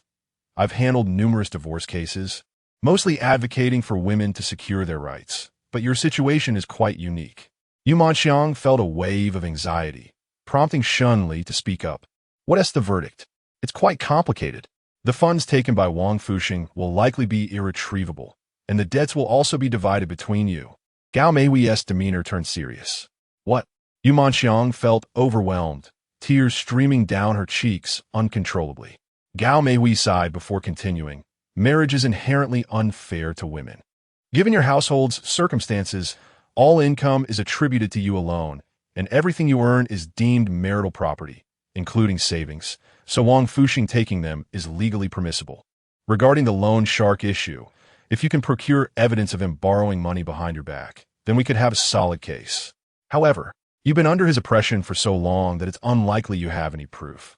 Lastly, concerning domestic violence, do you have any visible injuries from his assaults? Have you undergone any medical examinations? Can you prove that he inflicted those injuries? Gao Meihui's straightforward statements left Yu Manxiang in a daze. She could not substantiate any of the claims she needed to make. In essence, without evidence, nothing could be achieved. Yu Manxiang felt deflated, like a punctured balloon. Her eyes vacant. Shen Li furrowed his brow, realizing the predicament was more challenging than anticipated. Is there no way to reclaim the funds while placing the debts solely on Wang Fuxing? While Shen Li could seek retribution for Yu Manxiang regarding the domestic violence, the other two aspects were beyond his control. Gao Meihui smiled, attempting to lighten the mood. Don't fret. For women, divorce cases are inherently prolonged battles, difficult to win. Since we lack evidence, we must create it. Yu Manxiang's eyes brightened. What do you mean? Can you obtain the call records between Wang Fuxing and the loan shark? Gao Meihui inquired, looking at Yu Manxiang. I can. Shen Li interjecta suddenly. Both women turned to him, puzzled. Not I, but Xie you can. Certainly, regarding domestic violence, it would be easy. We could install a surveillance camera at home, and if Wang Fuxing were to strike again, we would have proof. Gao Meihui added. Upon hearing this, Shen Li's expression darkened. Are you suggesting that you Jie should endure another beating from that scoundrel? Absolutely not. I will handle the matter of domestic violence personally. Chapter 78. Divorce Agreement. Chapter 77. Divorce Agreement. No. With evidence of domestic violence, it indirectly demonstrates that Wang Fuxing has been oppressing her for an extended period. Once she finds herself in a vulnerable position, many issues can be clarified and the benefits she can secure will undoubtedly increase. Whether it concerns savings or debts, she can extricate herself from the predicament. Gao Meihui was also somewhat dissatisfied. She understood Shen Li and Appo's as concerns, yet he seemed excessively impulsive, disregarding the difficulties inherent in the divorce process. Upon hearing this, Shen Li took a deep breath, his brow furrowed, his expression dark as a stormy sea, and his voice icy as winter's breath. As a lawyer, is your method of advocating for your client to place them in danger, even at the cost of injury? You. The rhetorical question incensed Gao Meihui, prompting her to rise from her seat. Are you a lawyer? Am I a lawyer? Do you comprehend the complexities of the case? Everything you propose requires evidence. Without it, how can we negotiate? Do you believe Wang Fuxing is a fool? Do you think he will sign a well-crafted agreement without question? Gao Meihui was left speechless by her frustration.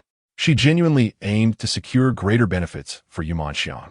This is the law and the nature of cases, inherently complex and variable. One cannot expect to gain everything without making sacrifices. Does he think things will simply unfold as he wishes? However, her words served as a revelation for Shen Li. A spark ignited in his mind, dispelling the shadows from his face. After a moment of contemplation, he turned to Gao Meihui and said in a serious tone, "Draft a divorce agreement that stipulates the return of funds to Yu Manxiang, and that the debts are Wang Fuxing and Amp. Amp oppose as personal liabilities. He shall bear them alone." What? Gao Meihui and Amp. Amp oppose. S brow furrowed even deeper, staring incredulously at Shen Li. Did he not hear what she just said, or was he intentionally opposing her? Shen Li and oppose. S gaze was resolute, his tone tinged with impatience. "Just draft the divorce agreement. The rest is not your concern. I will ensure Wang Fuxing signs it." Gao Meihui was so exasperated that she laughed.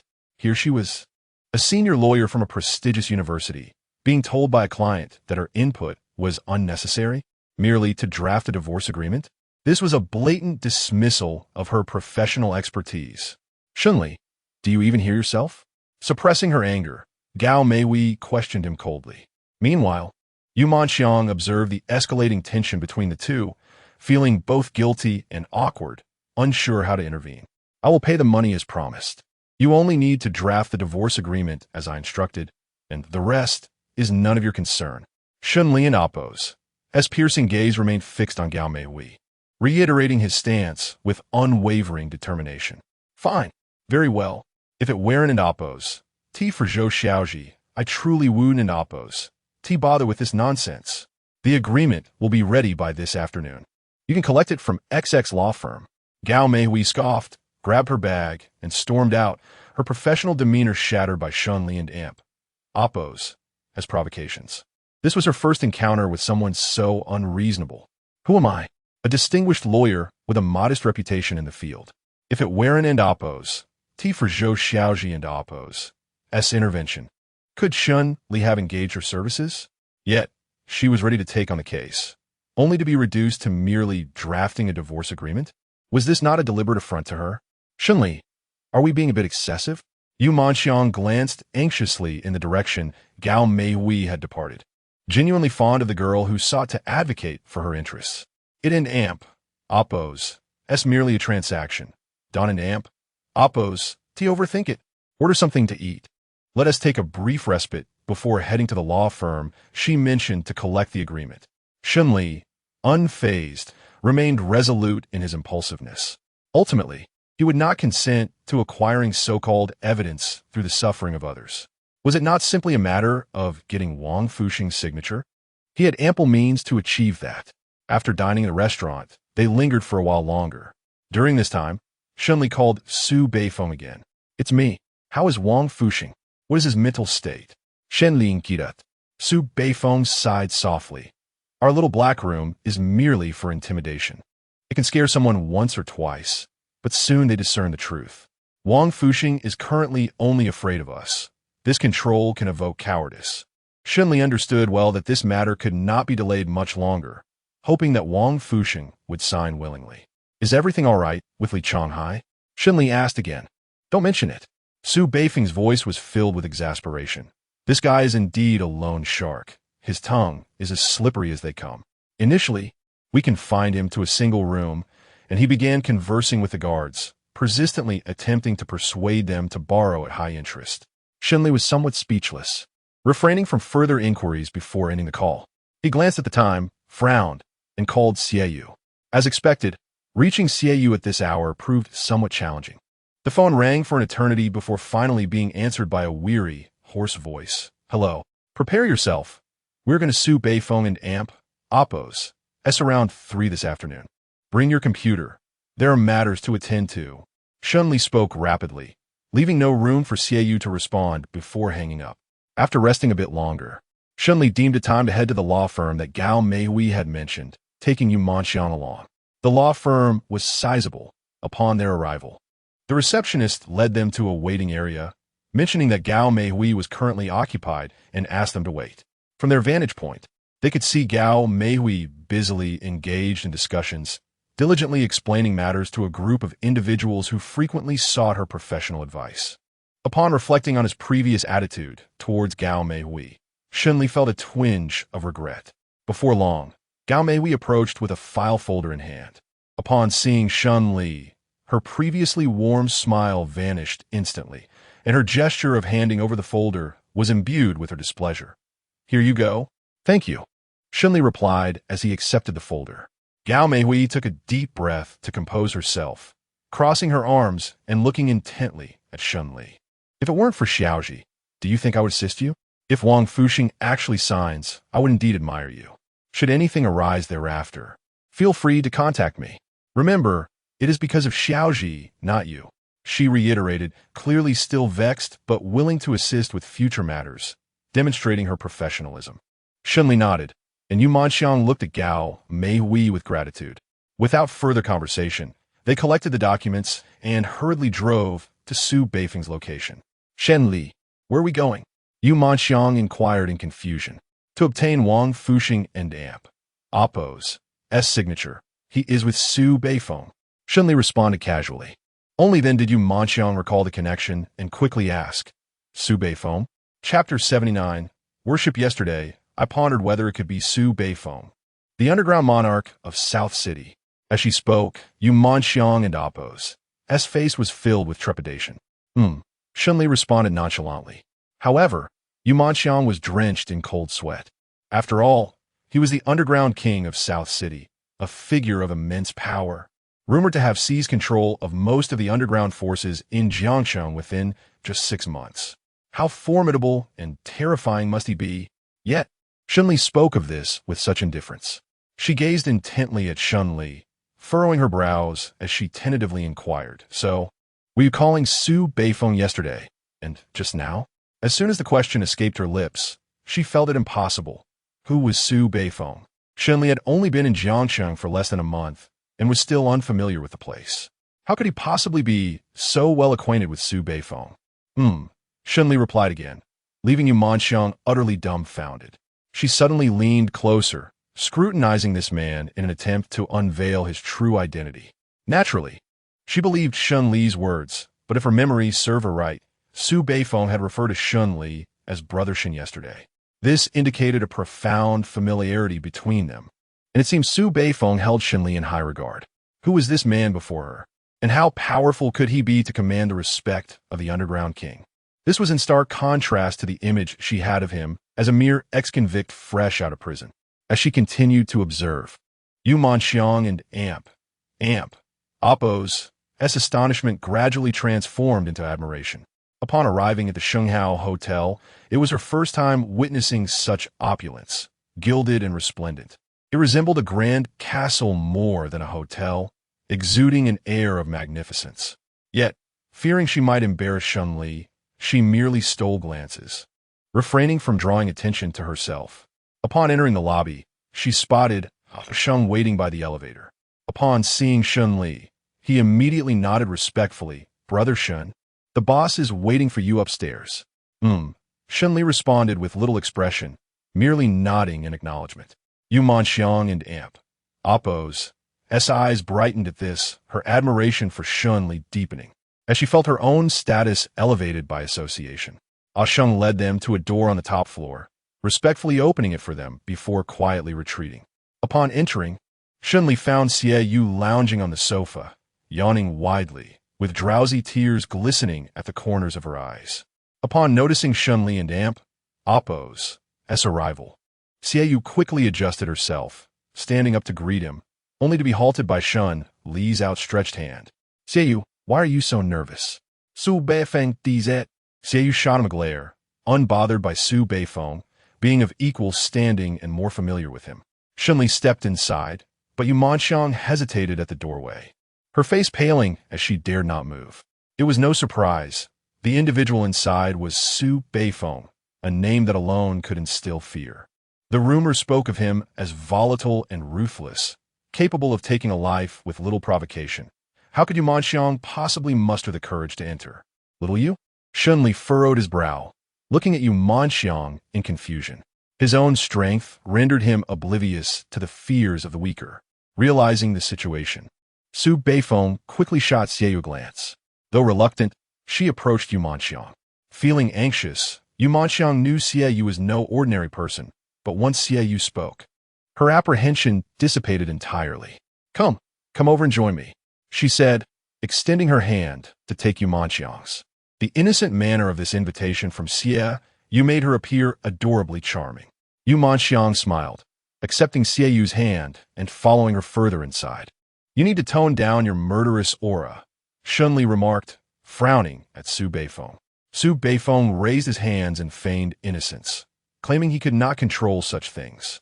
He was not Shen Li, who could suppress his aura at will. Without further ado, Shen Li stated, "Where is Wang Fuxing?" In the next room, Su Beifeng replied. Upon hearing that name, Yu Manxiang's heart tightened. She yearned to sever all ties with that man. "Take me there, Xie Yu, and bring your laptop." Shen Li Kumanda. Yes, they chorused in unison. Upon entering the adjacent room, they found Wang Fuxing bound to a chair, his eyes and mouth covered by a black cloth. He neither struggled nor protested, appearing to be asleep. Su Beifeng frowned, a dark cloud settling over his features as he impatiently kicked the chair. "Wake up!" Wang Fuxing jolted, his head swaying as he sought to comprehend the situation. Shen Li casually pulled up a chair, sitting across from Wang Fuxing, while the others stood, including the boss, Su Beifeng. Shen Li shot Xie Yu a glance, prompting her to press the record button on the device she had prepared. "Wang Fuxing, you pilfered Yu Manxiang's savings and borrowed money at exorbitant interest behind her back. Do you acknowledge this?" Shen Li's voice was frigid. Su Beifeng tore away the cloth obstructing Wang Fuxing's mouth and kicked the chair again, indicating he should respond. Wang Fuxing tilted his head, realizing something, and sneered. "Shen Li, stop pretending to be mysterious. I know it's you." "Knowing is one thing. Answer my question," Shen Li retorted disdainfully. "Answer well, and I shall release you. Answer poorly. You know the consequences." "Huh? What consequences?" "The little black room? I and Amp, Oppos, V been there several times. It and Amp, Oppos. That's all a farce. Should I be afraid?" Wang Fuxing scoffed defiantly. "Is that so? You and Amp, Oppos, V lost your fear, have you? Very well, let us change our method." Su Beifeng stepped behind Wang Fuxing, his voice laced with a chilling amusement as he leaned closer, a smile playing on his lips that conveyed a sense of control, even causing Yu Manxiang to shudder involuntarily. Let alone Wang Fuxing. "Su." Wang Fuxing stuttered, his voice trembling, failing to articulate the name fully. Su Beifeng's grin widened as Yu Manxiang slowly revealed a glistening object from behind him, and upon closer inspection, it was a knife. She gasped, instinctively covering her mouth and stepping back, nearly losing her balance had it not been for Xie Yu's supportive hand. Su Beifeng brandished the knife, casting a glance at Shen Li as if seeking his approval. Shen Li nodded, and then, swish. It hurts. It hurts so much."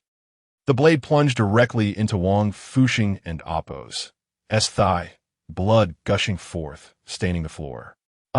Yu Manxiang could no longer contain her terror, covering her eyes and screaming. Wang Fuxing, whose ears were sharp, quickly inquired after regaining his composure despite the pain. "Yu Manxiang? You and Amp, Oppos, re here too? I told you, only answer my questions." "I don't and Amp, Oppos. T wish to hear anything extraneous."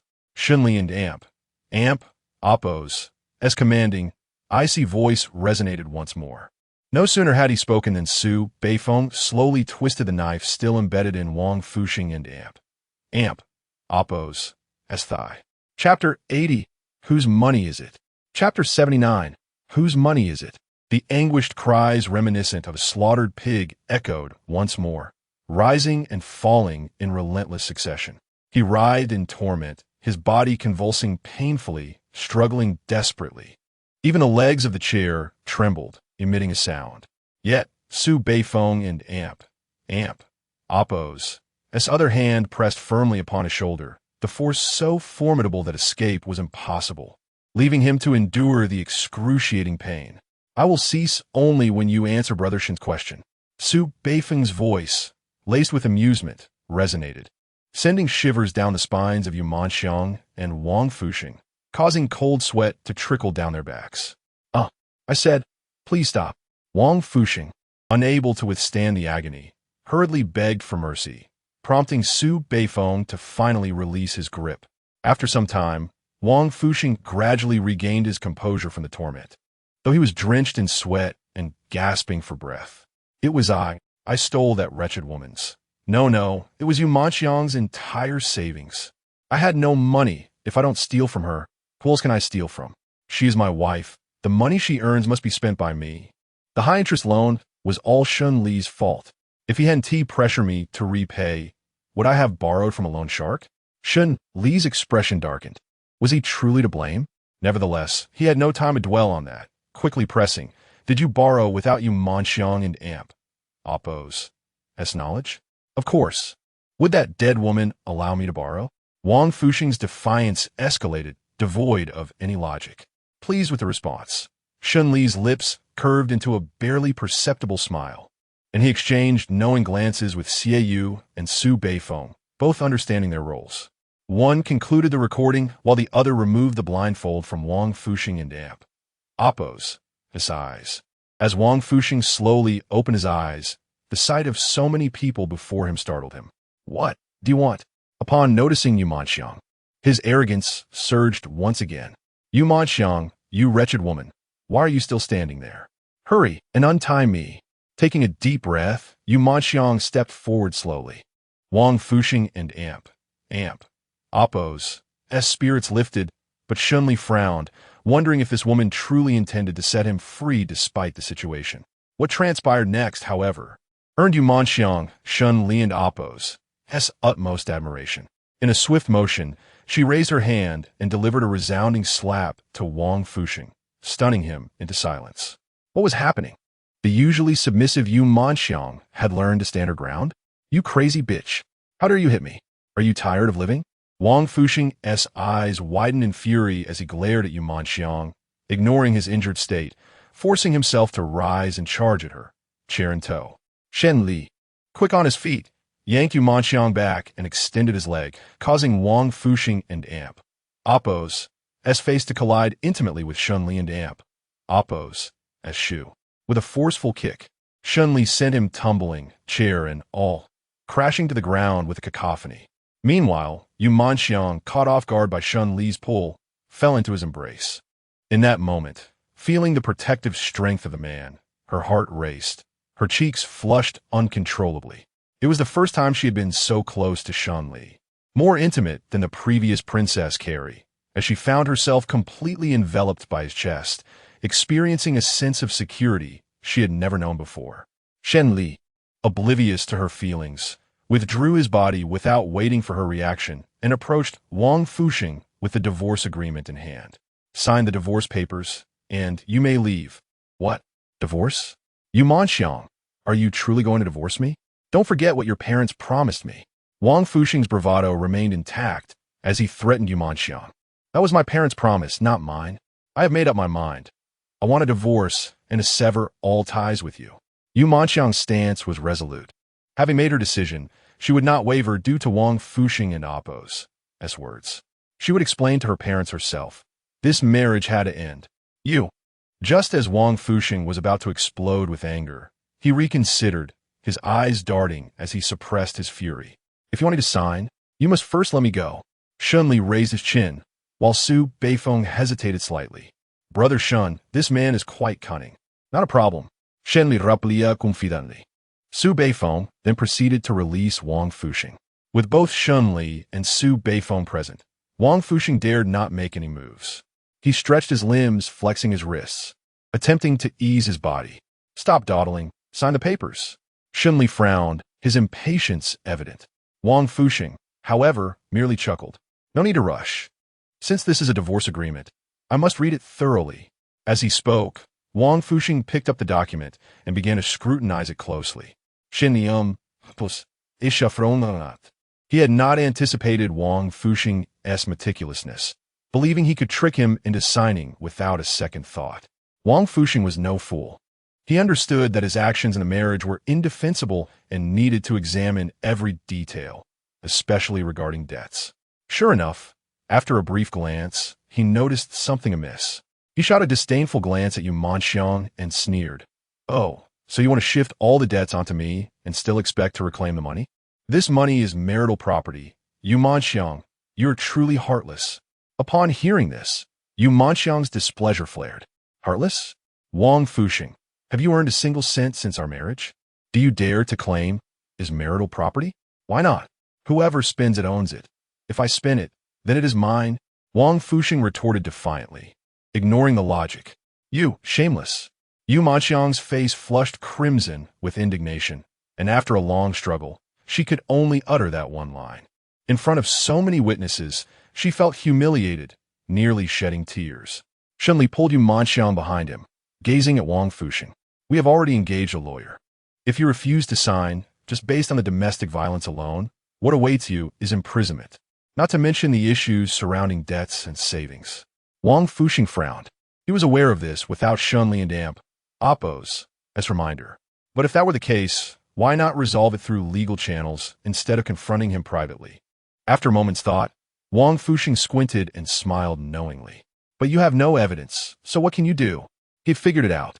Shen Li remained unflustered. Turning to Xiaoyu, retrieve the call logs and transfer records related to Wang Fuxing and Oppos' loan shark activities. Xiaoyu nodded, discreetly tapping away at the keyboard.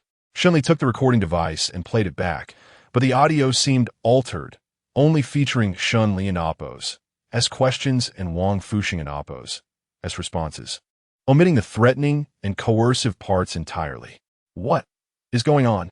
Wang Fuxing and Oppos' anxiety rose. All his actions had been conducted in secrecy from Yu Manxiang. Did this not constitute all the evidence aside from the domestic violence? Yu Manxiang looked at Shen Li, puzzled. Shen Li remained silent, while Su Beifeng chuckled awkwardly. With Xiaoyu handling the recording, of course, they can keep whatever content they desire. He gave Xiaoyu an approving look, acknowledging her skill. Chapter 81. The house in the dimly lit room.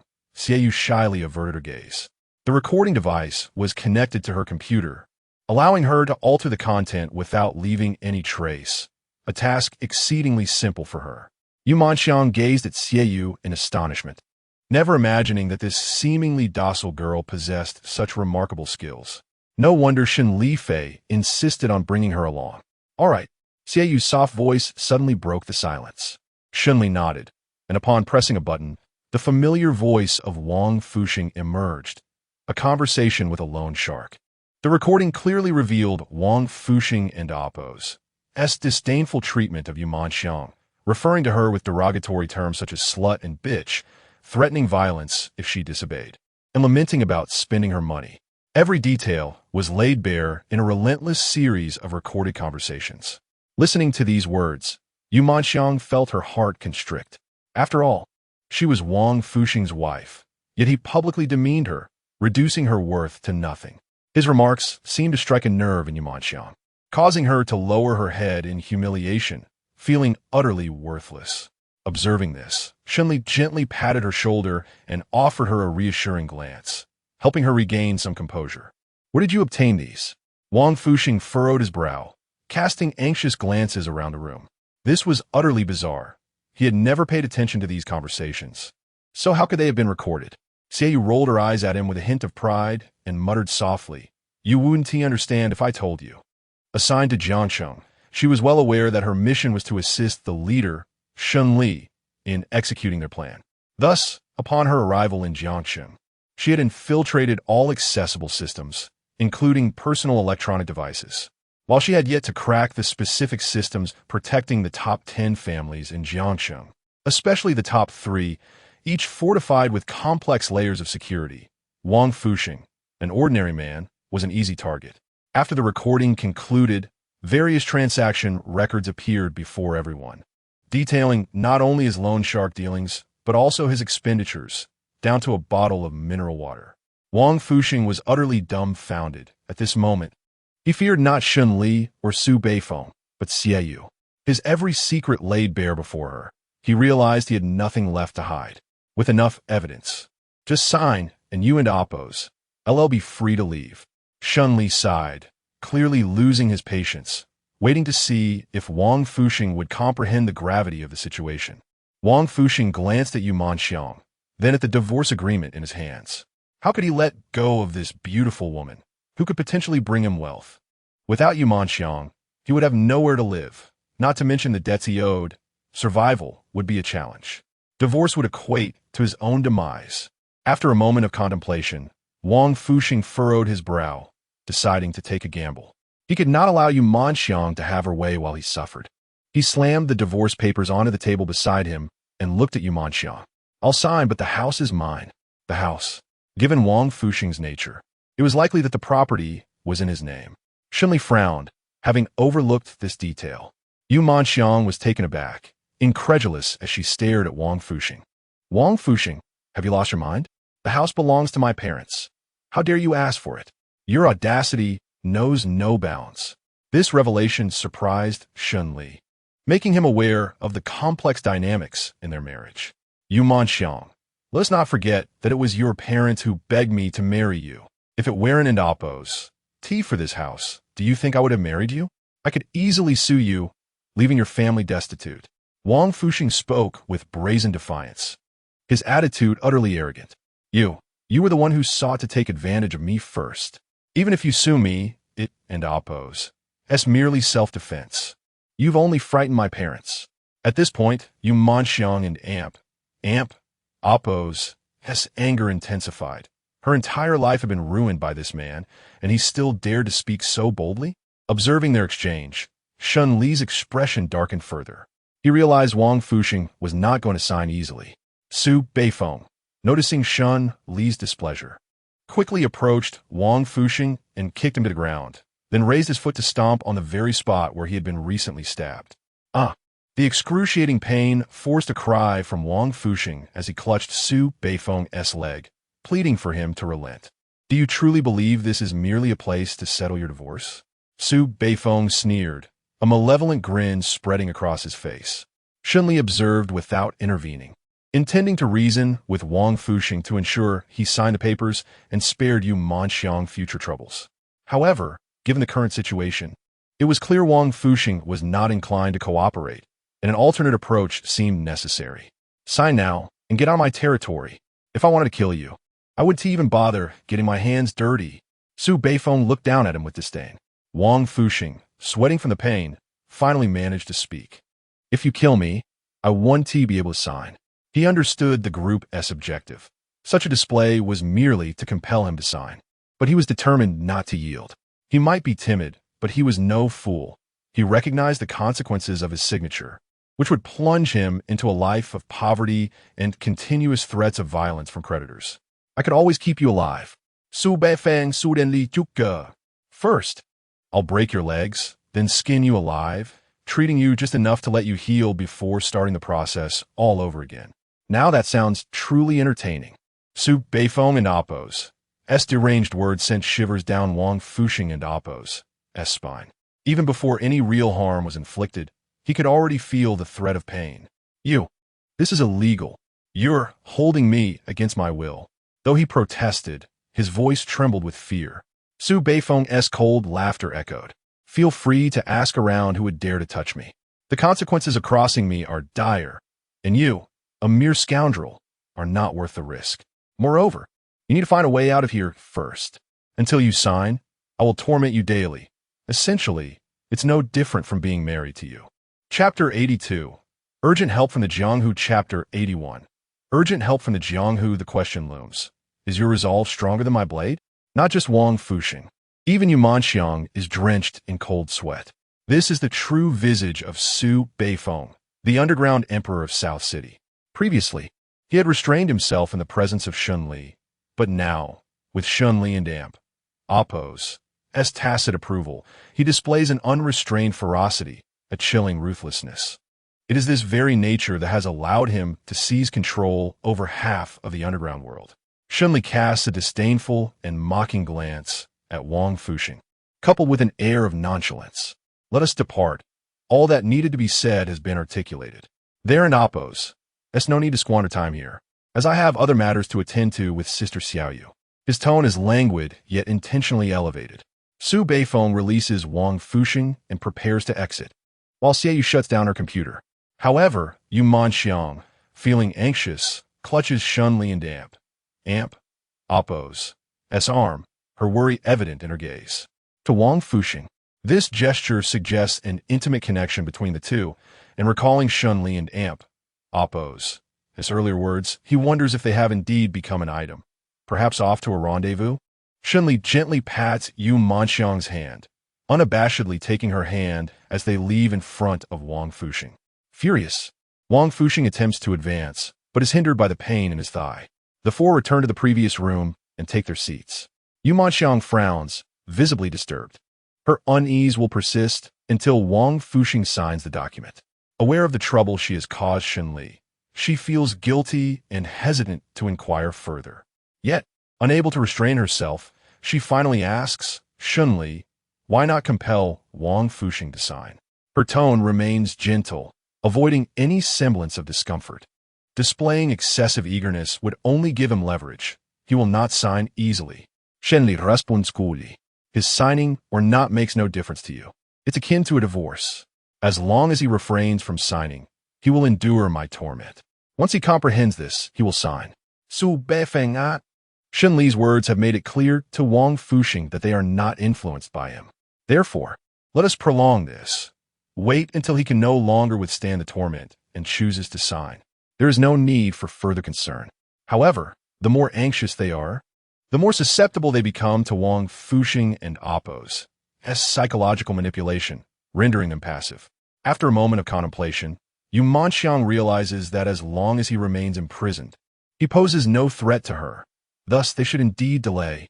Indeed, Yu Manxiang nods, her spirits lifted, and she turns to Xie with a smile.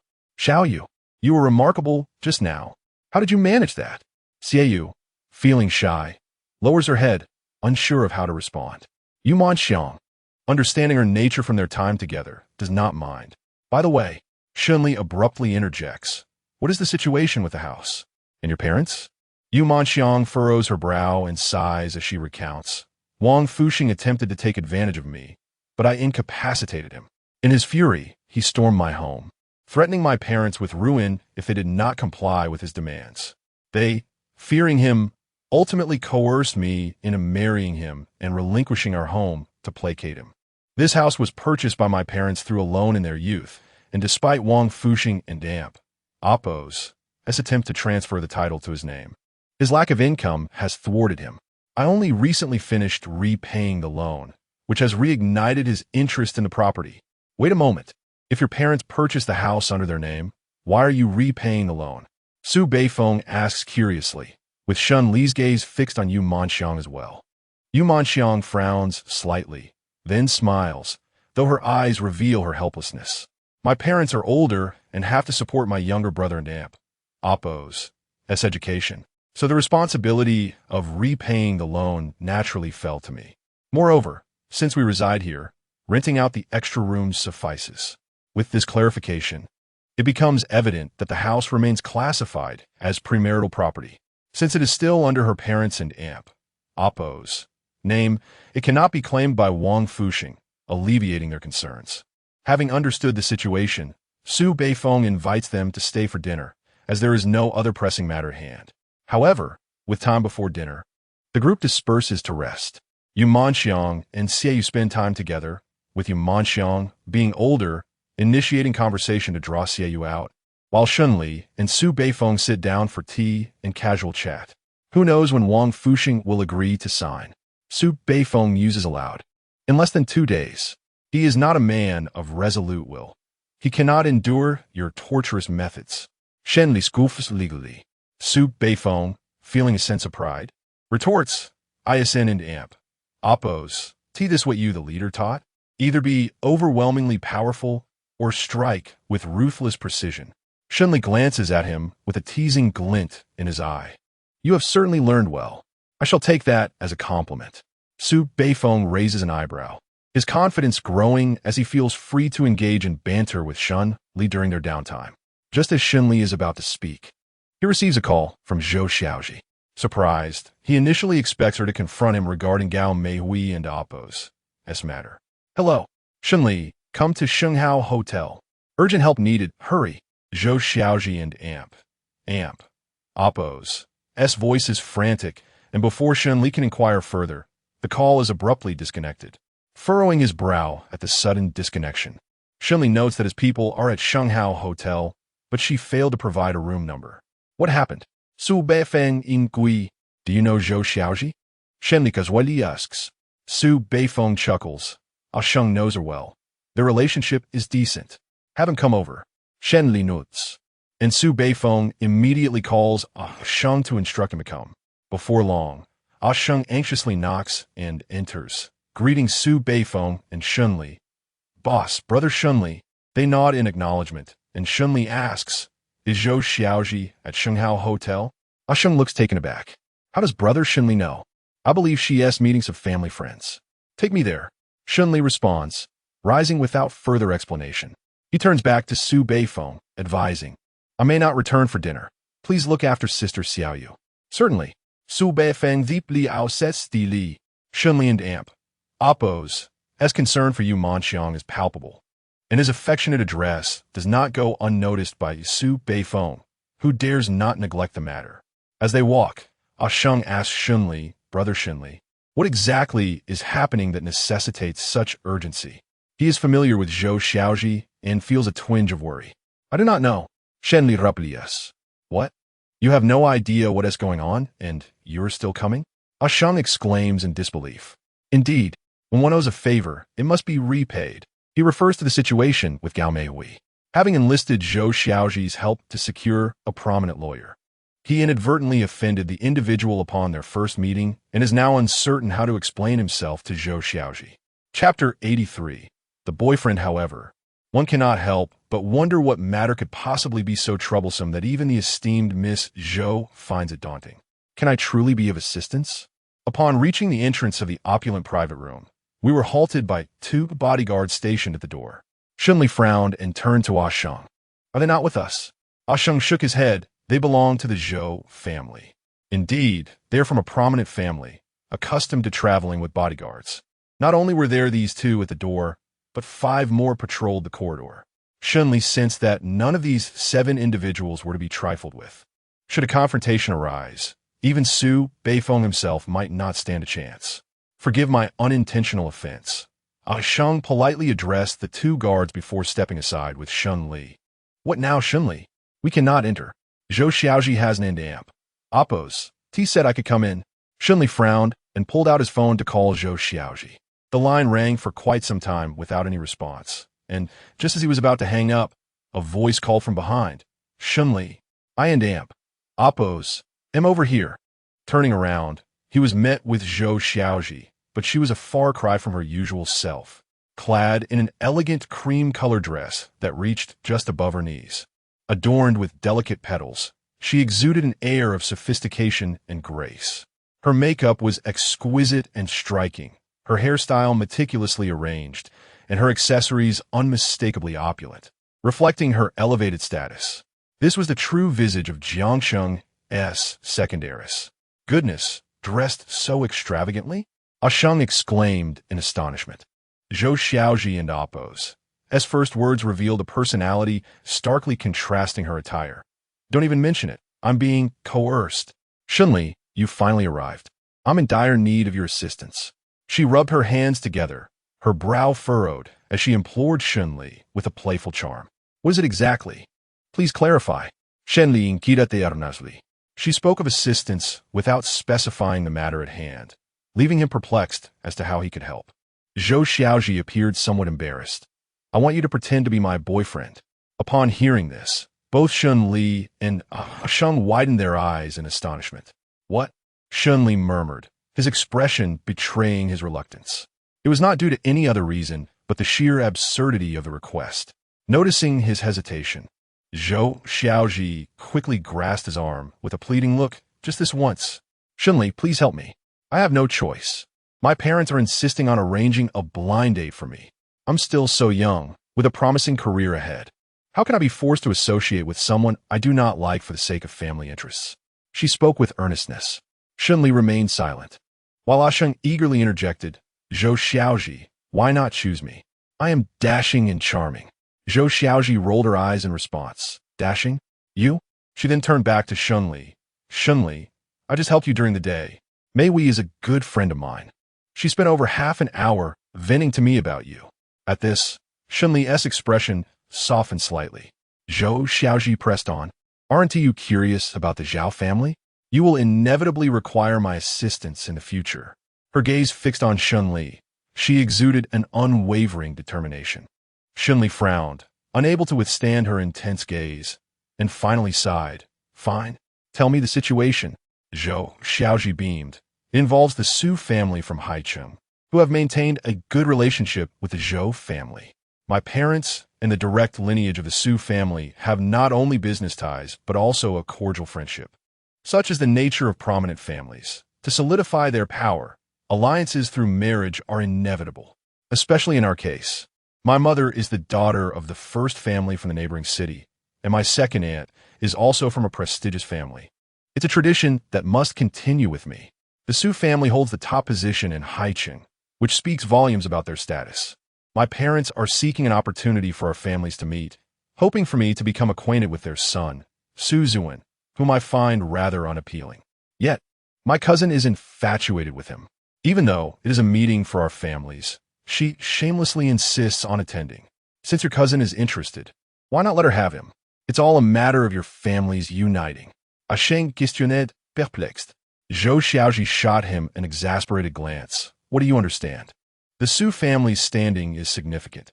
If my cousin snatches him away, the support of the Su family would fall to my second uncle's family. My parents would have wasted their efforts in cultivating a friendship with the Su family. There is no way they would allow my cousin to take precedence. Asheng shook his head, bewildered. The affairs of your prominent family are indeed convoluted and troublesome. I cannot comprehend. In truth, it is not difficult to understand.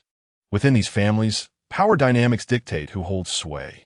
The Su family, though not from Jiangcheng, wields considerable influence in Haicheng. Should they provide support, it would undoubtedly stabilize their position within the family and could even lead to securing the headship.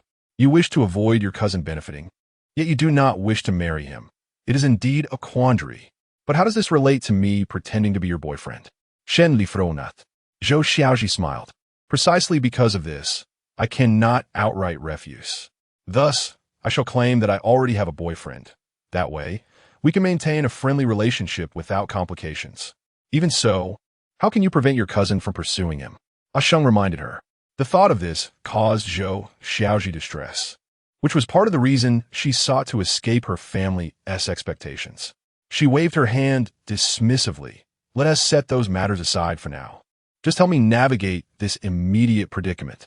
Without waiting for Shen Li's response, she grasped his arm and led him into the private room.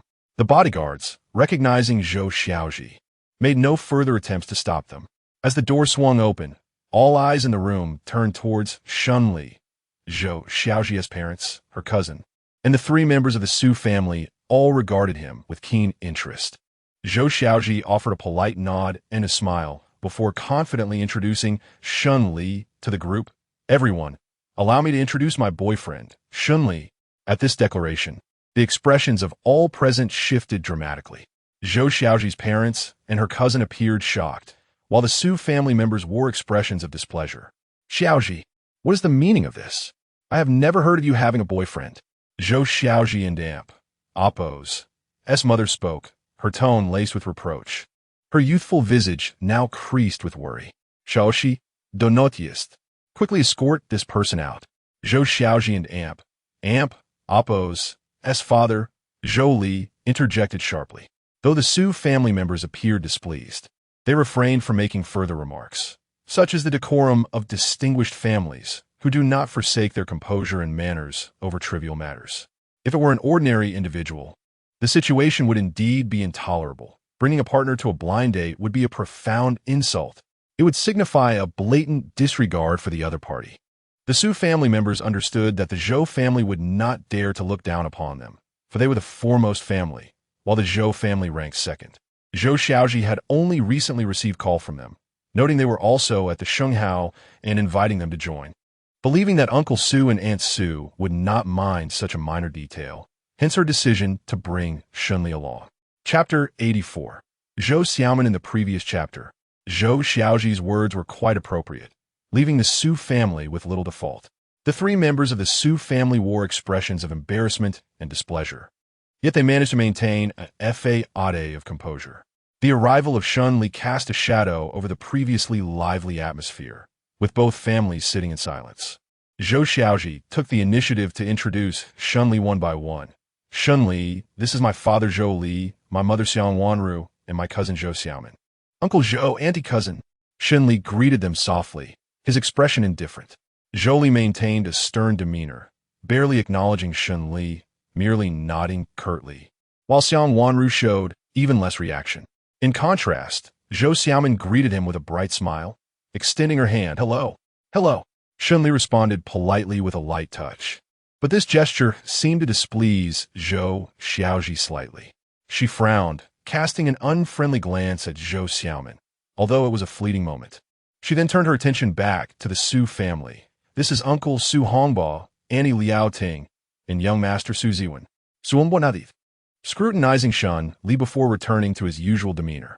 Liao Ting was the most courteous towards Shen Li, offering a gentle smile and a nod, while Su Ziwen merely glanced at him with a light scoff, saying little else. Uncle Su, Annie young Master Su, despite their apparent disdain. Shen Li felt compelled to greet them out of respect for Zhou Xiaoji. Zhou Xiaoji guided Shen Li to sit down, quickly smiling as she said, Uncle Su and Amp, Appo's family is indeed the foremost in Haiqing. You should learn from Uncle Su. Learn what? How to expand and strengthen a family business.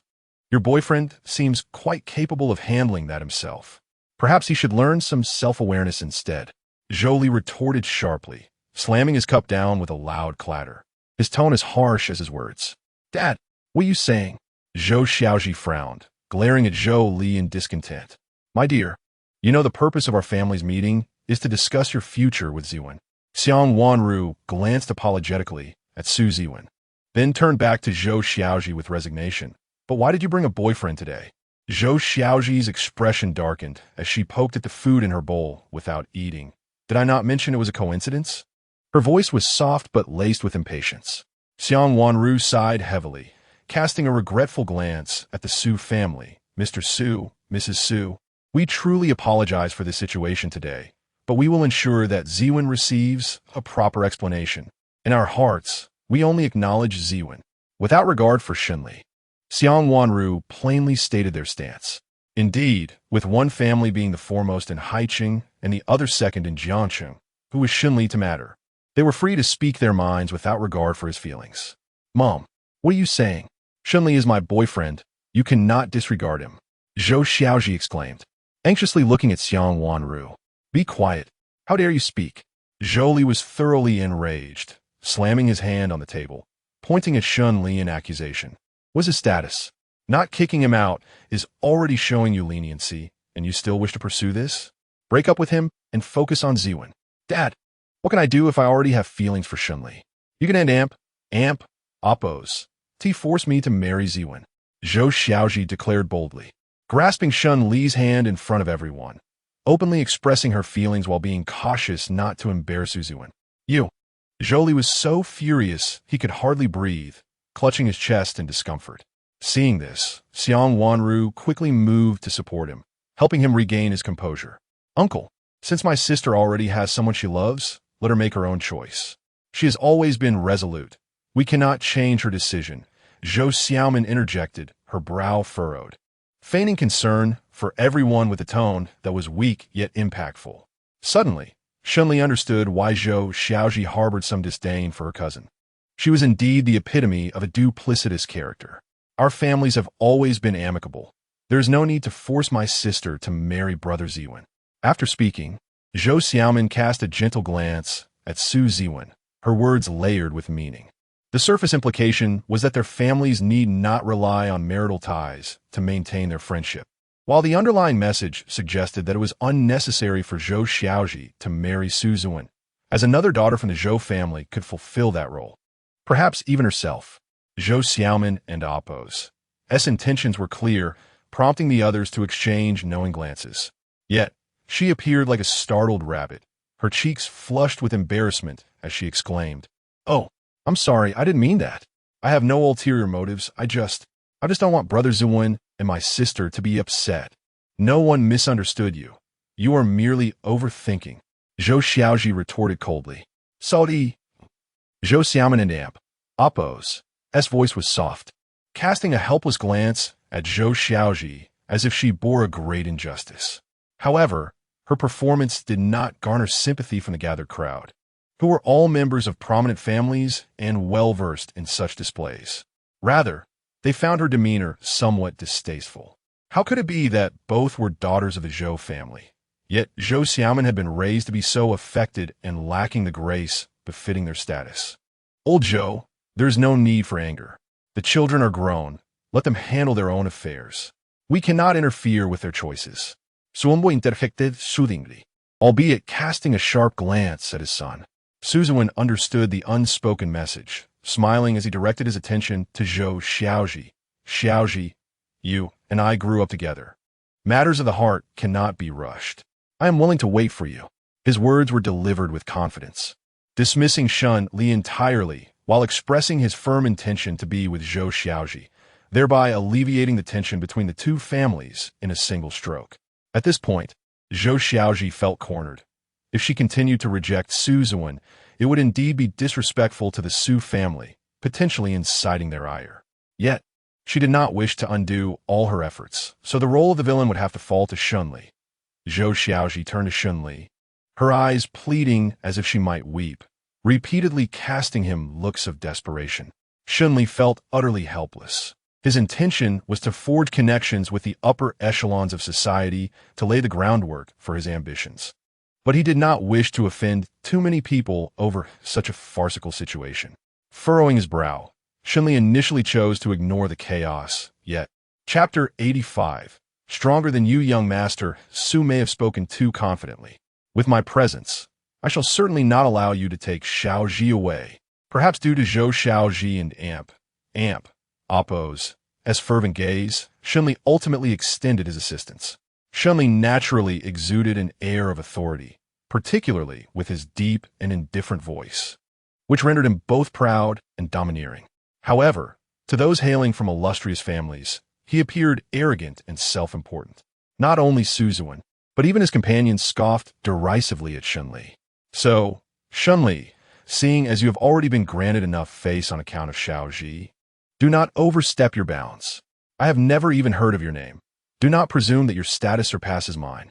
Su Ziwen smirked and shook his head, finding Shen Li quite laughable.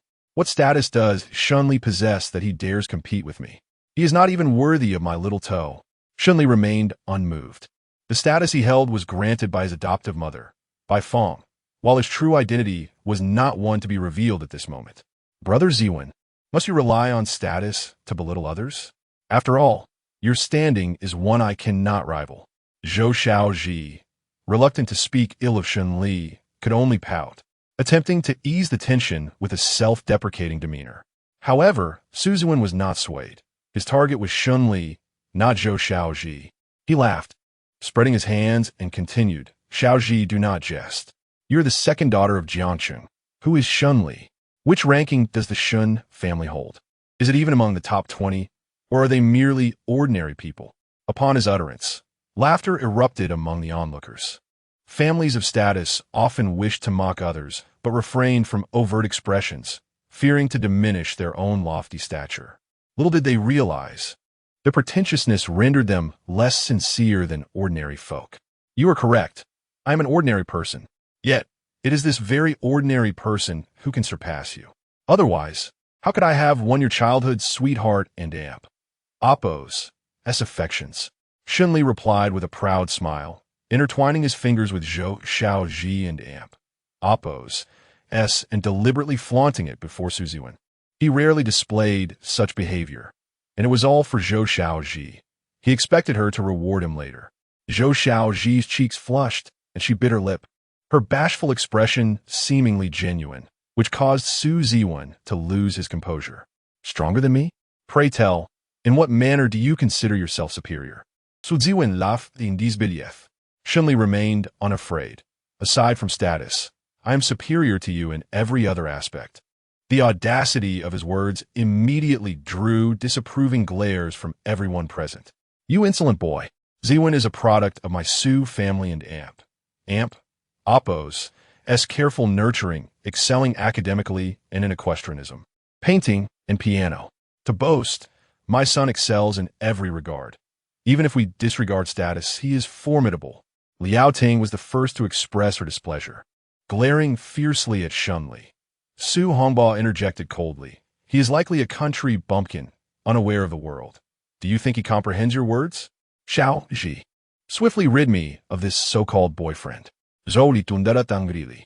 Yet, Su Ziwen suddenly rose, exuding confidence as he interjected, Uncle Zhou, do not rush. Since Shen Li claims superiority, I am eager to witness his prowess.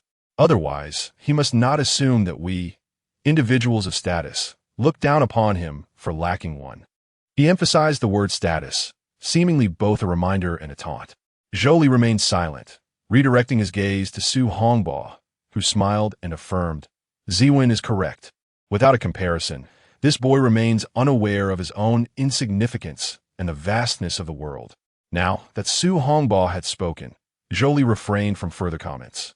Both families observing with anticipation, eager to witness Shen Li and Appo's embarrassment, while Zhou Xiaoji cast a concerned glance at him.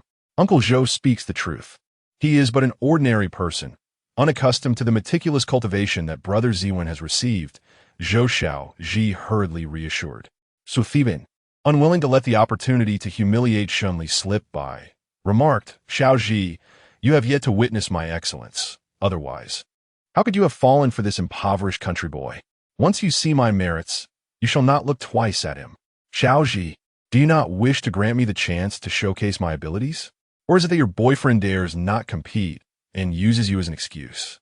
His words left Zhou Xiaoji at a loss for a response. She quickly leaned toward Shen Li, whispering an apology. Shen Li, I am truly sorry for today. Please find an excuse to leave as soon as possible. After which, she winked at him. Shen Li did not respond. He would leave when he deemed fit, but not just yet. If he departed, Zhou Xiaoji would undoubtedly face another round of reproach. Shen Li, do you dare? Su Ziwen provoked once more. Brother Ziwen, perhaps it is best to refrain from harassing Shen Li any further. Zhou Xiaomin interjected, stepping between Su Ziwen and Shen Li, her tone soft yet pleading. To an outsider, it might appear as though Shen Li and Su Ziwen were clashing over her. Shen Li was taken aback, uncertain when he had acquired this sister. Her sugary demeanor was somewhat nauseating.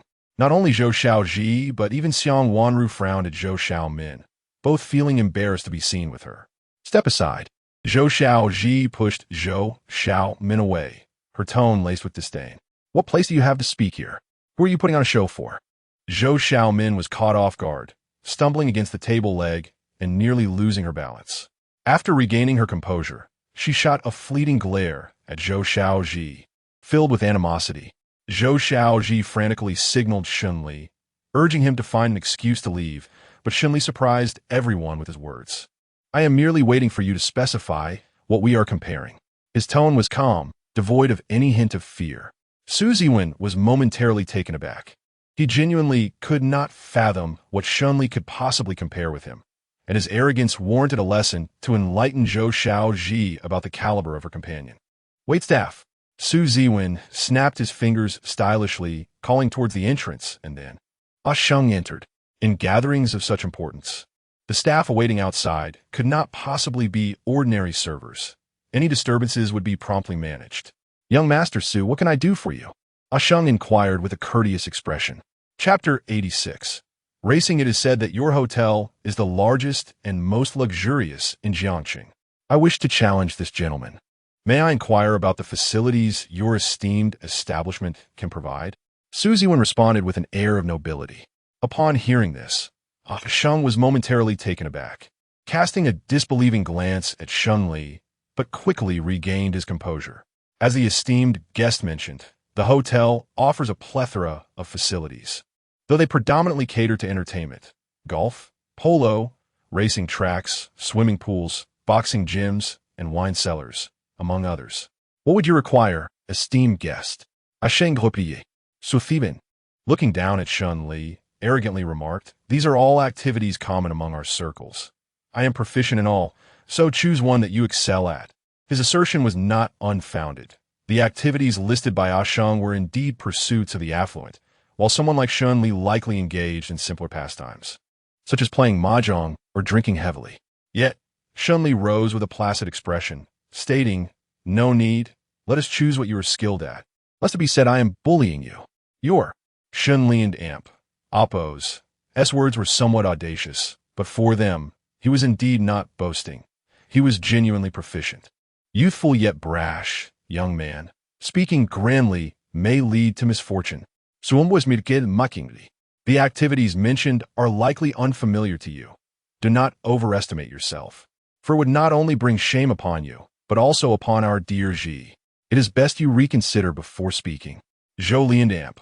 Oppo's stern words were a warning, as he genuinely feared this youth would embarrass his daughter.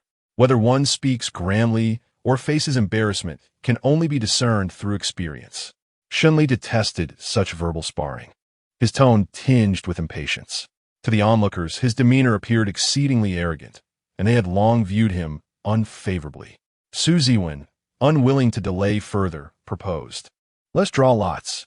The one who draws the winning challenge shall prevail." He then glanced at Sheng. Sheng smiled politely and nodded. "You may call me Sheng, young Master Su." Sheng, please make the necessary preparations. Suthiban instructive. Sheng nodded and exited, returning shortly with an empty tray filled with neatly folded paper slips. Without hesitation, Su Ziwen approached and drew a slip, revealing it to be racing. His complexion paled slightly.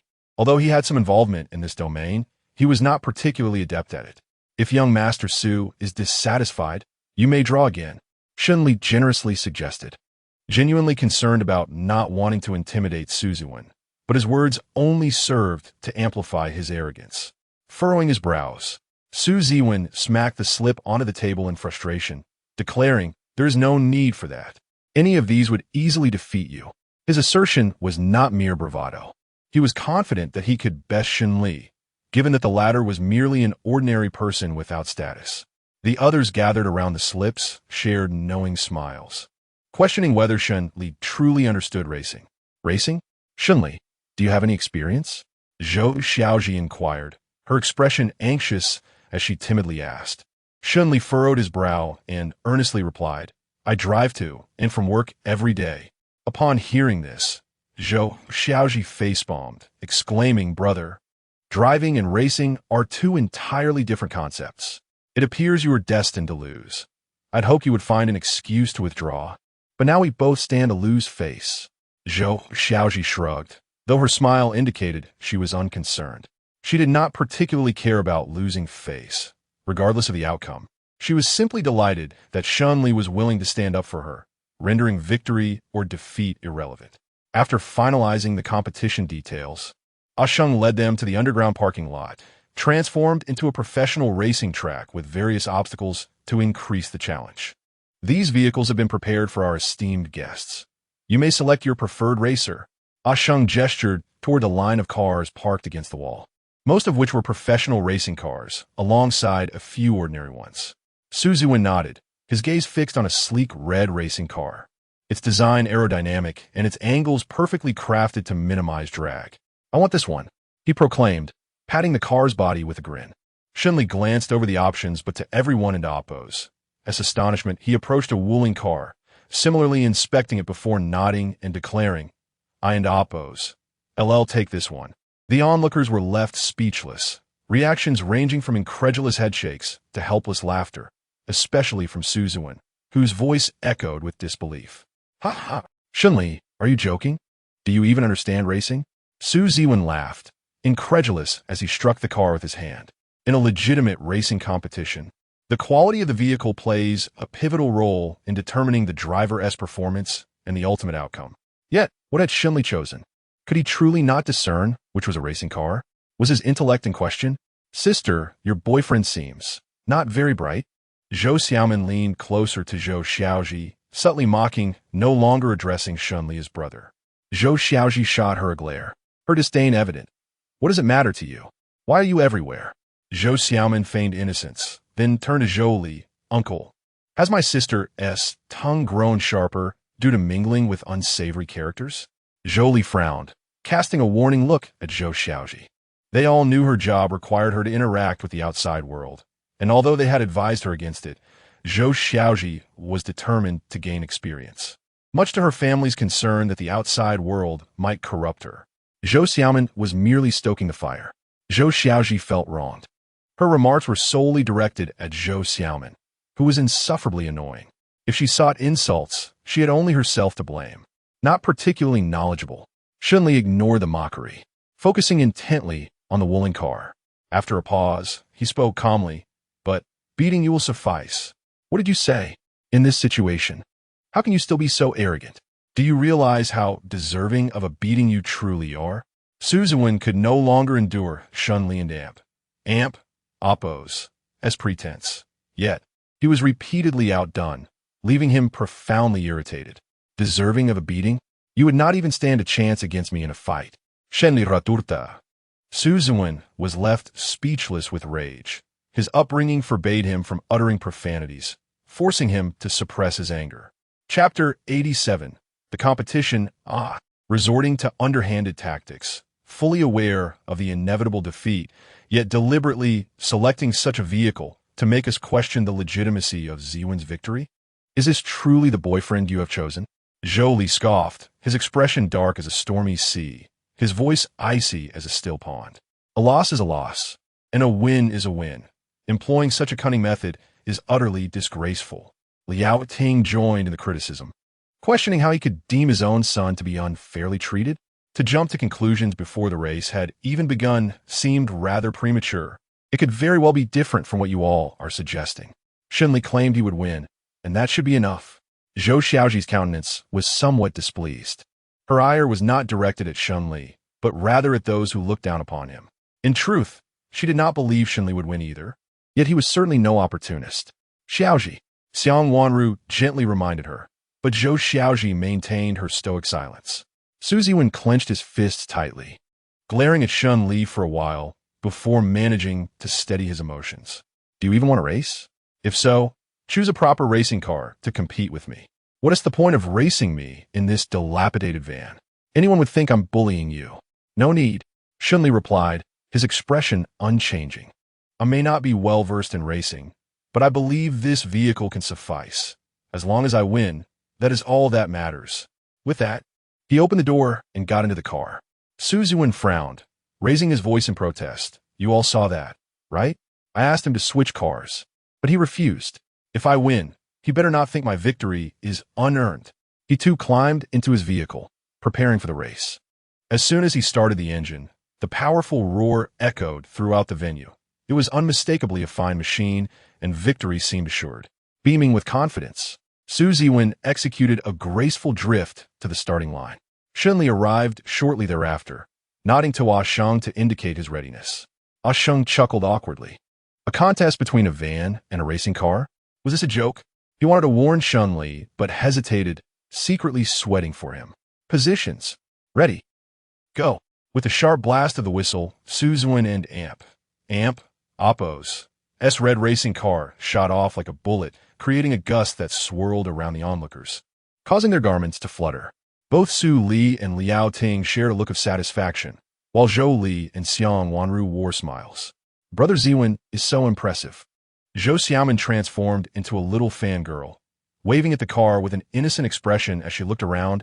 I apologize, I got a bit too excited. No one paid her any mind, but what was surprising was that Shen Li was not far behind. He started just a second later than Su Ziwen and was closely tailing him. Su Ziwen caught a glimpse of Shen Li in the rearview mirror, gritting his teeth in realization that Shen Li was indeed formidable. He had underestimated him. Frowning, Su Ziwen accelerated, the engine roaring fiercely as he surged ahead. Just when he thought he had shaken off Shen Li matched his speed, the sound of his engine perhaps less melodious, but his pace remained unfaltering. Who would have thought that a mere van could be driven so skillfully? Zhou Xiaoji bit her lip, smirking as she remarked on Shen Li's driving prowess, which could be attributed to his years as a mercenary abroad. In pursuit of enemies or evading them, the type of vehicle hardly mattered. Having a car was a luxury, and the Wuling van was the most common choice for its durability. Those years of life-and-death escapes had honed his driving skills to an extraordinary level, a skill forged through sheer necessity. Su Ziwen gritted his teeth determined not to be outdone by Shen Li, and pressed the accelerator further, his car speeding like lightning, intent on leaving Shen Li far behind.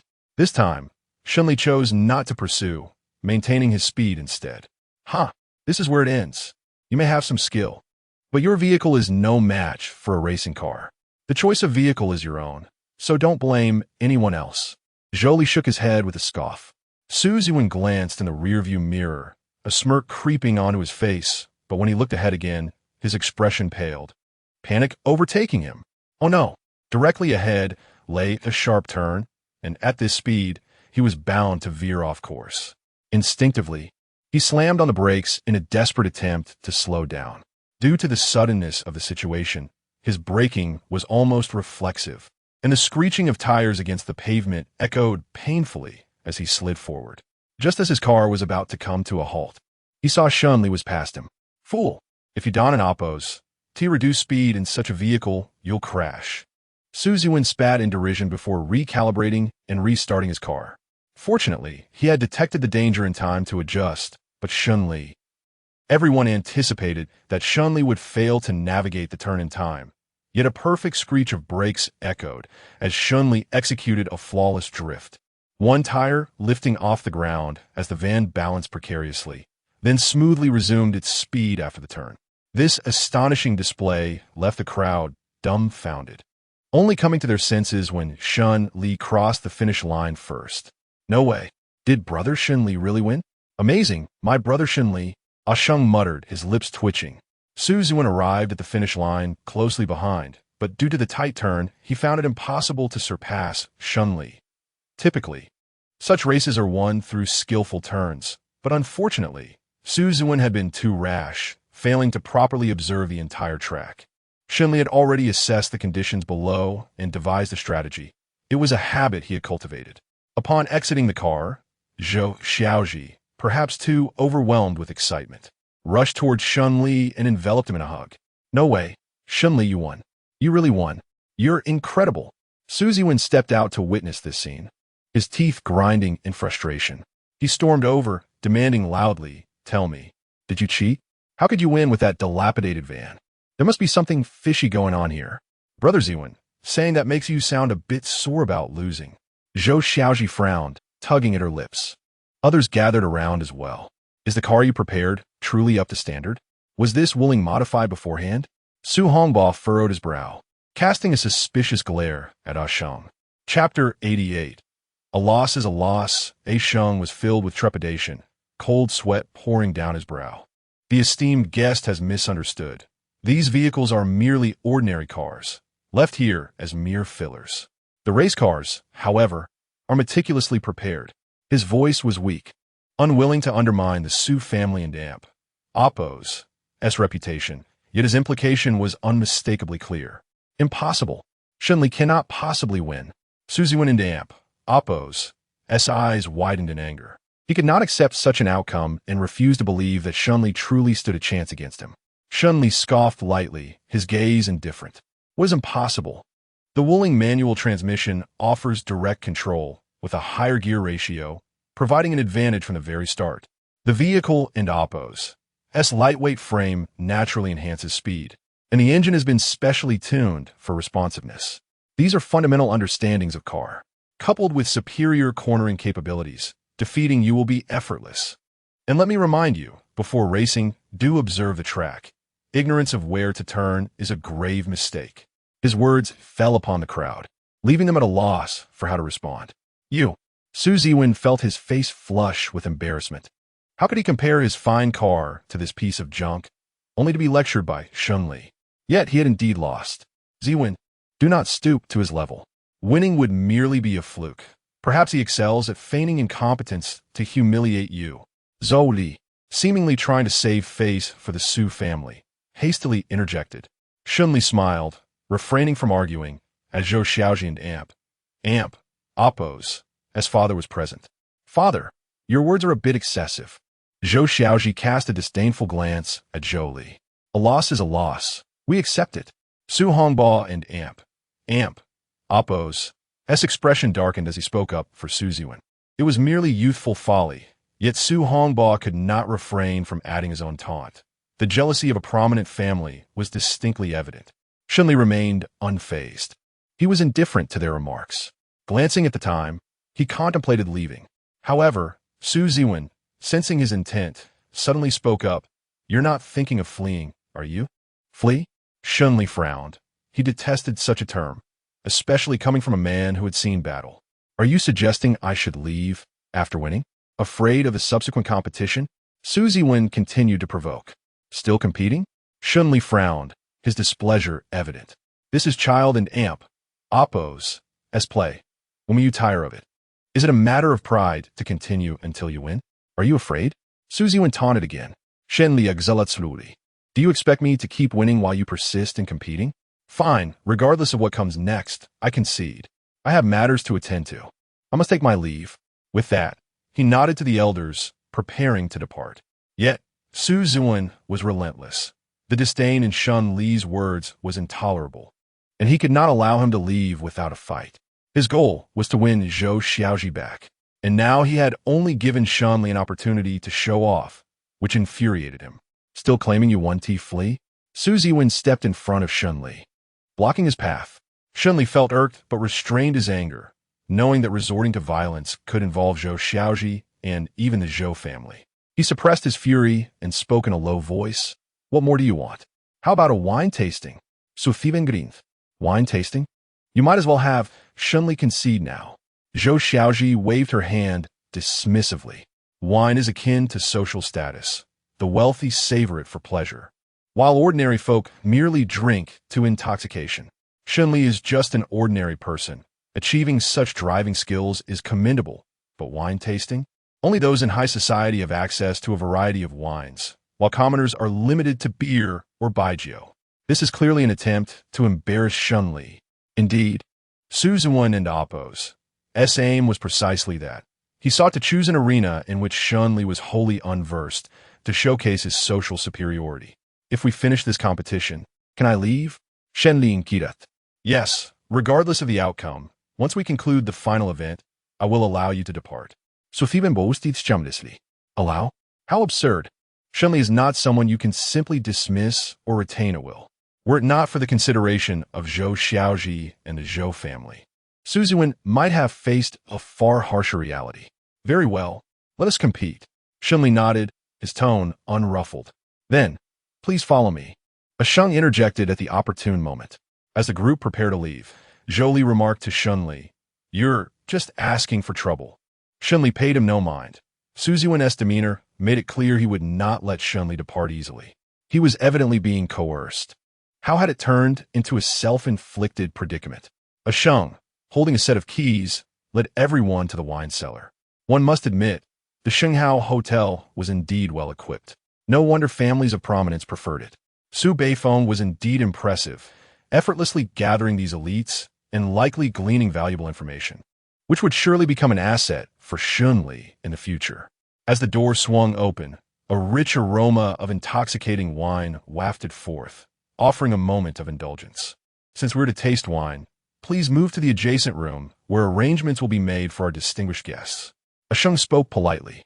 The crowd nodded and entered the next room, where Shen Li and Su Ziwen sat opposite each other, while the others settled to the side. Su Ziwen grinned widely, his triumphant gaze fixed on Shen Li. Shen Li found himself at a loss for words. He had no desire to engage with such a person, and the urge to strike him was hard to suppress.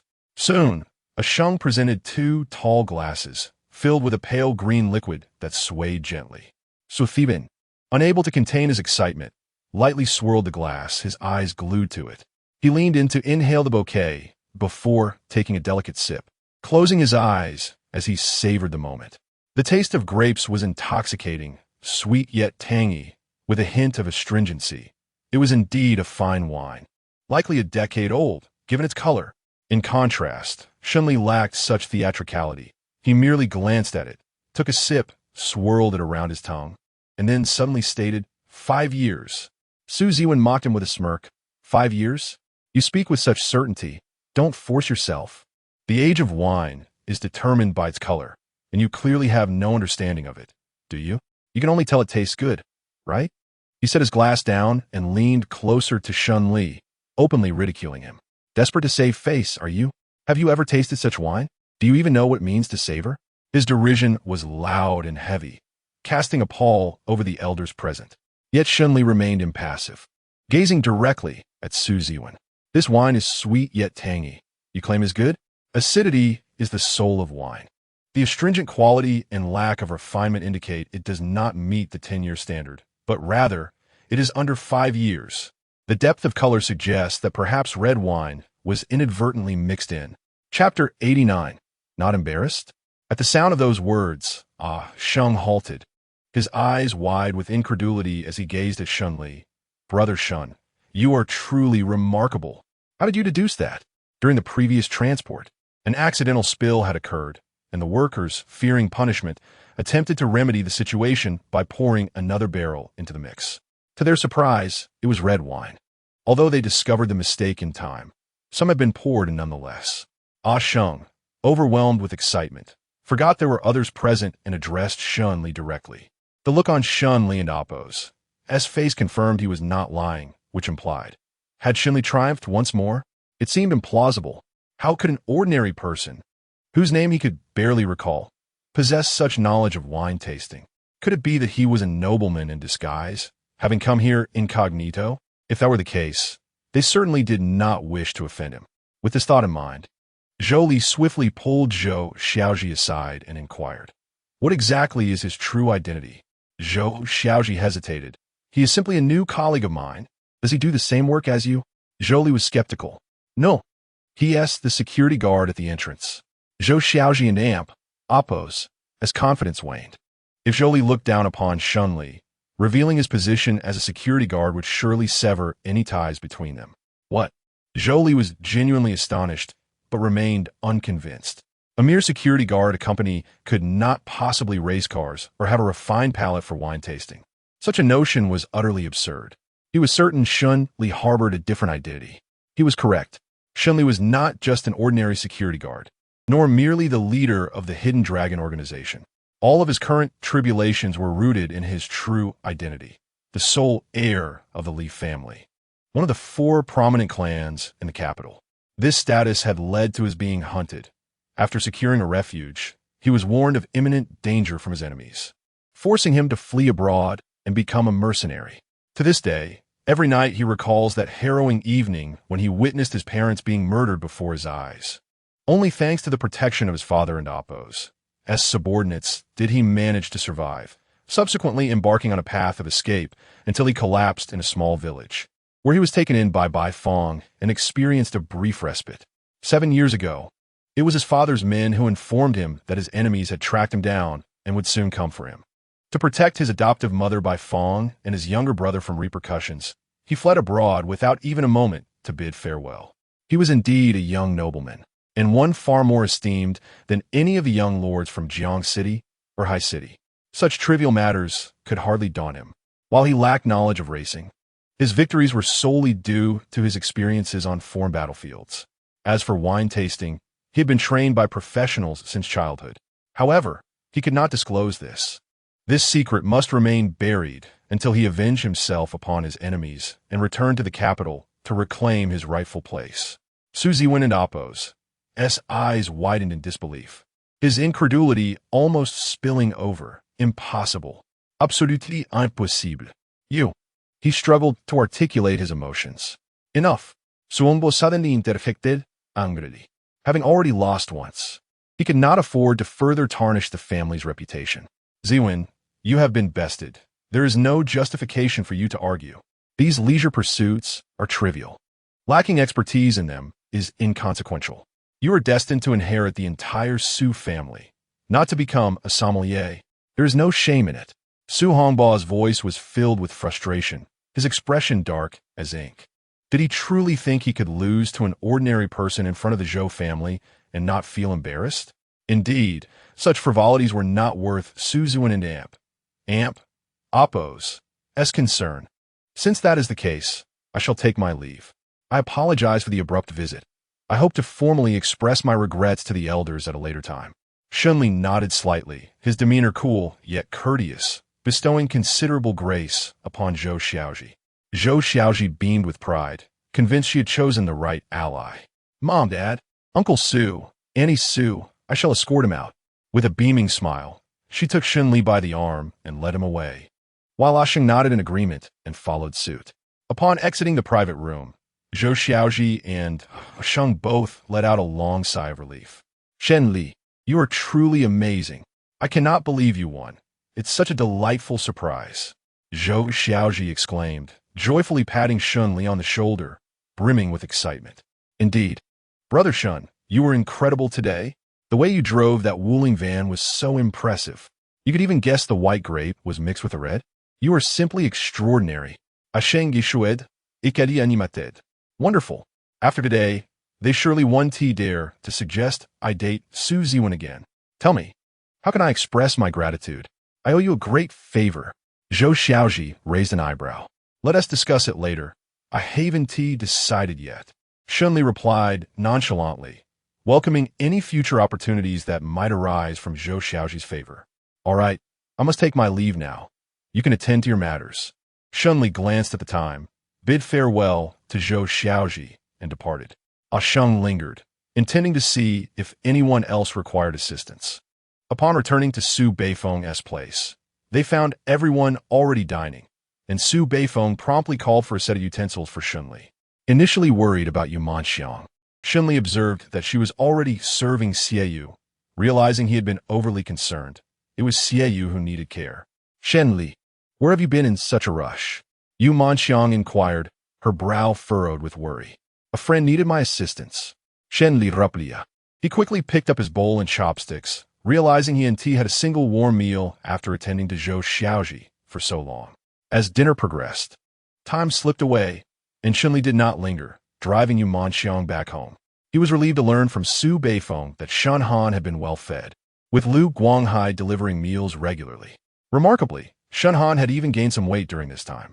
When they returned, Shen Han was still awake, waiting for them in the living room. Brother, why are you back so late? He asked, concerned. It's nothing. Go back to sleep. Shen Li reassured him, patting his shoulder. Shen Han did not probe further, heading off to bed, while Yu Manxiang was reluctant to sleep, her gaze lingering on Shen Li. The next day, everyone returned to work as usual. Following the incident with Ma Chenggong, the staff treated Yu Manxiang with newfound kindness. Even the security guard at the entrance greeted her warmly. However, she did not encounter Ma Chenggong, assuming he had been hospitalized due to Shen Li and Appo's intervention. To her surprise, upon inquiring, she learned that Ma Chenggong had actually been dismissed, reportedly at the behest of President Hao himself. This was not entirely unexpected. Word of Ma Chenggong's misconduct had spread throughout the company, and the Hao family, despite their declining fortunes, would never tolerate such behavior from an employee. Chapter 90. Enough is Enough. Chapter 88. Enough is enough. As Shen Li parked his car, he spotted Zhou Xiaoji and decided to accompany her. Hey, you and Amp, Appo's late today? Zhou Xiaoji inquired, unaware of Shen Li and Amp, Appo's recent job change. No, I got a new job. Shen Li replied nonchalantly. Though internally he felt a strong aversion to returning to the secretary and Appo's office. Naturally, he did not wish to be left out and treated dismissively by Jiang Yu. Thus, he asked Zhou Xiaoji, what does a presidential assistant typically do? Zhou Xiaoji's eyes brightened with surprise. Wait, Shen Li, you went straight from security to presidential assistant? Shen Li frowned. He had intended to explain, but found himself at a loss for words, and simply nodded. This is quite sudden, isn't it? Tell me the truth. Did you win over Jiang Yu? Zhou Xiaoji exclaimed, her eyes darting with excitement. It was understandable that she speculated, as it was hard to fathom what could have led to Shen Li's rapid promotion from security guard to presidential assistant, unless Jiang Yu had taken a liking to him. That's unlikely. She just gave me a title, Shen Li replied, frowning. For some reason, Zhou Xiaoji felt a secret sigh of relief. How boring. I thought there was going to be some sensational news. But being a presidential assistant is rather akin to being the president's caretaker.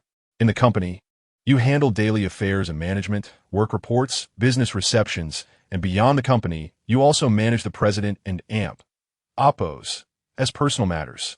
ISN and Appo's That just a personal caretaker?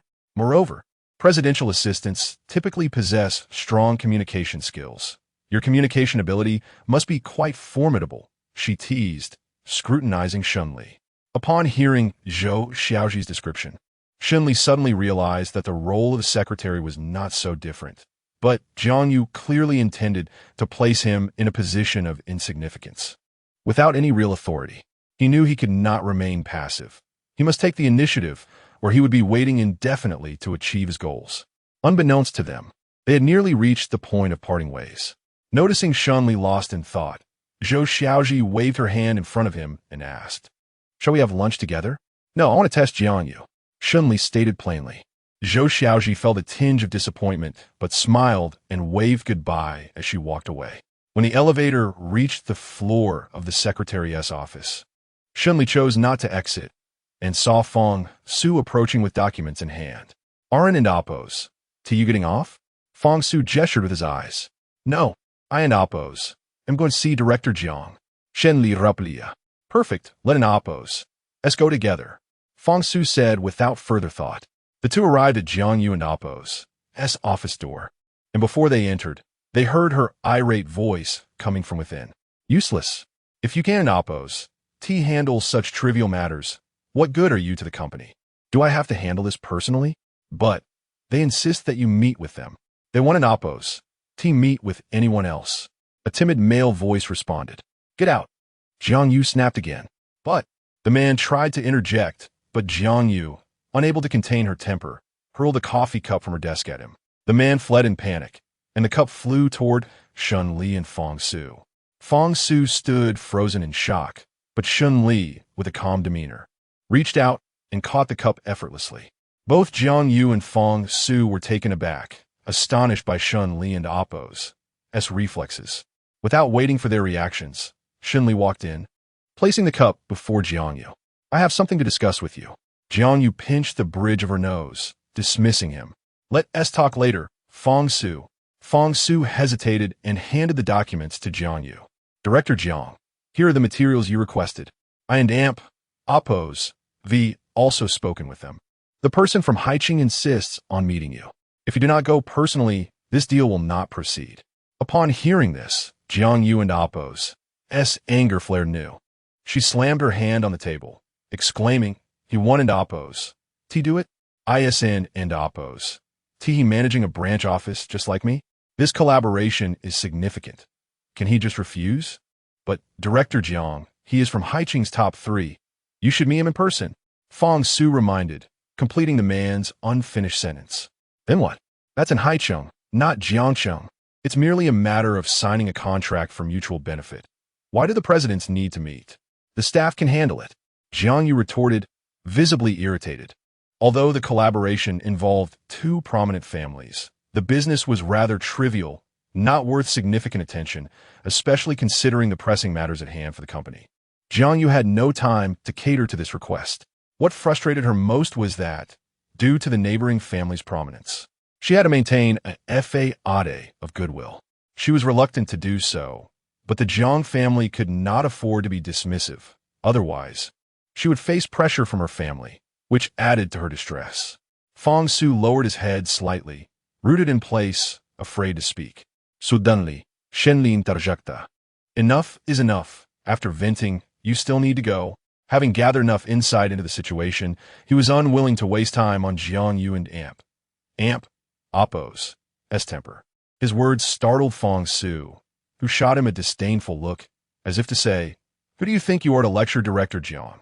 Jiang Yu, too, was momentarily speechless, taken aback by his audacity. This man had shown no fear of her status as a security guard, and now he seemed to be overstepping his bounds. She wanted to retort, but found herself at a loss for words. After a long pause, she finally glanced at Fong Su and instructed, "Have Wei Shooting and Zhang Lili coordinate and outline the recent workflow." Before Fong Su could respond, Shen Li added, "This should be my responsibility." Jiang Yu lifted her gaze to him, letting out a light scoff, yet understanding his purpose for being there. She smiled and nodded, raising her chin slightly. "Fine. You go ahead." Shen Li nodded, turning to leave, but just as he reached the door, he heard Jiang Yu add, "Let Wei Shooting and Zhang Lili handle it." But Director Jiang, didn't you just assign it to Shen Li?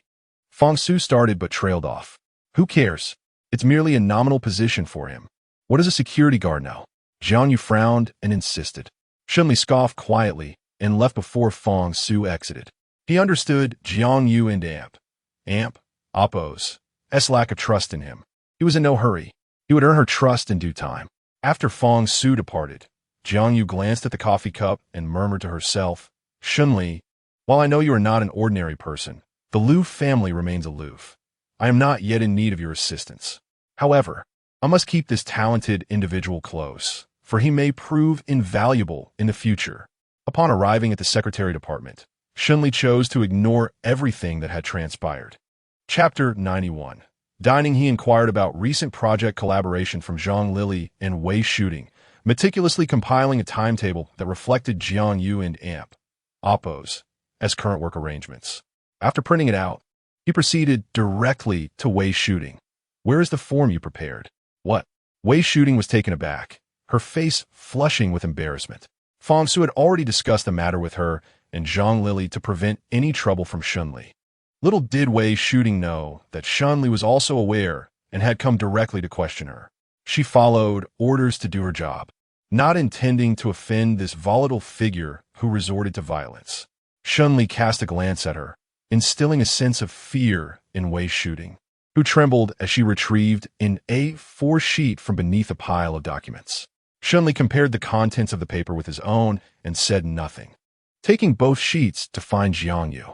At that moment, Jiang Yu was engrossed in her work at the computer.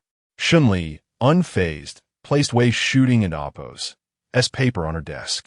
The form was nearly devoid of time slots. However, Jiang Yu frowned, surprised that he had noticed. These individuals were indeed quite careless in their tasks. Shen Li then presented his own timetable. I believe there and Oppo's. No need for you to attend tonight and Oppo's gathering. In Shen Li and Oppo's table, one additional event, tonight's gathering, was included. A private affair of Jiang Yu and Oppo's that Wei Shooting and the others were naturally unaware of. Shen Li discovered that she had freed up significant time this afternoon and learned through Dong Cheng that it coincided with the gathering of affluent heirs. He wondered how Jiang Yu could be so carefree, seemingly untroubled by the impending challenges. Perhaps this was the distinction between her and ordinary individuals. Caught off guard, Jiang Yu offered an awkward smile. How did you find out? That and Oppo's, that's not your concern. That meeting with Ling Chuan is far more important than any gathering.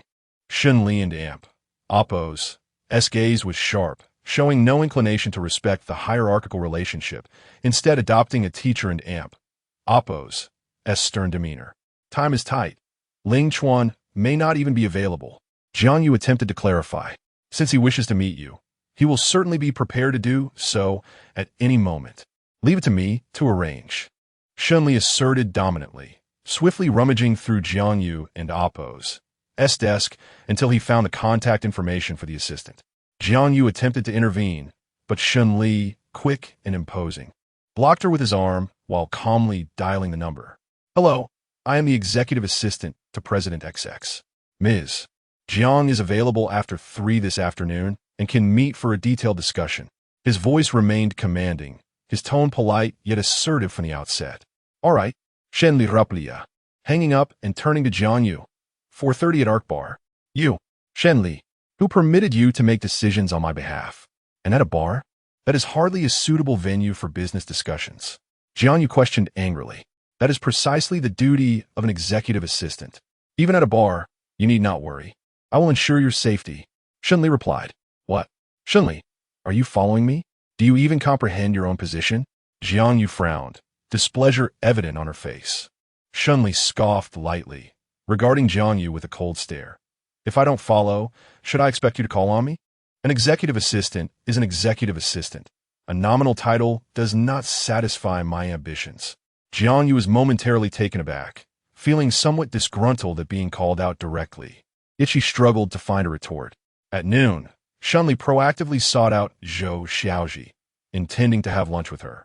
Armed with Jiang Yu and Oppo's itinerary, he was unperturbed by the prospect of her evading him. Zhou Xiaoji was pleasantly surprised, inquiring what he desired to eat.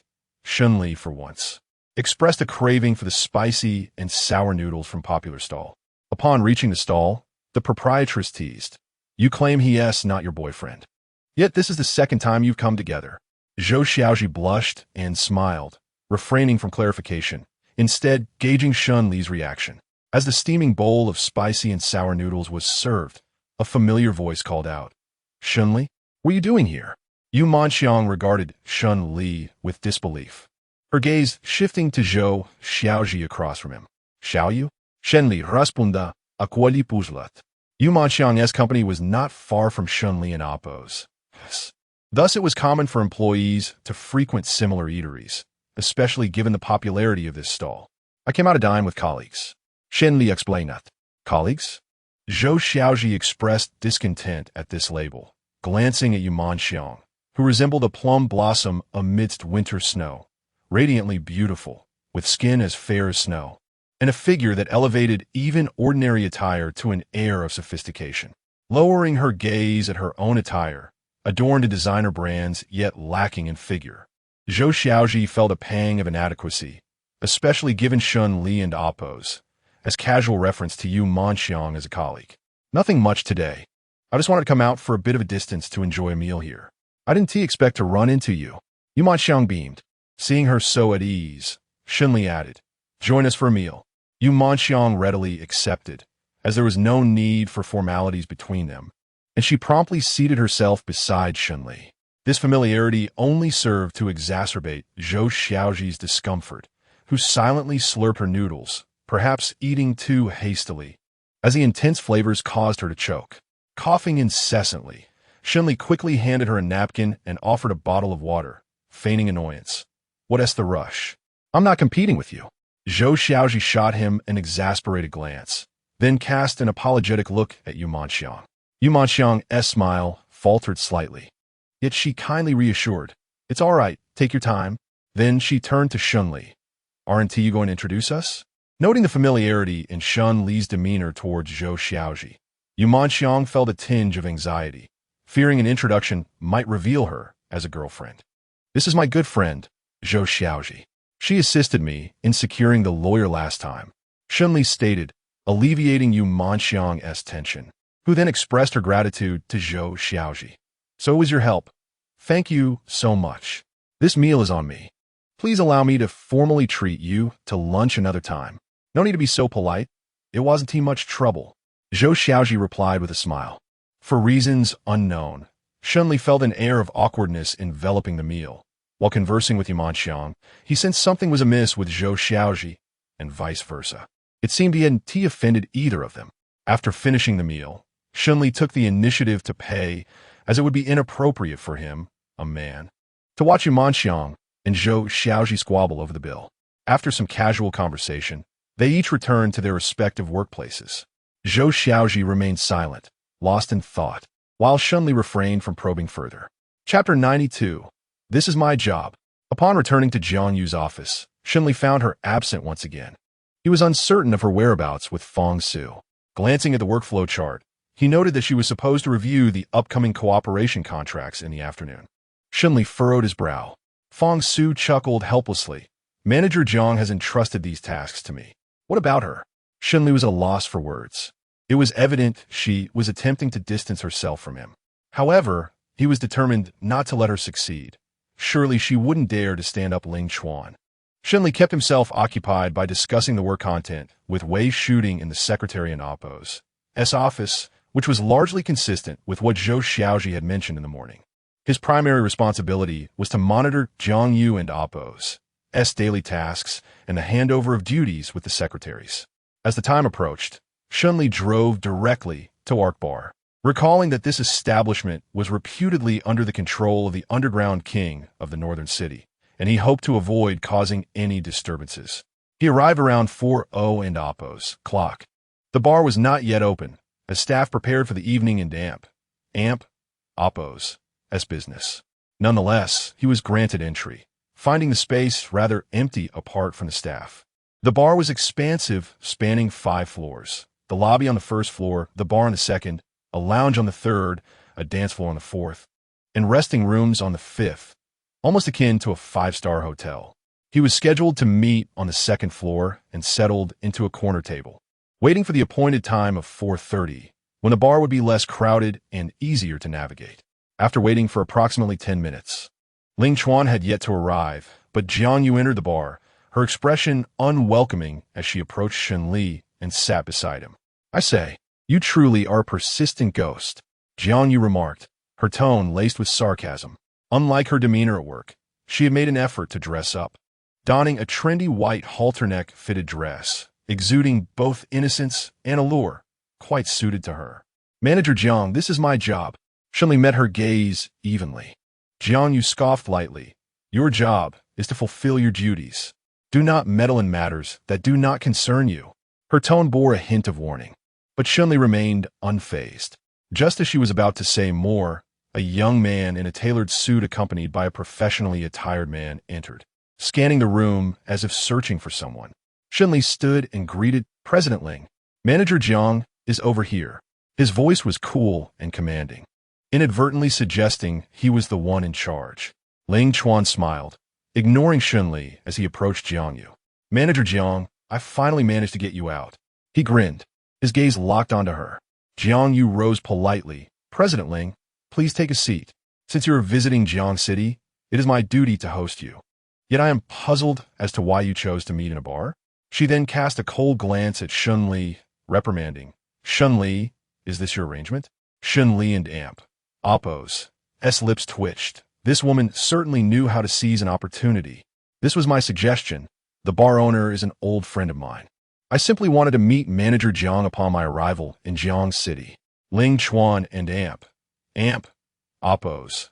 Words consistently revolved around Jiang Yu, which irked her somewhat, and she held no regard for his identity as the third son of Haicheng, acknowledging him solely due to his family background.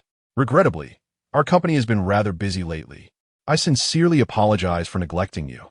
President Ling, here is the contract. You may sign it here." Jiang Yu sought to avoid prolonged engagement, presenting the contract directly. Ling Chuan casually picked up the contract without glancing at it, his eyes still scrutinizing Jiang Yu. Sensing her urgency, she added, after signing, "I will show President Ling the sights of Jiang City to somewhat compensate for my previous oversight. There's no rush. The beauty of Jiang City pales in comparison to its lovely ladies. However, if Manager Jiang personally guides me through the experience, I might reconsider." Ling Chuan smirked, making his intentions quite clear. "Of course, that is my responsibility as the second party." Jiang Yu remained steadfast, evoking a frown from Ling Chuan, who tossed the contract aside, regarding her with a scrutinizing gaze. "Manager Jiang, this is rather unamusing. There are numerous parties in Haicheng eager to collaborate with my company, let alone in Jiang City. You are well aware of the Ling family and Oppo's standing in Haicheng. My journey to Jiang City is not solely for this contract." His insinuation was unmistakable, as if to say that Jiang Yu should not take his kindness for granted. Jiang Yu smiled politely, feeling somewhat intimidated by his authoritative stance. While rejecting Ling Chuan was trivial, a confrontation between the Ling and Jiang families would be another matter entirely. "I am well aware that Mr. Ling has come with purpose. Yet our primary aim remains business. Once we conclude that, we may discuss other matters." Jiang Yu softened her tone, shifting from a businesslike demeanor to one of camaraderie. Ling Chuan smiled with satisfaction, picking up the contract anew. He extended his hand, and his assistant promptly handed him a pen. Without even glancing at the document, Ling Chuan signed it. "Mr. Ling, you have such trust in me?" Not even a glance at the contract and Amp, Oppo's, as content, Jiang Yu playfully reminded him. "Naturally, I trust you."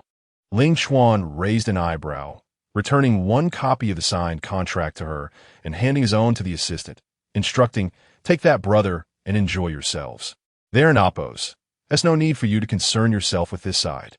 "Understood," the assistant replied cheerfully, collecting the documents before turning to Shen Li. "Let us go, brother. This side is no longer our concern. How about a drink? It's on Mr. Ling." The assistant and Oppo's friendly manner suggested a camaraderie with Shen Li, indicating he was adept in such situations. "Not necessary," Shen Li replied coolly, directing his gaze at Jiang Yu. The assistant and Oppo's expression faltered, and Ling Chuan and Amp, Oppo's, demeanor darkened, though he quickly regained composure. Miss Jiang, your assistant, he hinted. Jiang Yu recognized Ling Chuan and Amp, Oppo's, ulterior motives, and, believing no significant issues would arise, said, Shen Li, you may go. Shen Li frowned, casting her a questioning look, aware that Ling Chuan did not appear to be a benign character. His gaze on Jiang Yu resembled that of a predator assessing its prey. As the third son of Haicheng, Ling Chuan and Amp, Oppo's, arrogance suggested he looked down upon Jiang Yu and Amp, Oppo's, tense status. His current congeniality seemed to mask intentions far less innocent. Did this woman not see through his fade? Shen Li was perplexed, yet if she was willing to engage, it was not his place to intervene. Nodding, he followed the assistant out, though he remained close enough to keep Jiang Yu in sight. The assistant, wishing to distance himself, noticed Shen Li's intent and ultimately settled into a nearby seat. Brother Shen, what would you like to drink? Or was there something else you wished to indulge in? The assistant asked, his tone laced with mischief. Chapter 93. Have you finished your discussion? Shen Li, being astute, instantly grasped his assistant and Oppo's subtle hint. Yet he waved his hand dismissively, saying, no need. The assistant, noticing this, momentarily stiffened but quickly reverted to his usual demeanor, continuing to persuade, oh, come on, Brother Shen. We're all men here. There's no need to be so reserved. A few lovely ladies have just arrived. Let me bring them over for you to meet. Without waiting for Shen Li to refuse, he hurriedly made his way to the bar and Oppo's front desk, exchanging hushed pleasantries with the staff and swiftly relaying his instructions. Moments latte. The assistant returned, a smile gracing his face as he escorted 3 young women towards Shen Li. Clad in airy dresses, their silk skirts danced with the breeze, the vibrant patterns on their garments lending them an invigorating aura. Their long hair swayed under the lights, cascading like golden waterfalls, evoking a sense of enchantment.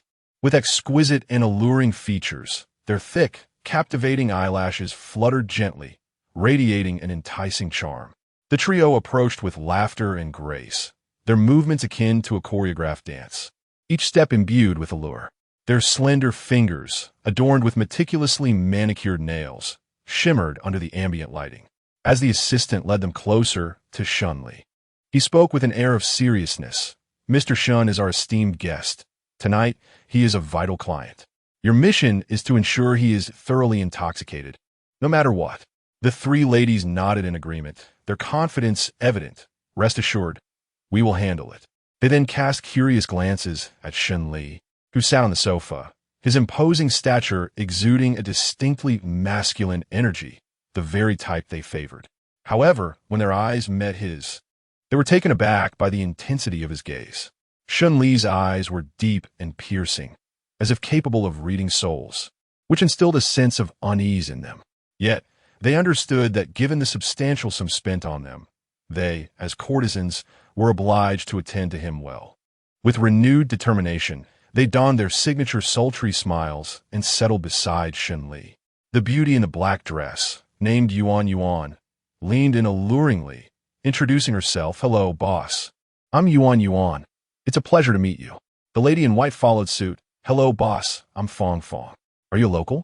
Her voice carried a hint of curiosity. At that moment, the woman in red boldly placed her hand on Shen Li's chest. Feeling the firmness of his muscles, she was momentarily startled, yet upon sensing his lack of reaction, she boldly ventured to explore further. This time, Shen Li could no longer restrain himself. He seized her wrist with a look of utter disdain. You are not needed here. You may leave, he declared, his tone resolute and unyielding. The atmosphere grew awkward and frosty. The other 2 women bowed their heads, unable to meet Shen Li and Oppo's gaze, feeling a mix of regret and surprise. Shen Li regarded them with a surge of annoyance and impatience. Do I need to repeat myself? Hearing his dismissal, the trio felt a wave of discomfort wash over them. They quickly rose, timidly gathered their small handbags, and retreated, heads hanging low. Once they had distanced themselves, they began to voice their grievances. Yuan, in the black dress, lamented, this boss truly lacks appreciation for beauty. He has no grace whatsoever. She bit her lip, her brow furrowing slightly. The woman in white, casting a glance at Shen Li, joined in the complaints. Indeed, look at him, dressed so poorly. If not for the handsome fellow's generous payment earlier, I wouldn't have entertained him at all. At this juncture, the beauty in red retorted, in my view, you two are merely sour grapes. You probably don't realize it, but his physique is impressive, firm, and with a wonderful feel. Just look at his towering frame. It wouldn't be so bad to share a night with him. She concluded with a suggestive gesture, as if relishing an imagined advantage. Spare me, the woman in white interjected, her cheeks flushing. Yuan and Appo's face also lit up with a hint of yearning. They exchanged smiles before returning to their previous booth, awaiting the arrival of another customer.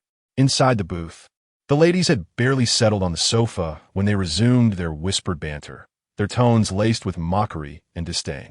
Soon, their colleagues gathered with eager expressions, keen for the gossip. Yuan, why are you all back so soon? One inquired. Oh, don't mention it. That handsome guy was quite charming. But our client has rather high standards, she replied. What happened? Do tell. Another pressed. Well, it went something like this. They huddled together, as if sharing a clandestine secret. Meanwhile, the assistant, displeased that the carefully selected beauties had been dismissed by Shen Li, swiftly took a seat beside him. Smiling as he addressed Shen Li, Mr. Shen, are you not fond of these lovely ladies? Would you like me to summon the top-tier ones to enjoy a drink with you? Shen Li's expression darkened at the assistant's words, a cold smile forming on his lips as he replied, If you desire women, go find them yourself. I require no such company. He dismissively waved his hand, signaling the assistant to depart. Seeing Shen Li and Appo's blatant disregard, the assistant could only shake his head in exasperation towards Ling Chuan, signaling his helplessness.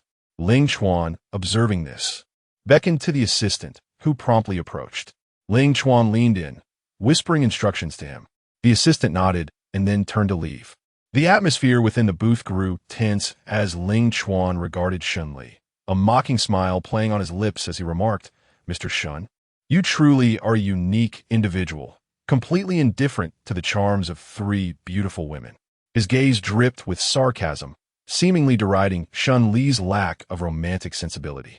Shen Li met Ling Chuan and Appo's gaze with a cool detachment, his eyes reflecting a hint of indifference and determination. Rising abruptly, he coldly asked, Have you finished your discussion? His tone was laced with pride and self-assurance. Ling Chuan, a privileged heir, was filled with his own arrogance. He had just been preparing to confront Shen Li, yet suddenly remembered his forthcoming plans.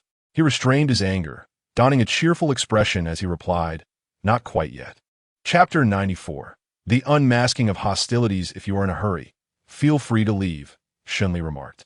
Hearing this, Ling Chuan immediately settled down, crossed his legs, and replied nonchalantly, I am not in a rush. I shall wait right here. With that, he ceased further conversation, his gaze fixated intently on Shen Li. Ling Chuan could not help but shiver at the sight of Shen Li, whose towering stature and piercing eyes radiated an unsettling sharpness that made Ling Chuan feel uneasy. He secretly hoped that his assistant would expedite matters, so he engaged in casual banter with Jiangyu, attempting to distract himself. Jiangyu, noticing his demeanor, responded with a smile at the corners of her eyes, gracefully engaging in their conversation, seemingly oblivious to Ling Chuan and Appo's inner turmoil. Soft melodies wafted from the bar, creating a relaxed ambience. Ling Chuan feigned relaxation, glancing out the window, and slowly began, Jiangzone, do take a look. Curious, Jiangyu turned her gaze outside, where glistening droplets cascaded from the leaves onto the lush green lawn, and a gentle breeze stirred ripples in the air. Ling Chuan smiled faintly, taking her hand as he remarked, I assent the scenery outside simply beautiful. However, Shen Li and Appo's unwavering gaze remained locked on Ling Chuan, its sharpness akin to a sword, instilling a gnawing sense of apprehension within him. At that moment, as Ling Chuan held Jiangyu's hand, Shen Li audibly cleared his throat, causing Ling Chuan to hastily release his grip. I apologize, Jiangzone. I couldn't and Appo's help myself. Please do not be upset, he said with a smile. though somewhat displeased. Jiang Yu, aware of their differing statuses, dismissed it with a casual shake of her head, saying, "It's quite all right." Damn it, the efficiency is appalling. Why can't they hurry up? Ling Chuan cursed inwardly. If he were to pursue Jiang Yu tonight, Shen Li must be eliminated. Otherwise, his plans would surely be thwarted.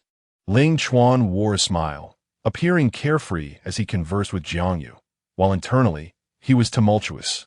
Just then, his assistant stumbled over, hurrying to the bar, retrieving 2 cocktails, and made his way toward Ling Chuan and Jiang Yu. "Ling Zong, the cocktails you requested," he stuttered, evidently breathless from his haste. Ling Chuan accepted the cocktails, casting a glance at Jiang Yu, a smirk curling at the corners of his lips. "Come, Jiang Zong, since we VE secured this deal at the bar, shouldn't we celebrate?" Jiang Yu waved her hand, smiling as she declined. "I shall refrain from alcohol. I still need to drive later." Seeing Jiang Yu resist his advances, Ling Chuan furrowed his brow and resolved to sever the pretense. "Jiang Yu, when I hold you in esteem, you are Jiang Zong, a precious glass in my hands. When I no longer hold you in regard, you are simply a vessel. Release my grasp, and you become nothing but shattered shards." With that, he callously shattered the cocktail glass in hand, seizing Jiang Yu and Appo's chin and forcing the contents of her glass into her mouth. Jiang Yu sputtered, choking as she attempted to expel the liquid, only to be firmly restrained by Ling Chuan. Her eyes were filled with fear and rage, tinged with a hint of helplessness. In that instant, as the glass shattered, a throng of individuals surged in from the staircase, rapidly encircling them. Shen Li, upon witnessing this, rose from the sofa, his gaze sharp as lightning, his voice laced with a chilling threat. "What is the meaning of this, Ling Zong?" A flicker of wariness crossed Ling Chuan and Appo's face, but upon realizing his numerical advantage, he became audacious, tauntingly replying, "What do you mean? Are you asking me? We are all men, so let me be frank. I have an affection for Jiang Zong, and your repeated interference in my affairs must be addressed today." Yet Shen Li maintained a confident smile, calmly retorting, "Address me? With these pathetic miscreants? I have over 100 men here. Do you think you can triumph against such odds?" With those words, the atmosphere thickened with tension, the air crackling with palpable electricity. Jiang Yu stood aside, her emotions in disarray. She inhaled deeply, striving to maintain her composure. Above all, she refused to be a casualty of this conflict. She needed to devise a means to safeguard her interests. In that critical moment, she resolutely vowed never again to be manipulated, nor to become anyone's plaything. Thoughts raced through Jiang Yu and Appo's mind as her hands trembled slightly, gripping her glass firmly before she suddenly swung it towards Ling Chuan. With a resounding crash, the glass struck Ling Chuan, causing blood to flow from his scalp as he widened his eyes, howling in pain. Crimson droplets dripped from his wound, gradually staining his hair. Ling Chuan spat in fury, cursing, "Damn it, you vile witch." Simultaneously, Shen Li's expression turned grave, his eyes glinting with determination.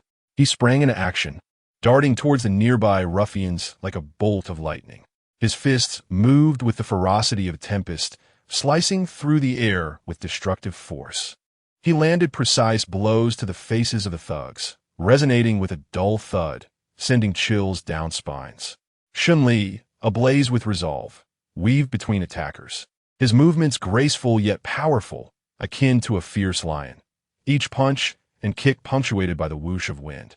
The bar's second floor descended into chaos and violence. Shen Li, harnessing his strength and skill, evaded and retaliated, sending one thug sprawling with a flying kick and another reeling with a hook. His body traced an elegant arc through the air, reminiscent of a war god, swiftly carving a path through the mayhem. Wherever he moved, thugs fell, their groans and cries echoing throughout the room, a cacophony of despair akin to the wails of demons. Shen Li approached Jiang Yu, his figure dusted yet undeterred in spirit. "Jiang Zong, are you unharmed?" he inquired, his voice tinged with concern. Jiang Yu and Appo's eyes sparkled with gratitude as she nodded gently, a faint smile gracing her lips. Seeing this, Shen Li delivered a powerful kick, sending Ling Chuan sprawling, and instinctively pulled Jiang Yu into his embrace. Ling Chuan lay on the ground, a pitiful sight, covered in dirt and spilled drinks. Observing this, the assistant hurried over to help Ling Chuan up, carefully brushing off the dust from his attire. Chapter 95. Uncle Zhong. Ling Chuan gritted his teeth, lifting his head with a fierce glint in his eyes. He forcefully patted the dust off his clothes and commanded, "Capture him. I shall make him pay tenfold." His assistant silently nodded, aware of his master's deep-seated hatred for Shen Li at this moment, and that he would not easily relent. He turned towards the crowd, his voice calm, yet resolute. "Old Zhong, please step forward." A low rumble of footsteps echoed from the crowd, and soon, an elderly man, frail and stooped, emerged. His garments fluttered as if stirred by an unseen wind, resembling a butterfly in flight. He possessed sharp eyes, and the wrinkles on his face conveyed the wisdom and hardships of time, exuding the air of a master. Upon witnessing this, Shen Li and Apos, S expression tightened, a thought brewing in his mind. The opponent is a formidable foe. He understood that appearances could be deceiving, but the aura emanating from the old man instilled a sense of pressure within him. A wave of vigilance washed over Shen Li. He recognized that he was facing a true adversary. The elder approached Shen Li with measured steps, each movement imbued with agility and strength, akin to a new shoot sprouting from an ancient tree in damp. Apos, S roots. His gaze was profound, sparkling with wisdom, as if he could see through all pretense. This middle-aged man was none other than Zhong Shu, the loyal steward of the Ling family. In Ling Chuan and Amp, Apos, S eyes, Zhong Shu had never lost a fight. Even against armed opponents, he could safely escort Ling Chuan away. Hence, he had summoned Zhong Shu to Jiang City, fearing for his own safety. Earlier, he had instructed his assistant to bring Zhong Shu over, also calling on some skilled individuals from the underworld to maintain order. If they could handle the situation, there would be no need for Zhong Shu to intervene. Ling Chuan looked at Zhong Shu, warmth swelling in his heart. Zhong Shu had been his closest companion in childhood, and one of the few he truly trusted. Ling Chuan knew Zhong Shu and Amp, Apos, as combat prowess well. He would only take action in extreme circumstances. Yet, at this moment, Ling Chuan was consumed by rage and could no longer afford to hesitate. He respectfully bowed to Zhong Shu, saying, "Uncle Zhong, I implore you." Zhong Shu smiled, his demeanor exuding an air of authority. "Young Master Ling, rest assured, I shall handle this matter." Ling Chuan let out a cold laugh, his eyes filled with malice. "Shen Li, do you think your trifling skills can grant you audacity? Today, I shall show you what it means to be outmatched, to face despair." Shen Li and Apos, S expression remained calm, a hint of disdain flickering in his eyes. "You Don and Apos, do you truly believe victory is assured, do you?" Zhong Shu regarded Shen Li with a weighty gaze, the two locking eyes like ferocious beasts. Shen Li and Apos, S eyes sparkled with determination. He knew he must give his all and could not afford to underestimate his opponent. In an instant, Zhong Shu leaped forward with the swiftness of a cheetah, surging towards Shen Li. Shen Li executed a kick mid-air, the two colliding with neither gaining the upper hand. Zhong Shu pressed forward again, while Shen Li rolled with Jiang Yu in his arms, evading Zhong Shu and Amp, Apos, S onslaught. The bar erupted into chaos, the sound of shattering glass and overturned chairs intertwining, the dim light casting an atmosphere thick with tension, akin to a storm on the verge of breaking. As Shen Li dodged, he kept a watchful eye on Jiang Yu, knowing her safety was paramount. Though anxiety gnawed at him, the unfolding situation forced him to remain utterly focused against Zhong Shu and Apos, as formidable assault. Zhong Shu and Apos, S fists flew like lightning, and although Shen Li evaded with agility, many strikes landed, inflicting sharp pain throughout his body. Yet he dare not pause even for a moment. With each punch Zhong Shu threw, it felt as though the very space trembled, the tempestuous winds of his strikes suffocating. Ultimately, amidst the Zhong Shu's offensive, Shen Li seized upon an opening. He unleashed all his strength, delivering a powerful blow that sent Zhong Shu hurtling across the air in a graceful yet violent arc. Crashing heavily to the ground, caught off guard by the sudden attack, Zhong Shu had no time to dwell. he swiftly regained his footing, stabilizing himself before launching an immediate counterattack toward Shen Li. Shen Li, witnessing this, felt a flicker of fear. It wasn't an amp, oppose, T that he couldn't end amp, oppose, T contend with Zhongshu, but rather a concern for the beauty in his arms. Without hesitation, he fixed his gaze on the window, determination shining in his eyes. With a rush, he leapt towards a window. The glass shattered upon his passage, shards scattering in all directions. Zhongshu abruptly halted, turning back only to find Shen Li and Oppo's figure had vanished, leaving behind a scattering of fragmented glass that sparkled dimly in the dimly lit bar. With the opponent gone, Zhongshu finally let out a sigh of relief. Fatigue washing over him as he stumbled onto the sofa. A cough escaped him, and blood spurted from his mouth, quickly staining his lips crimson. The assistant, currently supporting Ling Chuan, noticed Zhongshu and Oppo's condition and both rushed to his side. "Uncle Zhong, are you all right?" Ling Chuan inquired with concern. The assistant echoed anxiously, "Old Zhong, are you unwell?" Zhongshu waved his hand weakly, murmuring, "I'm fine, it's nothing serious." With great effort, he managed to sit up. Seeing this, the assistant hurriedly navigated through the wreckage to the front, pouring a cup of hot water for Zhongshu. He then approached Zhongshu, offering, "Old Zhong, drink some hot water to recover." Zhongshu accepted the cup, blowing gently before taking a sip. The warmth of the water soothed his pallid lips, providing a semblance of comfort. The room bore the remnants of their fierce clash, the vivid red blood on the walls a testament to the brutal confrontation. Dust, debris, and broken furniture lay scattered like remnants of a storm's fury. Zhongshu clutched the cup tightly, his expression grave yet resolute, his heart still brimming with anger and helplessness. He lifted the cup slowly, taking another sip, feeling the warmth travel down his throat, offering a slight reprieve. Ling Chuan furrowed his brow, instinctively rubbing his swollen cheek, and glanced back at the chaotic scene, softly saying, "We must leave swiftly. This is someone else's territory, and Uncle Zhong is not in the best condition."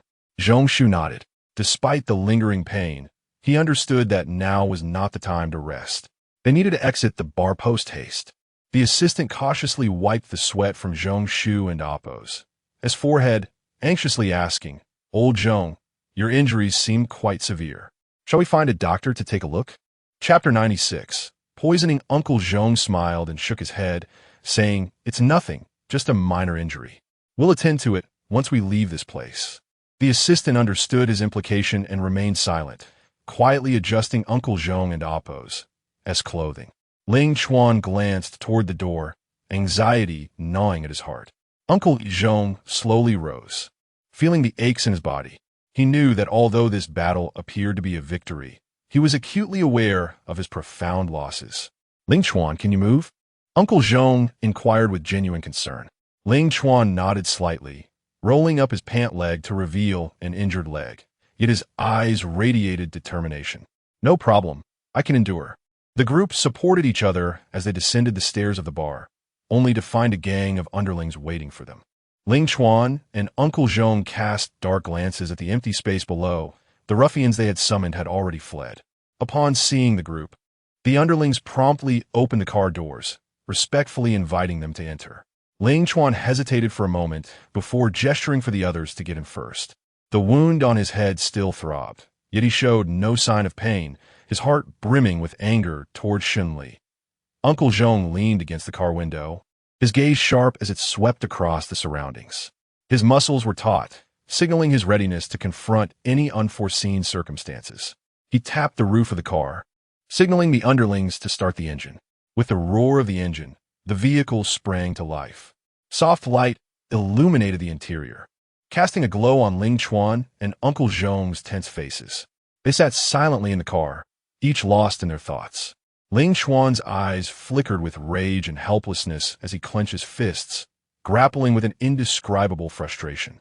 His mind swirled with reflections on the recent events, deepening his understanding of his own powers and circumstances while igniting a fervent pursuit of authority and strength. Uncle Zhong remained composed, his expression calm yet resolute. He pondered how to navigate the forthcoming challenges, devoid of any fear. He had long acclimated to the rhythm of life and death struggles, consistently maintaining his composure during pivotal moments. The car gradually rolled away from the bar, the streets behind fading into a blur, leaving a chaotic backdrop and a profound silence. Within the vehicle, Uncle Zhong surveyed the surroundings before suddenly turning to Ling Chuan. "Xiao Chuan, what transpired between you and Shen Li? How did you offend him?" Ling Chuan paused momentarily, replying softly, "It's because I have feelings for Jiangyu." "Jiangyu?" Uncle Zhong's brow furrowed, seemingly contemplating. "Is she the woman Shen Li was just protecting?" Ling Chuan nodded affirmatively. "Yes, that is her. Never provoke such individuals again. We know little about him. If he is backing, we may find ourselves in peril. Remember, this is Jiangcheng, not Haicheng." The assistant interjected, "I and Amp. Oppose, V. Investigated. He is merely a lowly security guard who recently became Jiangyu and Amp. Oppose, as personal assistant." Uncle Zhong frowned, muttering, "Even those of that caliber can disregard certain rules without any backing." He turned to Ling Chuan, his expression grave. "Ling Chuan, do not stir up trouble lightly. Shen Li may possess capabilities and resources beyond your imagination." Ling Chuan and Amp. Oppose. S face betrayed a flicker of realization and reluctance. He had initially contemplated causing Shen Li some trouble, but it was clear now that his wings were not yet fully developed. He nodded silently, understanding that he must endure and maintain a low profile for the time being. The atmosphere in the car grew tense as everyone fell into contemplation. The scenery outside rushed by as the vehicle navigated through the bustling city streets. Ling Chuan gazed silently at the buildings outside, his thoughts in disarray. He recognized that he remained a minor player, and within this city, many forces lurked in the shadows, waiting to be uncovered. He needed to strive to enhance his own strength. Soon, the group hastily returned to Haicheng, driving to the local hospital. Ling Chuan, Uncle Zhong, and the assistant brought the injured Ling Chuan to the emergency room, where medical staff immediately commenced urgent treatment. Meanwhile, Shen Li tightly held Jiangyu, hastening toward the hotel. He felt her restless hands exploring his chest, the temperature between them rising. Her body became increasingly warm, stirring a sense of worry within Shen Li. "Don't worry. We and Amp. Oppose. I'll be at the hotel shortly," Shen Li softly reassured Jiangyu, his brow furrowed. At that moment, Jiangyu and Amp. Oppose. S hands moved uncontrollably, as if searching for something. A hint of embarrassment crossed Shen Li and Oppose. S face, as being in such proximity to her, elicited an involuntary response. He quickened his pace, eager to get Jiangyu to safety. The hotel lobby was brightly lit, but appeared somewhat desolate given the urgency of the situation. Shen Li swiftly crossed the hall, heading directly toward their room. Upon entering, he carefully laid Jiangyu down on the bed, his gaze fixed intently on her condition. Her body temperature was alarmingly high, the heat causing Shen Li to feel a rising panic. He hurriedly retrieved a damp towel, gently placing it on Jiangyu and Amp. Oppose, S forehead in hopes of alleviating her discomfort. "Ms. Jiang, Shen Li and Oppose." S voice was laced with deep concern. "You seem to be in a state akin to being drugged." Jiangyu and Oppose. S breathing became rapid, her eyes tightly shut, beads of sweat dripping onto the sheets. She struggled to suppress her desires, yet found herself utterly powerless, her consciousness fading. The room was steeped in silence, punctuated only by Shen Li and Amp. Oppose, S anxious breaths, and Jiangyu and Amp. Oppose, S faint moans. Shen Li was frantic, pacing the room, contemplating how to detoxify Jiangyu. He knew she had been drugged, and without proper balance between yin and yang, the consequences could be dire. As Jiangyu's assistant, he felt an obligation to save her, yet he was reluctant to take advantage of the situation. However, the urgency of the moment left no room for hesitation. Caught in a dilemma, he was anxious for Jiangyu's well-being, but hesitant to act impulsively. His mind raced, thoughts in chaos. His pace quickened, eyes sparkling with urgency as his hands rubbed together, searching for a solution. Finally, a spark of inspiration illuminated Shen Li and Oppose, his eyes. He swiftly lifted Jiangyu from the bed and hurried to the bathroom. The tiles in the bathroom exuded a refreshing aroma, while the steam on the mirror enveloped the air, creating a warm and secure atmosphere. Chapter 97. Detoxification. In a seemingly endless stupor, Jiangyu appeared to be engulfed in pain and helplessness. Shen Li gently reassured him, "Mr. Jiang, the forthcoming process may be somewhat excruciating. You must endure." His voice flowed like a warm ray of sunlight, calming the previously restless Jiangyu.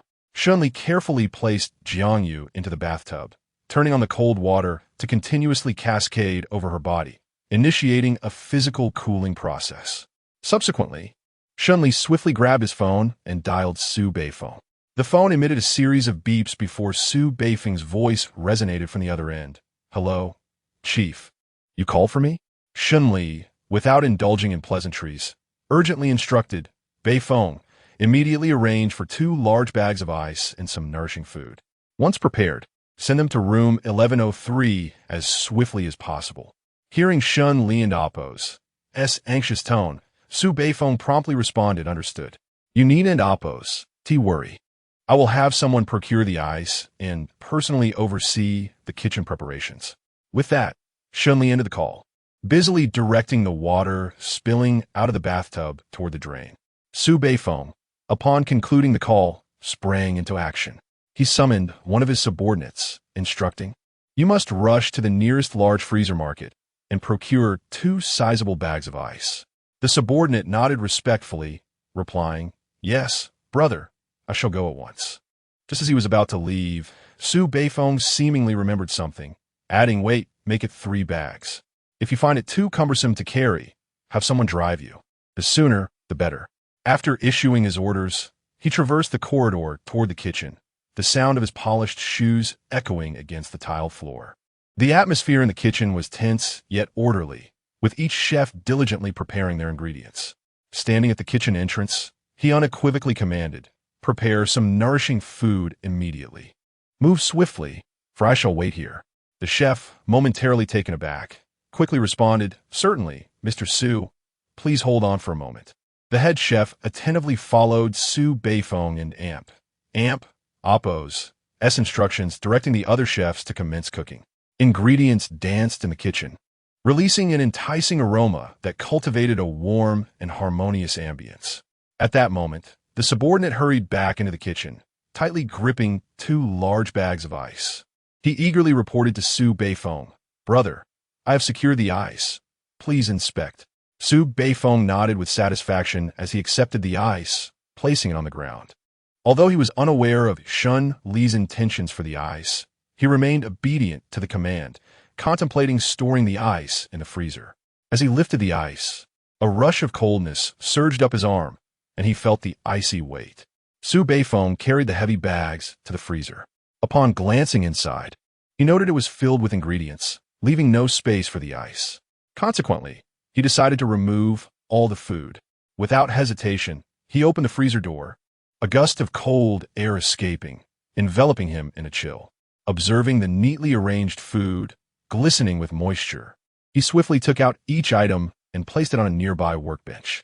He then cautiously positioned the ice within the freezer and promptly closed the door.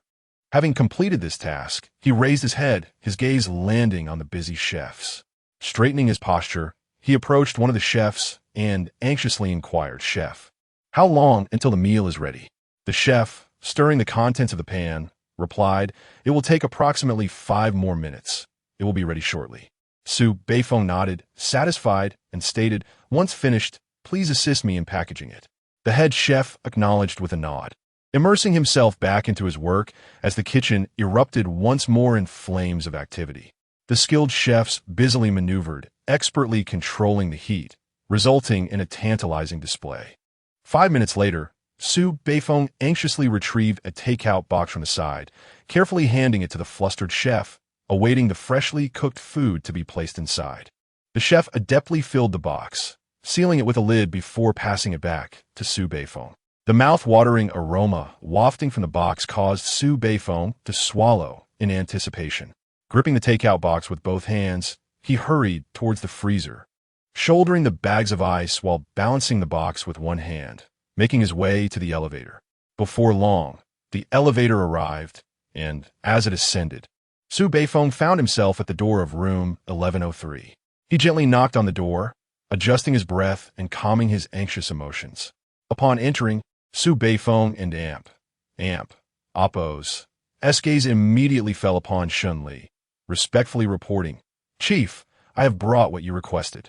Shen Li nodded slightly, calmly accepting the eyes from Su Beifeng. The cold object stimulated his palm as he briskly carried it to the bathroom. Simultaneously, Su Beifeng entered with the takeout box, his attention drawn to Jiang Yu in the bathtub, who appeared haggard and listless. Su Beifeng's brow furrowed slightly, a wave of surprise washing over him. However, he understood the importance of refraining from asking unnecessary questions. Promptly, he placed the items on the dining table, stating gently, "Chief, the food you requested is now on the table." Shen Li lifted his gaze, acknowledging Su Beifeng with a nod and a soft response. "All right, I appreciate it." Hearing this, Su Beifeng bowed slightly to Shen Li, declaring, "Chief, if there are no further instructions, I shall take my leave. I will be in the adjacent room. Call me should you require anything." His tone was resolute yet gentle, brimming with respect and trust in Shen Li. Shen Li nodded, smiling as he replied, "Thank you for your hard work. Please rest. I will keep you informed of any developments." His voice conveyed a hint of gratitude. Su Beifeng inclined his head slightly, turning to exit the room and closing the door behind him as he made his way to the adjacent room to wait. Once Su Beifeng departed, Shen Li hastily opened the door, rushing to the bathroom, opening one bag of ice and pouring it into the bathtub. Jiang Yu, whose complexion had been flushed, instantly shivered from cold. Observing this, Shen Li supported Jiang Yu, pry her mouth open and inserting his middle finger, persistently pressing down. Simultaneously, his other hand rhythmically patted her back, attempting to induce her to expel the cocktail she had consumed earlier. Jiang Yu's gaze, clouded with confusion, revealed a flicker of pain, her body trembling involuntarily. Shen Li meticulously and resolutely managed the situation, maintaining a calm demeanor while focusing intently on his task. Soon enough, Jiang Yu expelled the contents of her stomach, the pungent aroma of alcohol and fermented food flooding the air. Almost immediately, her complexion began to regain color, and her breaths became less frantic, although the longing in her eyes for Shen Li remained undiminished. Chapter 98. Misunderstanding. Witnessing the scene, Shen Li stepped forward once more, continuing to pat Jiang Yu's back. Jiang Yu painfully expelled the contents of her stomach again, tears and mucus streaming down her face. Her legs began to weaken, and had it not been for Shen Li supporting her, she would have collapsed to the ground. Seeing her in such a frail state, Shen Li felt a slight sense of relief, realizing, as he had anticipated, that she had not vomited much food. It was evident that she had only consumed alcohol without eating properly. Unable to suppress his thoughts, he muttered quietly, "This woman is truly troublesome." Despite his words, Shen Li exhibited no trace of impatience. On the contrary, he took a broom and gently cleaned up her vomit. Glancing at Jiang Yu, he lightly patted her cheek and murmured, "The poison has been mostly expelled, so why isn't she awake yet?" Once she stabilized, Shen Li poured her plenty of water, encouraging her to expel again several times before finally lifting her into his arms. At this moment, Jiang Yu and Appo's clothes were completely soaked. Shen Li, noticing this, gently began to remove her garments one by one. Each movement was tinged with shyness as he struggled to control his emotions, finally stripping her entirely before using a bath towel to dry her off. He then carried Jiang Yu directly to the soft bed, placing her down with care. Shen Li looked at Jiang Yu with a pained expression. Her face was pale, her eyes vacant, resembling a wilting flower. He sighed helplessly, understanding that given Jiang Yu and Appo's temperament, advice would be futile. She needed to experience it herself to learn. Lost in thought, he covered her with a thick blanket. Just as he was about to leave the room, he suddenly realized something and opened the door, calling out loudly, "Mr. Su, please prepare a set of women's clothing for me." He paused, unable to suppress a murmur. "I wonder how he will hold me accountable once she wakes up." Soon, the clothes were delivered by Su Beifeng, and Shen Li neatly placed them beside Jiang Yu before quietly waiting for her to awaken. As time passed, Jiang Yu gradually regained consciousness. The unfamiliar surroundings unsettled her. However, upon seeing Shen Li, her heart settled considerably. Yet, when she noticed her lack of clothing, she screamed in panic, "Ah, Shen Li, what have you done to me?" Her voice was filled with terror. Shen Li was momentarily taken aback by her shriek, sensing the anger and threat in her eyes, which sent a chill through him. Unsure how to explain or calm her, he could only gaze at her, hoping to convey his sincerity through his eyes. Tears streamed down Jiang Yu and Appo's face as she trembled, saying, "You took advantage of me when I was vulnerable and stole my innocence. I will make you pay." In a fit of rage, she leaped to her feet, disregarding her nakedness, and lunged at Shen Li. Shen Li did not evade her. He regarded Jiang Yu calmly, as though he had anticipated her reaction. As she collided into his embrace, she suddenly realized she lacked any strength, as though her energy had been entirely drained. Shen Li did not respond to her outburst. One hand supported her body while the other swiftly retrieved a bath towel, wrapping her securely. His movements were practiced and gentle, igniting a spark of curiosity within Jiang Yu. However, at that moment, Shen Li's demeanor shifted. Earlier, his intentions had been purely to provide comfort, yet now an insatiable desire ignited within him. He felt the warmth of Jiang Yu's body against his, her softness sending electric sensations through him, provoking an involuntary response. Shen Li fought to restrain his emotions, taking a deep breath in an attempt to regain composure. He knew this was not the appropriate time. Their relationship was not yet stable, and acting impulsively would only complicate matters further. Struggling against his desires, he managed to maintain his calm. Once he regained control, he could not resist teasing Jiang Yu.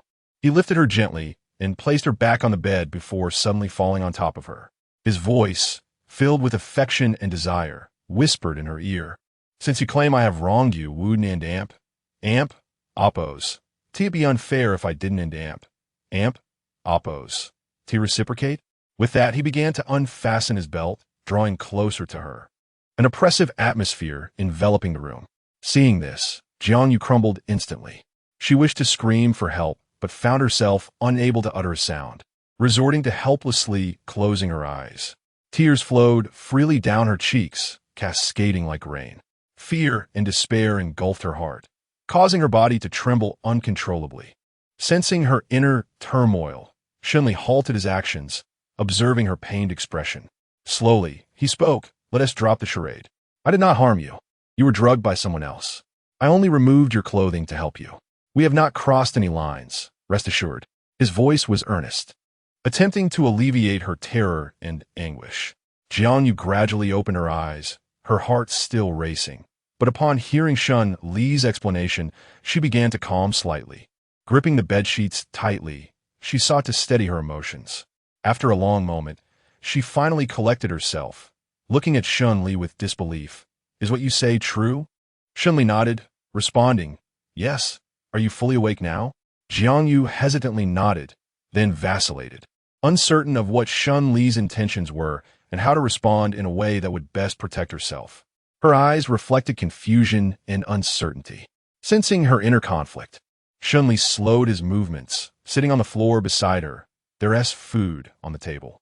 "Once you regain your strength, you can help yourself. I want to feed you." His tone carried a hint of weariness as he added, "If you still feel discomfort, call for me downstairs, and I'll take you to the hospital."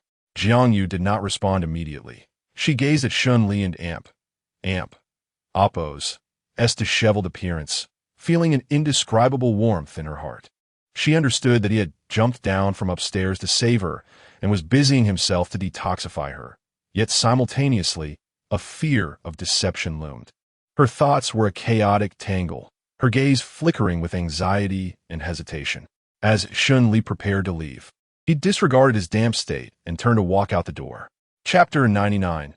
An embarrassing moment as Jiang Yu watched Shen Li and Appo's retreating figure. A sense of bewilderment washed over her. He hurried into the restroom, nervously inspecting his body, only to discover that everything was in order. Glancing at the scattered ice cubes and the puddle on the floor, fleeting images of recent events began to materialize in his mind.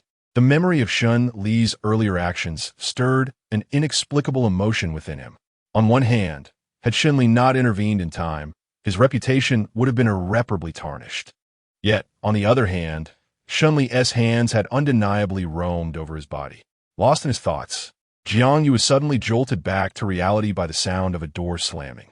He dashed out of the restroom, fury igniting in his eyes. Without hesitation, he seized a pillow from the bed and hurled it towards the door, shouting, "You scoundrel! Who gave you the right to undress me? I'll call the police and report you for harassment. Do you believe me?" The pillow struck the door with a dull thud. Jiang Yu glared at the entrance, his body taut and ready to spring into action. Outside, Shen Li halted at the sound of Jiang Yu and Appo's furious outburst.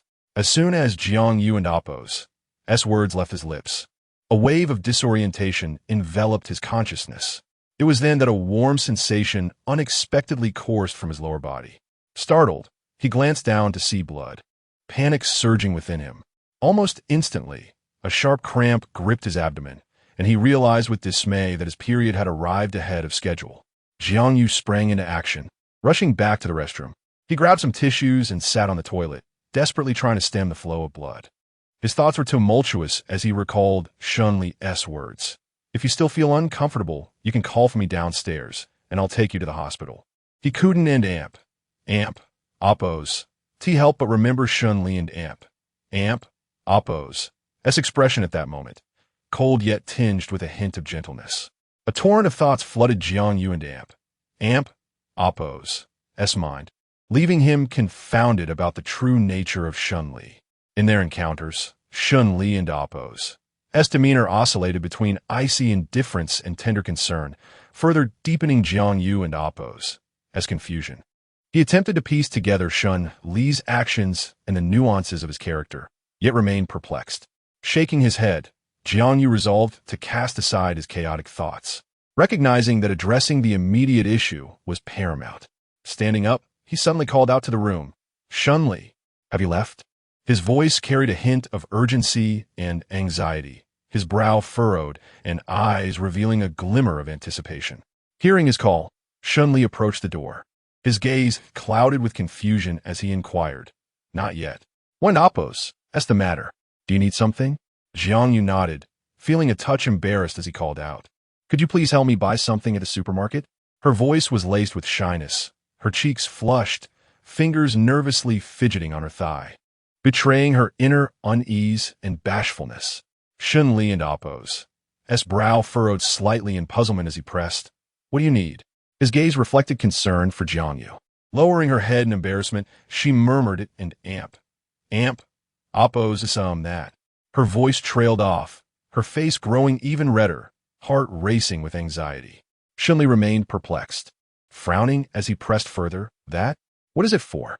Can't we just speak plainly?" Jiang Yu, feeling increasingly flustered, replied, "Oh, it's for stopping the bleeding." Her voice quivered, cheeks aglow like the evening sky, eyes shimmering with helplessness. Upon hearing this, Shen Li and Appo's expression shifted to one of concern. "Are you injured? I didn't notice anything when I checked earlier." Jiang Yu, feeling more bashful, shook her head and slowly explained, "No, I'm not hurt. It's just something I need every month."